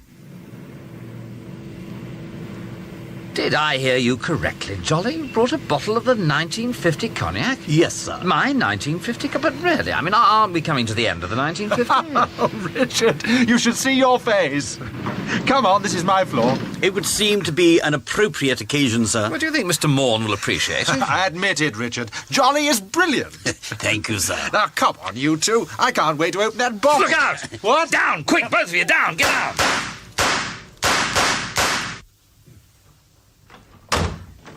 My God! You okay, Monty? Yes. Jolly? I believe so. Second door along the corridor, eh, Jolly? Yes, sir. Come on, then, let's get after him. Richard? Yeah, oh, you stay there, Monty. Stand back, Jolly. Now be careful, sir. Sir, over by the window. Yes, I can see. Oh, damn. Oh, no, you don't. Let go of me, you! You're not leaving just yet. Let me go! Yeah, come on, Jolly, give me a hand, will you? Get your filthy rotten... That's it, Jolly. I've got her, sir. That's better. How very undignified, climbing through a window. Let go of me, you... Now, the more you struggle, the more it'll hurt. Jolly, the window, can you see anyone? Yes, sir. A man. Bottom of the fire escape. Shall I go after him? No, there's no point. He's got too much of a start. A pity. But we've nabbed one of them, haven't we? And will you please keep still? What's going on in there? Will you let me go? Jolly, Please? close the door. There's a good fellow. Yes, sir. That's better, isn't he? You Thanks. hurt me, you know. I'm going to have a bruise on my shoulder. Yes, I'm very sorry about that, but it was your own fault. I've got to get out of here. It was nothing to do with me, you know, what just happened. Really? Yes, I didn't know what he was going to do. I find that hard to believe. Anyway, we'll leave all that to the police, shall we? You mean they'll be coming here? Of course. Oh, no, I mustn't talk to the police. I mustn't. I mean, well, you know, in my line of business. Oh, yes, of course. But I'm not mixed up in this today, honestly. I mean, if I'd known what was going to happen, I'd have never have agreed to it, you know? Yes, still it's too late now. Oh, well. But I didn't know, really, I didn't. Look, all I was told to do was come round here with this bloke and make out we was married, you know, and stay with him all day. Who rented the flat? I don't know. And the man you were with? I've never seen him before. And he hardly said a word all the time he was here. How much were you paid? 200 quid in advance. Oh, not bad. Well, that's what I thought. If only I'd known. Yes, and it's so unjust, isn't it? When the ones who are really guilty look like getting away with it. Don't you agree, Johnny? I do indeed, sir. I mean, the man who was here with you and also the fellow who arranged it. Who was that, by the way? I don't know. Are you sure? Yes. I just wondered, as you've been so honest with me. I told you, I don't know. Anyway, who are you asking all these questions? I'm a man who's just been shot at, so I'm very interested, naturally. Well, no, I can't tell you any more. I daren't. I don't mind. Jolly, would you just nip down to the foyer? When the police arrive, bring them straight up. Tell them we've got one of the two gunmen. Very well, sir. No, wait. I didn't have a gun. It wasn't me. We can't be sure, though, can we? OK, Jolly. No, don't go. All right. What do you want to know? Just to arrange this little shooting party? Would you let me go if I told you? Well, I don't think I can do that, but I will put in a word with the police for you. Well, I was in a pub last night and this bloke came in, said he needed a girl to do a job for him. It was going to take all day. Well, the money was good and well. I said I'd do it and that's it. Not quite. His name, please. No, I can't. He said if I breathed a word about it... What was his name? Oh, all right, Modwin. Yeah, something like that. Or Lodwin. Could it have been Lodwin? Yeah, I suppose so. Oh, God, he'll kill me. No, he won't, Miss... what's your name? Lola. Lola Bridger. Well, Lola, if it'll put your mind at rest, Mr. Lodwin is in no position to kill anyone. But he might mark me, you know. No, I don't think so. But you have got yourself involved in a rather serious business. Oh, God, I knew it. You've got to let me go. Oh, God, it's the police! And you're sure there's nothing more you can tell me? No, I've told you all I know. Jolly, there's something I want to check in the hall before the police arrive, you know. Yes, sir. Would you mind taking charge of Miss Bridger for a moment? Certainly, sir. I mustn't talk to the police. I won't be a second, Jolly. Yes, sir. Will you please be still, Miss Bridger? Let me go. Oh! Oh, my leg! Oh! Oh! Oh! Oh! Well, Jolly? It worked, sir. As usual. Poor man, the things you have to put up with in the course. Yes, sir. You are all right, eh? Of course, sir. Yeah. Just a little over-dramatisation for effect, you understand? Yes, well, you know what to do. Of course, sir. Follow her, see where she goes, and expect you want her home address, if possible. That's right, and then back to the flat, Jolly. Do you suppose she knows more than she's told us, sir? No, I think we got the truth, but... She's a very frightened lady, sir. She is, Jolly. Anyway, off you go. I'll stay here, make sure Monty's okay, and tell the police what's been happening. More or less. Well, Mr. Rollison, I think we've done as much as we can for the moment. Thanks for your help. Pleasure, Sergeant. Won't trouble your friend again, not tonight. That's kind of you. He needs to rest. Yes. Well, good evening, sir. Good evening, Sergeant. Well, Monty, I think the police are just about ready to call it a day. Oh, thank goodness. Are they reasonably satisfied, you think? Intrigued would be a better word. Well, it beats me, I must say. By the way, I'm sorry I pushed you over when we came out of the lift. It must have hurt the leg. No, don't give it a thought, Richard. Anyway, I can always replace an artificial leg. That's true. But, you know, I just can't stop thinking about what might have been. Any one of us could have been killed. I don't think so. No, but surely that's obvious. It's to do with this case of Gillian and the farm. Yes. Well, you're involved, and I suppose Jolly, indirectly. My dear Monty, there was no case until a few hours ago. And remember, it was only this morning you asked me to help. Well? I rather fancy this shooting incident was planned before then. But that would mean the gunman was waiting for me. Well, whoever was waiting wouldn't reasonably expect to see Jolly and me here, would they? Richard, you're beginning to frighten me. Why should anyone want to kill me? No, you're jumping to conclusions. The wrong ones, I think. Reassure me, please. Monty, if you take a look in that lift, you'll see that all those bullets hit an area no bigger than a dinner plate. Now, that's some shooting. If that gunman had wanted you dead, you'd be dead. I still don't understand. It's my guess the little effort this evening was staged. I think it was meant to scare you. It certainly succeeded. But why? I haven't worked that one out yet, and I could be wrong. No, I'm sorry, Richard, but I still think I'm lucky to be here, thanks to you. Oh, come on, Monty. Any ideas who the man was? No. What about that American chap? What, Red Brandt? Yes. Not sure I like the sound of him. Has Gillian been talking about him? Well, yes. He seems to be going out of his way to impress her. You know. I do. Well, we don't know anything about him, where he comes from, what he's doing over here. It's a thought, Richard. Yes, and let me add another. A touch of jealousy from someone not a million miles away from this flat. Yes, all right. But be honest, you don't know much about him. Well, I'll bear it in mind, Monty. You know, I think Gillian would be very flattered. And you think she's safe? At your Aunt Gloria's? Oh, yes. No one knows where she is, do they, apart from us? Jolly and, the bright man, Inspector Bishop. Now, don't you worry, Monty. Well, that's easy to say, Richard. Look, tell you what I'll do. It isn't far out of my way. I'll go over and see her now. I'd be grateful. Anyway, it's better she hears about tonight from me rather than the papers or the news. She's had quite enough shocks for one day. And the sooner you get to bed, the better. Good night's sleep, and you'll be a new man in the morning. Oh, don't get up. I'll see myself out. Good night, Monty. Good night, Richard. Ah, well.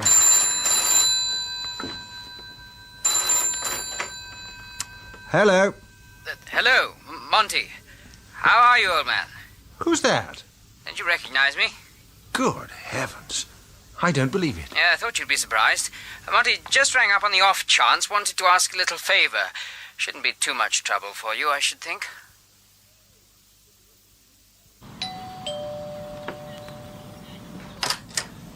Hello, Molly. Oh, good evening, Mr. Rollison. Do come in, sir. Thanks. I hope I haven't called at a bad time. I expect my aunt's in the middle of dinner. No, sir. Lady Gloria's gone out with friends to the theatre. Oh, she didn't mention that to me. Still, not to worry. It's really Miss Selby I want to see. But she's gone out as well, Mr. Rollison. Well, with my aunt? No, sir. She had a phone call about half an hour ago. And when she'd finished, she put on her coat and went out. What did Miss Selby say where she was going? No, sir. I told her to stay indoors. She should be resting. Do you mind if I use the phone? Oh, please, Mr. Rollison. Oh, by the way, Molly, Miss Selby's caller, it was a man? Yes. Did he give his name? Monty Morn, or Bishop? No. He just said he wanted to speak to Gillian Selby. I wouldn't be Jolly, of course. Oh, I'd know his voice, sir. Yes. Nobody else knew she was here. Could he have been an American? Oh, I don't really know. He didn't sound American. Sorry, Mr. Rollison. Oh, that's all right, Molly. Well, thanks anyway. Well, I'm getting no reply from home, so I suppose Jolly's been delayed. Look, I'm going back home now. It's possible Miss Selby may try to contact me. If she rings, would you tell her where I am? Yes, sir. Oh, and just one thing. What's that, Mr. Rollison? Well, when Miss Selby left here, did she seem at all upset? Well, come to think of it, she did look... well, as if she'd had a bit of a fright.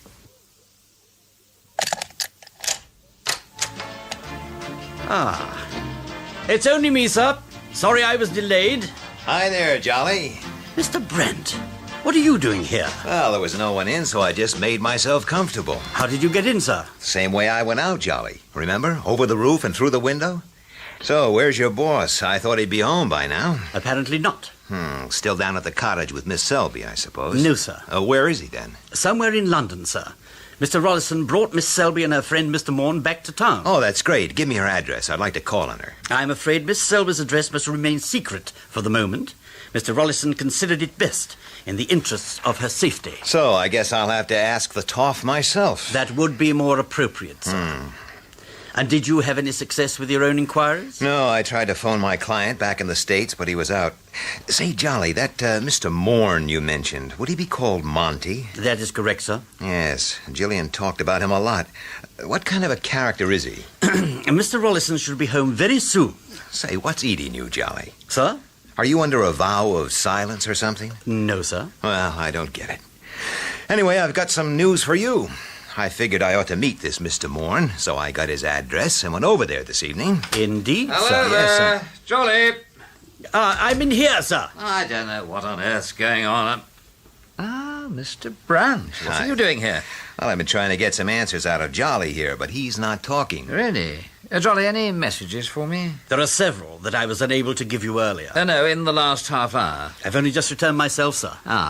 I wondered if Gillian might have called. No, sir. What's this about Gillian? Oh, nothing to worry about. But I'd like to know. Well, she seems to have disappeared. But Jolly said you'd taken her somewhere safe. Yes. Mr. Brandt, would you excuse Jolly and me for a moment? Oh, I guess so, yes. It's a nuisance him being here. Jolly, that girl you followed, any luck? Yes, sir. I traced the lady to a basement flat in Kentall Street, a rather unsavoury area. And she lives there? Yes, at number 37. It was confirmed by a local shopkeeper. Oh, good. And, sir, I put one of your cards through her letterbox. It occurred to me that should the lady need help, it may encourage her to contact you. You don't miss a trick, do you, Jolly? Thank you, sir. And there is one more thing you should know. Yes? Apparently, Mr. Brandt went to visit Mr. Morn earlier this evening. Did he? Yes, sir. Well, let's rejoin our guest, shall we? You know, Mr. Rollison, I've been thinking about Gillian's disappearance. Yes? You seem to be taking it a bit too casual for me. Yes, it is rather annoying. Annoying? It's a damn sight more than that, sir. Well, it's not your problem. You think not? Well, I'd like to see some action, and fast. Would you? Yes, sir, I would. And so you shall. Hey, what is this? Let go of me, Rollison. Don't struggle, Mr. Brandt. Don't want to break an arm now, do we? What's the... Jolly, would you go through Mr. Brandt's pockets, please? Very good, sir. If you tell me what you're looking for... I don't know, a knife, perhaps one that was used to murder 2 men. Hell, you don't think that I did that. No knife, sir. You see? But what do you make of this, sir? Now that is interesting, isn't it? It is indeed, sir. Well, Mr. Brandt, what can you tell me about this? I mean, one doesn't expect to find a man walking around with a gun in his pocket, unless he intends to use it. Hey, Cyril, has Superintendent Grice gone home yet? No, I don't think so. You might just catch him. Supposed to give him this report. Ooh, you'll be popular. Anyway, you better go in. And the best of luck. Come in. Yes, what do you want, Constable? I was told to give you this, sir. Now, what is it? A report, sir. I can see that, laddie. Well, come on, don't keep it to yourself. A shooting incident, sir. Yes, yes. Well, I'll say goodnight, sir. This is all I need. Now, come back here, laddie. Well, he's really done it this time, hasn't he? Sir? You've read the report? Yes, sir. There are no injuries, no harm done. Oh, you think so, do you? Oh, it's on the report, sir. Look, laddie, if you ever read a report with the name Richard Rollison on it, you die for cover. Will you remember that? Yes, sir. It's the 3rd time today his name's on a report. 2 from Brighton Police, now this one. And it's on my patch. This is too much. Is this Rollison a villain, sir? You could be right. Ah, well, I'd better go and see what he's been up to.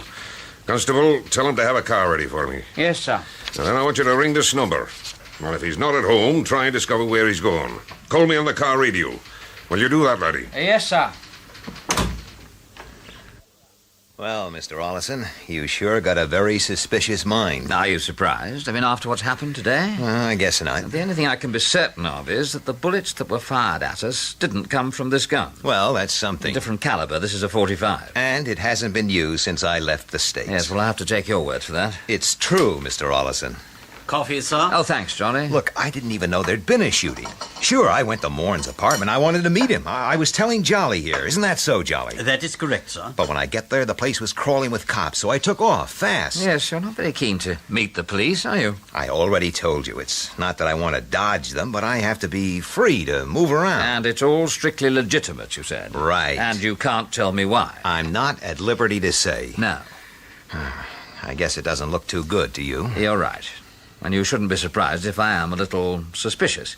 And tell me, why do you want to buy Selby Farm? I can't say, Mr. Rollis. See what I mean?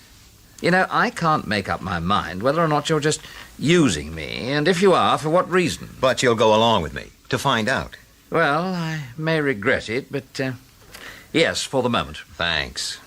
Oh, yes, Jolly, another cup of coffee for Mr. Brand. Certainly, sir. I'll take it black this time, Jolly. And for you, sir? No, thanks. I'm going out. Very good, sir. Can I ask, where are you going? No. I want you to stay here. Drink your coffee, watch TV, whatever you like, but wait until I get back. You're going to play straight? You're not going to the police? I meant what I said, all right? Well, okay then. Right. Jolly, I don't expect to be away too long, so if anyone calls, you know what to do. Yes, sir. See you later, then. Goodbye, sir. Does he usually go off like that? I beg your pardon, sir? Without telling you where he's going? Frequently, sir. I wish I knew what he was up to. No doubt when Mr. Rollison returns, sir. Now, would you care for more coffee, or can I get you something a little stronger?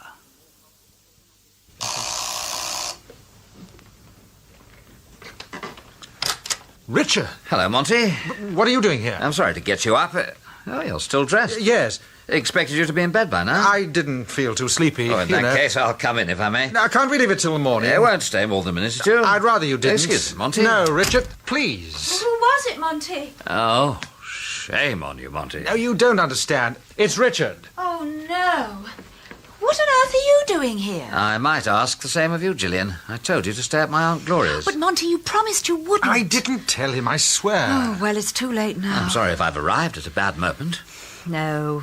Anyway, we might as well tell you now you're here. No, let me, Gillian. And I'm sorry, Richard. I know I shouldn't have phoned Gillian. Well, why did you? I'm sorry, but I had to. Don't you care what happens to her? I'm doing my damnedest to make sure she's safe. That's what you asked me to do, isn't it? To help her. Yes, of course. Well, then. But that's what we wanted to tell you, Richard. I don't need your help anymore. What? You've been very kind, and I'm grateful. We both are. But now I'd like you to drop this whole business. Just forget about it. Really? Yes. We've been talking, Richard, and, well, Gillian's decided to do what those people want. To let them have the farm in exchange for Alan. Well, I'd never forgive myself if anything should happen to him. Well, it's a small price to pay. I see. After all that's happened. And then when Monty told me about the shooting tonight... It really scared me, Richard. Well, I can't let this go on. I feel it's all my fault. Anyway, we've talked, and that's what I'm going to do. And at least it will put a stop to this whole dreadful business. Do you think so? Well, of course. Oh, I know the police will have to investigate the murders, but when the farm's gone and Alan's back home, we'll be out of it, won't we? You know, you amaze me. You really do, the two of you. Remember, Monty, you couldn't wait to get me involved, and Gillian, you needed help. You still do. But not any longer. So you're going to give in, are you? You're going to let these criminals, murderers, get away with it? Well, it's easy for you to say that. You're only concerned with right and wrong. I'm thinking about Alan. So am I. But it's not the same for you, is it? Gillian, listen. Someone wants your farm so badly they've killed 2 men and they've kidnapped your brother. Now, can you be sure that even if you do what they say, they'll let your brother go? I believe they will. Well, what's that? I didn't hear anything. Now, Richard, we're both... What are you doing? Quiet. No, don't go in there. Ah, gotcha. Come along, young man. Let him go, Richard. It's be kind to burglars day, is it? He's not a burglar. You're hurting. Tell him to stop, Gillian. Ah, you know Gillian as well, do you? In that case, I'm terribly sorry. Do forgive me. Yes, well... Well, isn't anyone going to introduce me? No? Well, then, how about an inspired guest? Let me see. Alan Selby? Oh, Monty. Yes, I think I detect a slight family resemblance. Well, come on, everyone. What's wrong? Here we have one brother who was kidnapped, now safe, alive, and well. But he's not free, Richard. Not really. What do you mean? Of course he's free. He's here, isn't he? They've only let him go for a few hours on one condition. And what's that? I have to persuade Gillian to let them have the farm. How can they get you back now? You can go to the police. You don't understand. This is a big organisation. They'd get to me or Gillian somehow. We'd never be safe. I've got to do what they say. Well, I must say I've never heard of this before. The kidnappers releasing the kidnapped to organise his own ransom. They're obviously confident, Richard. They know they're going to get what they want in the end. Yes, it seems so. Now do you understand why we don't want any more help from you? No, not really. But it does explain a lot. You must stay out of this for Alan's sake, or for all our sakes. Oh, I want an end to all this business. That's why I've decided they can have the farm. Yes, well, it's your farm. You can do what you like with it. Yes. So you're dismissing me. Well, if you have to put it like that, yes, I am. Very well, then. And you won't do anything to upset the deal? I shall leave you to it, if that's what you mean. You promise? Have you ever known me break my word, Monty? No, Richard. Well, then. Oh, and just before I go, please be very careful, won't you? Well, I'll say good night to you all.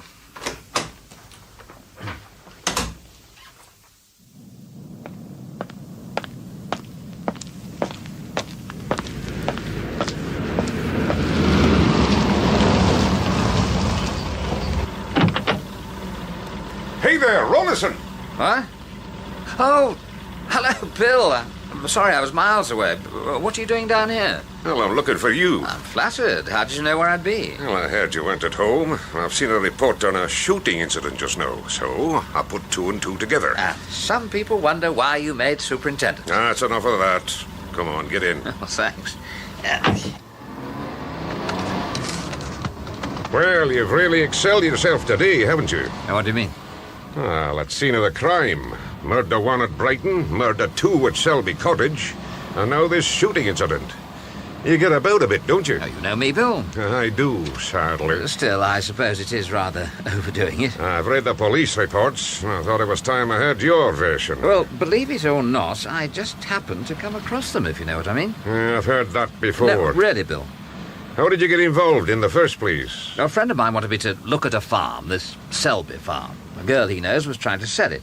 She'd had a little problem with the sitting tenant. He thought I might be able to help, and that was it, really. How did these two murders come into it? Search me. Except they were both men who wanted to buy the farm. You know who they were, of course. I recognised Gus Fenner. He's been calling himself Lodwin. Yes. You ever heard of Charlie Habden? Oh, vaguely. He was the other one. That's right. I got the details from the Brighton police. Fenner and Habden used to work together, you know. Oh, did they? Yeah, that's why I'm particularly interested in what's happening to them. Could be tied up with another wee job I'm working on just now. Oh, what's that? Well, you mind your own business. I'm sorry? Oh, no. In fact, it's not so wee. Nearly too big. Well, you know Gus Fenner. All a bit of a headache, I suppose. And complicated. No sooner you uncover one trail and another one opens up. And trying to keep track of the people. Oh, it's murder. You can say that again. Yes, but at least you do know where Fenner and Habden are. Now, if I could only lay my hands on the American. What American? Well, I doubt if you'd know him. You never know. Well, he's over here somewhere, hiding out. I'd like to find him. For any particular reason? Well, I'm not sure how it ties in, but from what I hear, he's the most dangerous of the lot. The man's a killer. What's his name? It's Brandt. William T. Brandt. Bill? Yeah? If I could tell you where Brandt is at this moment... If you do know, let's have it. I think he's at my flat. What? And Jolly's alone with him. Oh, my God. Yes, Bill, I'd be grateful. Foot down, please.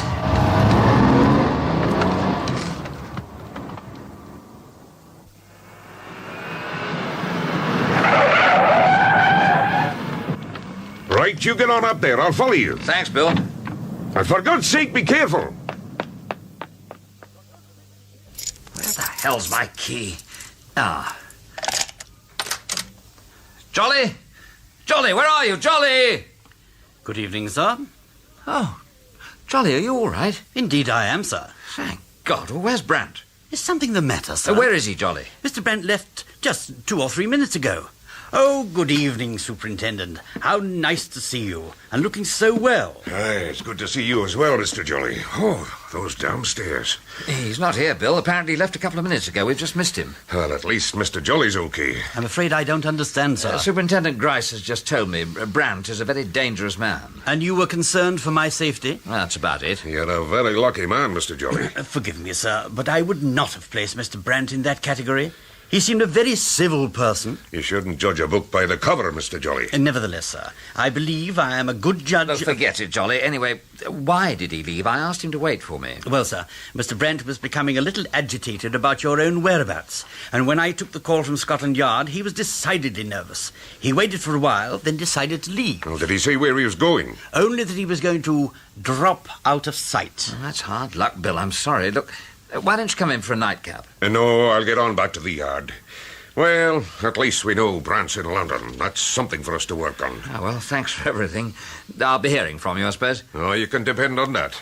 Good night, Mr. Jolly. Good night, Superintendent. Well, thank goodness that alarm came to nothing. I can tell you, Jolly, I was just a little worried. But there was no need, sir. After your initial caution, I was always keeping a very close eye on Mr. Brent. I'm sure you were. It's been a long day. May I suggest a large Scotch, sir? You may, Jolly. Excuse me, sir. Mr. Rollison's residence? Is he in? Yes, just one moment. It's Lola Bridger, sir. Oh, yes. I wonder what she wants. Thanks, Jolly. Hello? Is that Mr. Rollison? It is.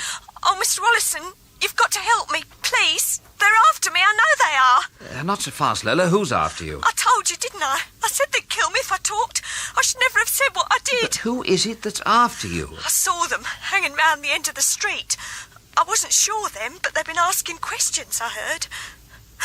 They're round here now, I know they are. All right, Lola. Now, look, you go, check the doors and windows, make sure they're locked. Yes, I'll do that. And I'll be round straight away, OK? Please, Mr. Rollison, as soon as you can. I'm on my own here, you see. There's nobody else. Please, Mr. Rollison, as soon as you can. Please.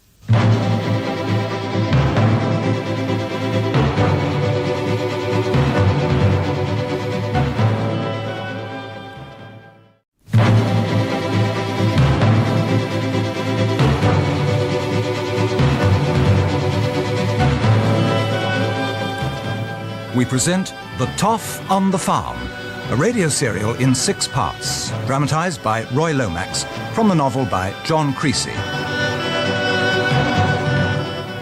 Starring Terence Alexander as the Toff, with Robert Dorning as Jolly.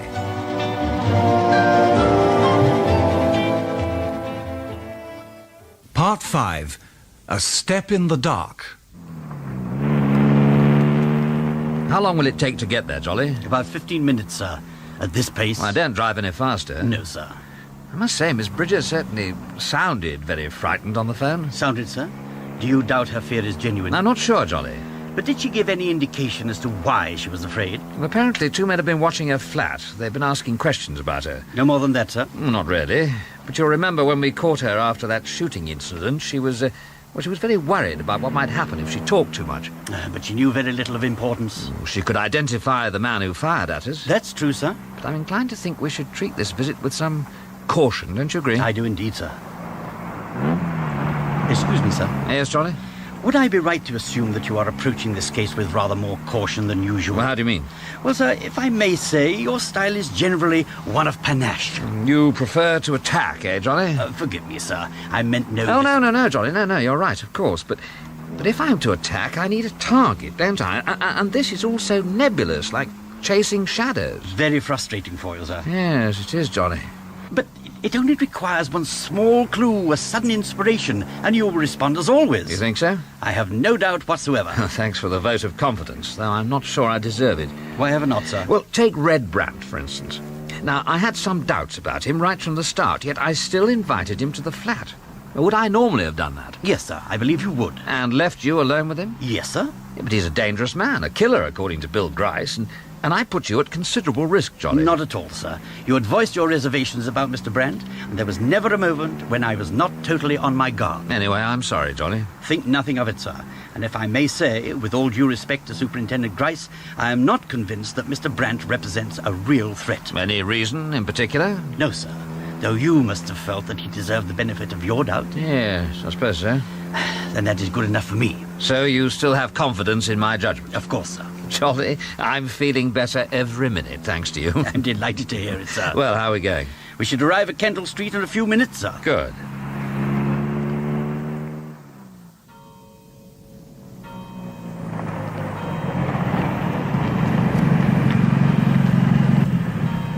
better not to park right outside the house. No, sir. Which one is it, Johnny? Over there, sir. Number 37, opposite the tobacconist. Ah, yes. Well, Jolly, are we walking into a trap, do you think? Difficult to say. Well, I suppose it's eyes open and be prepared, eh? Yes, sir. Come on, then. Let's go and visit Miss Lola Bridger.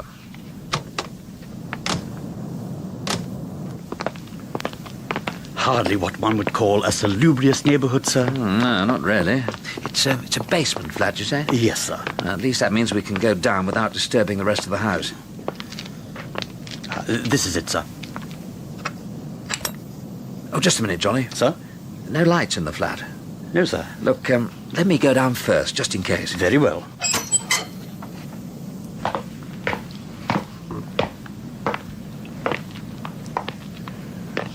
Now then, let's see. Oh, damn, get away. Shh. All right, sir. Yeah, seems to be. Come on down. So far, so good. Shall I ring the doorbell, sir? Yes, you'd better. Now, hold on. What is it? Oh, silly girl, I told her to close all the windows. Sir? Well, look at this. It's wide open. Still, it saves ringing the bell. Look, sir. Here, the glass has been smashed. Let me see. Hand in there could just release the window catch. You think it's been opened from outside? It could be, Jolly. Look, I'm going in. Now, do be careful, sir. Yeah, that's right. That's it. Good. I'll open the door for you. Thank you, sir. Come in, Jolly. Thank you. If you'll close the curtains, Jolly. Yes, sir. And now we can have some light on the subject. That's better. Yes. Well, that's rather nice, don't you think? Yes, sir, but where's the lady? Inexpensive, but quite good taste for... What is it, sir? Here. Behind the sofa. Oh, sir. Yes, I'm afraid so, Jolly. She's dead. That's dreadful. Just like Fenner and Hampton, another knifing. Careful, sir. It's all right, I'm not going to touch the body. How long ago do you think? The time it took us to drive here. Can't have been more than 30 minutes. Yes, sir. You see, Jolly, it's happened again. Just too late. One step behind. Please sit down, sir. You're looking very tired. I've just about had it. I really have. Now, don't say that. What can I do next, Jolly? Tell me that. The only thing I do know is that whoever is behind all this, they're leaving no loose ends. Which is no help to you. That's what I mean, Jolly. I haven't really left square one. Well, sir... Well, what? Have you fully considered square one? The start of this whole affair? The sale of Selby Farm? Go on, Johnny. Well, sir, it's all the dreadful things that have happened. But they started there, did they not? But I need hardly tell you that... hold on a minute. Sir? Yeah. Thank you very much, Johnny. I don't understand, sir. You're brilliant. I've always known it. But what have I said? Yeah, so many unknowns, but yet that's the answer, right to the heart of the matter. It won't be easy. No, sir. We'll need help. Bert Ebbert, I think. Oh, I'm sure he'd be only too happy. Right, Johnny. You wanted us to attack, that's what we're going to do. Now, let's see, where's the phone? Sir? Ah, yes, good. I'll get on to Bert right away, and then we'd better call the police. Yes, sir. Well, and who have we here? Oh, hello, Bill. Caught me in the act, eh? What? I was just ringing you, and here you are, right on cue. Where you know? Of course. Hello, Mr. Grice. Mr. Jolly, this the young lady? Ah, so you know. You'd be surprised what I know, Rollison. I'm sure. Okay, Sergeant, have a look over the flat, and don't touch anything. I won't, sir.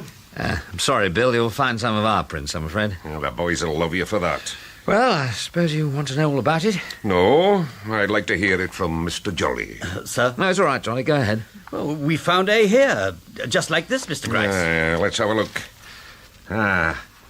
Well... And what sort of a story are you going to give me this time, Rollison? Oh, really, Bill, you're not very convincing. We all know you've been tipped off. You knew what to expect when you came here. You think so? Well, of course you did. Look, it's the second time this has happened to me today. It's becoming a habit. Not a very nice one. It is rather unfortunate. That's one way to describe it. You know what I mean, Bill. It's someone's idea of a game, and a very nasty game. Very well, Rollison. We did get a tip-off. I admit it. That's why we're here. What's your reason? Well, this poor girl telephoned me an hour or so ago, asked me to come over. Did she tell you why? Well, she sounded frightened, and, well, that's why I'm here.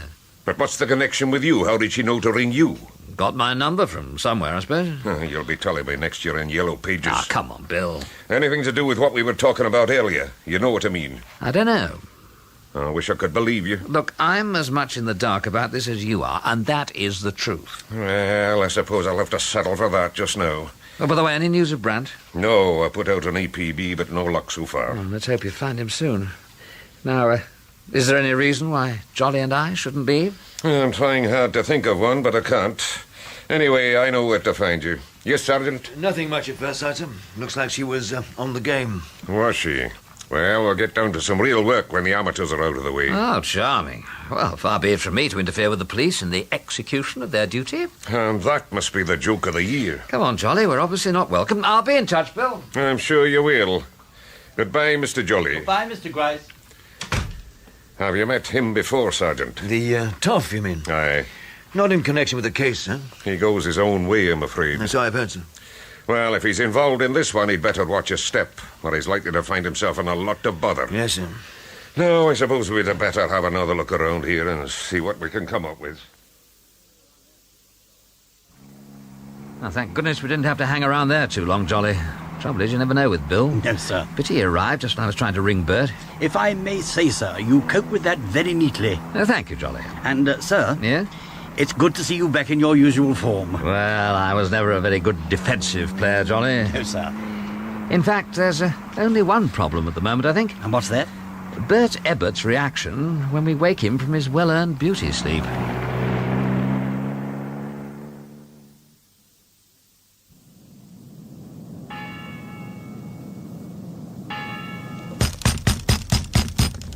Well, I don't know, Jolly. I'm surprised we haven't woken up the whole street. Mr. Ebbert would seem to be a very sound sleeper, sir. The result of good, honest toil, Jolly, and a few pints of his best ale. Oh, excuse me, sir. That sounds like someone. Yes, I think we've roused him at last. Now, what sort of time do you call this? Hello, Bert. Long time no see. No, it isn't. It can't be. I'm afraid so, Bert. Mr. Law, well now. Sorry to drag you out of bed at this unearthly hour. Don't give it a thought, Mr. Law. Ain't that Mr. Jolly? Good morning, Mr. Ebbert. Well now, come on in, the two of you. Oh, thanks, Bert. You know, the missus was only saying tonight, what's happened to the Toff, Bert? She said we haven't seen him in a month of Sundays. Well, you know how it is, one thing and another. I do, Mr. Law. Anyway, it's great to see you. Keeping all right, are you? Yes, quite well, thank you. And you? Oh, mustn't grumble, you know. When the pub keeps us busy. Yes, that's one thing I like about the Sailor's Arms. Yeah, what's that, Mr. Law? Never changes. Just the same as it was when we first came down here, eh, Johnny? Yes, indeed, sir. How long is it? 20 years? Oh, must be that easy. Yeah, and how's the gymnasium, Bert? Any likely champions coming along? Well, it's funny you should say that, Mr. Law. There is one lad, light heavy, only 19. He's got a left hook like Henry Cooper. He's in the area finals, you know. Really? Yeah, he's a natural, Mr. Law. Give him another year or two, a few more pounds. Yeah, he's a good boy. Well, it won't be your fault if he doesn't make it. Oh, he's got a chance, Mr. Law. But boxing's a funny game, you know. Anyway, gentlemen, can I get you a drink? Well, no, not just now, thanks, Bert. Look, I want to ask a favour, if I may. Any time, Mr. R, you know that. Do you think you could lay your hands on a small van? Not too conspicuous, just for a few hours? Well, I don't know. When do you want it? As soon as possible, really. It's very short notice, I'm sorry. No, let's have a think. And we'll need a driver, sir. You don't want it for yourself, then? No, we're going back to my flat for an hour or so. We'll arrange to meet up with the van later. Yeah. Hold on a minute. Yeah, that'll do. Just what you want. It'll take a couple of hours, though. Oh, that's all right. And a driver, you see. Yes. That's no problem, Mr. R. Oh, there is one thing you should know. What's that, then? I'm afraid this job isn't exactly Queensberry rules. Oh, can you tell me? Well, let's say it's saving someone from himself for his own good. Like an errand of mercy. You could say that. Mr. R, I've known you a long time. You've done some funny things, but you've never done a bad one. I'll trust you. What about the driver? He'll be all right, don't you worry. And if he had to, knock somebody out? You've got a gold-plated guarantee, Mr. R. Well, if you can put me in touch with him, I'll give him his instructions. Just keep talking, Mr. R. I'm your driver, and I'm all ears, even if they do look like cauliflowers.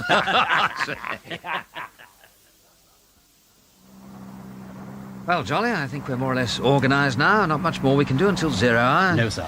Time to put up our feet for an hour or two. A short rest would be most welcome. Yes, it's been a long day. Excuse me, sir. Yes, Jolly? I realise that recent events have rather preoccupied us, but we do seem to have forgotten Miss Selby, sir. Oh, not really. But her sudden disappearance. I know where she is, Jolly. You do, sir? Mr. Morn rang her. She went over to his flat. You saw her there? Yes, should have told you, but as you said, we've had other things on our minds. Indeed we have, sir. But do you not think we should inform Miss Selby of your intentions? No, Jolly. But they do concern Selby Farm. Jolly, would it surprise you to know that Miss Selby and Mr. Morn have asked...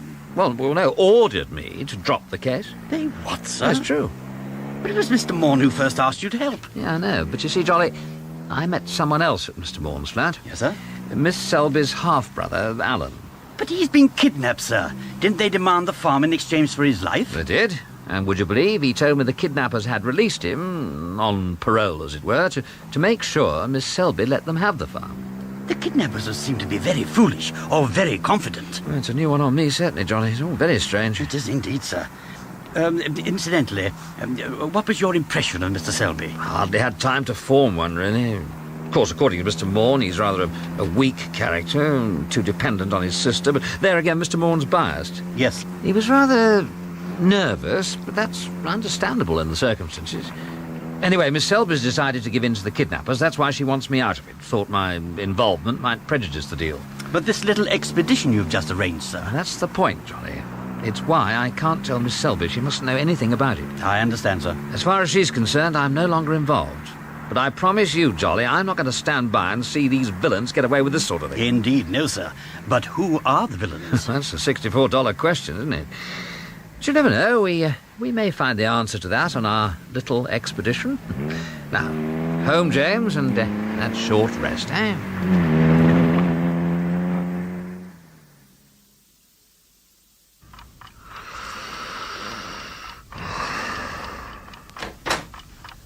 Monty? Monty? Wake up. What? Wake up now. What is it? Oh, Gillian. What time is it? Nearly 5 o'clock. Here, I brought you some tea. Oh, thanks. 5 o'clock? Yes. What on earth?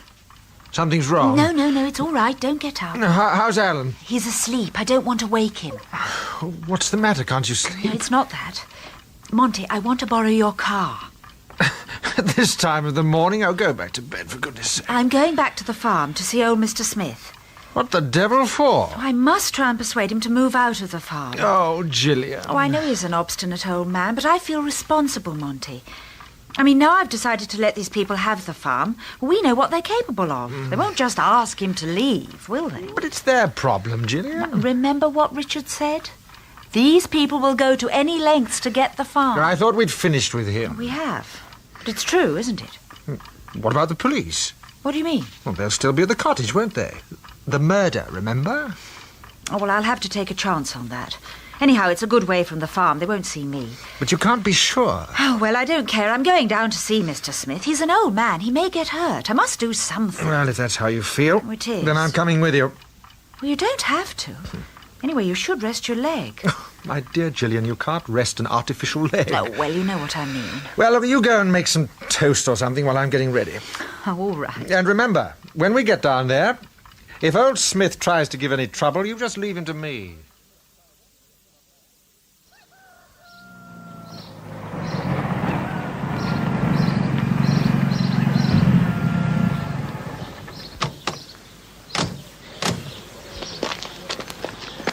Oh, we made good time, Jolly. No sign of Bert Ebbett. As you say, sir, we're a little early. Well, doesn't look as though Mr. Smith's up and about. No, sir. I think if we're fairly quiet, we might wander around out here, see what we can see. Are you looking for anything in particular? Not really. It is all rather untidy, sir. It's a shambles, Jolly. Still, I suppose there's a lot of work for one man, and Mr. Smith is getting on a bit. Hold on. What is it, sir? Well, look at these bottles. Rye whiskey, bourbon, good Lord, Catskill brandy. And these empty cigarette packets. Yes, I've seen those before. What do you make of it, Johnny? Mr. Smith may have been entertaining American visitors. But he refuses to let anyone inside the farm. He may have been tempted, sir. A large financial inducement. Yeah, I suppose it's possible. It is intriguing, sir, this American involvement. It's a bit heavy, isn't it? I'm sure that's why Bill Grice is interested. He thinks it ties up with another case he's working on. Yes.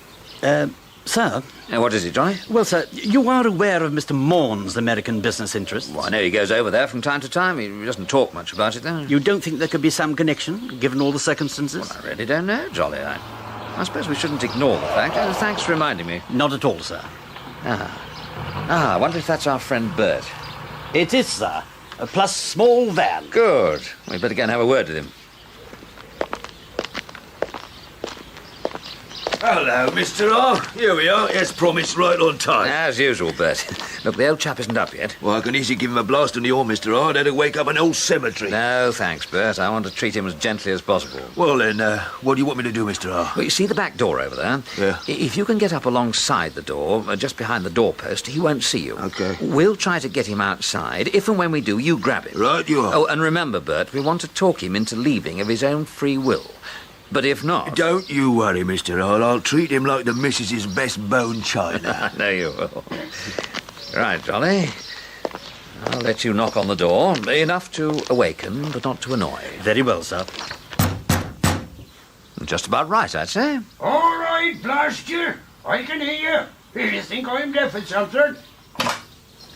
Oh, dear. It was a good try, Jolly. Now then, what's all this racket? Good morning, Mr. Smith. Who the hell are you? His name's Jolly, actually, Mr. Smith. Here, I know you, don't I? Yes, we met yesterday. Isn't it a wonderful morning? I told you to stay off my property. You most certainly did. There, I warned you, didn't I? If I may say, Mr. Smith, I'm sure Mr. Rollison would never... The same goes for you. But you're in danger, Mr. Smith. Oh, I am I? We'll soon see about that.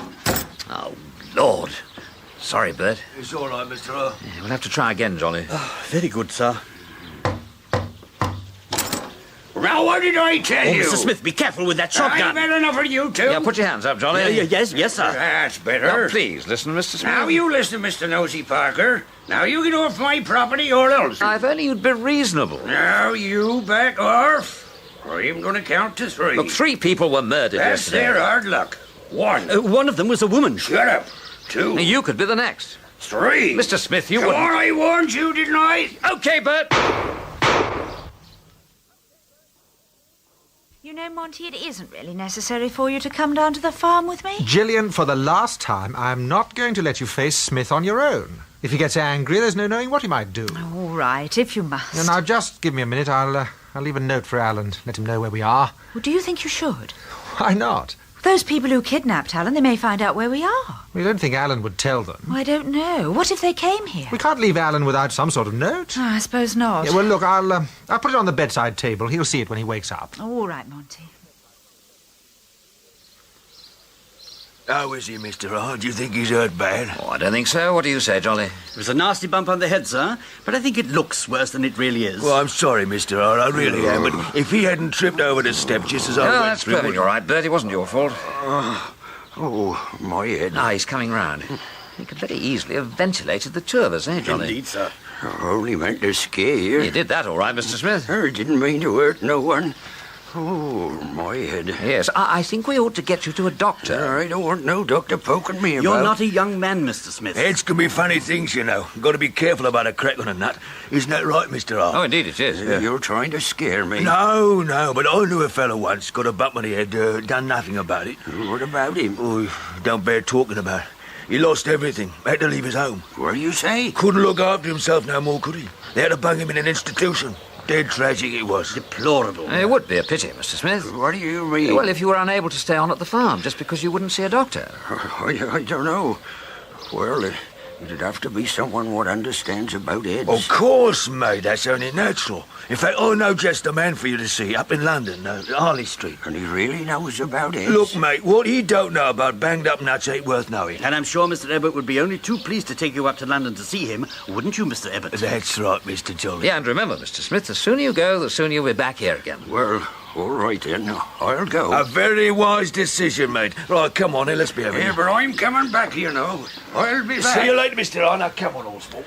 Well, Jolly, we've finally made it. He will be all right, won't he? Mr. Smith is fairly indestructible, I should imagine, sir. Yeah, good. Well, now we can go through the farm with a fine-tooth comb. See if we can discover why it's such a sought-after residence. Incidentally, sir. Yes, Johnny? I took the liberty of giving Mr. Ebbett a key to the flat. It occurred to me that if there were any post or messages, he might bring them back here with him. An excellent idea, Jolly. Now, let's go inside the farmhouse and begin our search.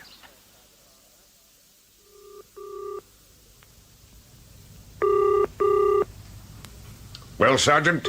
There's still no answer, sir. But damn it, it's 6 o'clock. He ought to be home in bed. Oh, I wish we'd found that card of his when we had him at the flat. He must have known more about Miss Bridget than he let on. Aye, all that stuff he gave me about the girl ringing him out of the blue, and I fell for it. Can you imagine that, Sergeant, after all these years? But why wouldn't he tell us, sir? Oh, don't ask me, Sergeant, but that's the Toff, always the same. Lets on he's telling you everything, then you find he's keeping the best bits for himself.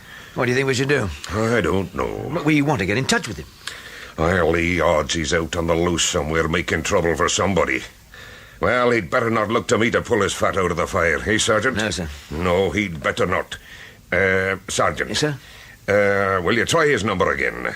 Just in case, you know. Yes, sir. Good.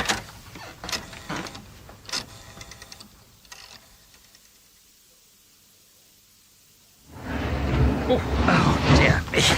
There we are. There's no doubt about it, Jolly. The Victorians didn't believe in building lightweight furniture. No, sir. Well, that's about it up here, isn't it? I think we've gone over it pretty thoroughly. Oh, indeed we have, sir. I don't think I've ever seen so much dust. Mr. Smith isn't exactly house-proud, is he? Well, come on, let's make a start downstairs. How about you, Jolly? I'm finding it hard work. If only we knew what we were looking for. It would help, wouldn't it? Anyway, you try that room, see what you can discover. Excuse me, sir. Listen. Ah, yes. Oh, we have company. Mr. Abbott, sir? To London and back? Oh, he couldn't do it in time. Just a minute. Can you see who it is? Now, careful. It's Miss Selby. And Mr. Morn with her. Anyone else? No, sir. Now, why would they be here? Well, I don't know, unless... Yes, that's what it is. She's come down to see Smith. Now, keep down, Johnny. They mustn't see us. Do you think they'll go away, sir? Not until they've spoken to him. But he's not here. What can we do? Leave that to me, Jolly. You stay here. Are you going to let them in? Mr. Smith? Come on, now we know you're in there. You go away. I don't want to see nobody. Oh, please open the door, Mr. Smith. I want to talk to you. I ain't got nothing to say to you. You may be in danger. I want to help you. I don't need no help. Please, Mr. Smith, I beg you. You're wasting your time. Now, Gillian, leave it to me. Now, come on, Smith. Open this door. Yeah, you clear off as well, Mr. Laddie-da. I shall break the door down. Yeah, you do that and you'll get both barrels of the shotgun. Please, Monty. Mr. Smith, it's about my brother. He may be killed. I must talk to you. What? It's true, Mr. Smith. I wouldn't lie to you. Well, you come back tomorrow morning. I'll think about it. We can't wait until then. All right, then. You come here tonight, 6 o'clock. All right. We'll see you then. Come on, Monty. Thank you, Mr. Smith. Well done, sir. Most convincing. I hope so, Johnny. Anyway, it gives us a few hours' grace, so let's make a start on these rooms, shall we? Well, that's the last of the kitchen cupboard, sir. Nothing here, I'm afraid. But there has to be, Jolly. I'm sure of it. We must have overlooked something. We've been most thorough, sir. Now, do you think if we search the outbuildings... No, Jolly, whatever we're looking for, it has to be somewhere in this farmhouse. Well, sir, short of pulling up these flagstones. Yeah, that'll take a demolition squad, Jolly. Ah, that must be Bert Ebbett, sir. I wonder if he's brought Mr. Smith back with him. It would mean the end of our searching. Well, our little trip has been rather a waste of effort, don't you think?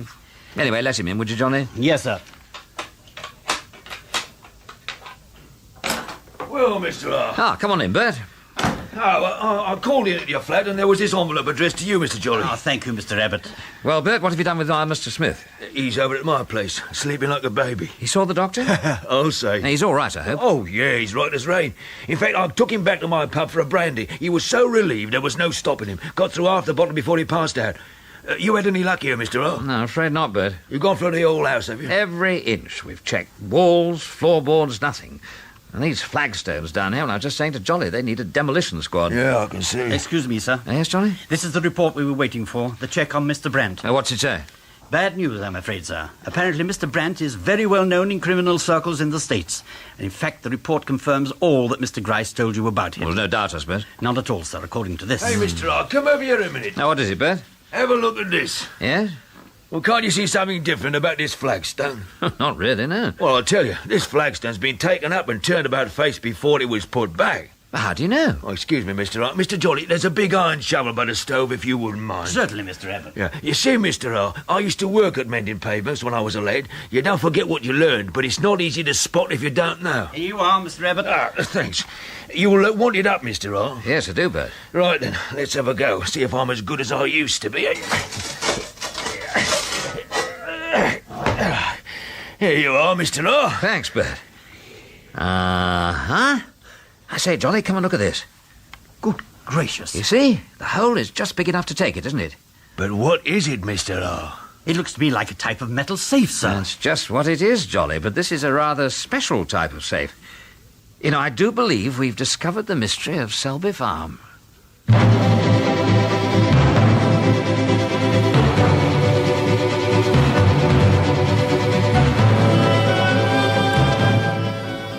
That was part 5 of The Toff on the Farm, a serial for radio dramatised by Roy Lomax from the novel by John Creasy, starring Terence Alexander as the Toff with Robert Dorning as Jolly. Gillian Selby was played by Heather Stoney, Monty Morn by Terence Hardiman, Superintendent Grice by Duncan Lamont, Mr. Smith by Reg Lye, and Bert Ebbett and the police sergeant by Douglas Blackwell. The producer was John Fawcett Wilson.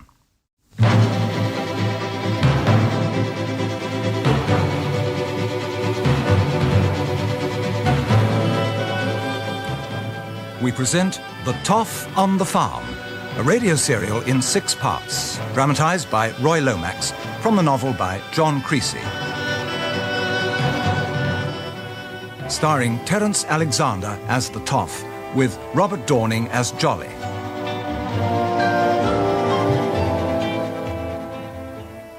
Part 6, The Mystery of Selby Farm.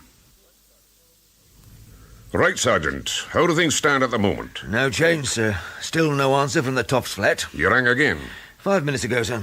And you tried Mr. Morn? Same thing there. No one answering. Aye, well. Have you heard any more from the Brighton police? Inspector Bishop cleared his men from the area over an hour ago. Good. And you're sure the Toff and Mr. Morn are at this Selby farm? That's what I was told on the telephone, Sergeant. That's where it's all going to happen. Won't they be in danger now Bishop's withdrawn his men? I hope not. But it's possible, sir. Look, Sergeant, I've been working on this job for weeks and getting nowhere. Now at last we get a break. I've got to take the chance. But we are going down there. We are, Sergeant, but we got to be careful. Move in too soon and we might blow it. Too late and, well, we could lose the whole game. And what about the Toff, sir? Pity we can't contact him. I don't know about that. What do you mean, sir? Well, you know, it's just possible he'll blunder on in his own way and maybe force the peace without knowing it.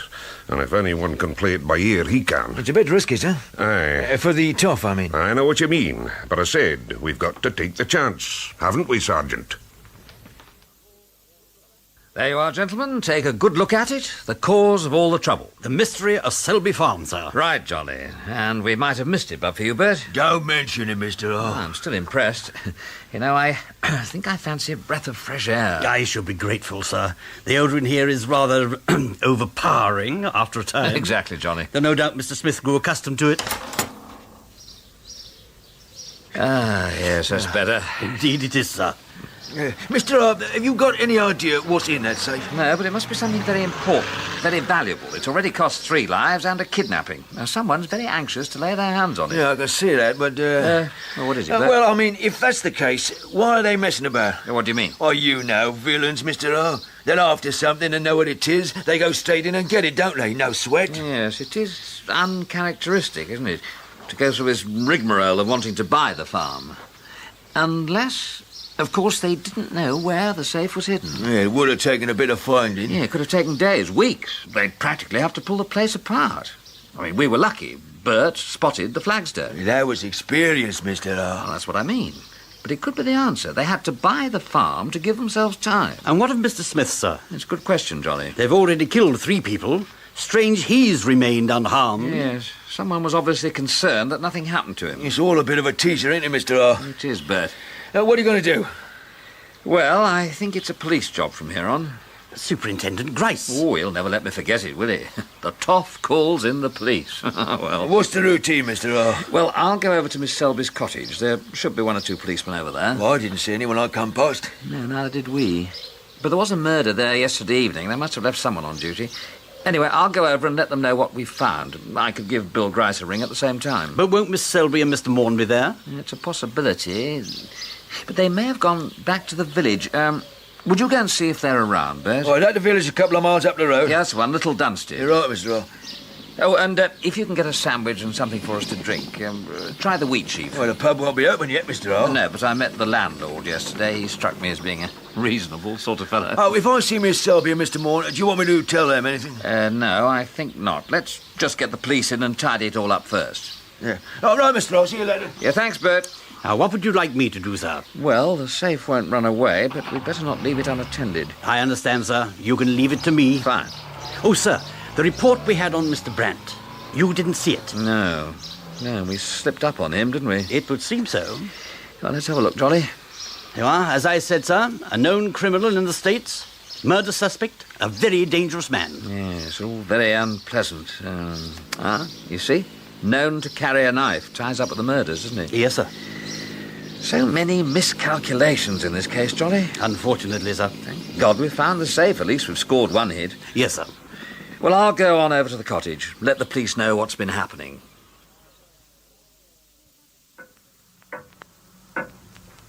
You know, Monty, we shouldn't have come back to the cottage. Why not? Oh, I don't know. But after what happened... The police wouldn't have left if they weren't satisfied. Well, I still think we should have gone to the village. Look, Gillian, this is your home. You've a perfect right to be here. Well, I suppose it's handier for the farm. No, that's another thing. I'm not going to sit around here until 6 o'clock waiting for Smith to grant us an audience. Damn it, he's your tenant. But he said he wanted us I to... don't care what he said. If you'd let me do it my way, we'd be inside the farm by now. I'd have had Smith out of the place quick enough. But that's what you want, isn't it? Why you came down here? Yes. Well, then. Look, I'm sorry, Gillian, and I'm just not going to wait any longer. I'm going over there now. Please. He'll either listen to reason or I'll use this to persuade him. What? No, it's all right. I don't intend to use it. Just frighten Where him. did you get it? An old service revolver belonged to my brother. Oh, I wish Richard was here.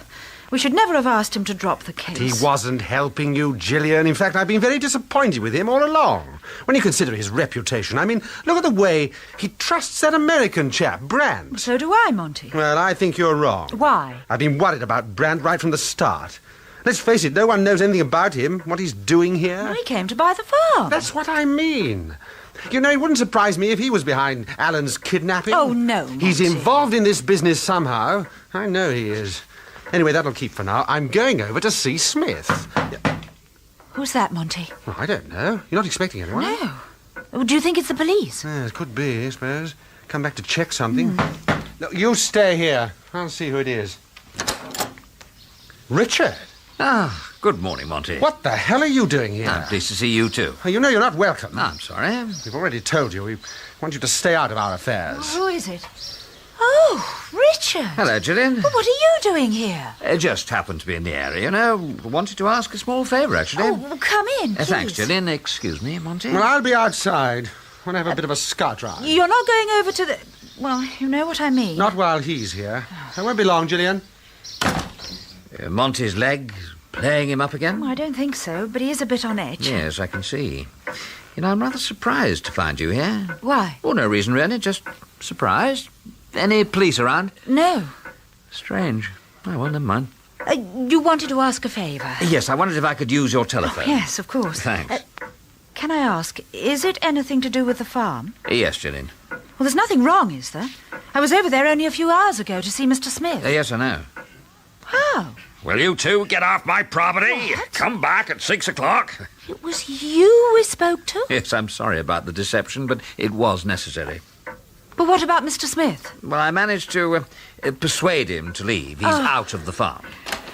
Gillian, I'd like a word in private. Oh, not now, Monty. Marvellous news. Richard's just told me Smith's out of the farm. I don't believe it. No, it's true. Richard did it. Persuaded him to go. Isn't that marvellous? Now we can go ahead. When was this, Richard? A few hours ago. And you've been inside the farm since he left? That's right, Monty.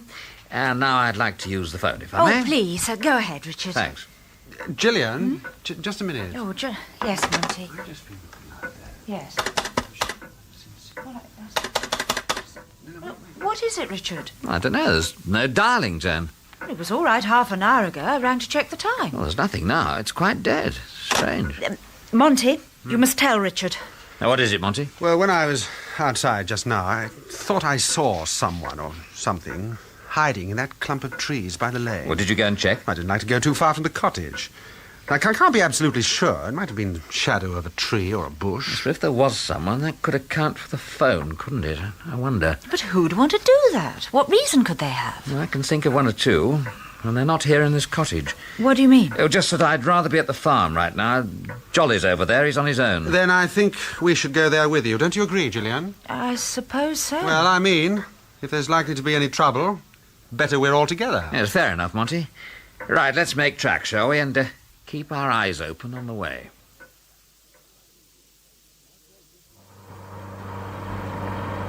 How close in do you want to go, sir?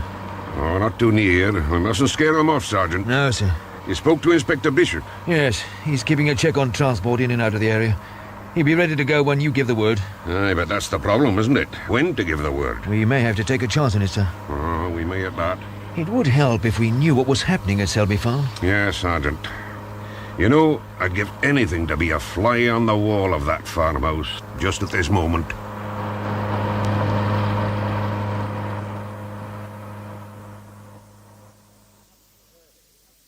And you're absolutely sure, Jolly, you haven't heard anything, seen anyone around the farm? No, sir.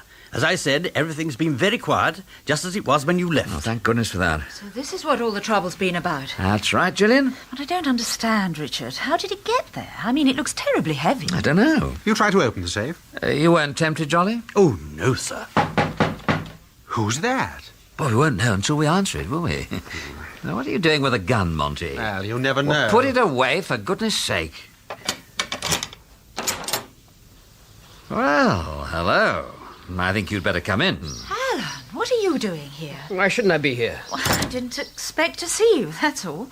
Why did you go off like that, leaving me at Monty's? I was worried. You were asleep. We didn't want to disturb you.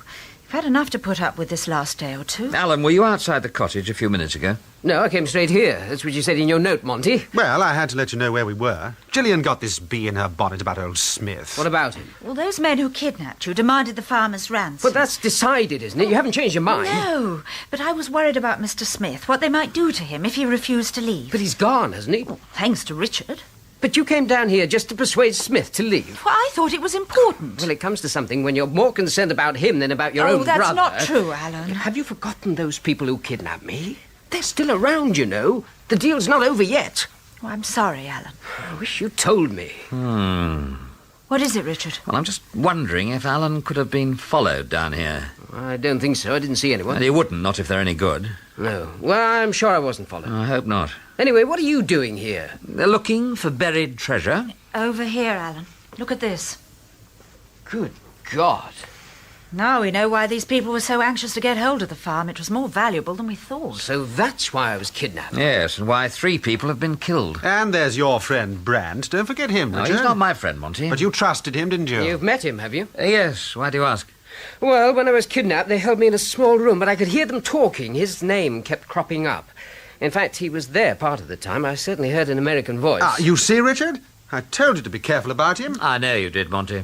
Richard, you don't think Smith could have done this? It's possible he knew about it, but he couldn't have handled it by himself. Richard, here a minute. Yes, what is it? See those bushes across the lane by the paddock? Where? There. Can't you see something moving? There it is. Yeah. Again, you see? Yes. There's someone over there, don't you think? Yes, it's probably worth checking. Right, I'll come with you. No, I'll take Jolly. Why? Well, it's difficult ground, be hard going, can't risk your leg. Oh, damn the leg. No, look, you'll stay here and look after Gillian. Oh, and better keep Alan out of sight. Jolly. Yes, sir? Mr. Bourne thinks he's seen someone over behind those bushes. We're going to have a look. Very well, sir. We'll go out the back way. Now, you walk towards the lane, as if you're going to the car, and take your time. If there's someone there, they'll move to their left to avoid being seen. I'll make for those trees over on the right. With a bit of luck, I'll be ready for them, but give me a minute or two to get there. Yes, sir. Where are you going, Richard? It won't be long, Gillian. Now, Monty, you come and lock the door after us, will you? Come on, man, where are you? We haven't got all day.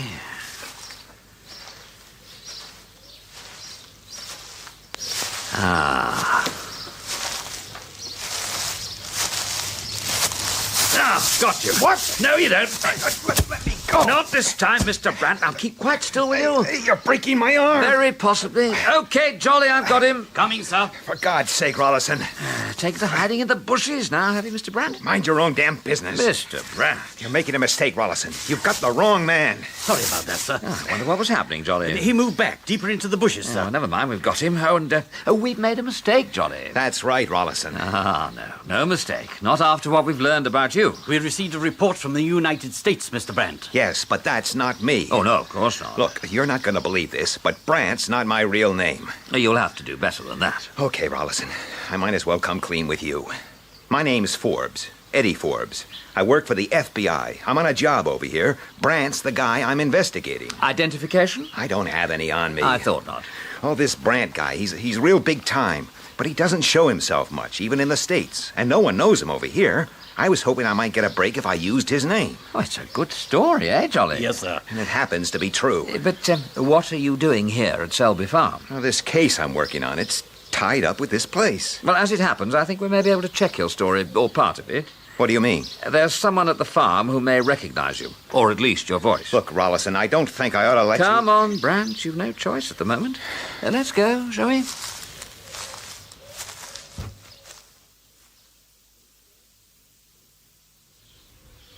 Well, sir, what do you think? No news from the checkpoints? Not a sausage. God, it's difficult. Yes, sir. I'll tell you what, Sergeant. We'll leave it another 30 minutes. Then we're going in. Right, sir. I'll get on to Inspector Bishop and let him know.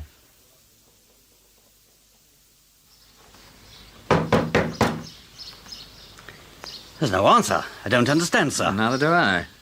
I tell them to lock it. All right, Mr. Brandt, inside. Yes, sir. Monty, Gillian, we're back. Where are they, sir? I don't know. Hello there, Monty, Alan. Sir, the safe, it's been opened. Oh, my God. What do you know about this, Rollison? About what, Mr. Brandt? This safe. You've got to tell me. Oh, what's your interest in this? For God's sake, Rollison, it's important. You know what was inside? Yes, I do. You've got to tell me all you know. Well, it was locked when we left this room 20 minutes ago. Who was in here? Gillian, Monty Morn, and Alan Selby. Nobody else? No.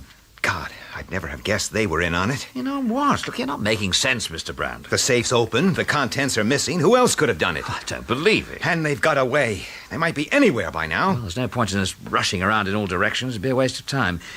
Perhaps you'd like to tell me what you know, and we may get some ideas. I'm sorry, Monty, but I still can't understand why we had to leave the farm the way we did. But we've told you, Gillian, we couldn't let Richard know. Well, I don't see why not. But he'd have tried to stop us. Look, you've been worried sick about Alan, haven't you? What might happen to Well, him? you know I have. Well, surely his safety is more important than anything else. Of course. Look, Gillian, will you trust me? No more problems when I've handed this over, I promise. Well, is that why we've come to the Wheat Chief? Yes, now come on. The sooner we get this package off our hands, the sooner we'll be free of this whole business. Well, I'm not an expert, but it sounds like a fairly lethal weapon. It is. When the damping device is withdrawn from the Eon drive, well, it's a sort of vast time bomb. I hate to think what its effect would be. But it is safe now. Well, assuming the whole unit is still in the cylinder, yes. But I won't be happy till it's back in that safe. And you say it was stolen 6 months ago? Right.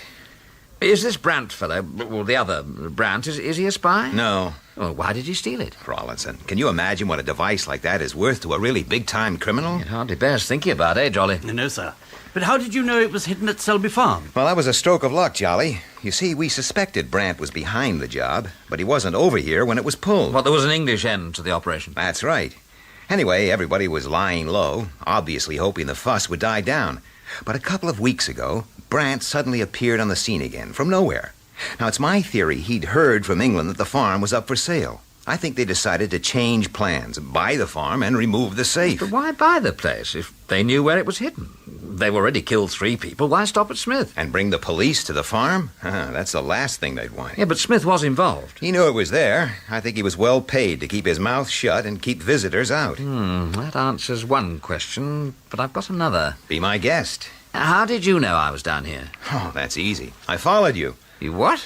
Well, I had a theory. You're the sort of guy who makes things happen. And you do, right? Oh, please go on. I phoned Superintendent Grice this morning to tell him you were on the move. Bill Grice knows about all this? Yes. And the real Brandt? We know he's over here. Well, why didn't Bill tell me? Well, you see, we weren't making a lot of progress, and we had to keep a low profile. So when you were brought into this by that Morn guy, well, it made sense to let it take its course. See what happened. You mean Grice has been using me as a decoy? Well, let's say a catalyst. I'd never have believed it of him. Indeed not, sir. He thinks very highly of you, Rollison. In a funny way of saying it. Hey, we got visitors. No, sir. I believe I recognize the sound of Mr. Ebbott's van. Yes, he's been gone a long time, Johnny. I'm sorry I'm late, Mr. R, but I've been busy. Sorry. This is Mr. Brandt. No, Mr. Forbes.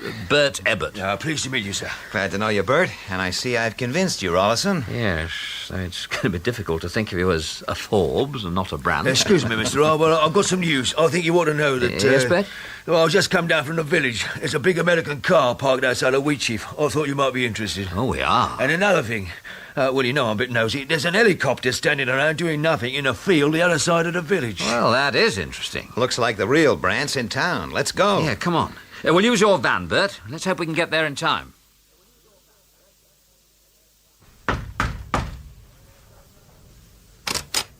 So you finally got here, Selby. Sorry I'm late. Who are these people? I said just you and me. I had to bring them. I couldn't leave them at the farm. Well, you'd better come in. Thank you. What kept you? I was beginning to worry. Just one or two little problems. Like what? Oh, nothing serious. You sure? Yes. Fine.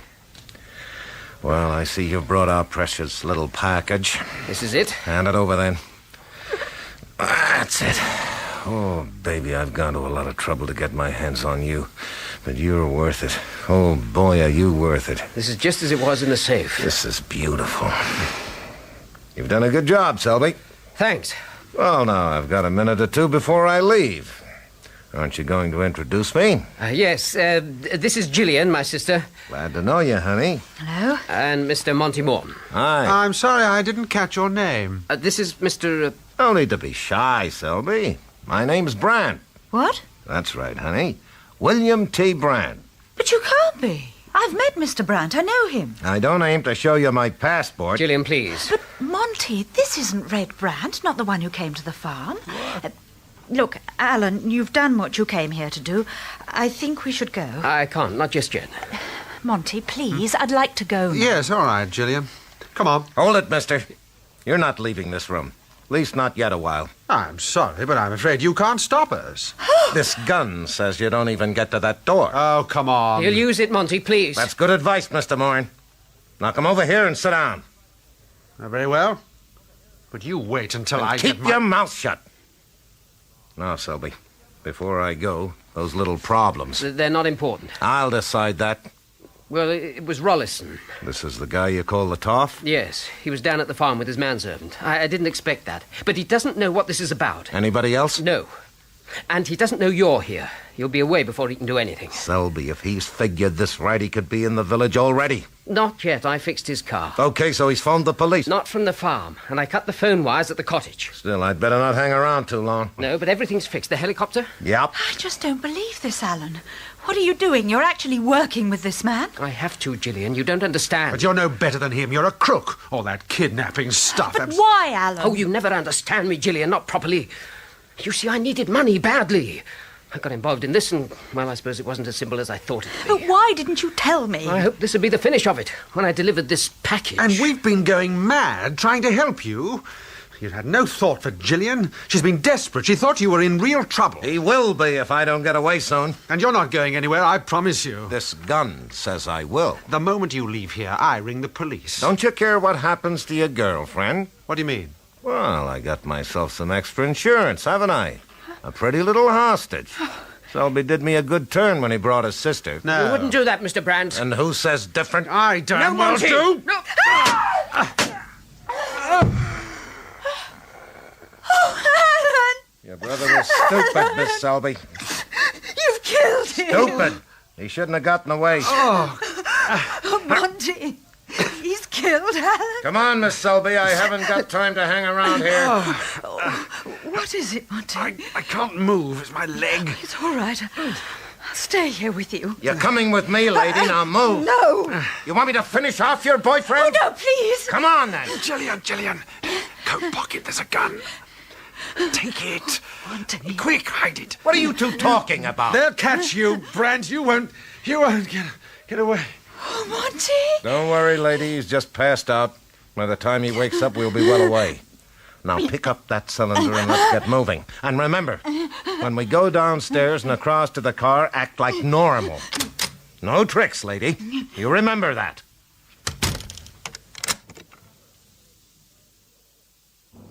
Hope we've got you in time, Mr. R. Yeah, fingers crossed, Bert, eh? Stop a minute. All right. You're coming out of the wheat sheaf, do you see? Gillian, and there's a man with her. Yes, that's Brant. Miss Selby's carrying something. Is that the missing cylinder? That's it, Jolly. Bert, where's that helicopter? In a field, a couple of miles down this lane, Mr. R. Got to get to the car. He's got to turn round. Yes, I've got an idea. What's that, Rollison? I'll tell you on the way. Let's get moving, Bert. We haven't got much time.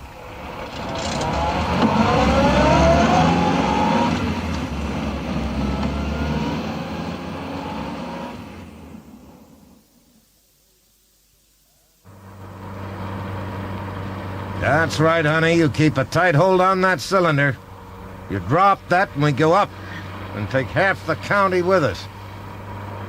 Don't have much to say, do you? Look, honey, you got nothing to worry about.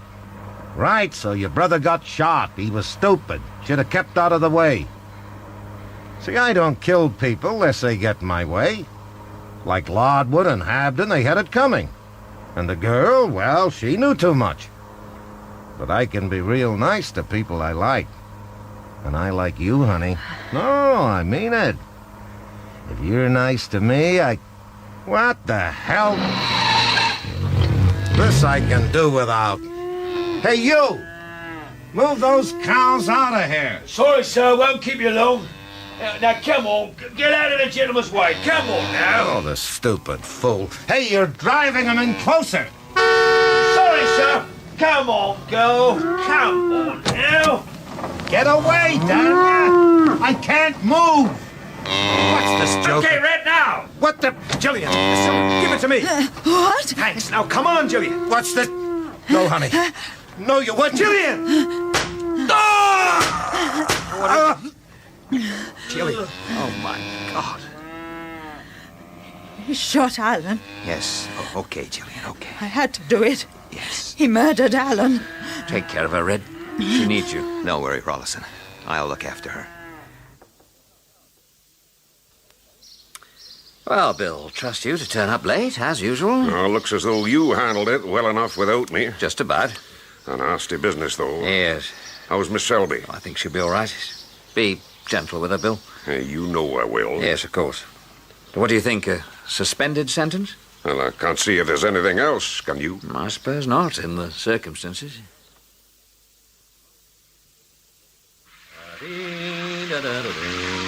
What a glorious feeling, I'm happy again. With the cloud up above. Excuse me, sir. Singing, Mr. Rollison. Sir! Pass me the rope, there's a good fellow. There you are, sir. Thanks. Sorry, Jolly, what is it? That was Miss Selby on the telephone. She asked if you would care to spend the weekend of the 24th at Selby Farm. I don't know. Have you checked the diary? You're free that weekend, sir, and I gather Mr. Morn is also invited. Really? You know, he's taken the news very well, hasn't he? Indeed he has, sir. I don't know. These Americans don't waste any time, do they? No, sir. Hey, wait a minute, though. The wedding's on the 10th. Won't they be away on the 24th? Apparently she and Mr. Brant, Mr. Forbes... Yes, it's still hard to think of him as Mr. Forbes, isn't it? It is, sir. But they are delaying their honeymoon for a while. Really? Yes, sir. And it seems that Miss Selby has been beset by another little problem. Good Lord, what is it this time? She's in urgent need of a celebrity to open the village fete, sir. Well, offhand, I can't think of anyone. Can you, Johnny? Yes, sir. You, sir. On one condition, Jolly. You come with me. I should be delighted, sir. Life on the farm can be quite delightful. As long as it's not indulged in too frequently, eh? Exactly, sir.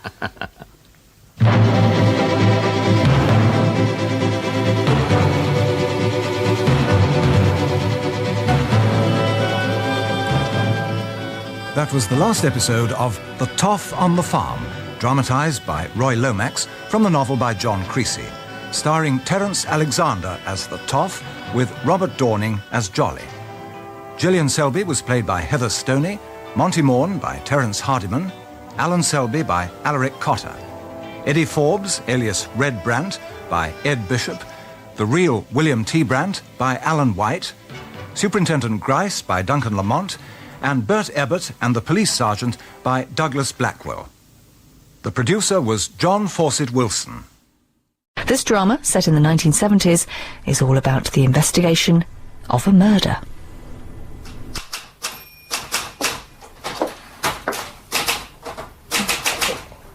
Excuse me? Yes, madam?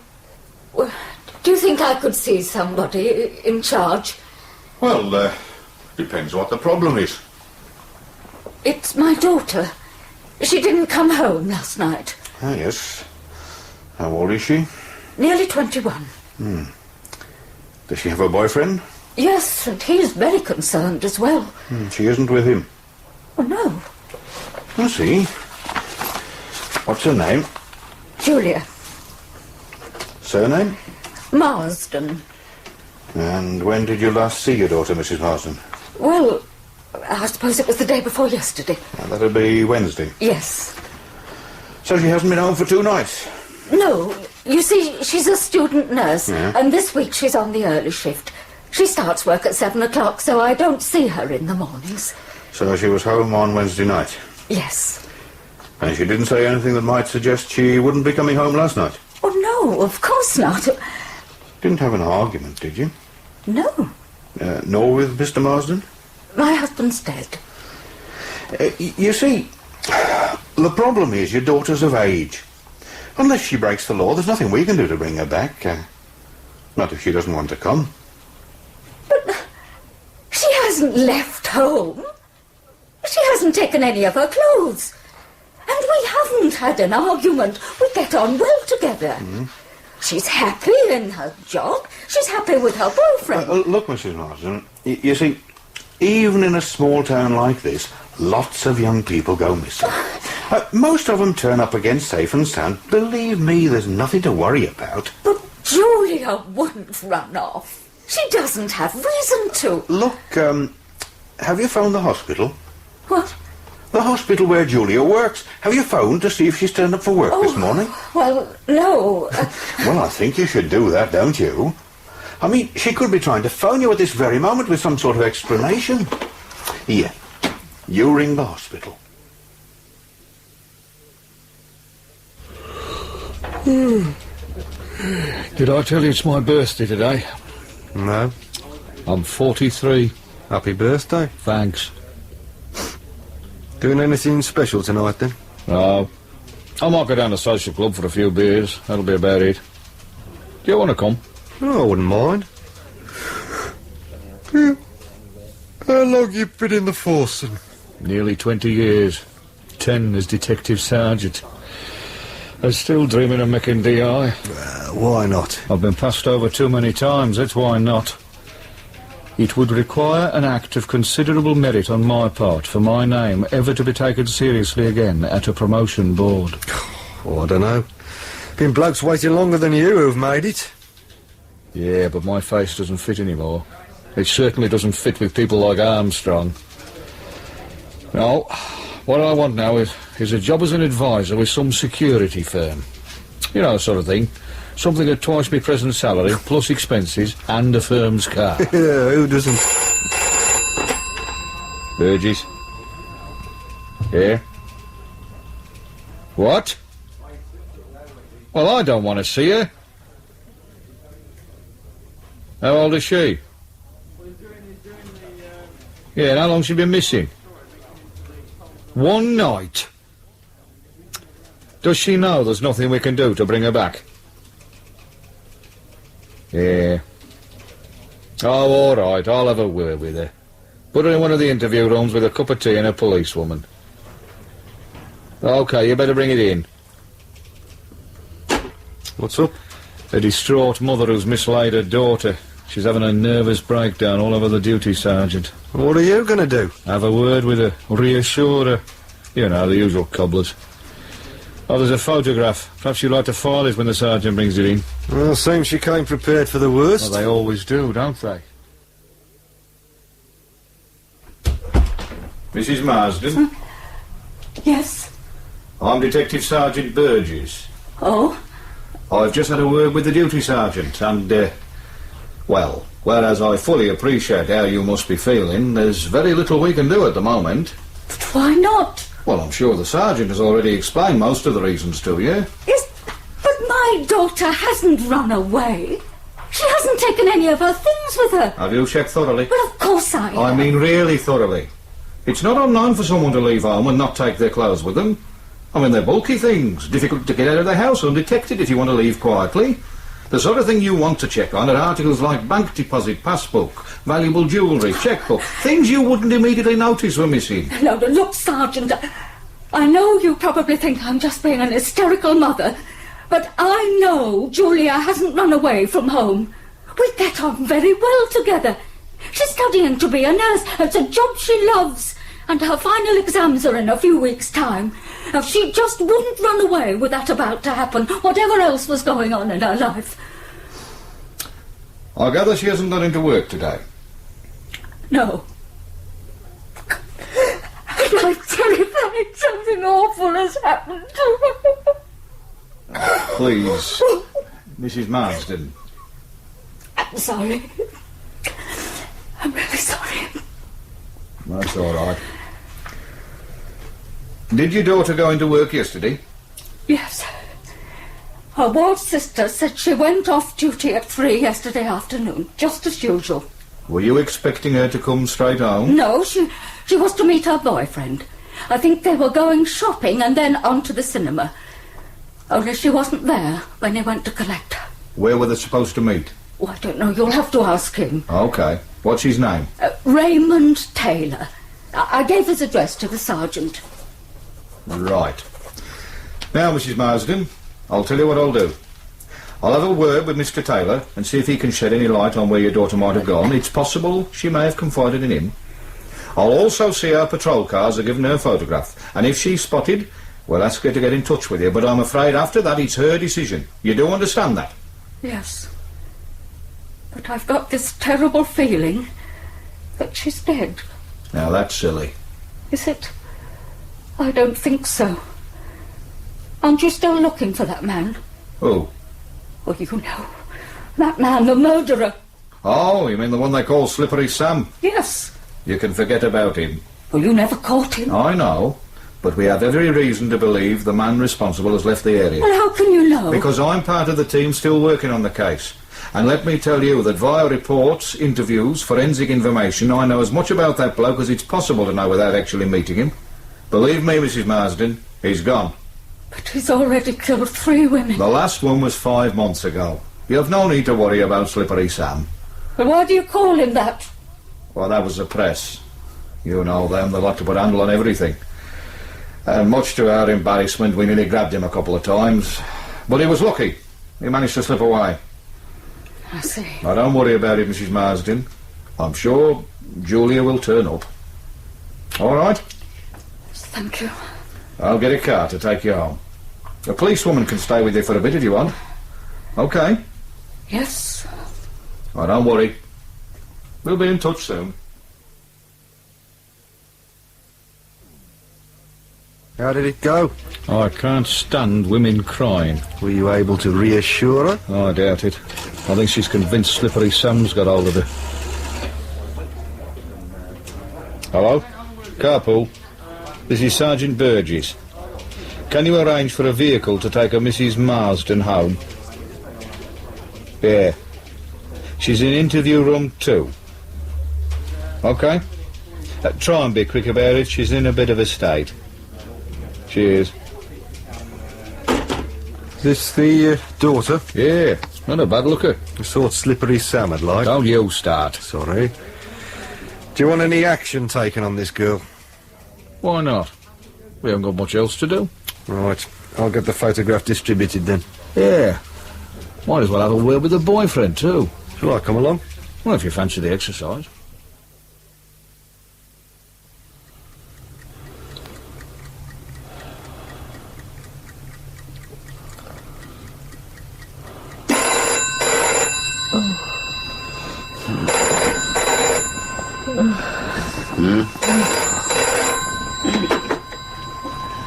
Hello.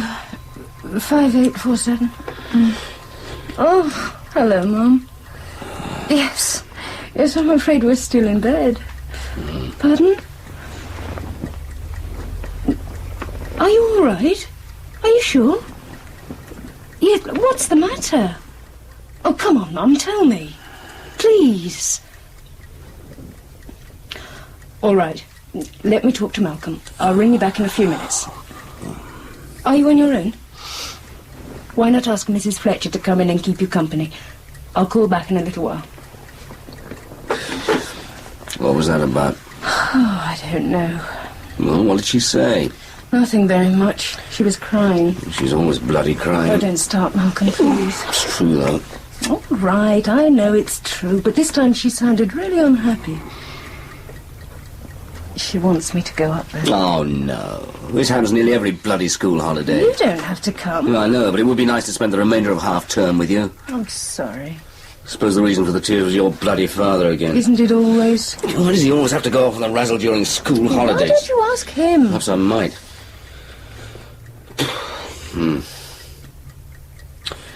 But she really sounded unhappy. Yes. Oh, I suppose you'd better go. I think I should. I'll ring the station and see what time the trains are. Don't you want me to come with you? Of course I do. You know I don't cope very well with her on my own. But you don't have to come if you don't want to. Yeah, well, we'll take the car. I think it should be able to wheeze its way up there one more time.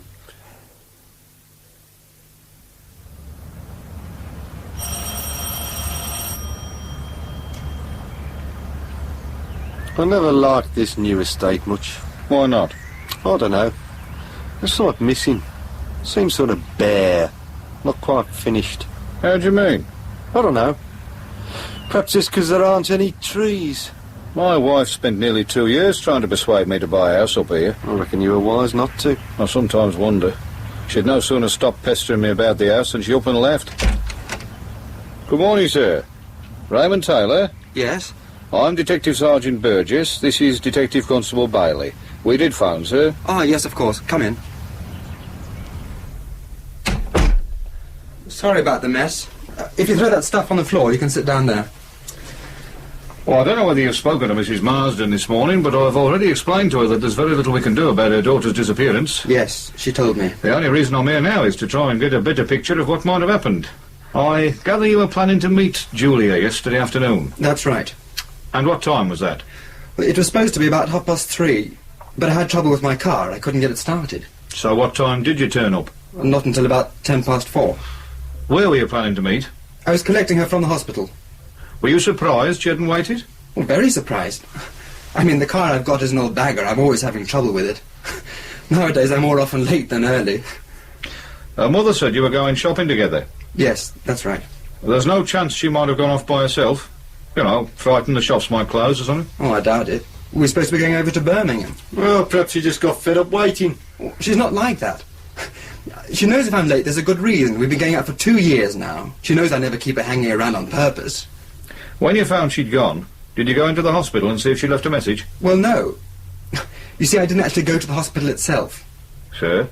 I haven't explained this very well.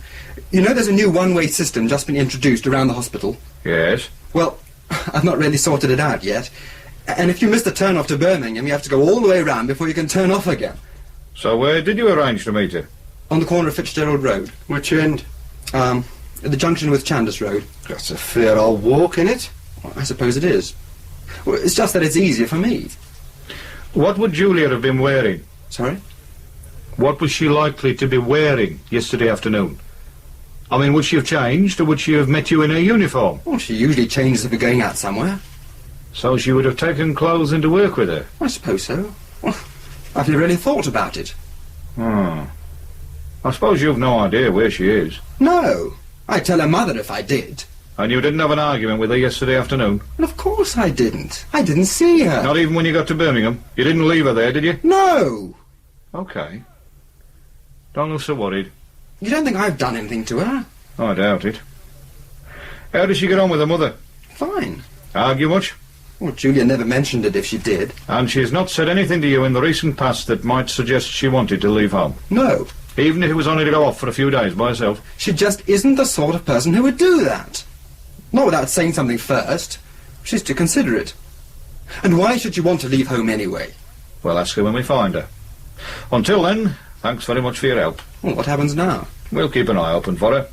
Don't worry. We'll let you know as soon as we learn something. Well, isn't there anything else you can do? I'm afraid not, sir.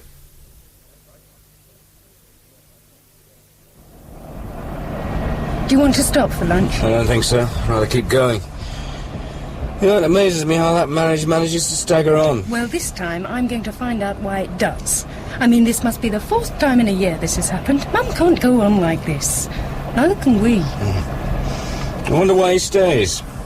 What do you mean? Well, if he can still pull the birds with the ease he seems to, why doesn't he shove off altogether? I don't know. I can't believe he even likes her very much now. He always comes back. Only because she's stupid enough to forgive him. I don't know why she doesn't kick him out of it. She could hardly be worse off than she is now.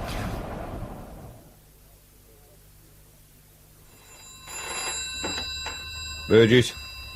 Oh, hello, Mrs. Marsden. Have you? Was there anything missing? I see. Hang on, I'll just make a note. Jeans, navy blue polo neck sweater, plim soles, and what? A black duffel coat. Nothing else? None of her personal effects? I see.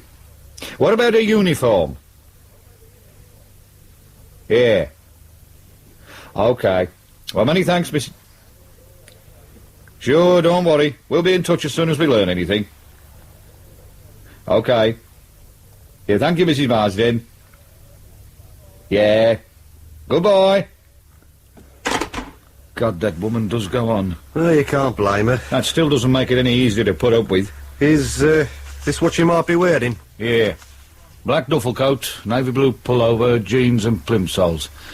That'll make her really conspicuous. Especially the jeans and plimsolls. No personal effects missing. No. So let's hope she hurries up back. Well, if this is accurate, I think it unlikely Sam's got hold of her. What is it? Sighting of the said villain. Where? Madrid. Where did that come from? It was with the Interpol stuffer coming this morning. He gets around, doesn't he? The last place was Geneva. Do you, think the super will let us check it out? You must be joking. He wouldn't sanction a trip for you to put flowers on your mother's grave on your day off. Yeah, could be right. Come on, let's go and have something to eat. I'll treat you to lunch down at the Swan. Oh, birthday lunch. Why not? We can try their real ale. It's supposed to be quite good. Oh, bugger it. If it's the DI complaining about you spelling again, you'll be buying the lunch. Burgess. Yeah? Where? Walton Woods. Have you told the Heavy Brigade? What about Mr. Armstrong? Right. No, I'm going straight up there. Now what? Someone's found a body at Walton Woods. It's cold. Why do these sort of things always happen just as you're about to go to lunch? If this is Sam's handiwork, you'll be bloody glad you missed it. Sutton? Yeah, Skip? Is the doc here yet? Yeah, he's up at the site. What's he like? As usual. Well, that's something to look forward to. The control van's been quick in getting here. Then our Lord and Master is in residence. We need not fear anything, except his breath. I don't think I've ever got that close to Armstrong. You're very wise. His breath's so bad you wish he had a simple case of halitosis. Why does Armstrong cause you so much needle? He just gets up my nose. Do you know, he once called me an incompetent snotbag. He calls everybody that. It's part of his childish charm. I know, but when he said it to me, he meant it. You're too sensitive. I'm not. It's not without reason he keeps blocking my promotion. He meant it all right. And it wasn't until he started doing that I realised how bloody ambitious I was. Yeah, well, collar Sam, they'll probably make you chief superintendent. Collar him and I'll expect to be made bloody king. Hello, Doc. You don't look too cheerful. Neither will you be when you see the state the body's in. That bad, eh? That bad. Have you finished with it? Yes. Do you mind if we have a look? If you want.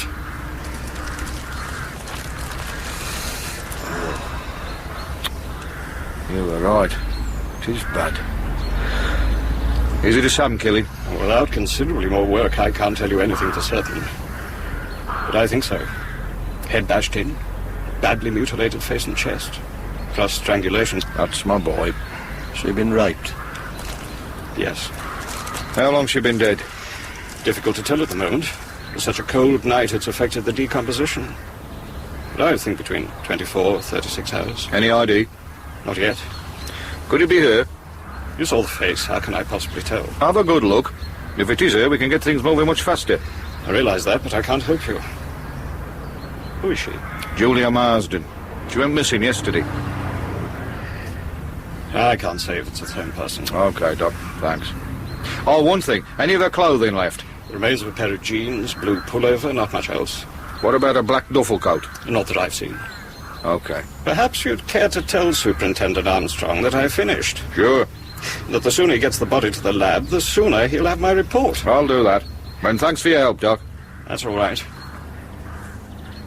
She was in a mess, wasn't she? They all are.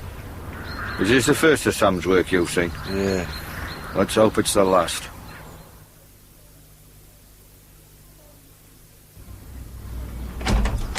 Hello, Mum. Jenny. Oh, it's really nice to see you, love. I'm so glad you could come. Hello, Maureen. Hello, Malcolm. Oh, you don't know how pleased I am you could both come.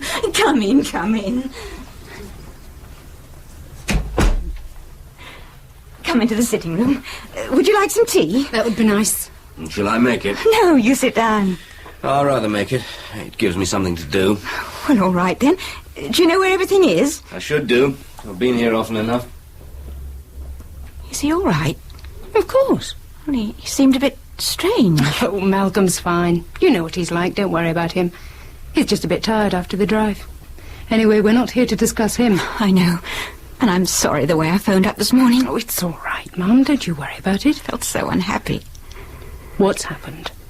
The usual. Dad? Yes. I haven't seen him since Thursday evening. Do you know where he is? I've no idea. That's what's so worrying. I usually know what he's up to. How do you mean? Well, you know what he's like when he meets someone he takes a fancy to. Starts taking extra trouble about the way he looks, always changing his underwear, shaves twice a day, that sort of thing. That's usually followed by him staying out half the night, having to entertain clients, as he calls it. Then the inevitable trip that necessitates him having to go away for the weekend. I mean, it's pathetic to see him at work. It sounds bloody insulting. You're probably right. But anyway, this time there hasn't been anything. No hints, nothing. I've not got the faintest idea where he is. Have you tried to phone him at work? Well, that's the first thing I did, but he isn't there. The person I spoke to said he was on leave. And they didn't know where he'd gone? No. Have you spoken to the police? Oh, what could I say? My husband's gone on holiday and hasn't bothered to tell me where. They just laughed. It's possible he's had an accident. The police could at least check the hospitals for you. Oh, don't say that, Jenny. I think you should consider it. Kettle's on. Thank you. Well, this time that bastard of a father of mine has gone off without saying anything. That's nothing new. But Mum's got absolutely no idea where he's gone. I think we should phone the police. Why? He might have had an accident. Forget about it. He'll turn up when he's good and ready. He always does. I don't think we should bother the police, Jenny. I'll phone the hospital in a little while. Anyway, from the amount of police activity we saw as we drove into town, I doubt whether they give much consideration to looking for some overgrown schoolboy on the razzle. Oh, shut up, Malcolm. What do you mean? It's nothing. It's just that we saw a lot of police cars in a field as we came off the motorway. Oh, what were they doing? I don't know. It was probably nothing important. Well, it's nice to get a bit of warm. Any tea going? You must be joking. This is Armstrong's control van. Vitriol's the only thing that's brewed here. Where have you two been? I told you. I beg your pardon, sir? It took you bloody time getting here. Oh, sorry, we were having a word with the doctor. Has he finished? Yes, he said you can move the body as soon as you like. I wish that quack would report directly to me. I'll tell him for future reference, sir. Don't you bother, I'll tell him yourself. Anyway, what do you have to say? Nothing much, although he did reluctantly say he thought Sam was responsible. Ah, so he's back. And with a vengeance, it seems. Yeah, only this time we're going to collar him, and before he needs to kill again. It's possible we might have a slight edge on him this time. Yeah? How come? Well, this could be his victim. What makes you think that? Well, it's as much a feeling as anything. Well, this girl was reported missing this morning. She's a student nurse at the local hospital. So? Well, she doesn't fit in the usual pattern of girls that abscond.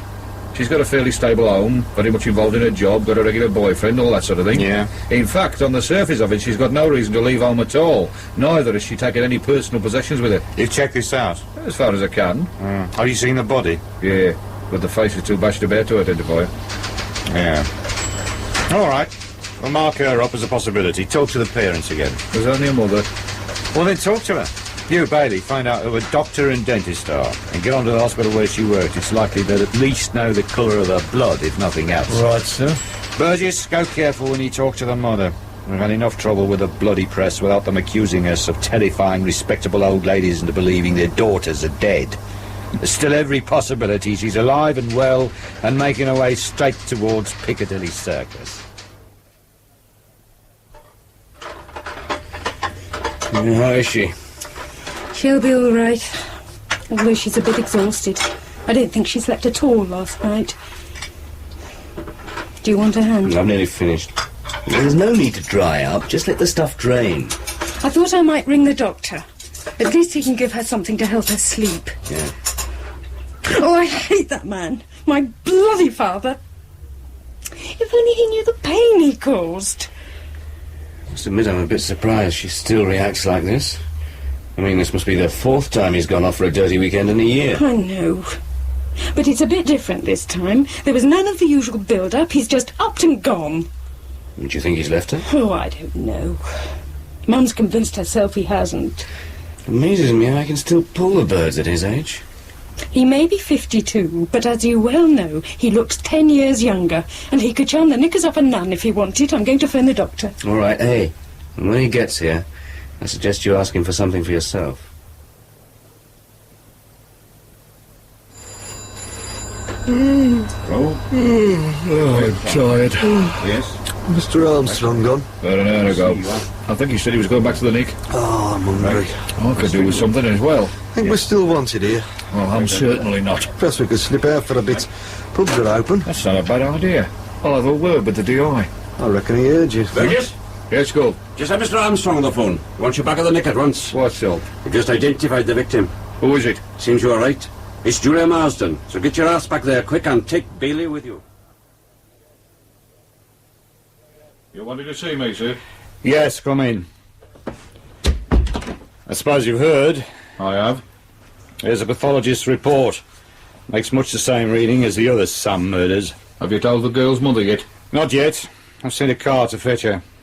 When I spoke to Mrs. Marsden this morning, I asked her to check to see whether any of Julia's clothes were missing. And?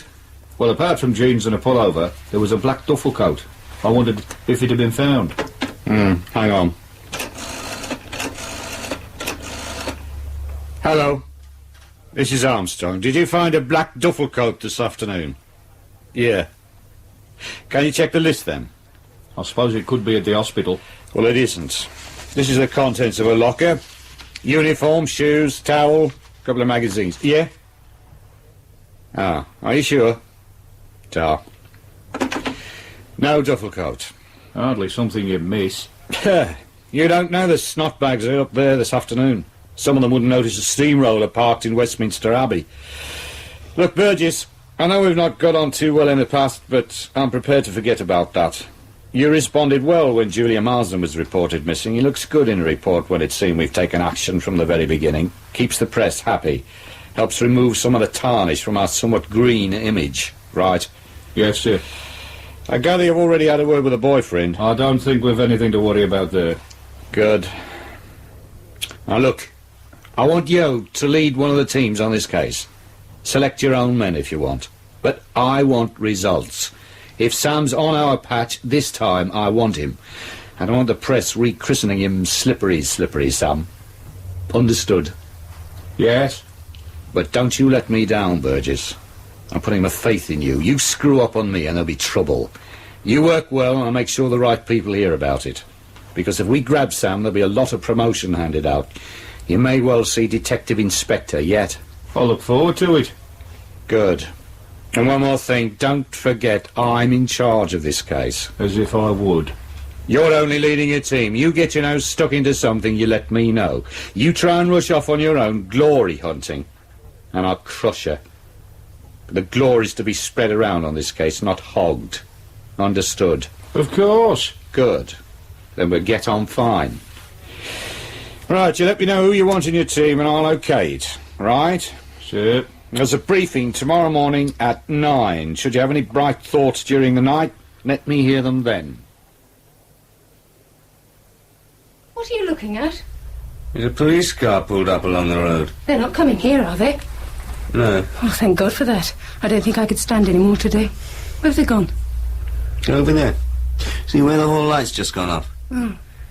A hell of a lot of police activity for such a piddling little town. You're not worried about the car, are you? Well, as long as they don't look too close. And do you know who lives over there? I think it's Mrs. Marsden's house. Well, you seem pleased with yourself. I am. I've just been having words with Armstrong. Oh, yeah? Yeah. He wants me to lead one of the teams on this Sam killing. You're joking. I'm not. Suddenly, he loves me. What a change of heart on his part. This morning you were saying he hated your guts. He still does, but he liked the way I followed things up on Julia Marsden. I mean, I could have just shoved the report into a drawer. Everybody else would have. Hey, but you only went to see the boyfriend to get out of the office. He doesn't know that, does he? You jammy beggar. Yeah, well... All right, it was a bit of luck, but that's how most things happen, innit? And it's certainly a bit of luck I intend to take advantage of. Especially as Armstrong reckons there could be a lot of promotion handed out to the team who breaks this case. I must admit it would be very nice to be a DI. But, I thought you were going into the Bogart business. I'm serious. This could be our big chance. Yeah, could be. Aren't you getting a bit carried away? Why? Well, we'd just be one team among many. What if Armstrong gives us the bum end of the case? There's not much chance for us if we spend all our time sweeping up after everyone else. Armstrong's desperate to break this case. It's been hanging over him for a year. So? So he'll be open to all suggestions. So what are you planning to wow him with? Remember the interview with the boyfriend? Yeah. Do you remember he was supposed to be meeting her on the corner of Fitzgerald and Chandos Road, and that he was late? So? Well, he gave the impression that Julia was the sort of woman who would have waited patiently for him. But she didn't. She went off. Yes, but after waiting how long? He was 40 minutes late. She could have waited anything up to a couple of minutes before he arrived. And you're hoping someone might have seen her? That's it. But more important, that someone might have seen Sam pick her up on that corner. After all, she got into the car somewhere. Yeah, that's true. So what I'm going to suggest to Armstrong in the morning is that my team knocks on the door of every house in the Fitzgerald Chandos Road area. Some nosy Parker might have seen what went on. You reckon Armstrong will let you handle it? Why not? Someone will have to. Why not the bloke who suggested it? What time's the briefing tomorrow? 9 o'clock. God, it's been a long day. How long do you think we'll have to stay? I don't know. I suppose we can't stay longer than Sunday. Depends what happens. Hey, just think. At this very moment, your dad is probably shacked up in some hotel, humping his currant bird without a care in the world. Well, let's hope he stays with her this time. Do you think your mum will take him back? I don't know. She's pretty hurt. I think she realises things can't go on like this. Let's just hope he writes soon so we can all get on with our lives again. I'm nearly asleep. You feel all right? Gin and Valium is certainly a very good mix. Good night.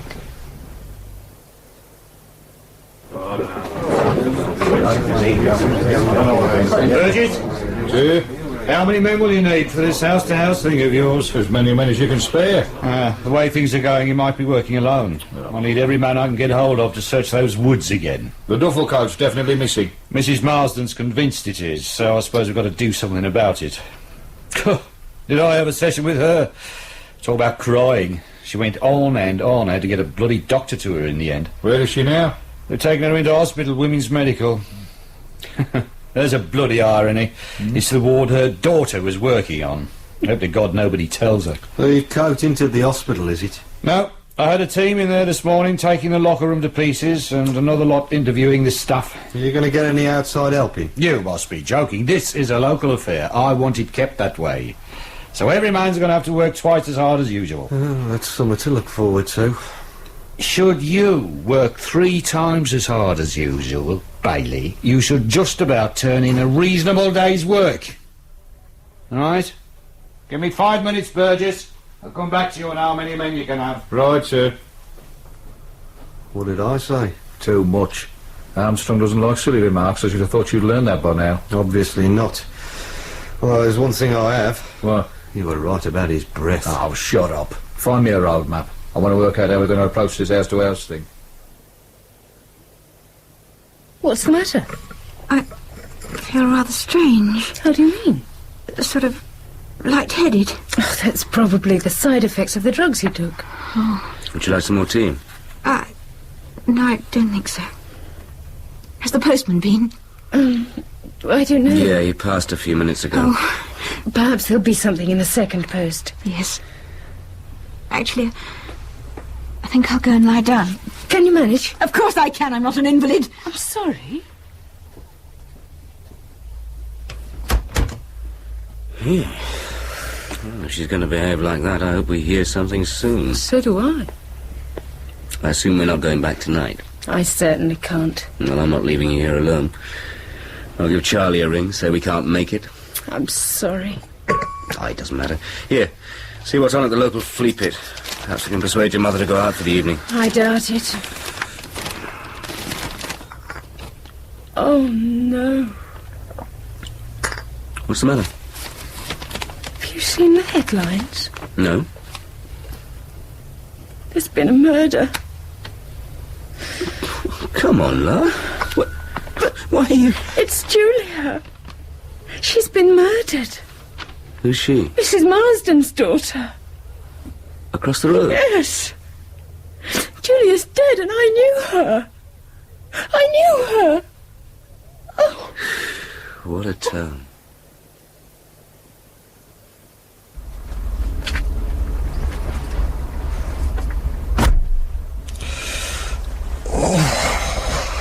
Bloody hell. It's brass monkey weather out there. How's it going? We're on both sides of Chandos Road.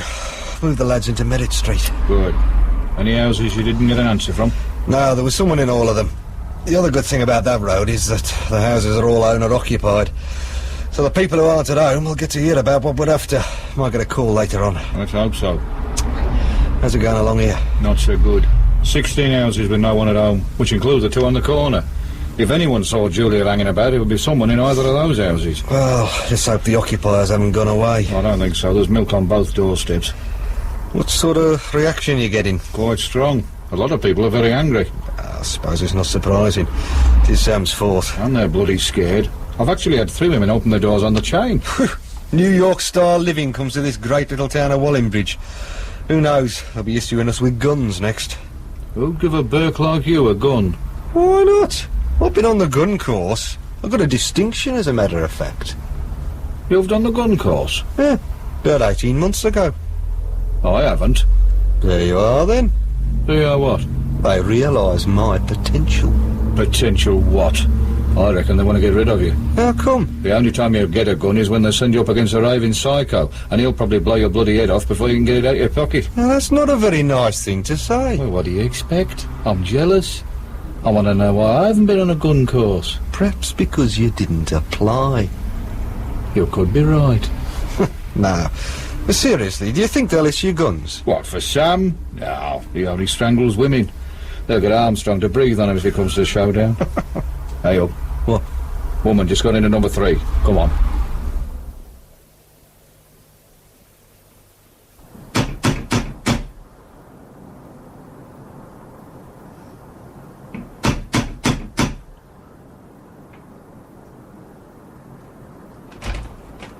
Yes? Good morning, madam. I'm Detective Sergeant Burgess. This is Detective Constable Bailey.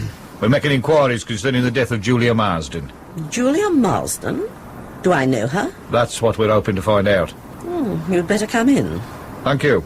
Would you mind wiping your feet thoroughly? I've just had the whole carpet shampooed. Oh, sorry. Thank you. If you would like to come this way. Now, Julia Marsden. This is a photograph of her. No, I don't know her. Now think carefully. You didn't by any chance see this person standing on the corner of Fitzgerald Road on Wednesday afternoon? No. You're quite sure? Positive. Although, now you come to mention it, I do recall a young woman. But it wasn't the girl in the photograph. What time was that? Oh, about 3:45. In fact, I remember her quite distinctly. And why is that? Oh, she looked so cold, as though she'd been waiting some time. I felt quite sorry for her. In fact, I must have stared because she noticed me looking and smiled. It was quite a charming smile. But you don't recognise the photograph as being the same girl you saw waiting? Oh, no. The girl in the photograph is far less attractive. Do you remember what she was wearing? No. Oh, yes. I recall she was wearing plimsolls. I remember that quite distinctly, as I consider them totally unsuitable footwear for such a cold day. That's all? You can't remember anything else she was wearing? Yes, I can. A duffel coat. I recall a duffel coat. I remember that because I thought the duffel coat so sensible and the plimsolls so foolish. Can you remember the colour? No. I think it was dark. Possibly dark blue or black. I can't remember for certain. But you're sure about the time you saw her? Oh, yes. How can you be so certain? Well, when I got in, I unpacked my shopping and made myself a cup of tea. I then took the tea upstairs to my bedroom and switched my radio on. And? Listened to the 4 o'clock news. Did you see the girl again? As a matter of fact, I did. When I was closing my curtains. When was that? It was after the news. Why is the time so important? The young lady in the photograph and the girl you saw waiting outside could well be the same person. Oh, I don't think so. The photographs can be deceptive. Why are you so interested in this person? Because she's been murdered. Good heavens. That's absolutely dreadful. When you saw her from the bedroom window, was she still alone? Yes. No, as a matter of fact, a car pulled up. I remember now. She walked over to the car, smiling. It was the same smile she'd given me. Such a pretty smile. But then she looked surprised and spoke for a minute or two to the driver. Did she get into the car? Yes, she did. And can you remember anything about the car? Oh, yes. It was a dark blue Cortina estate. You're that sure? Without a doubt. How come? My son-in-law has exactly the same make of car. I see. Look, Mrs... Meadows. Yeah, Mrs. Meadows. I think we should start getting some of this down on paper. Would you have any objection to coming down to the station to make a statement? Well, I don't think so.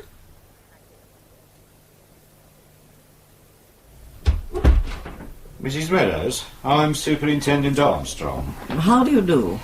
Sorry I kept you waiting so long, but I've been studying your statement. It's a very interesting document. You're a very observant woman. Thank you. There are just one or two things I'd like to go over with you again. Now, you still maintain that the girl you saw getting into the car and the young lady in the photograph are not the same person? Without a doubt. Then perhaps you'd like to look at these. Study them carefully. Now, do any of these photographs look like the girl you saw? Yes, that one. Any of the others? That one too. Thank you. And what about these other photographs? They're not of the same person, are they? No. Fortunately for us, you've recognised the two photographs we wanted you to. They're Julia Marsden. The others are just there to confuse. But the two I've chosen are nothing like the first photograph that was shown to me. Ah, that was a studio portrait. They tend to flatter. But there's no doubt in your mind that these two photographs are of the person you saw getting into the car? None. Good. Now, there's your identification of the car. You were so sure it was a blue Cortina estate? There's no doubt in my mind at all. Do you know much about cars? Absolutely nothing. If I were to show you some photographs of current popular cars, would you be able to name them? I very much doubt it. Then why are you so sure it was a blue Cortina estate? As I explained to your sergeant, my son-in-law drives one. Perhaps you'd like to have a look at these. Is there a Cortina estate amongst those photographs? Dear. That one and that one. Thank you. It's a great pity you seem to doubt my word. Not at all. It's just that we must confirm that you're not mistaken. I rarely am mistaken. I'm beginning to believe it, Mrs. Meadows. Would you like to test my ability as to whether I can recognise the colour blue? I don't think so. Now, you say in your statement that you noticed a sticker in the back window of the car. That is correct. What did the sticker say? Oh, really, this is becoming ridiculous, Superintendent. I've already told the sergeant all this. I realise that, and I must ask you to bear with me for just a little longer. You're a very important witness. But before we can act on your information, we must make doubly sure we have everything crystal clear. Now, what did the sticker say? Well, I don't actually remember it verbatim, but the gist of it was that the owner of the car thought that the local grammar school should not go comprehensive. Are you sure about that? I certainly am, as it's a statement I'm in total agreement with. I see. Only a fool would want such a fine school to go comprehensive. Did you notice anything else about the car? Were there any dents or scratches? No. And you didn't notice any parts of the registration number? No. Not even the year letter? I would have told you if I had. Right. One last question, Mrs. Meadows. The driver of the car, did you see him? Not really. I caught a glimpse of his profile. Do you think you'd recognise him again? I can't really say. It was just a glimpse. Oh, it's possible if I were to see him in similar circumstances, I might just recognise him. But I'm not certain. OK, Mrs. Meadows, thank you very much. There's just one more thing I'd like you to do before we take you home. In the next room, we have some photographs that I'd like you to look at. It's just possible you might recognise one of them as the driver. If you wouldn't mind. Of course not. Thank you very much. Do you think I could telephone my husband? Of course. There's a phone next door. I've met some self-opinionated old bitches in my time, but she takes bloody first prize. But is she right? I think so. At least I'm confident enough to act on it. You've done well, Burgess. Bloody well. Thank you, sir. Now, I want one of you to get on to DVLC at Swansea and get them to provide me with a list of all blue Ford Cortinas registered in this area. How can you be certain it's a local car, sir? The sticker. The grammar school issue is totally a local matter. The chances of an out-of-town car carrying such a thing are almost nil. It also seems from the way Julia reacted to the car, she must have known the driver. Anyway, get onto that list immediately. I want it today, if possible. Right, sir. What about the team searching for the duffel coat? Have they found anything yet? No. And I'm almost hoping they don't now, because if it's not in the wood, there's a good chance it'll be in the murderer's car. Are you awake, Mum? Yes. I've made some tea. Oh, that's nice. How do you feel now? Much better. Good. Did I hear you crying? That was this morning. You've been asleep all day. Have I? Oh, dear. And there's nothing to worry about. That was me just being silly. What was the matter? It was just something I read in the paper. You and Malcolm are all right, aren't you? Of course. There's nothing to worry about. Nothing at all. Oh, it's just that I find Malcolm a bit difficult to understand. He's a bit brusque at times, but he's very caring in his own way. Does he love you? I think so.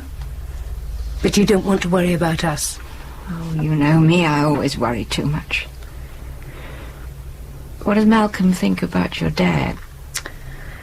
Well, he's not very pleased about the way he behaves. But that's only because it upsets me so much. And he certainly doesn't understand why you put up with it. Come to that, neither do I. Your dad's a strange man. He's like a little boy in many ways. How long's he been carrying on like this? Oh, I suppose for about 5 years. As long as that? It is a long time, isn't it? Well, he wasn't as bad as this to begin with. Why do you think he started? Lots of reasons, I suppose. I think he realized he was beginning to get old. He wanted some sort of fling before he was past it. I didn't blame him. I often felt like that myself. Did you do anything about it? Well, once. I'm pleased to hear it. The thing is that when your dad started, he found there were far more women available than he'd ever dreamed possible. I think it must have gone to his head. Did you consider leaving him? Not then. Because in the early days he was discreet. Oddly enough, I wasn't even jealous. I didn't feel threatened because he was having a little bit on the side. Then about 18 months ago, he took up steady with someone. We even talked about a divorce. And then she chucked him over. I think it upset him a good deal. Because that's when he started behaving really badly. Oh, I suppose I should have told him to go. Why didn't you? I don't know. I think I was scared of being alone. Do you still love him? Not really. But we've been married for nearly 30 years. It's a long time. A lot of habit to throw away. But surely you realise it's getting out of hand now. I know.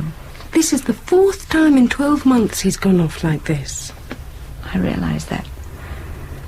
But this is the first time he's actually gone without letting me know what was happening.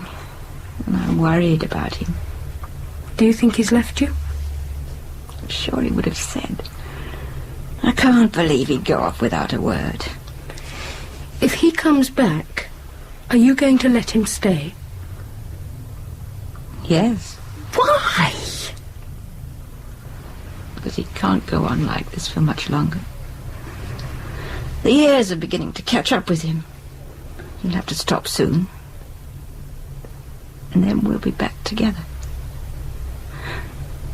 I'd much rather enter old age with him than by myself. I'm so scared of being alone, Jenny. But that's pathetic, Mum. Don't you think I realise that? How do you spell necessity? You must ask me that twice a week. I keep forgetting, you know I've got no head for words. Just write need instead. I can't put that. Me bloody reports are short enough as it is. I mean, necessity has a certain ring about it. Need's a nothing word. I thought you said you had O-level English. I didn't say that. Then what have you got? Well, sort of doubtful CSE. Here you are. Necessity. Don't lose it. Any sign of that list from Swansea? No, sir. I doubt if it'll come tonight. Lazy bastards probably knock off at 5. You might as well push off home as well. Right. Did they find the duffel coat, sir? No. It'll be a new development if Sam started nicking things from his victims. We'll see. I'm off then. Good night. Good night, sir. Cheerless bastard. For God's sake, Malcolm, stop staring out of the window. People are still leaving floral tributes at Mrs. Marsden's place. So what? It's the only way they've got of showing they care. I should save on the weeds and just leave them money. When Mrs. Marsden comes home from hospital and sees her front garden full of flowers, it will say considerably more than a pile of little envelopes containing money. Oh, you're so cynical at times. The woman has just had her only daughter murdered. If you can only make snide remarks about it, I suggest you shut up. I'm sorry. Oh, so am I. It's not only Mum being so unhappy that's depressing me. It's the whole atmosphere of this town. Having a murderer on the loose doesn't help much. It's not even that. I never liked the place, not even when I was a child. I think we should get Mum away from here for a while. If I can persuade her, how would you feel about letting her come to stay with us? I wouldn't mind. Well, as long as she's prepared to share the spare bedroom with the junk. I don't think that'll bother her. But more important, are you up to coping with her? I'll certainly be able to cope with her much better at home. Right, invite her. Ask her tomorrow, see what she says. All right. Sorry I'm late. I overslept. Yeah, you weren't the only one. Oh, this is just arrived. Oh, good. Let's hope it contains what we want. You see Mr. Armstrong this morning? I passed by muttering something about a press conference. Oh, that'll set him up nicely for the day. Why does he hate the press so much? Because he's a good, honest, no-nonsense fascist. He thinks there's only one way to run the world, his way, with no questions asked. Journalists sometimes spoil that illusion. Oh, on computer, readouts, neat. Well, I'm more concerned about the work that thing means. How many Cortina estates are there in this area? I don't know. Oh, it doesn't seem to be as many as I thought there'd be. Is there a briefing this morning? Yeah, the DI's taken it. Well, I think we can give that a miss. We've got enough to do sorting this thing out. How are you going to divide it up? By areas, the most obvious way. Get a couple of the... Hang on. What's up? What's Mrs. Marsden's address? 29 Bridge Road. Well, there's a bit of luck. What? One of the characters listed here lives in Bridge Road. And what was it Mrs. Meadows said? Julia approached the car as though she knew the driver. Dear. Ah, it's not going to be that easy, is it? It could be. It just could be. Oh, I know there was a reason why I woke up smiling this morning. I think that is definitely an address we'll check out ourselves. Right. Let's get the rest of this list divided up, collect ourselves a couple of uniform lads, and we'll be off. This is it?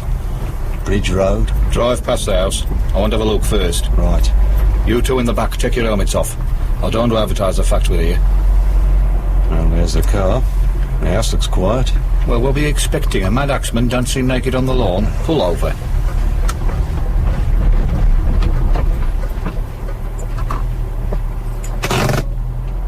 Right. We've a neat little semi-detached house. While the detective constable and myself are knocking on the front door, I want you two to slip quietly around the back, just in case this is Sam's address and he tries to make a bolt for it. OK?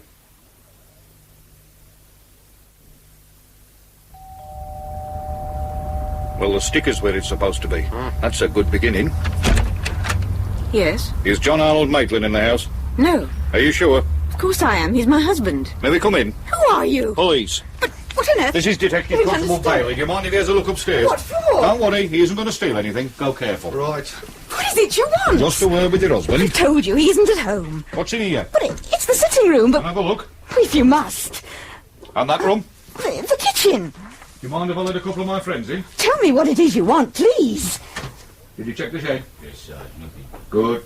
You wait here. You have the right to charge into my house like this. I was under the impression you invited us. Not to rampage around it. Don't worry, we won't do any damage. Perhaps we could go into the sitting room. I shall see that your superior hears about this. What's your name? Burgess. Can you prove that? Certainly. What is it you want? Where's your husband, Mrs. Maitland? He isn't here. I know that, so where is he? Away. Where? I don't know. I mean, I'm not sure. He travels around so much. Is he usually away over weekends? Sometimes. He's a very busy man. And you don't know where he's gone? Not for certain. Well, he usually rings me to say where he's staying. But he hasn't let you know this time? Not yet. Well, it's already Sunday. He can't think much of you. That's none of your business. Possibly not. How long's he been away? He went up on Thursday. Do you know when he's coming back? I'm not sure.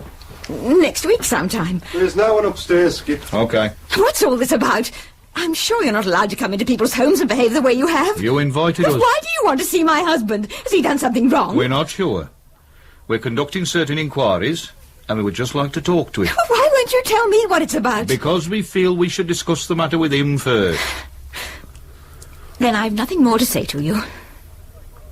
Is the Blue Cortina estate parked outside your husband's? What of it? Does he own the car, or is it his firm's? I'm not saying anything else to you unless you prove you have the right to behave in the way you have. All right, I'll get a warrant. So please leave now. As you wish.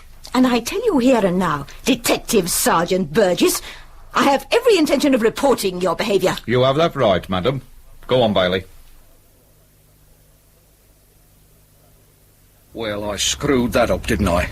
Armstrong will have my guts when he hears about this. Well, I suppose it was a bit rash charging in like that. I was so sure Sam would be there, you know what I mean? Had this very strong feeling. Well, you were wrong. That still remains to be seen. Did you look around when you were upstairs? Yeah. No duffel coat? I didn't see one. Well, there's got to be something I can give to Armstrong before that woman puts her foot in it. What about the car? Perhaps there's someone there. How do you suggest we get inside it? Or we could take it down the car pound. What is it? 4 years old. There's bound to be something wrong with it. Oh, it's parked round the wrong way for a start. Oh, I bet they really missed you when you left traffic division. Come on, let's get back to the nick and see what the others have come up with.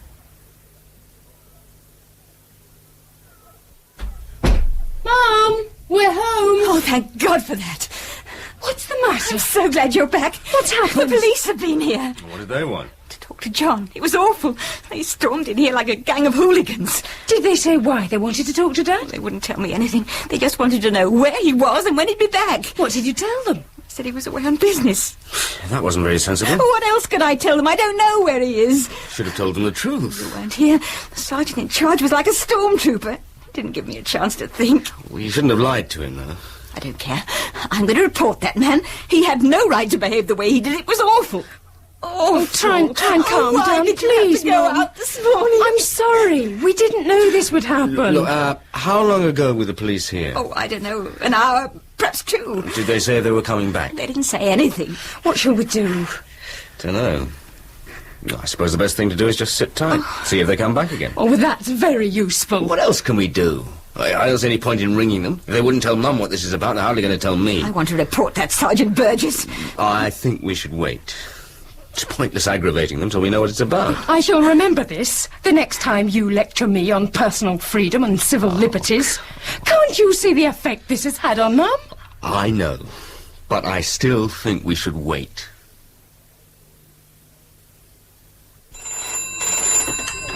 Burgess? Yeah? You sure? OK, cheers. Records have got nothing on Maitland. What were you hoping for? Anything to justify what I did this morning. Mind you, the way the reports are going on these other cars, you may not need to. That's what I'm hoping for. We've been bloody lucky, you know. How many cars have they found with stickers? Just 2, but that doesn't matter anymore. All the drivers interviewed so far have good, checkable alibis, and that's how I like it. Maitland is still suspect number 1. With only one more car to clear, I'm hoping it'll remain that way. Burgess? Yeah? You're absolutely sure? Great stuff. Let me have your report as soon as possible. That's it. Our man.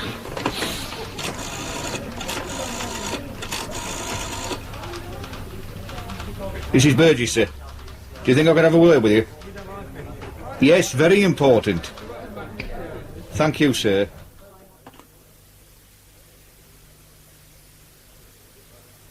So you reckon this bloke is Sam? I think there's a good chance he is. And you think his wife doesn't know where he is? She says he's away on business, but I think it's just bluff. Mm-hmm. So what do you want to do? Well, I think we should find out what his car can tell us. Right. We'll also need a warrant. She wasn't any too cooperative when I saw her this morning. Well, I'll arrange that. I think I'd also like to have a word with him myself. Bit of rank might add some weight to the occasion. It might also soften it up a bit.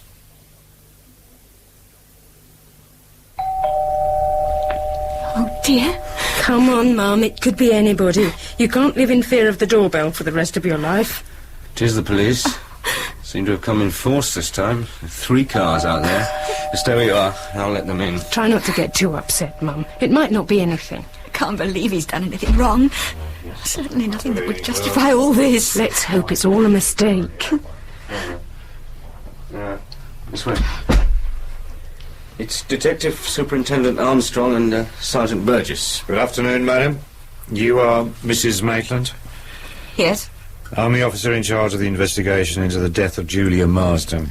Oh, no. And I have reason to believe your husband, John Arnold Maitland, is involved.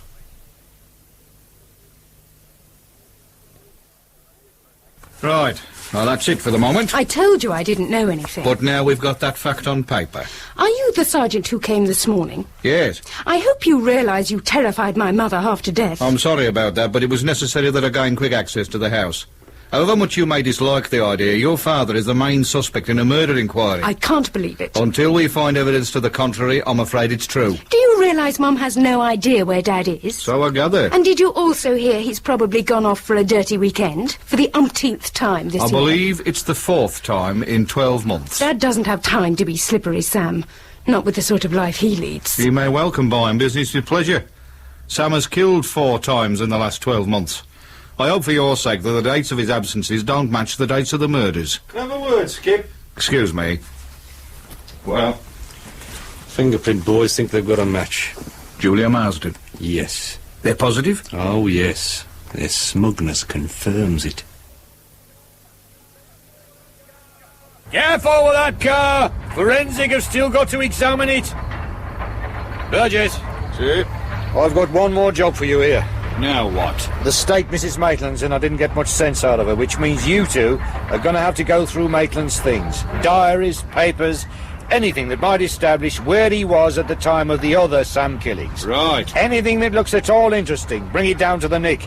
We'll sort it out there. Look at the street. Neighbours hanging out of the windows. Right mess they made of getting Dad's car onto the transporter. Ridiculous. I wish I could smile. Those two policemen still in Mum's room. Yes. They said they'd be there for a while. Where's she gone?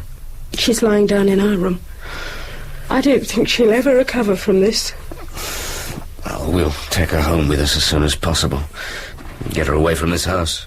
Oh, Malcolm. You don't think Dad's a murderer? I find it difficult to believe. Surely, when you're as disturbed as the murderer must be, you can't just hide it like that. Oh, God, I'm so unhappy. Well, let's hope they find him soon. Get things sorted out. It's amazing how much junk you can pour into one of these little writing desks. Yeah, well, at least he's neat. Let's hope he's methodical as well. Are you listing the stuff you're dumping in that sack? Of course I am. What's that supposed to be? One diary. Then why have you written one dairy? Can't you spell at all? Oh, don't start. I'm tired. It's been a bloody long day. For all of us, mate. Yeah, but you enjoy this sort of thing. I mean, going through a bloke's personal papers is hardly a bundle of laughs, is it? It's part of the job. But it's a part of the job I don't like. Just as I don't like looking at the bashed-in face of the young women. You'll get used to it. But I don't want to. Come in. I can't sleep. Come in, Mum. We can't either. Wondering where he might be. Trying to remember whether he mentioned anywhere before he went off. When did you last see him? Thursday evening. He popped in for a little while, fiddled about in the bedroom, then went out again. And didn't come back? No. Didn't you say he started his leave Wednesday evening? Yes, And he was out all day Thursday? that's right. You've no idea where? I thought he'd gone to work. He left at his usual time. Did he take the car on Thursday? Yes. And when he was here, did he seem himself? What do you mean? Well, did he seem excited or agitated? Don't know. I didn't say much to him. What are you getting at? Nothing really. I was just wondering where he was on Thursday, that's all. You don't think he killed that girl? Of course I don't. Then why are you asking me all these questions? I've had questions all afternoon from the police. I'm sick to death of being interrogated. I'm sorry, I didn't mean it to sound like that. John hasn't done anything wrong. He's just gone away for a little while. Of course he has, Mum. And why you started calling me Mum? You've always called me Maureen before. It just came out. I suppose it's just a feeling of solidarity. Well, stop it. I don't want your support if you think my husband's a murderer. I don't think that. Come on, Mum. We're on your side. You don't need to fight us. How do I know?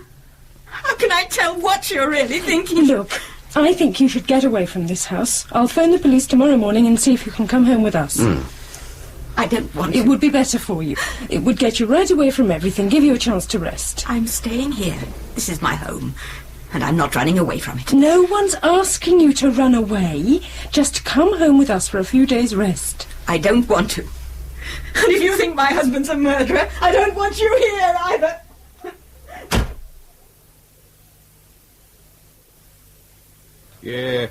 Yeah, sure, I understand, Mr. Freeman.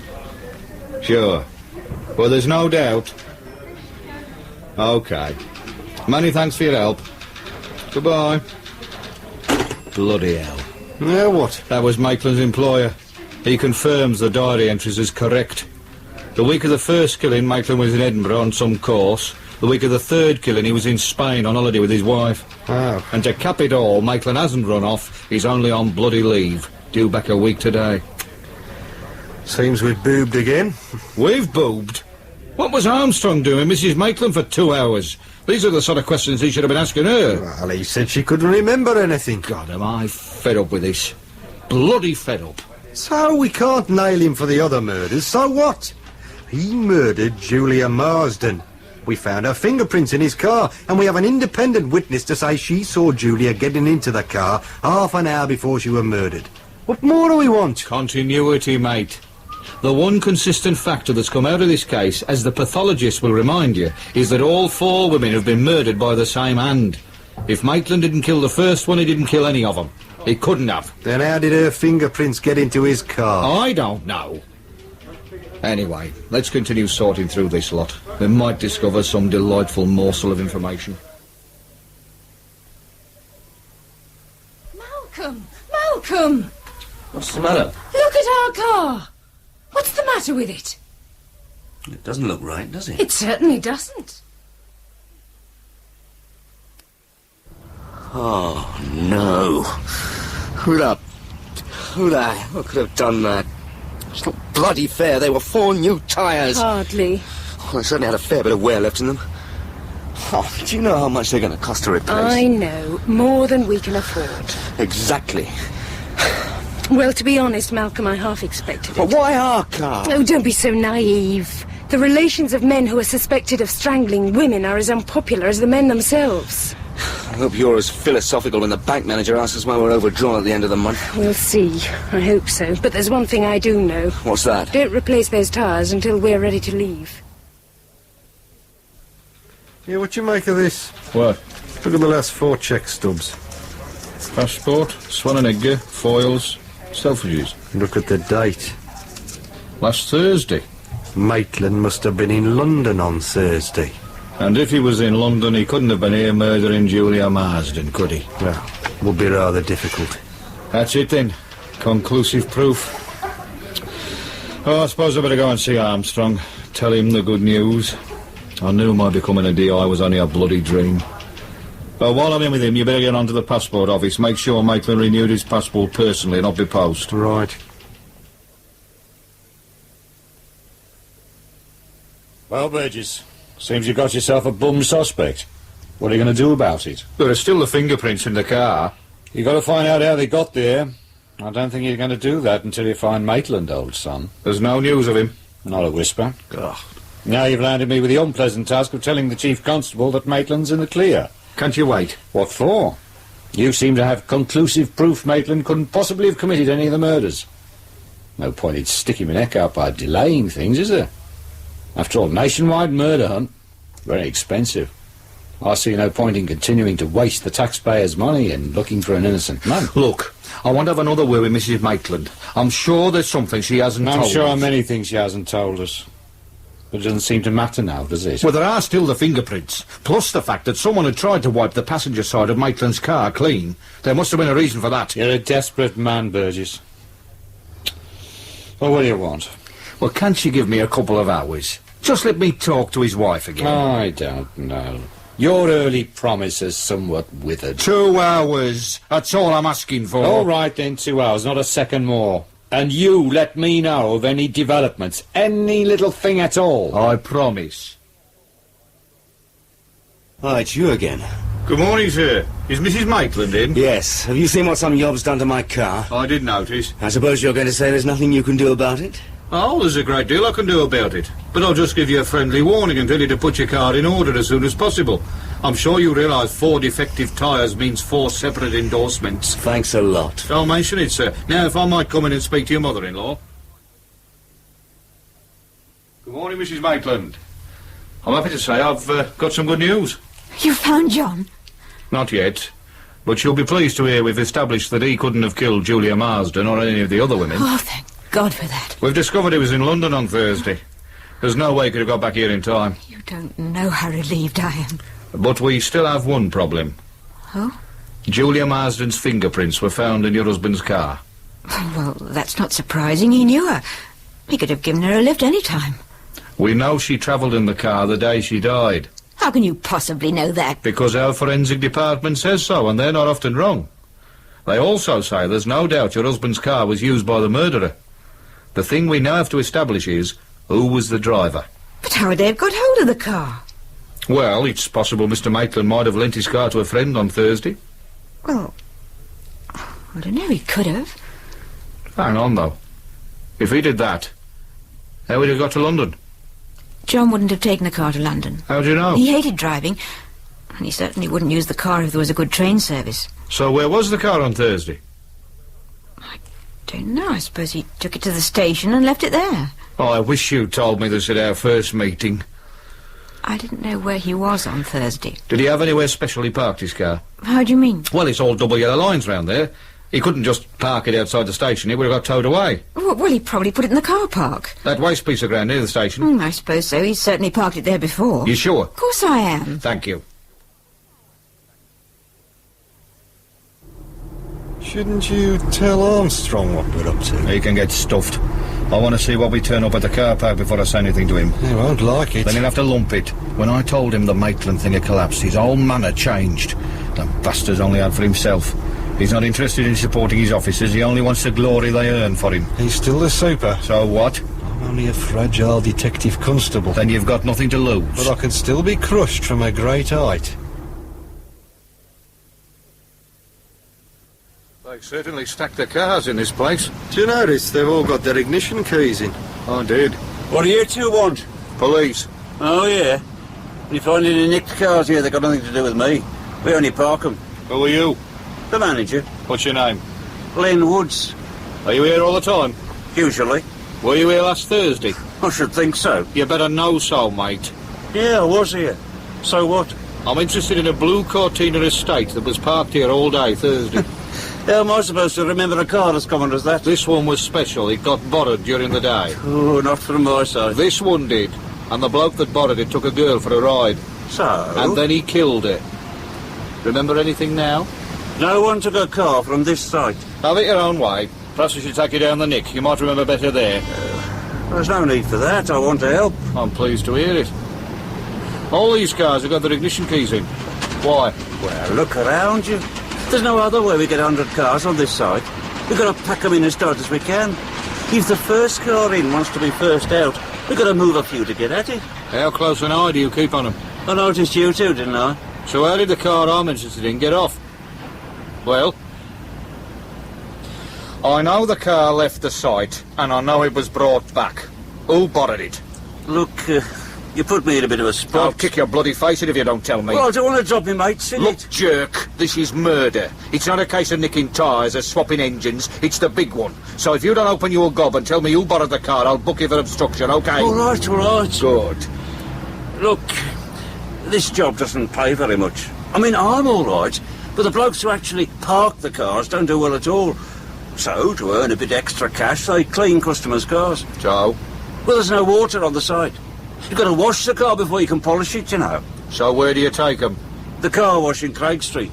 I mean, it's all legit, nothing underhand. The customers are grateful. Who took the Cortina out on Thursday? I'm not sure. I'll ask you one more time.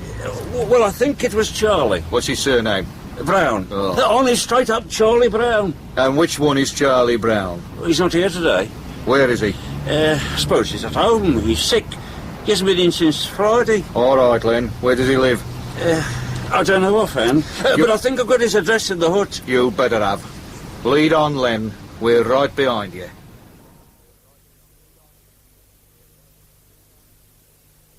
Oh, it's a miserable hole.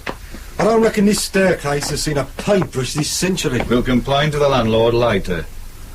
This is his room. OK. Ready when you are. We'll take it nice and gently this time.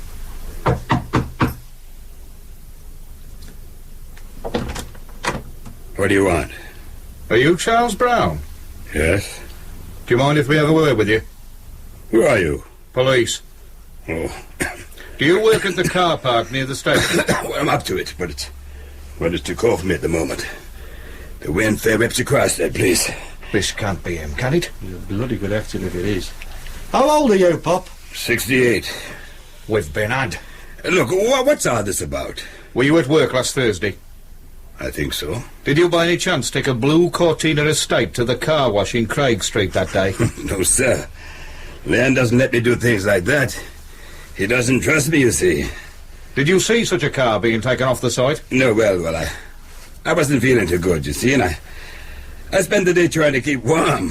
Do you ever do any car cleaning? Not really. There isn't much this time of the year anyway, and, well, Len hugs what bit there is. That doesn't surprise me. Come on, let's go and get him. Yeah, you get back to bed, Pop. What the hell is all this about? This is Alpha 1 to Control. Over. Control, over. This is Sergeant Burgess. Priority. I want the nearest cars to go to the station car park and apprehend the manager, Leonard Woods. Repeat, Leonard Woods. Arresting officers are to approach with extreme caution, man believed to be highly dangerous. I am proceeding to car park myself and will prefer charges on arrival. Over and out. Well, don't just sit there, Bailey. Get a bloody move on. Control to Alpha 1, over. Alpha 1, over. Leonard Woods has absconded driving a dark maroon Jaguar. Registration number as yet unknown. Alpha 5 and Delta 3 are in pursuit. Last report states Jaguar joined M1 at junction 15 and is heading south. Over. Put out a general call and alert the motorway police. If you need clearance, see Superintendent Armstrong. I'm coming in. Over and out. Well, that's it. They won't get him now till he reaches London. What a bloody shambles. Back to the Nick. Yeah, only nice and slowly. I think I can wait a little while before I have to see Armstrong's face.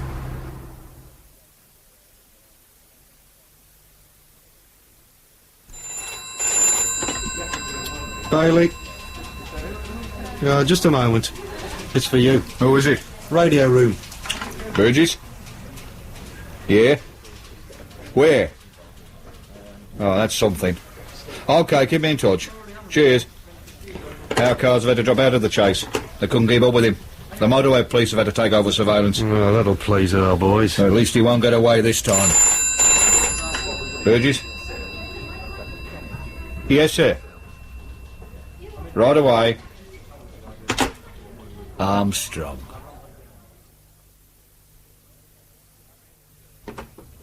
Come in, Burgess. Sit down. So you found Slippery Sam? I hope so. So do I, lad. Why didn't you tell me what you were up to? Well, there wasn't time. Things moved quickly. I would say from what I've heard, they moved a bit too quickly for you. I don't think so.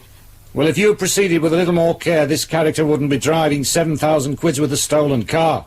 And being chased by police from 3 counties. So I slipped up, made a mistake. But don't you forget I found Sam. And you wanted to keep all the credit for yourself. I did warn you about that at the very beginning. The glory was to be shared. But you decided to be greedy. You wanted to make the arrest personally. But instead we have to sit back and wait for this character to run out of petrol or motorway, because there's no way you can stop a car that's travelling at 130 miles an hour. Our lads are blowing cylinder heads all over the place just trying to keep up with him. The way things are going, they won't get him till he reaches London. Well, that doesn't matter. They'll bring him back. It's not the same, is it? If you remember, I also said that I didn't want help. I wanted the arrest on my patch. I wanted a quiet case. That's because I wanted the glory for our division. You wanted the glory for your bloody self. Yes, you blow your top, lad. You've nothing to lose. You're finished, anyway. What do you mean, finished? It was my bloody brainwork that identified the bastard. Oh, that'll go in your report, don't worry. In fact, you get glowing words all the way, but you won't get any promotion. Detective Sergeant, you're finished. That's not fair. Now look, lad, you can't take orders, you don't fit in. That's always been your trouble. You've always rubbed everybody up the wrong way. Rubbed you up the bloody wrong way, you mean? If you're not prepared to kiss your stinking feet, you don't get anywhere in this division. If you don't compromise, you don't get anywhere in life. I'm top boy. You're nothing. The basic facts that you've never learnt is that my whims are more important than your desires. Armstrong. Yes? When? I see. Thanks. They've got him. At least, what's left of him is crashed. Is he dead? Yes.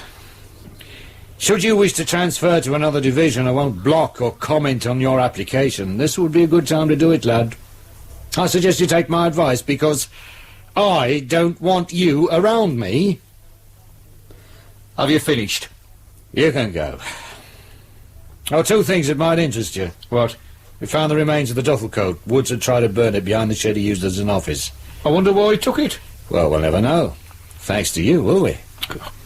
And, this has just come through from the Rome police. It's about Maitland.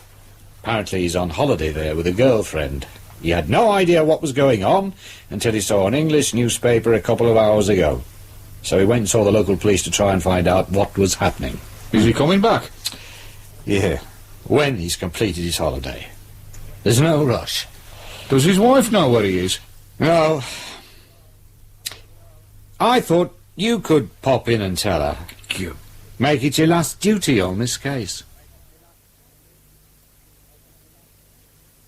Nice city, Rome. So I'm told. When's he coming back? Next week. Apparently he isn't alone. He wants to finish his holiday. You're not going to sit around waiting for him, are you? No. Even I realize it's all over. He doesn't care anything about me. Come back with us, Mum. All right. For a little while. As long as you like. Can we leave today? Of course. I'll go and pack. Will she be all right? Who knows? Better hurry those new tires along. You do that. Do you realise the only person who hasn't been touched by any of this is Dad? I know. Even that policeman seemed a bit cut up about something. But good old Dad just drifts along unhindered. Oh, my father. In the investigation of a murder by Eric Saywood, Detective Sergeant Burgess was played by Roger Hume, Detective Constable Bailey by Terry Malloy, Detective Superintendent Armstrong by Geoffrey Matthews, Jenny by Elizabeth Cassidy, Malcolm by Sean Barrett, and Mum by Isan Churchman, with Hilda Schroeder as Mrs. Marsden, Peggy Ashby as Mrs. Meadows, Michael Irwin as Raymond, Leonard Dixon as the Doctor, Earl Cameron as Charlie, Arnold Peters as Len Woods, and Hedley Necklaus as the Desk Sergeant Ralph Lawton and the radio operator. The investigation of a murder was directed by Roger Pine.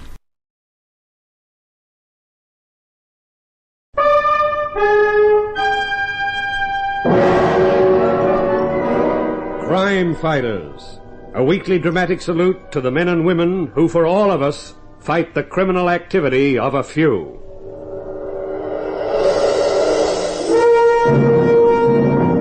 Crime Fighters.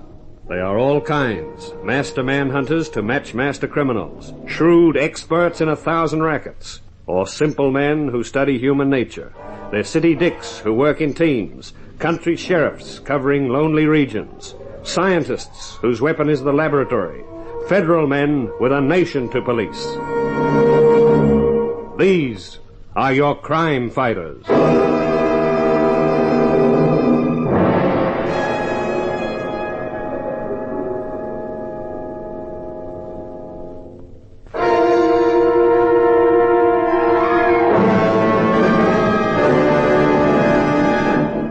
Crime Fighters. This week, Police Informer.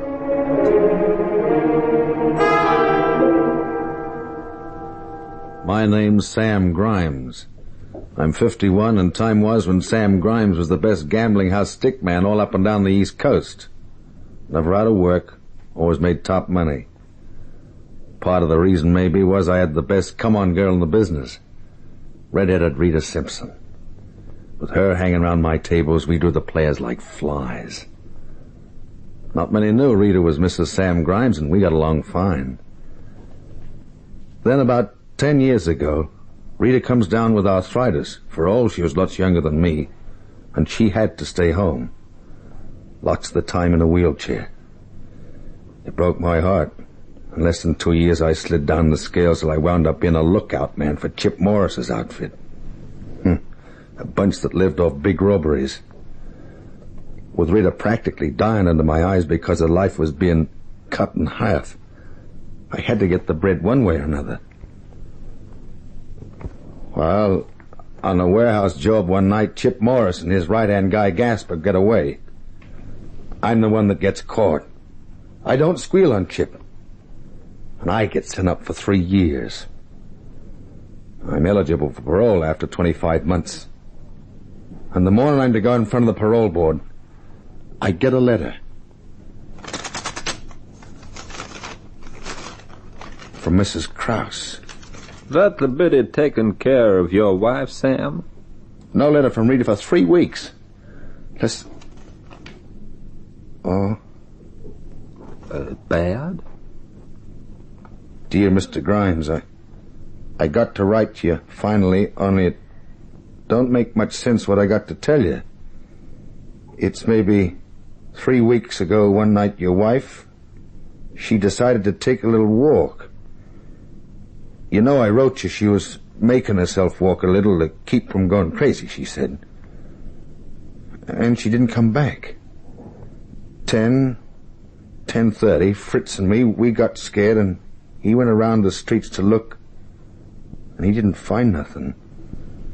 And we told the police, and here it is 3 weeks and we heard nothing. And I thought I ought to tell you. Your friend with regards, from Fritz. Ottilie S. Krause. Cops. They wouldn't tell her nothing, Sam. What could have happened? A million things, man. One's enough. Only what? You'll be out of here a few days, Sam. You'll find out that. Well, she couldn't have walked far. How much money could she have? Suppose she fell down in the street. The cops would know something. I tell you, they wouldn't tell you. Well, maybe she's in hospital. Maybe they don't know who she is. She won't tell them, huh? I thought you said your boss, Chip Morris, was keeping an eye on her, man. Yeah. What am I worrying about? Chip promised to take care of her. Yeah. He probably knows what happened, but he don't dare write to me. Why, sure, he figures I'm coming out any minute. Well, sure, that's it. Look, I bet everything's okay and this silly old biddy doesn't know it.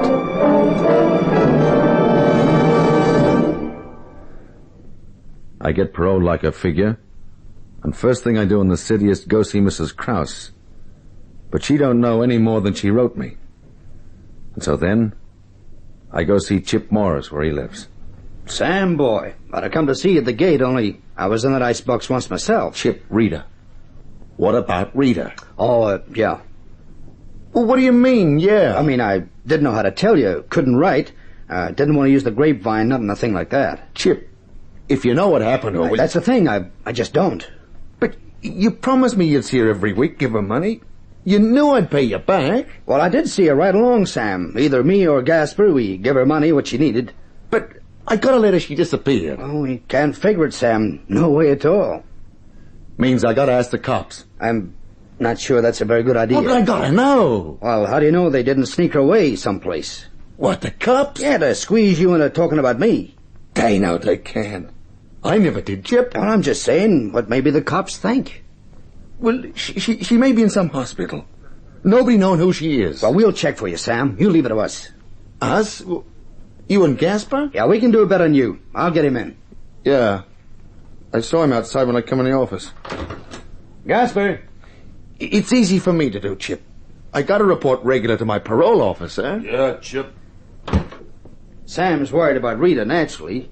I said we could find out something by the grapevine from the cops. Yeah, I could do that. Sam took the rap for us. We got to do something for him. Anything, practically. Sam, when you got to report to the parole guy? I did already this afternoon. From now on, every 2 weeks. All right. Gasper will put out the word about Rita. Look, it's driving me nuts, Chip. And what are you going to do otherwise? Well, what do you got for me? An easy spot if you want it. Oh, sure I want it. I ain't got a dime and I can't sponge on Mrs. Krause too long. Gasper, tell him the lay. It's a warehouse on East Sycamore and 10th. It's loaded with appliances, you know, toasters, vacuums, hairdryers, that stuff. Only we don't know the setup there yet, like how many doors, watchmen, alarm systems, and so forth. But right opposite, there's a boarding house run by an okay character. Now, a room in there gives a view of the warehouse, you see, just right. The right deal for you. Board, $100 a week, and 5% of the take. Gee, that's swell, Chip. You always were a good guy. 1151 East Sycamore. You talked to Gus. Yeah, only parole has to know where I live. So tell him. But when the joint's knocked off, they'll add up 2 and 2. He's got a point there, Chip. No. We take him off the plant a few days ahead, that's all. Look, don't you worry about it, Sam. I never let you down yet, have I? I'll go up there in the morning. Better tonight. Now, Sam. Tonight I want to stay home. I'm in the rooms Rita was in. Look through my old stuff, her stuff. You know, maybe find a lead. One night at least I gotta spend there. Okay, Sam. But you stay away from the cops.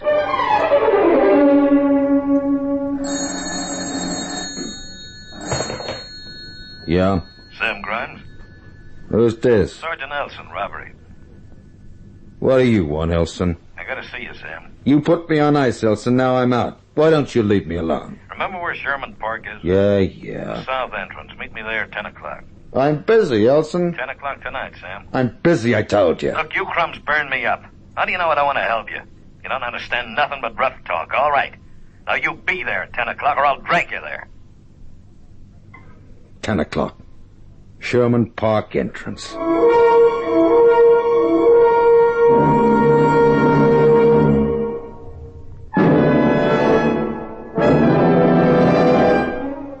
$10 o'clock.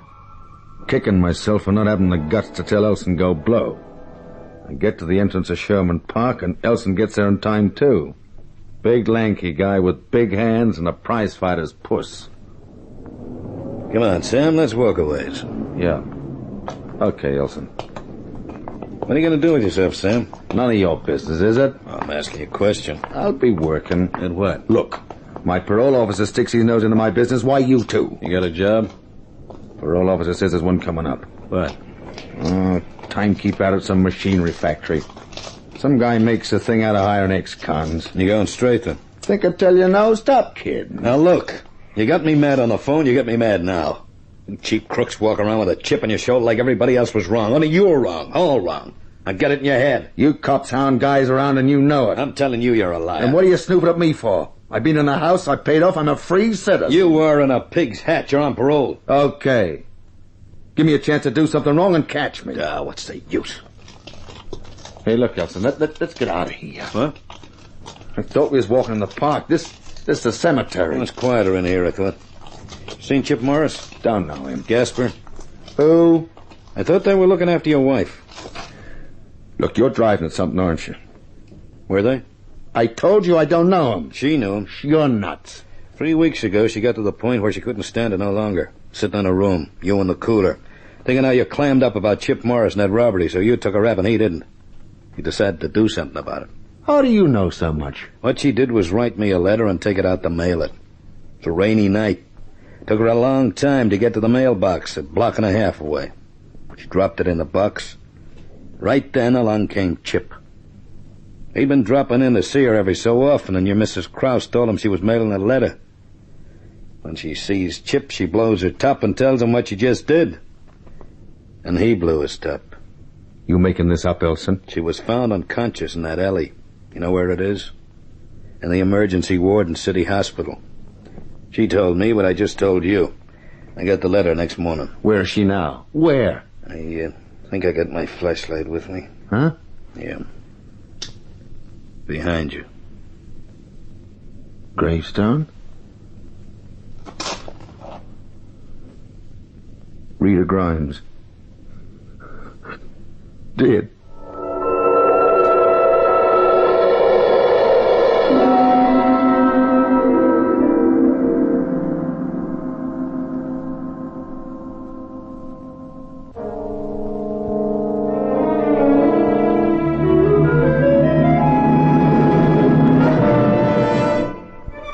Rita was dead.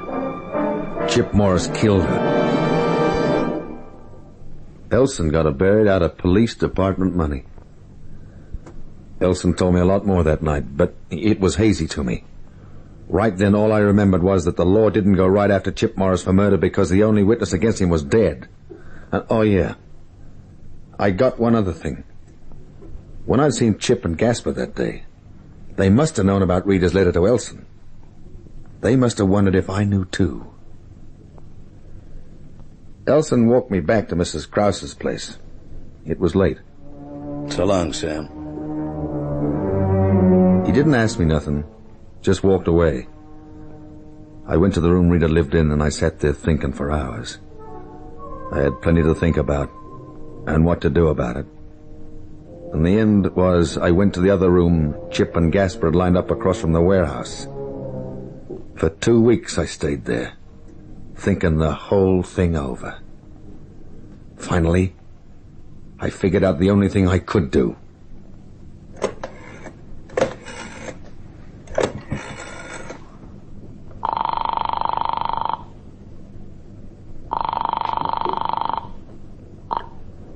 Detective's room, happening. Say, is, Elson there?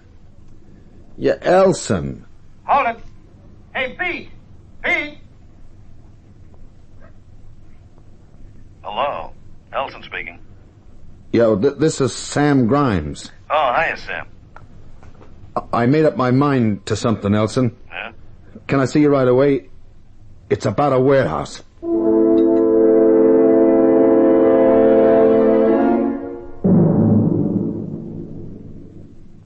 "20 past 8, Gasper. Yeah. Sam's late. How you get so jumpy about him, Chip? I got reason, ain't I? He don't know nothing, or he'd have said so. 2 weeks he's been out. Yeah, well, just the same, That'll be him now, Chip. Hi, Sam. Little late, Gasper. Oh, nobody's dead. Held up a little getting here, Chip. Nothing wrong, is there? I got my notes for you on the warehouse set up. Look all right? Well, see for yourself. Lock up every night at 6. 2 night watchmen. One in the front office, and he walks round outside every hour on the hour, 6 to 7 a.m. Other watchman inside. I don't know what he does all night, but I see him every couple hours chewing the fat with number 1. How about the doors? Front door in Sycamore. Here, see, I made a little map about that. Front door here. Front office alongside it. Not so easy to bust in that way. See, traffic on Sycamore. Now, truck loading door and platform on the side, 11th. Corrugated iron thing lifts out from overhead. 2 guys in a crowbar could handle it. Like it, Gasper? 4 guys we need altogether, Chip, plus lookout. Sam? Yo, that's it. How many trucks? Looks to me we tie up the watchman, then crew up the truck platform door, ride a couple of small trucks in, lower the door, then we got all the time we need. When'll the job be, Chip? Gasper and me'll figure it out. Depends on getting 2 more guys in the trucks. What else, Sam? I'll be gone to work in a week, maybe 2, looks like. You don't go to work, parole gets leery, huh? Yeah, that's about it. Yeah. Want me to stay on opposite the warehouse, Chip? For now, why not? Well, keep in touch then, huh? Sure. So long, Sam. Yeah. See you around, Gasper. Sure. Oh, Yeah? I still ain't found out nothing about the missus. Yeah, I meant to ask you. Nothing, huh? It's funny. Worse than that. So long. What do you mean with that crack? Relax, Chip. What could he mean? Maybe she wasn't lying about that letter to Elson. Maybe Elson got it. Knows what jobs we done. Maybe Elson got to Sam. Didn't he act funny? Boy, you sure got imagination. Why? You think all that could have happened and nothing happened to us all this time? You know, during the warehouse job, Sam could get hurt, couldn't he? Bad. And then we wouldn't have to worry at all. Yeah, let's think about that.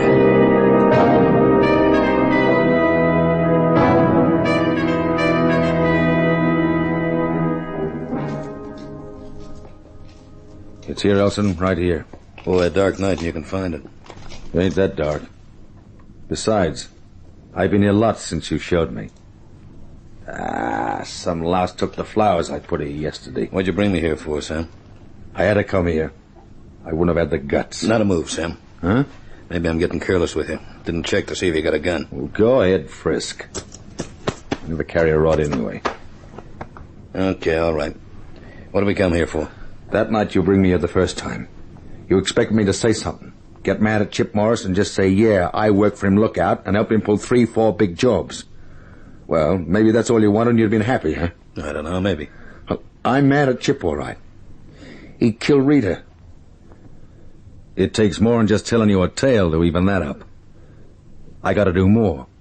Only what? You know what now, Sam? I don't know the date yet, but Chip set to knock over the warehouse at Sycamore and 10th. You know it? Yeah. I'd look out like I used to. And until you told me what you told me, I'd have gone working for Chip and take my chances on getting sent back to the pokey. Only now it's different. He knows, he must know, what Rita wrote to you. She told him, you said. Okay. You want to get him for that. Well, now, you hang around the warehouse that night, and during the job, I'll spring it on that I know. He'd kill you too, Sam. Elson, what do you think I care?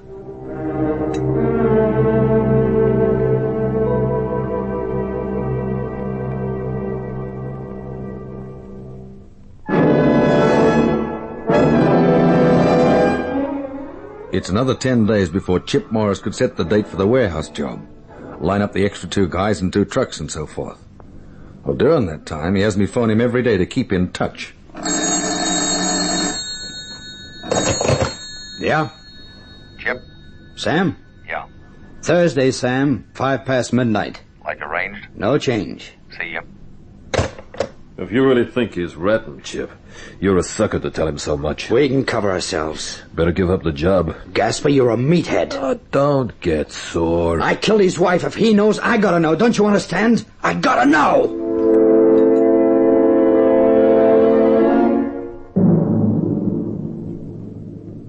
Car 14 to 21, 14 to 21. Hi, Elton. You located all right, Heffernan? 2 cars, 8 men south of the warehouse. Well covered. My 2 cars are in place, 6 men. Oh, warn all your guys, Heffernan. Warn them again what I told you about Sam Grimes and Chip Morris. Murder hangs on this deal. That's all.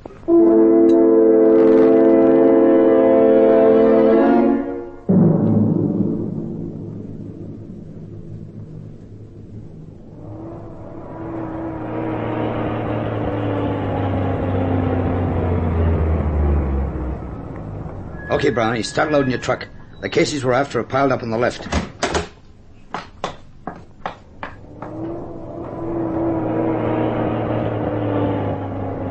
Spindle, you and Brownie load up. I'll help you in a minute.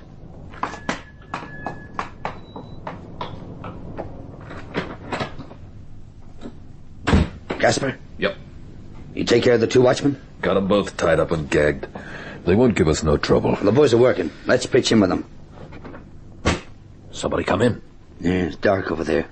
Looks like Sam. He's supposed to be outside. What's he come in for? Oh, get working, Gasper. I'll talk to him. Chip, everything going okay? I'll get working, Chip. Make it snappy. What's the idea coming inside, Sam? Want to talk to you. Now, you nuts. Now's the best time. For what? To warn you. What? Trouble outside? Plenty of it. Cops? All around the warehouse. What? All around. Gasper, jump the truck. Get out of here. You go with Spindle. I'll go with Brownie. Get cracking, fellas. Won't do you any good, Chip. No time. Well, they can try.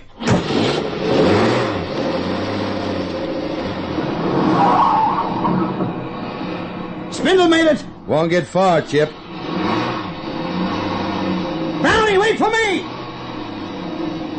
He left you, Chip. But you're better off in here.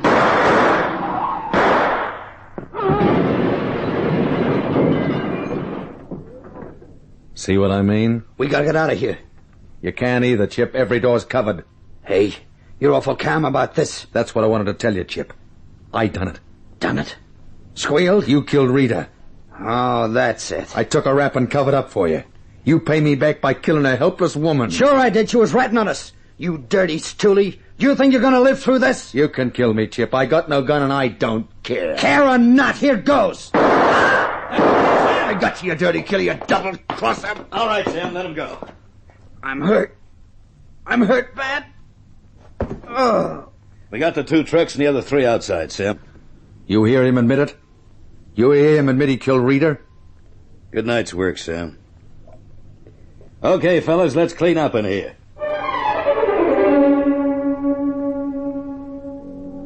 It was funny being on the side of the law for once. All those years making my way in Rita's, first good, then tough. I got used to having fear like a knot in my stomach. I got so used to it I never noticed it. Until after I helped pin the rap on Chip Morris and Gasper and cleaned up that bunch. Up to that time, knocking off Chip was all I wanted.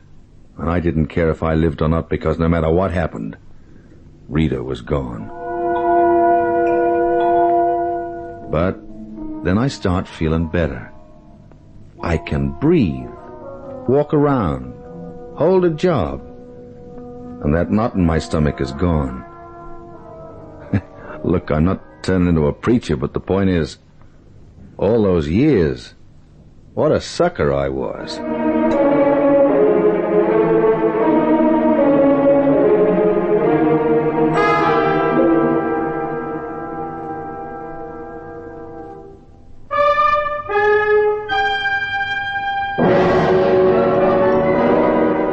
Crime fighters. They are all kinds. Master manhunters to match master criminals. Shrewd experts in 1,000 rackets. Or simple men who study human nature. They're city dicks who work in teams. Country sheriffs covering lonely regions. Scientists whose weapon is the laboratory. Federal men with a nation to police. Each week, this program salutes a different type of crime fighter.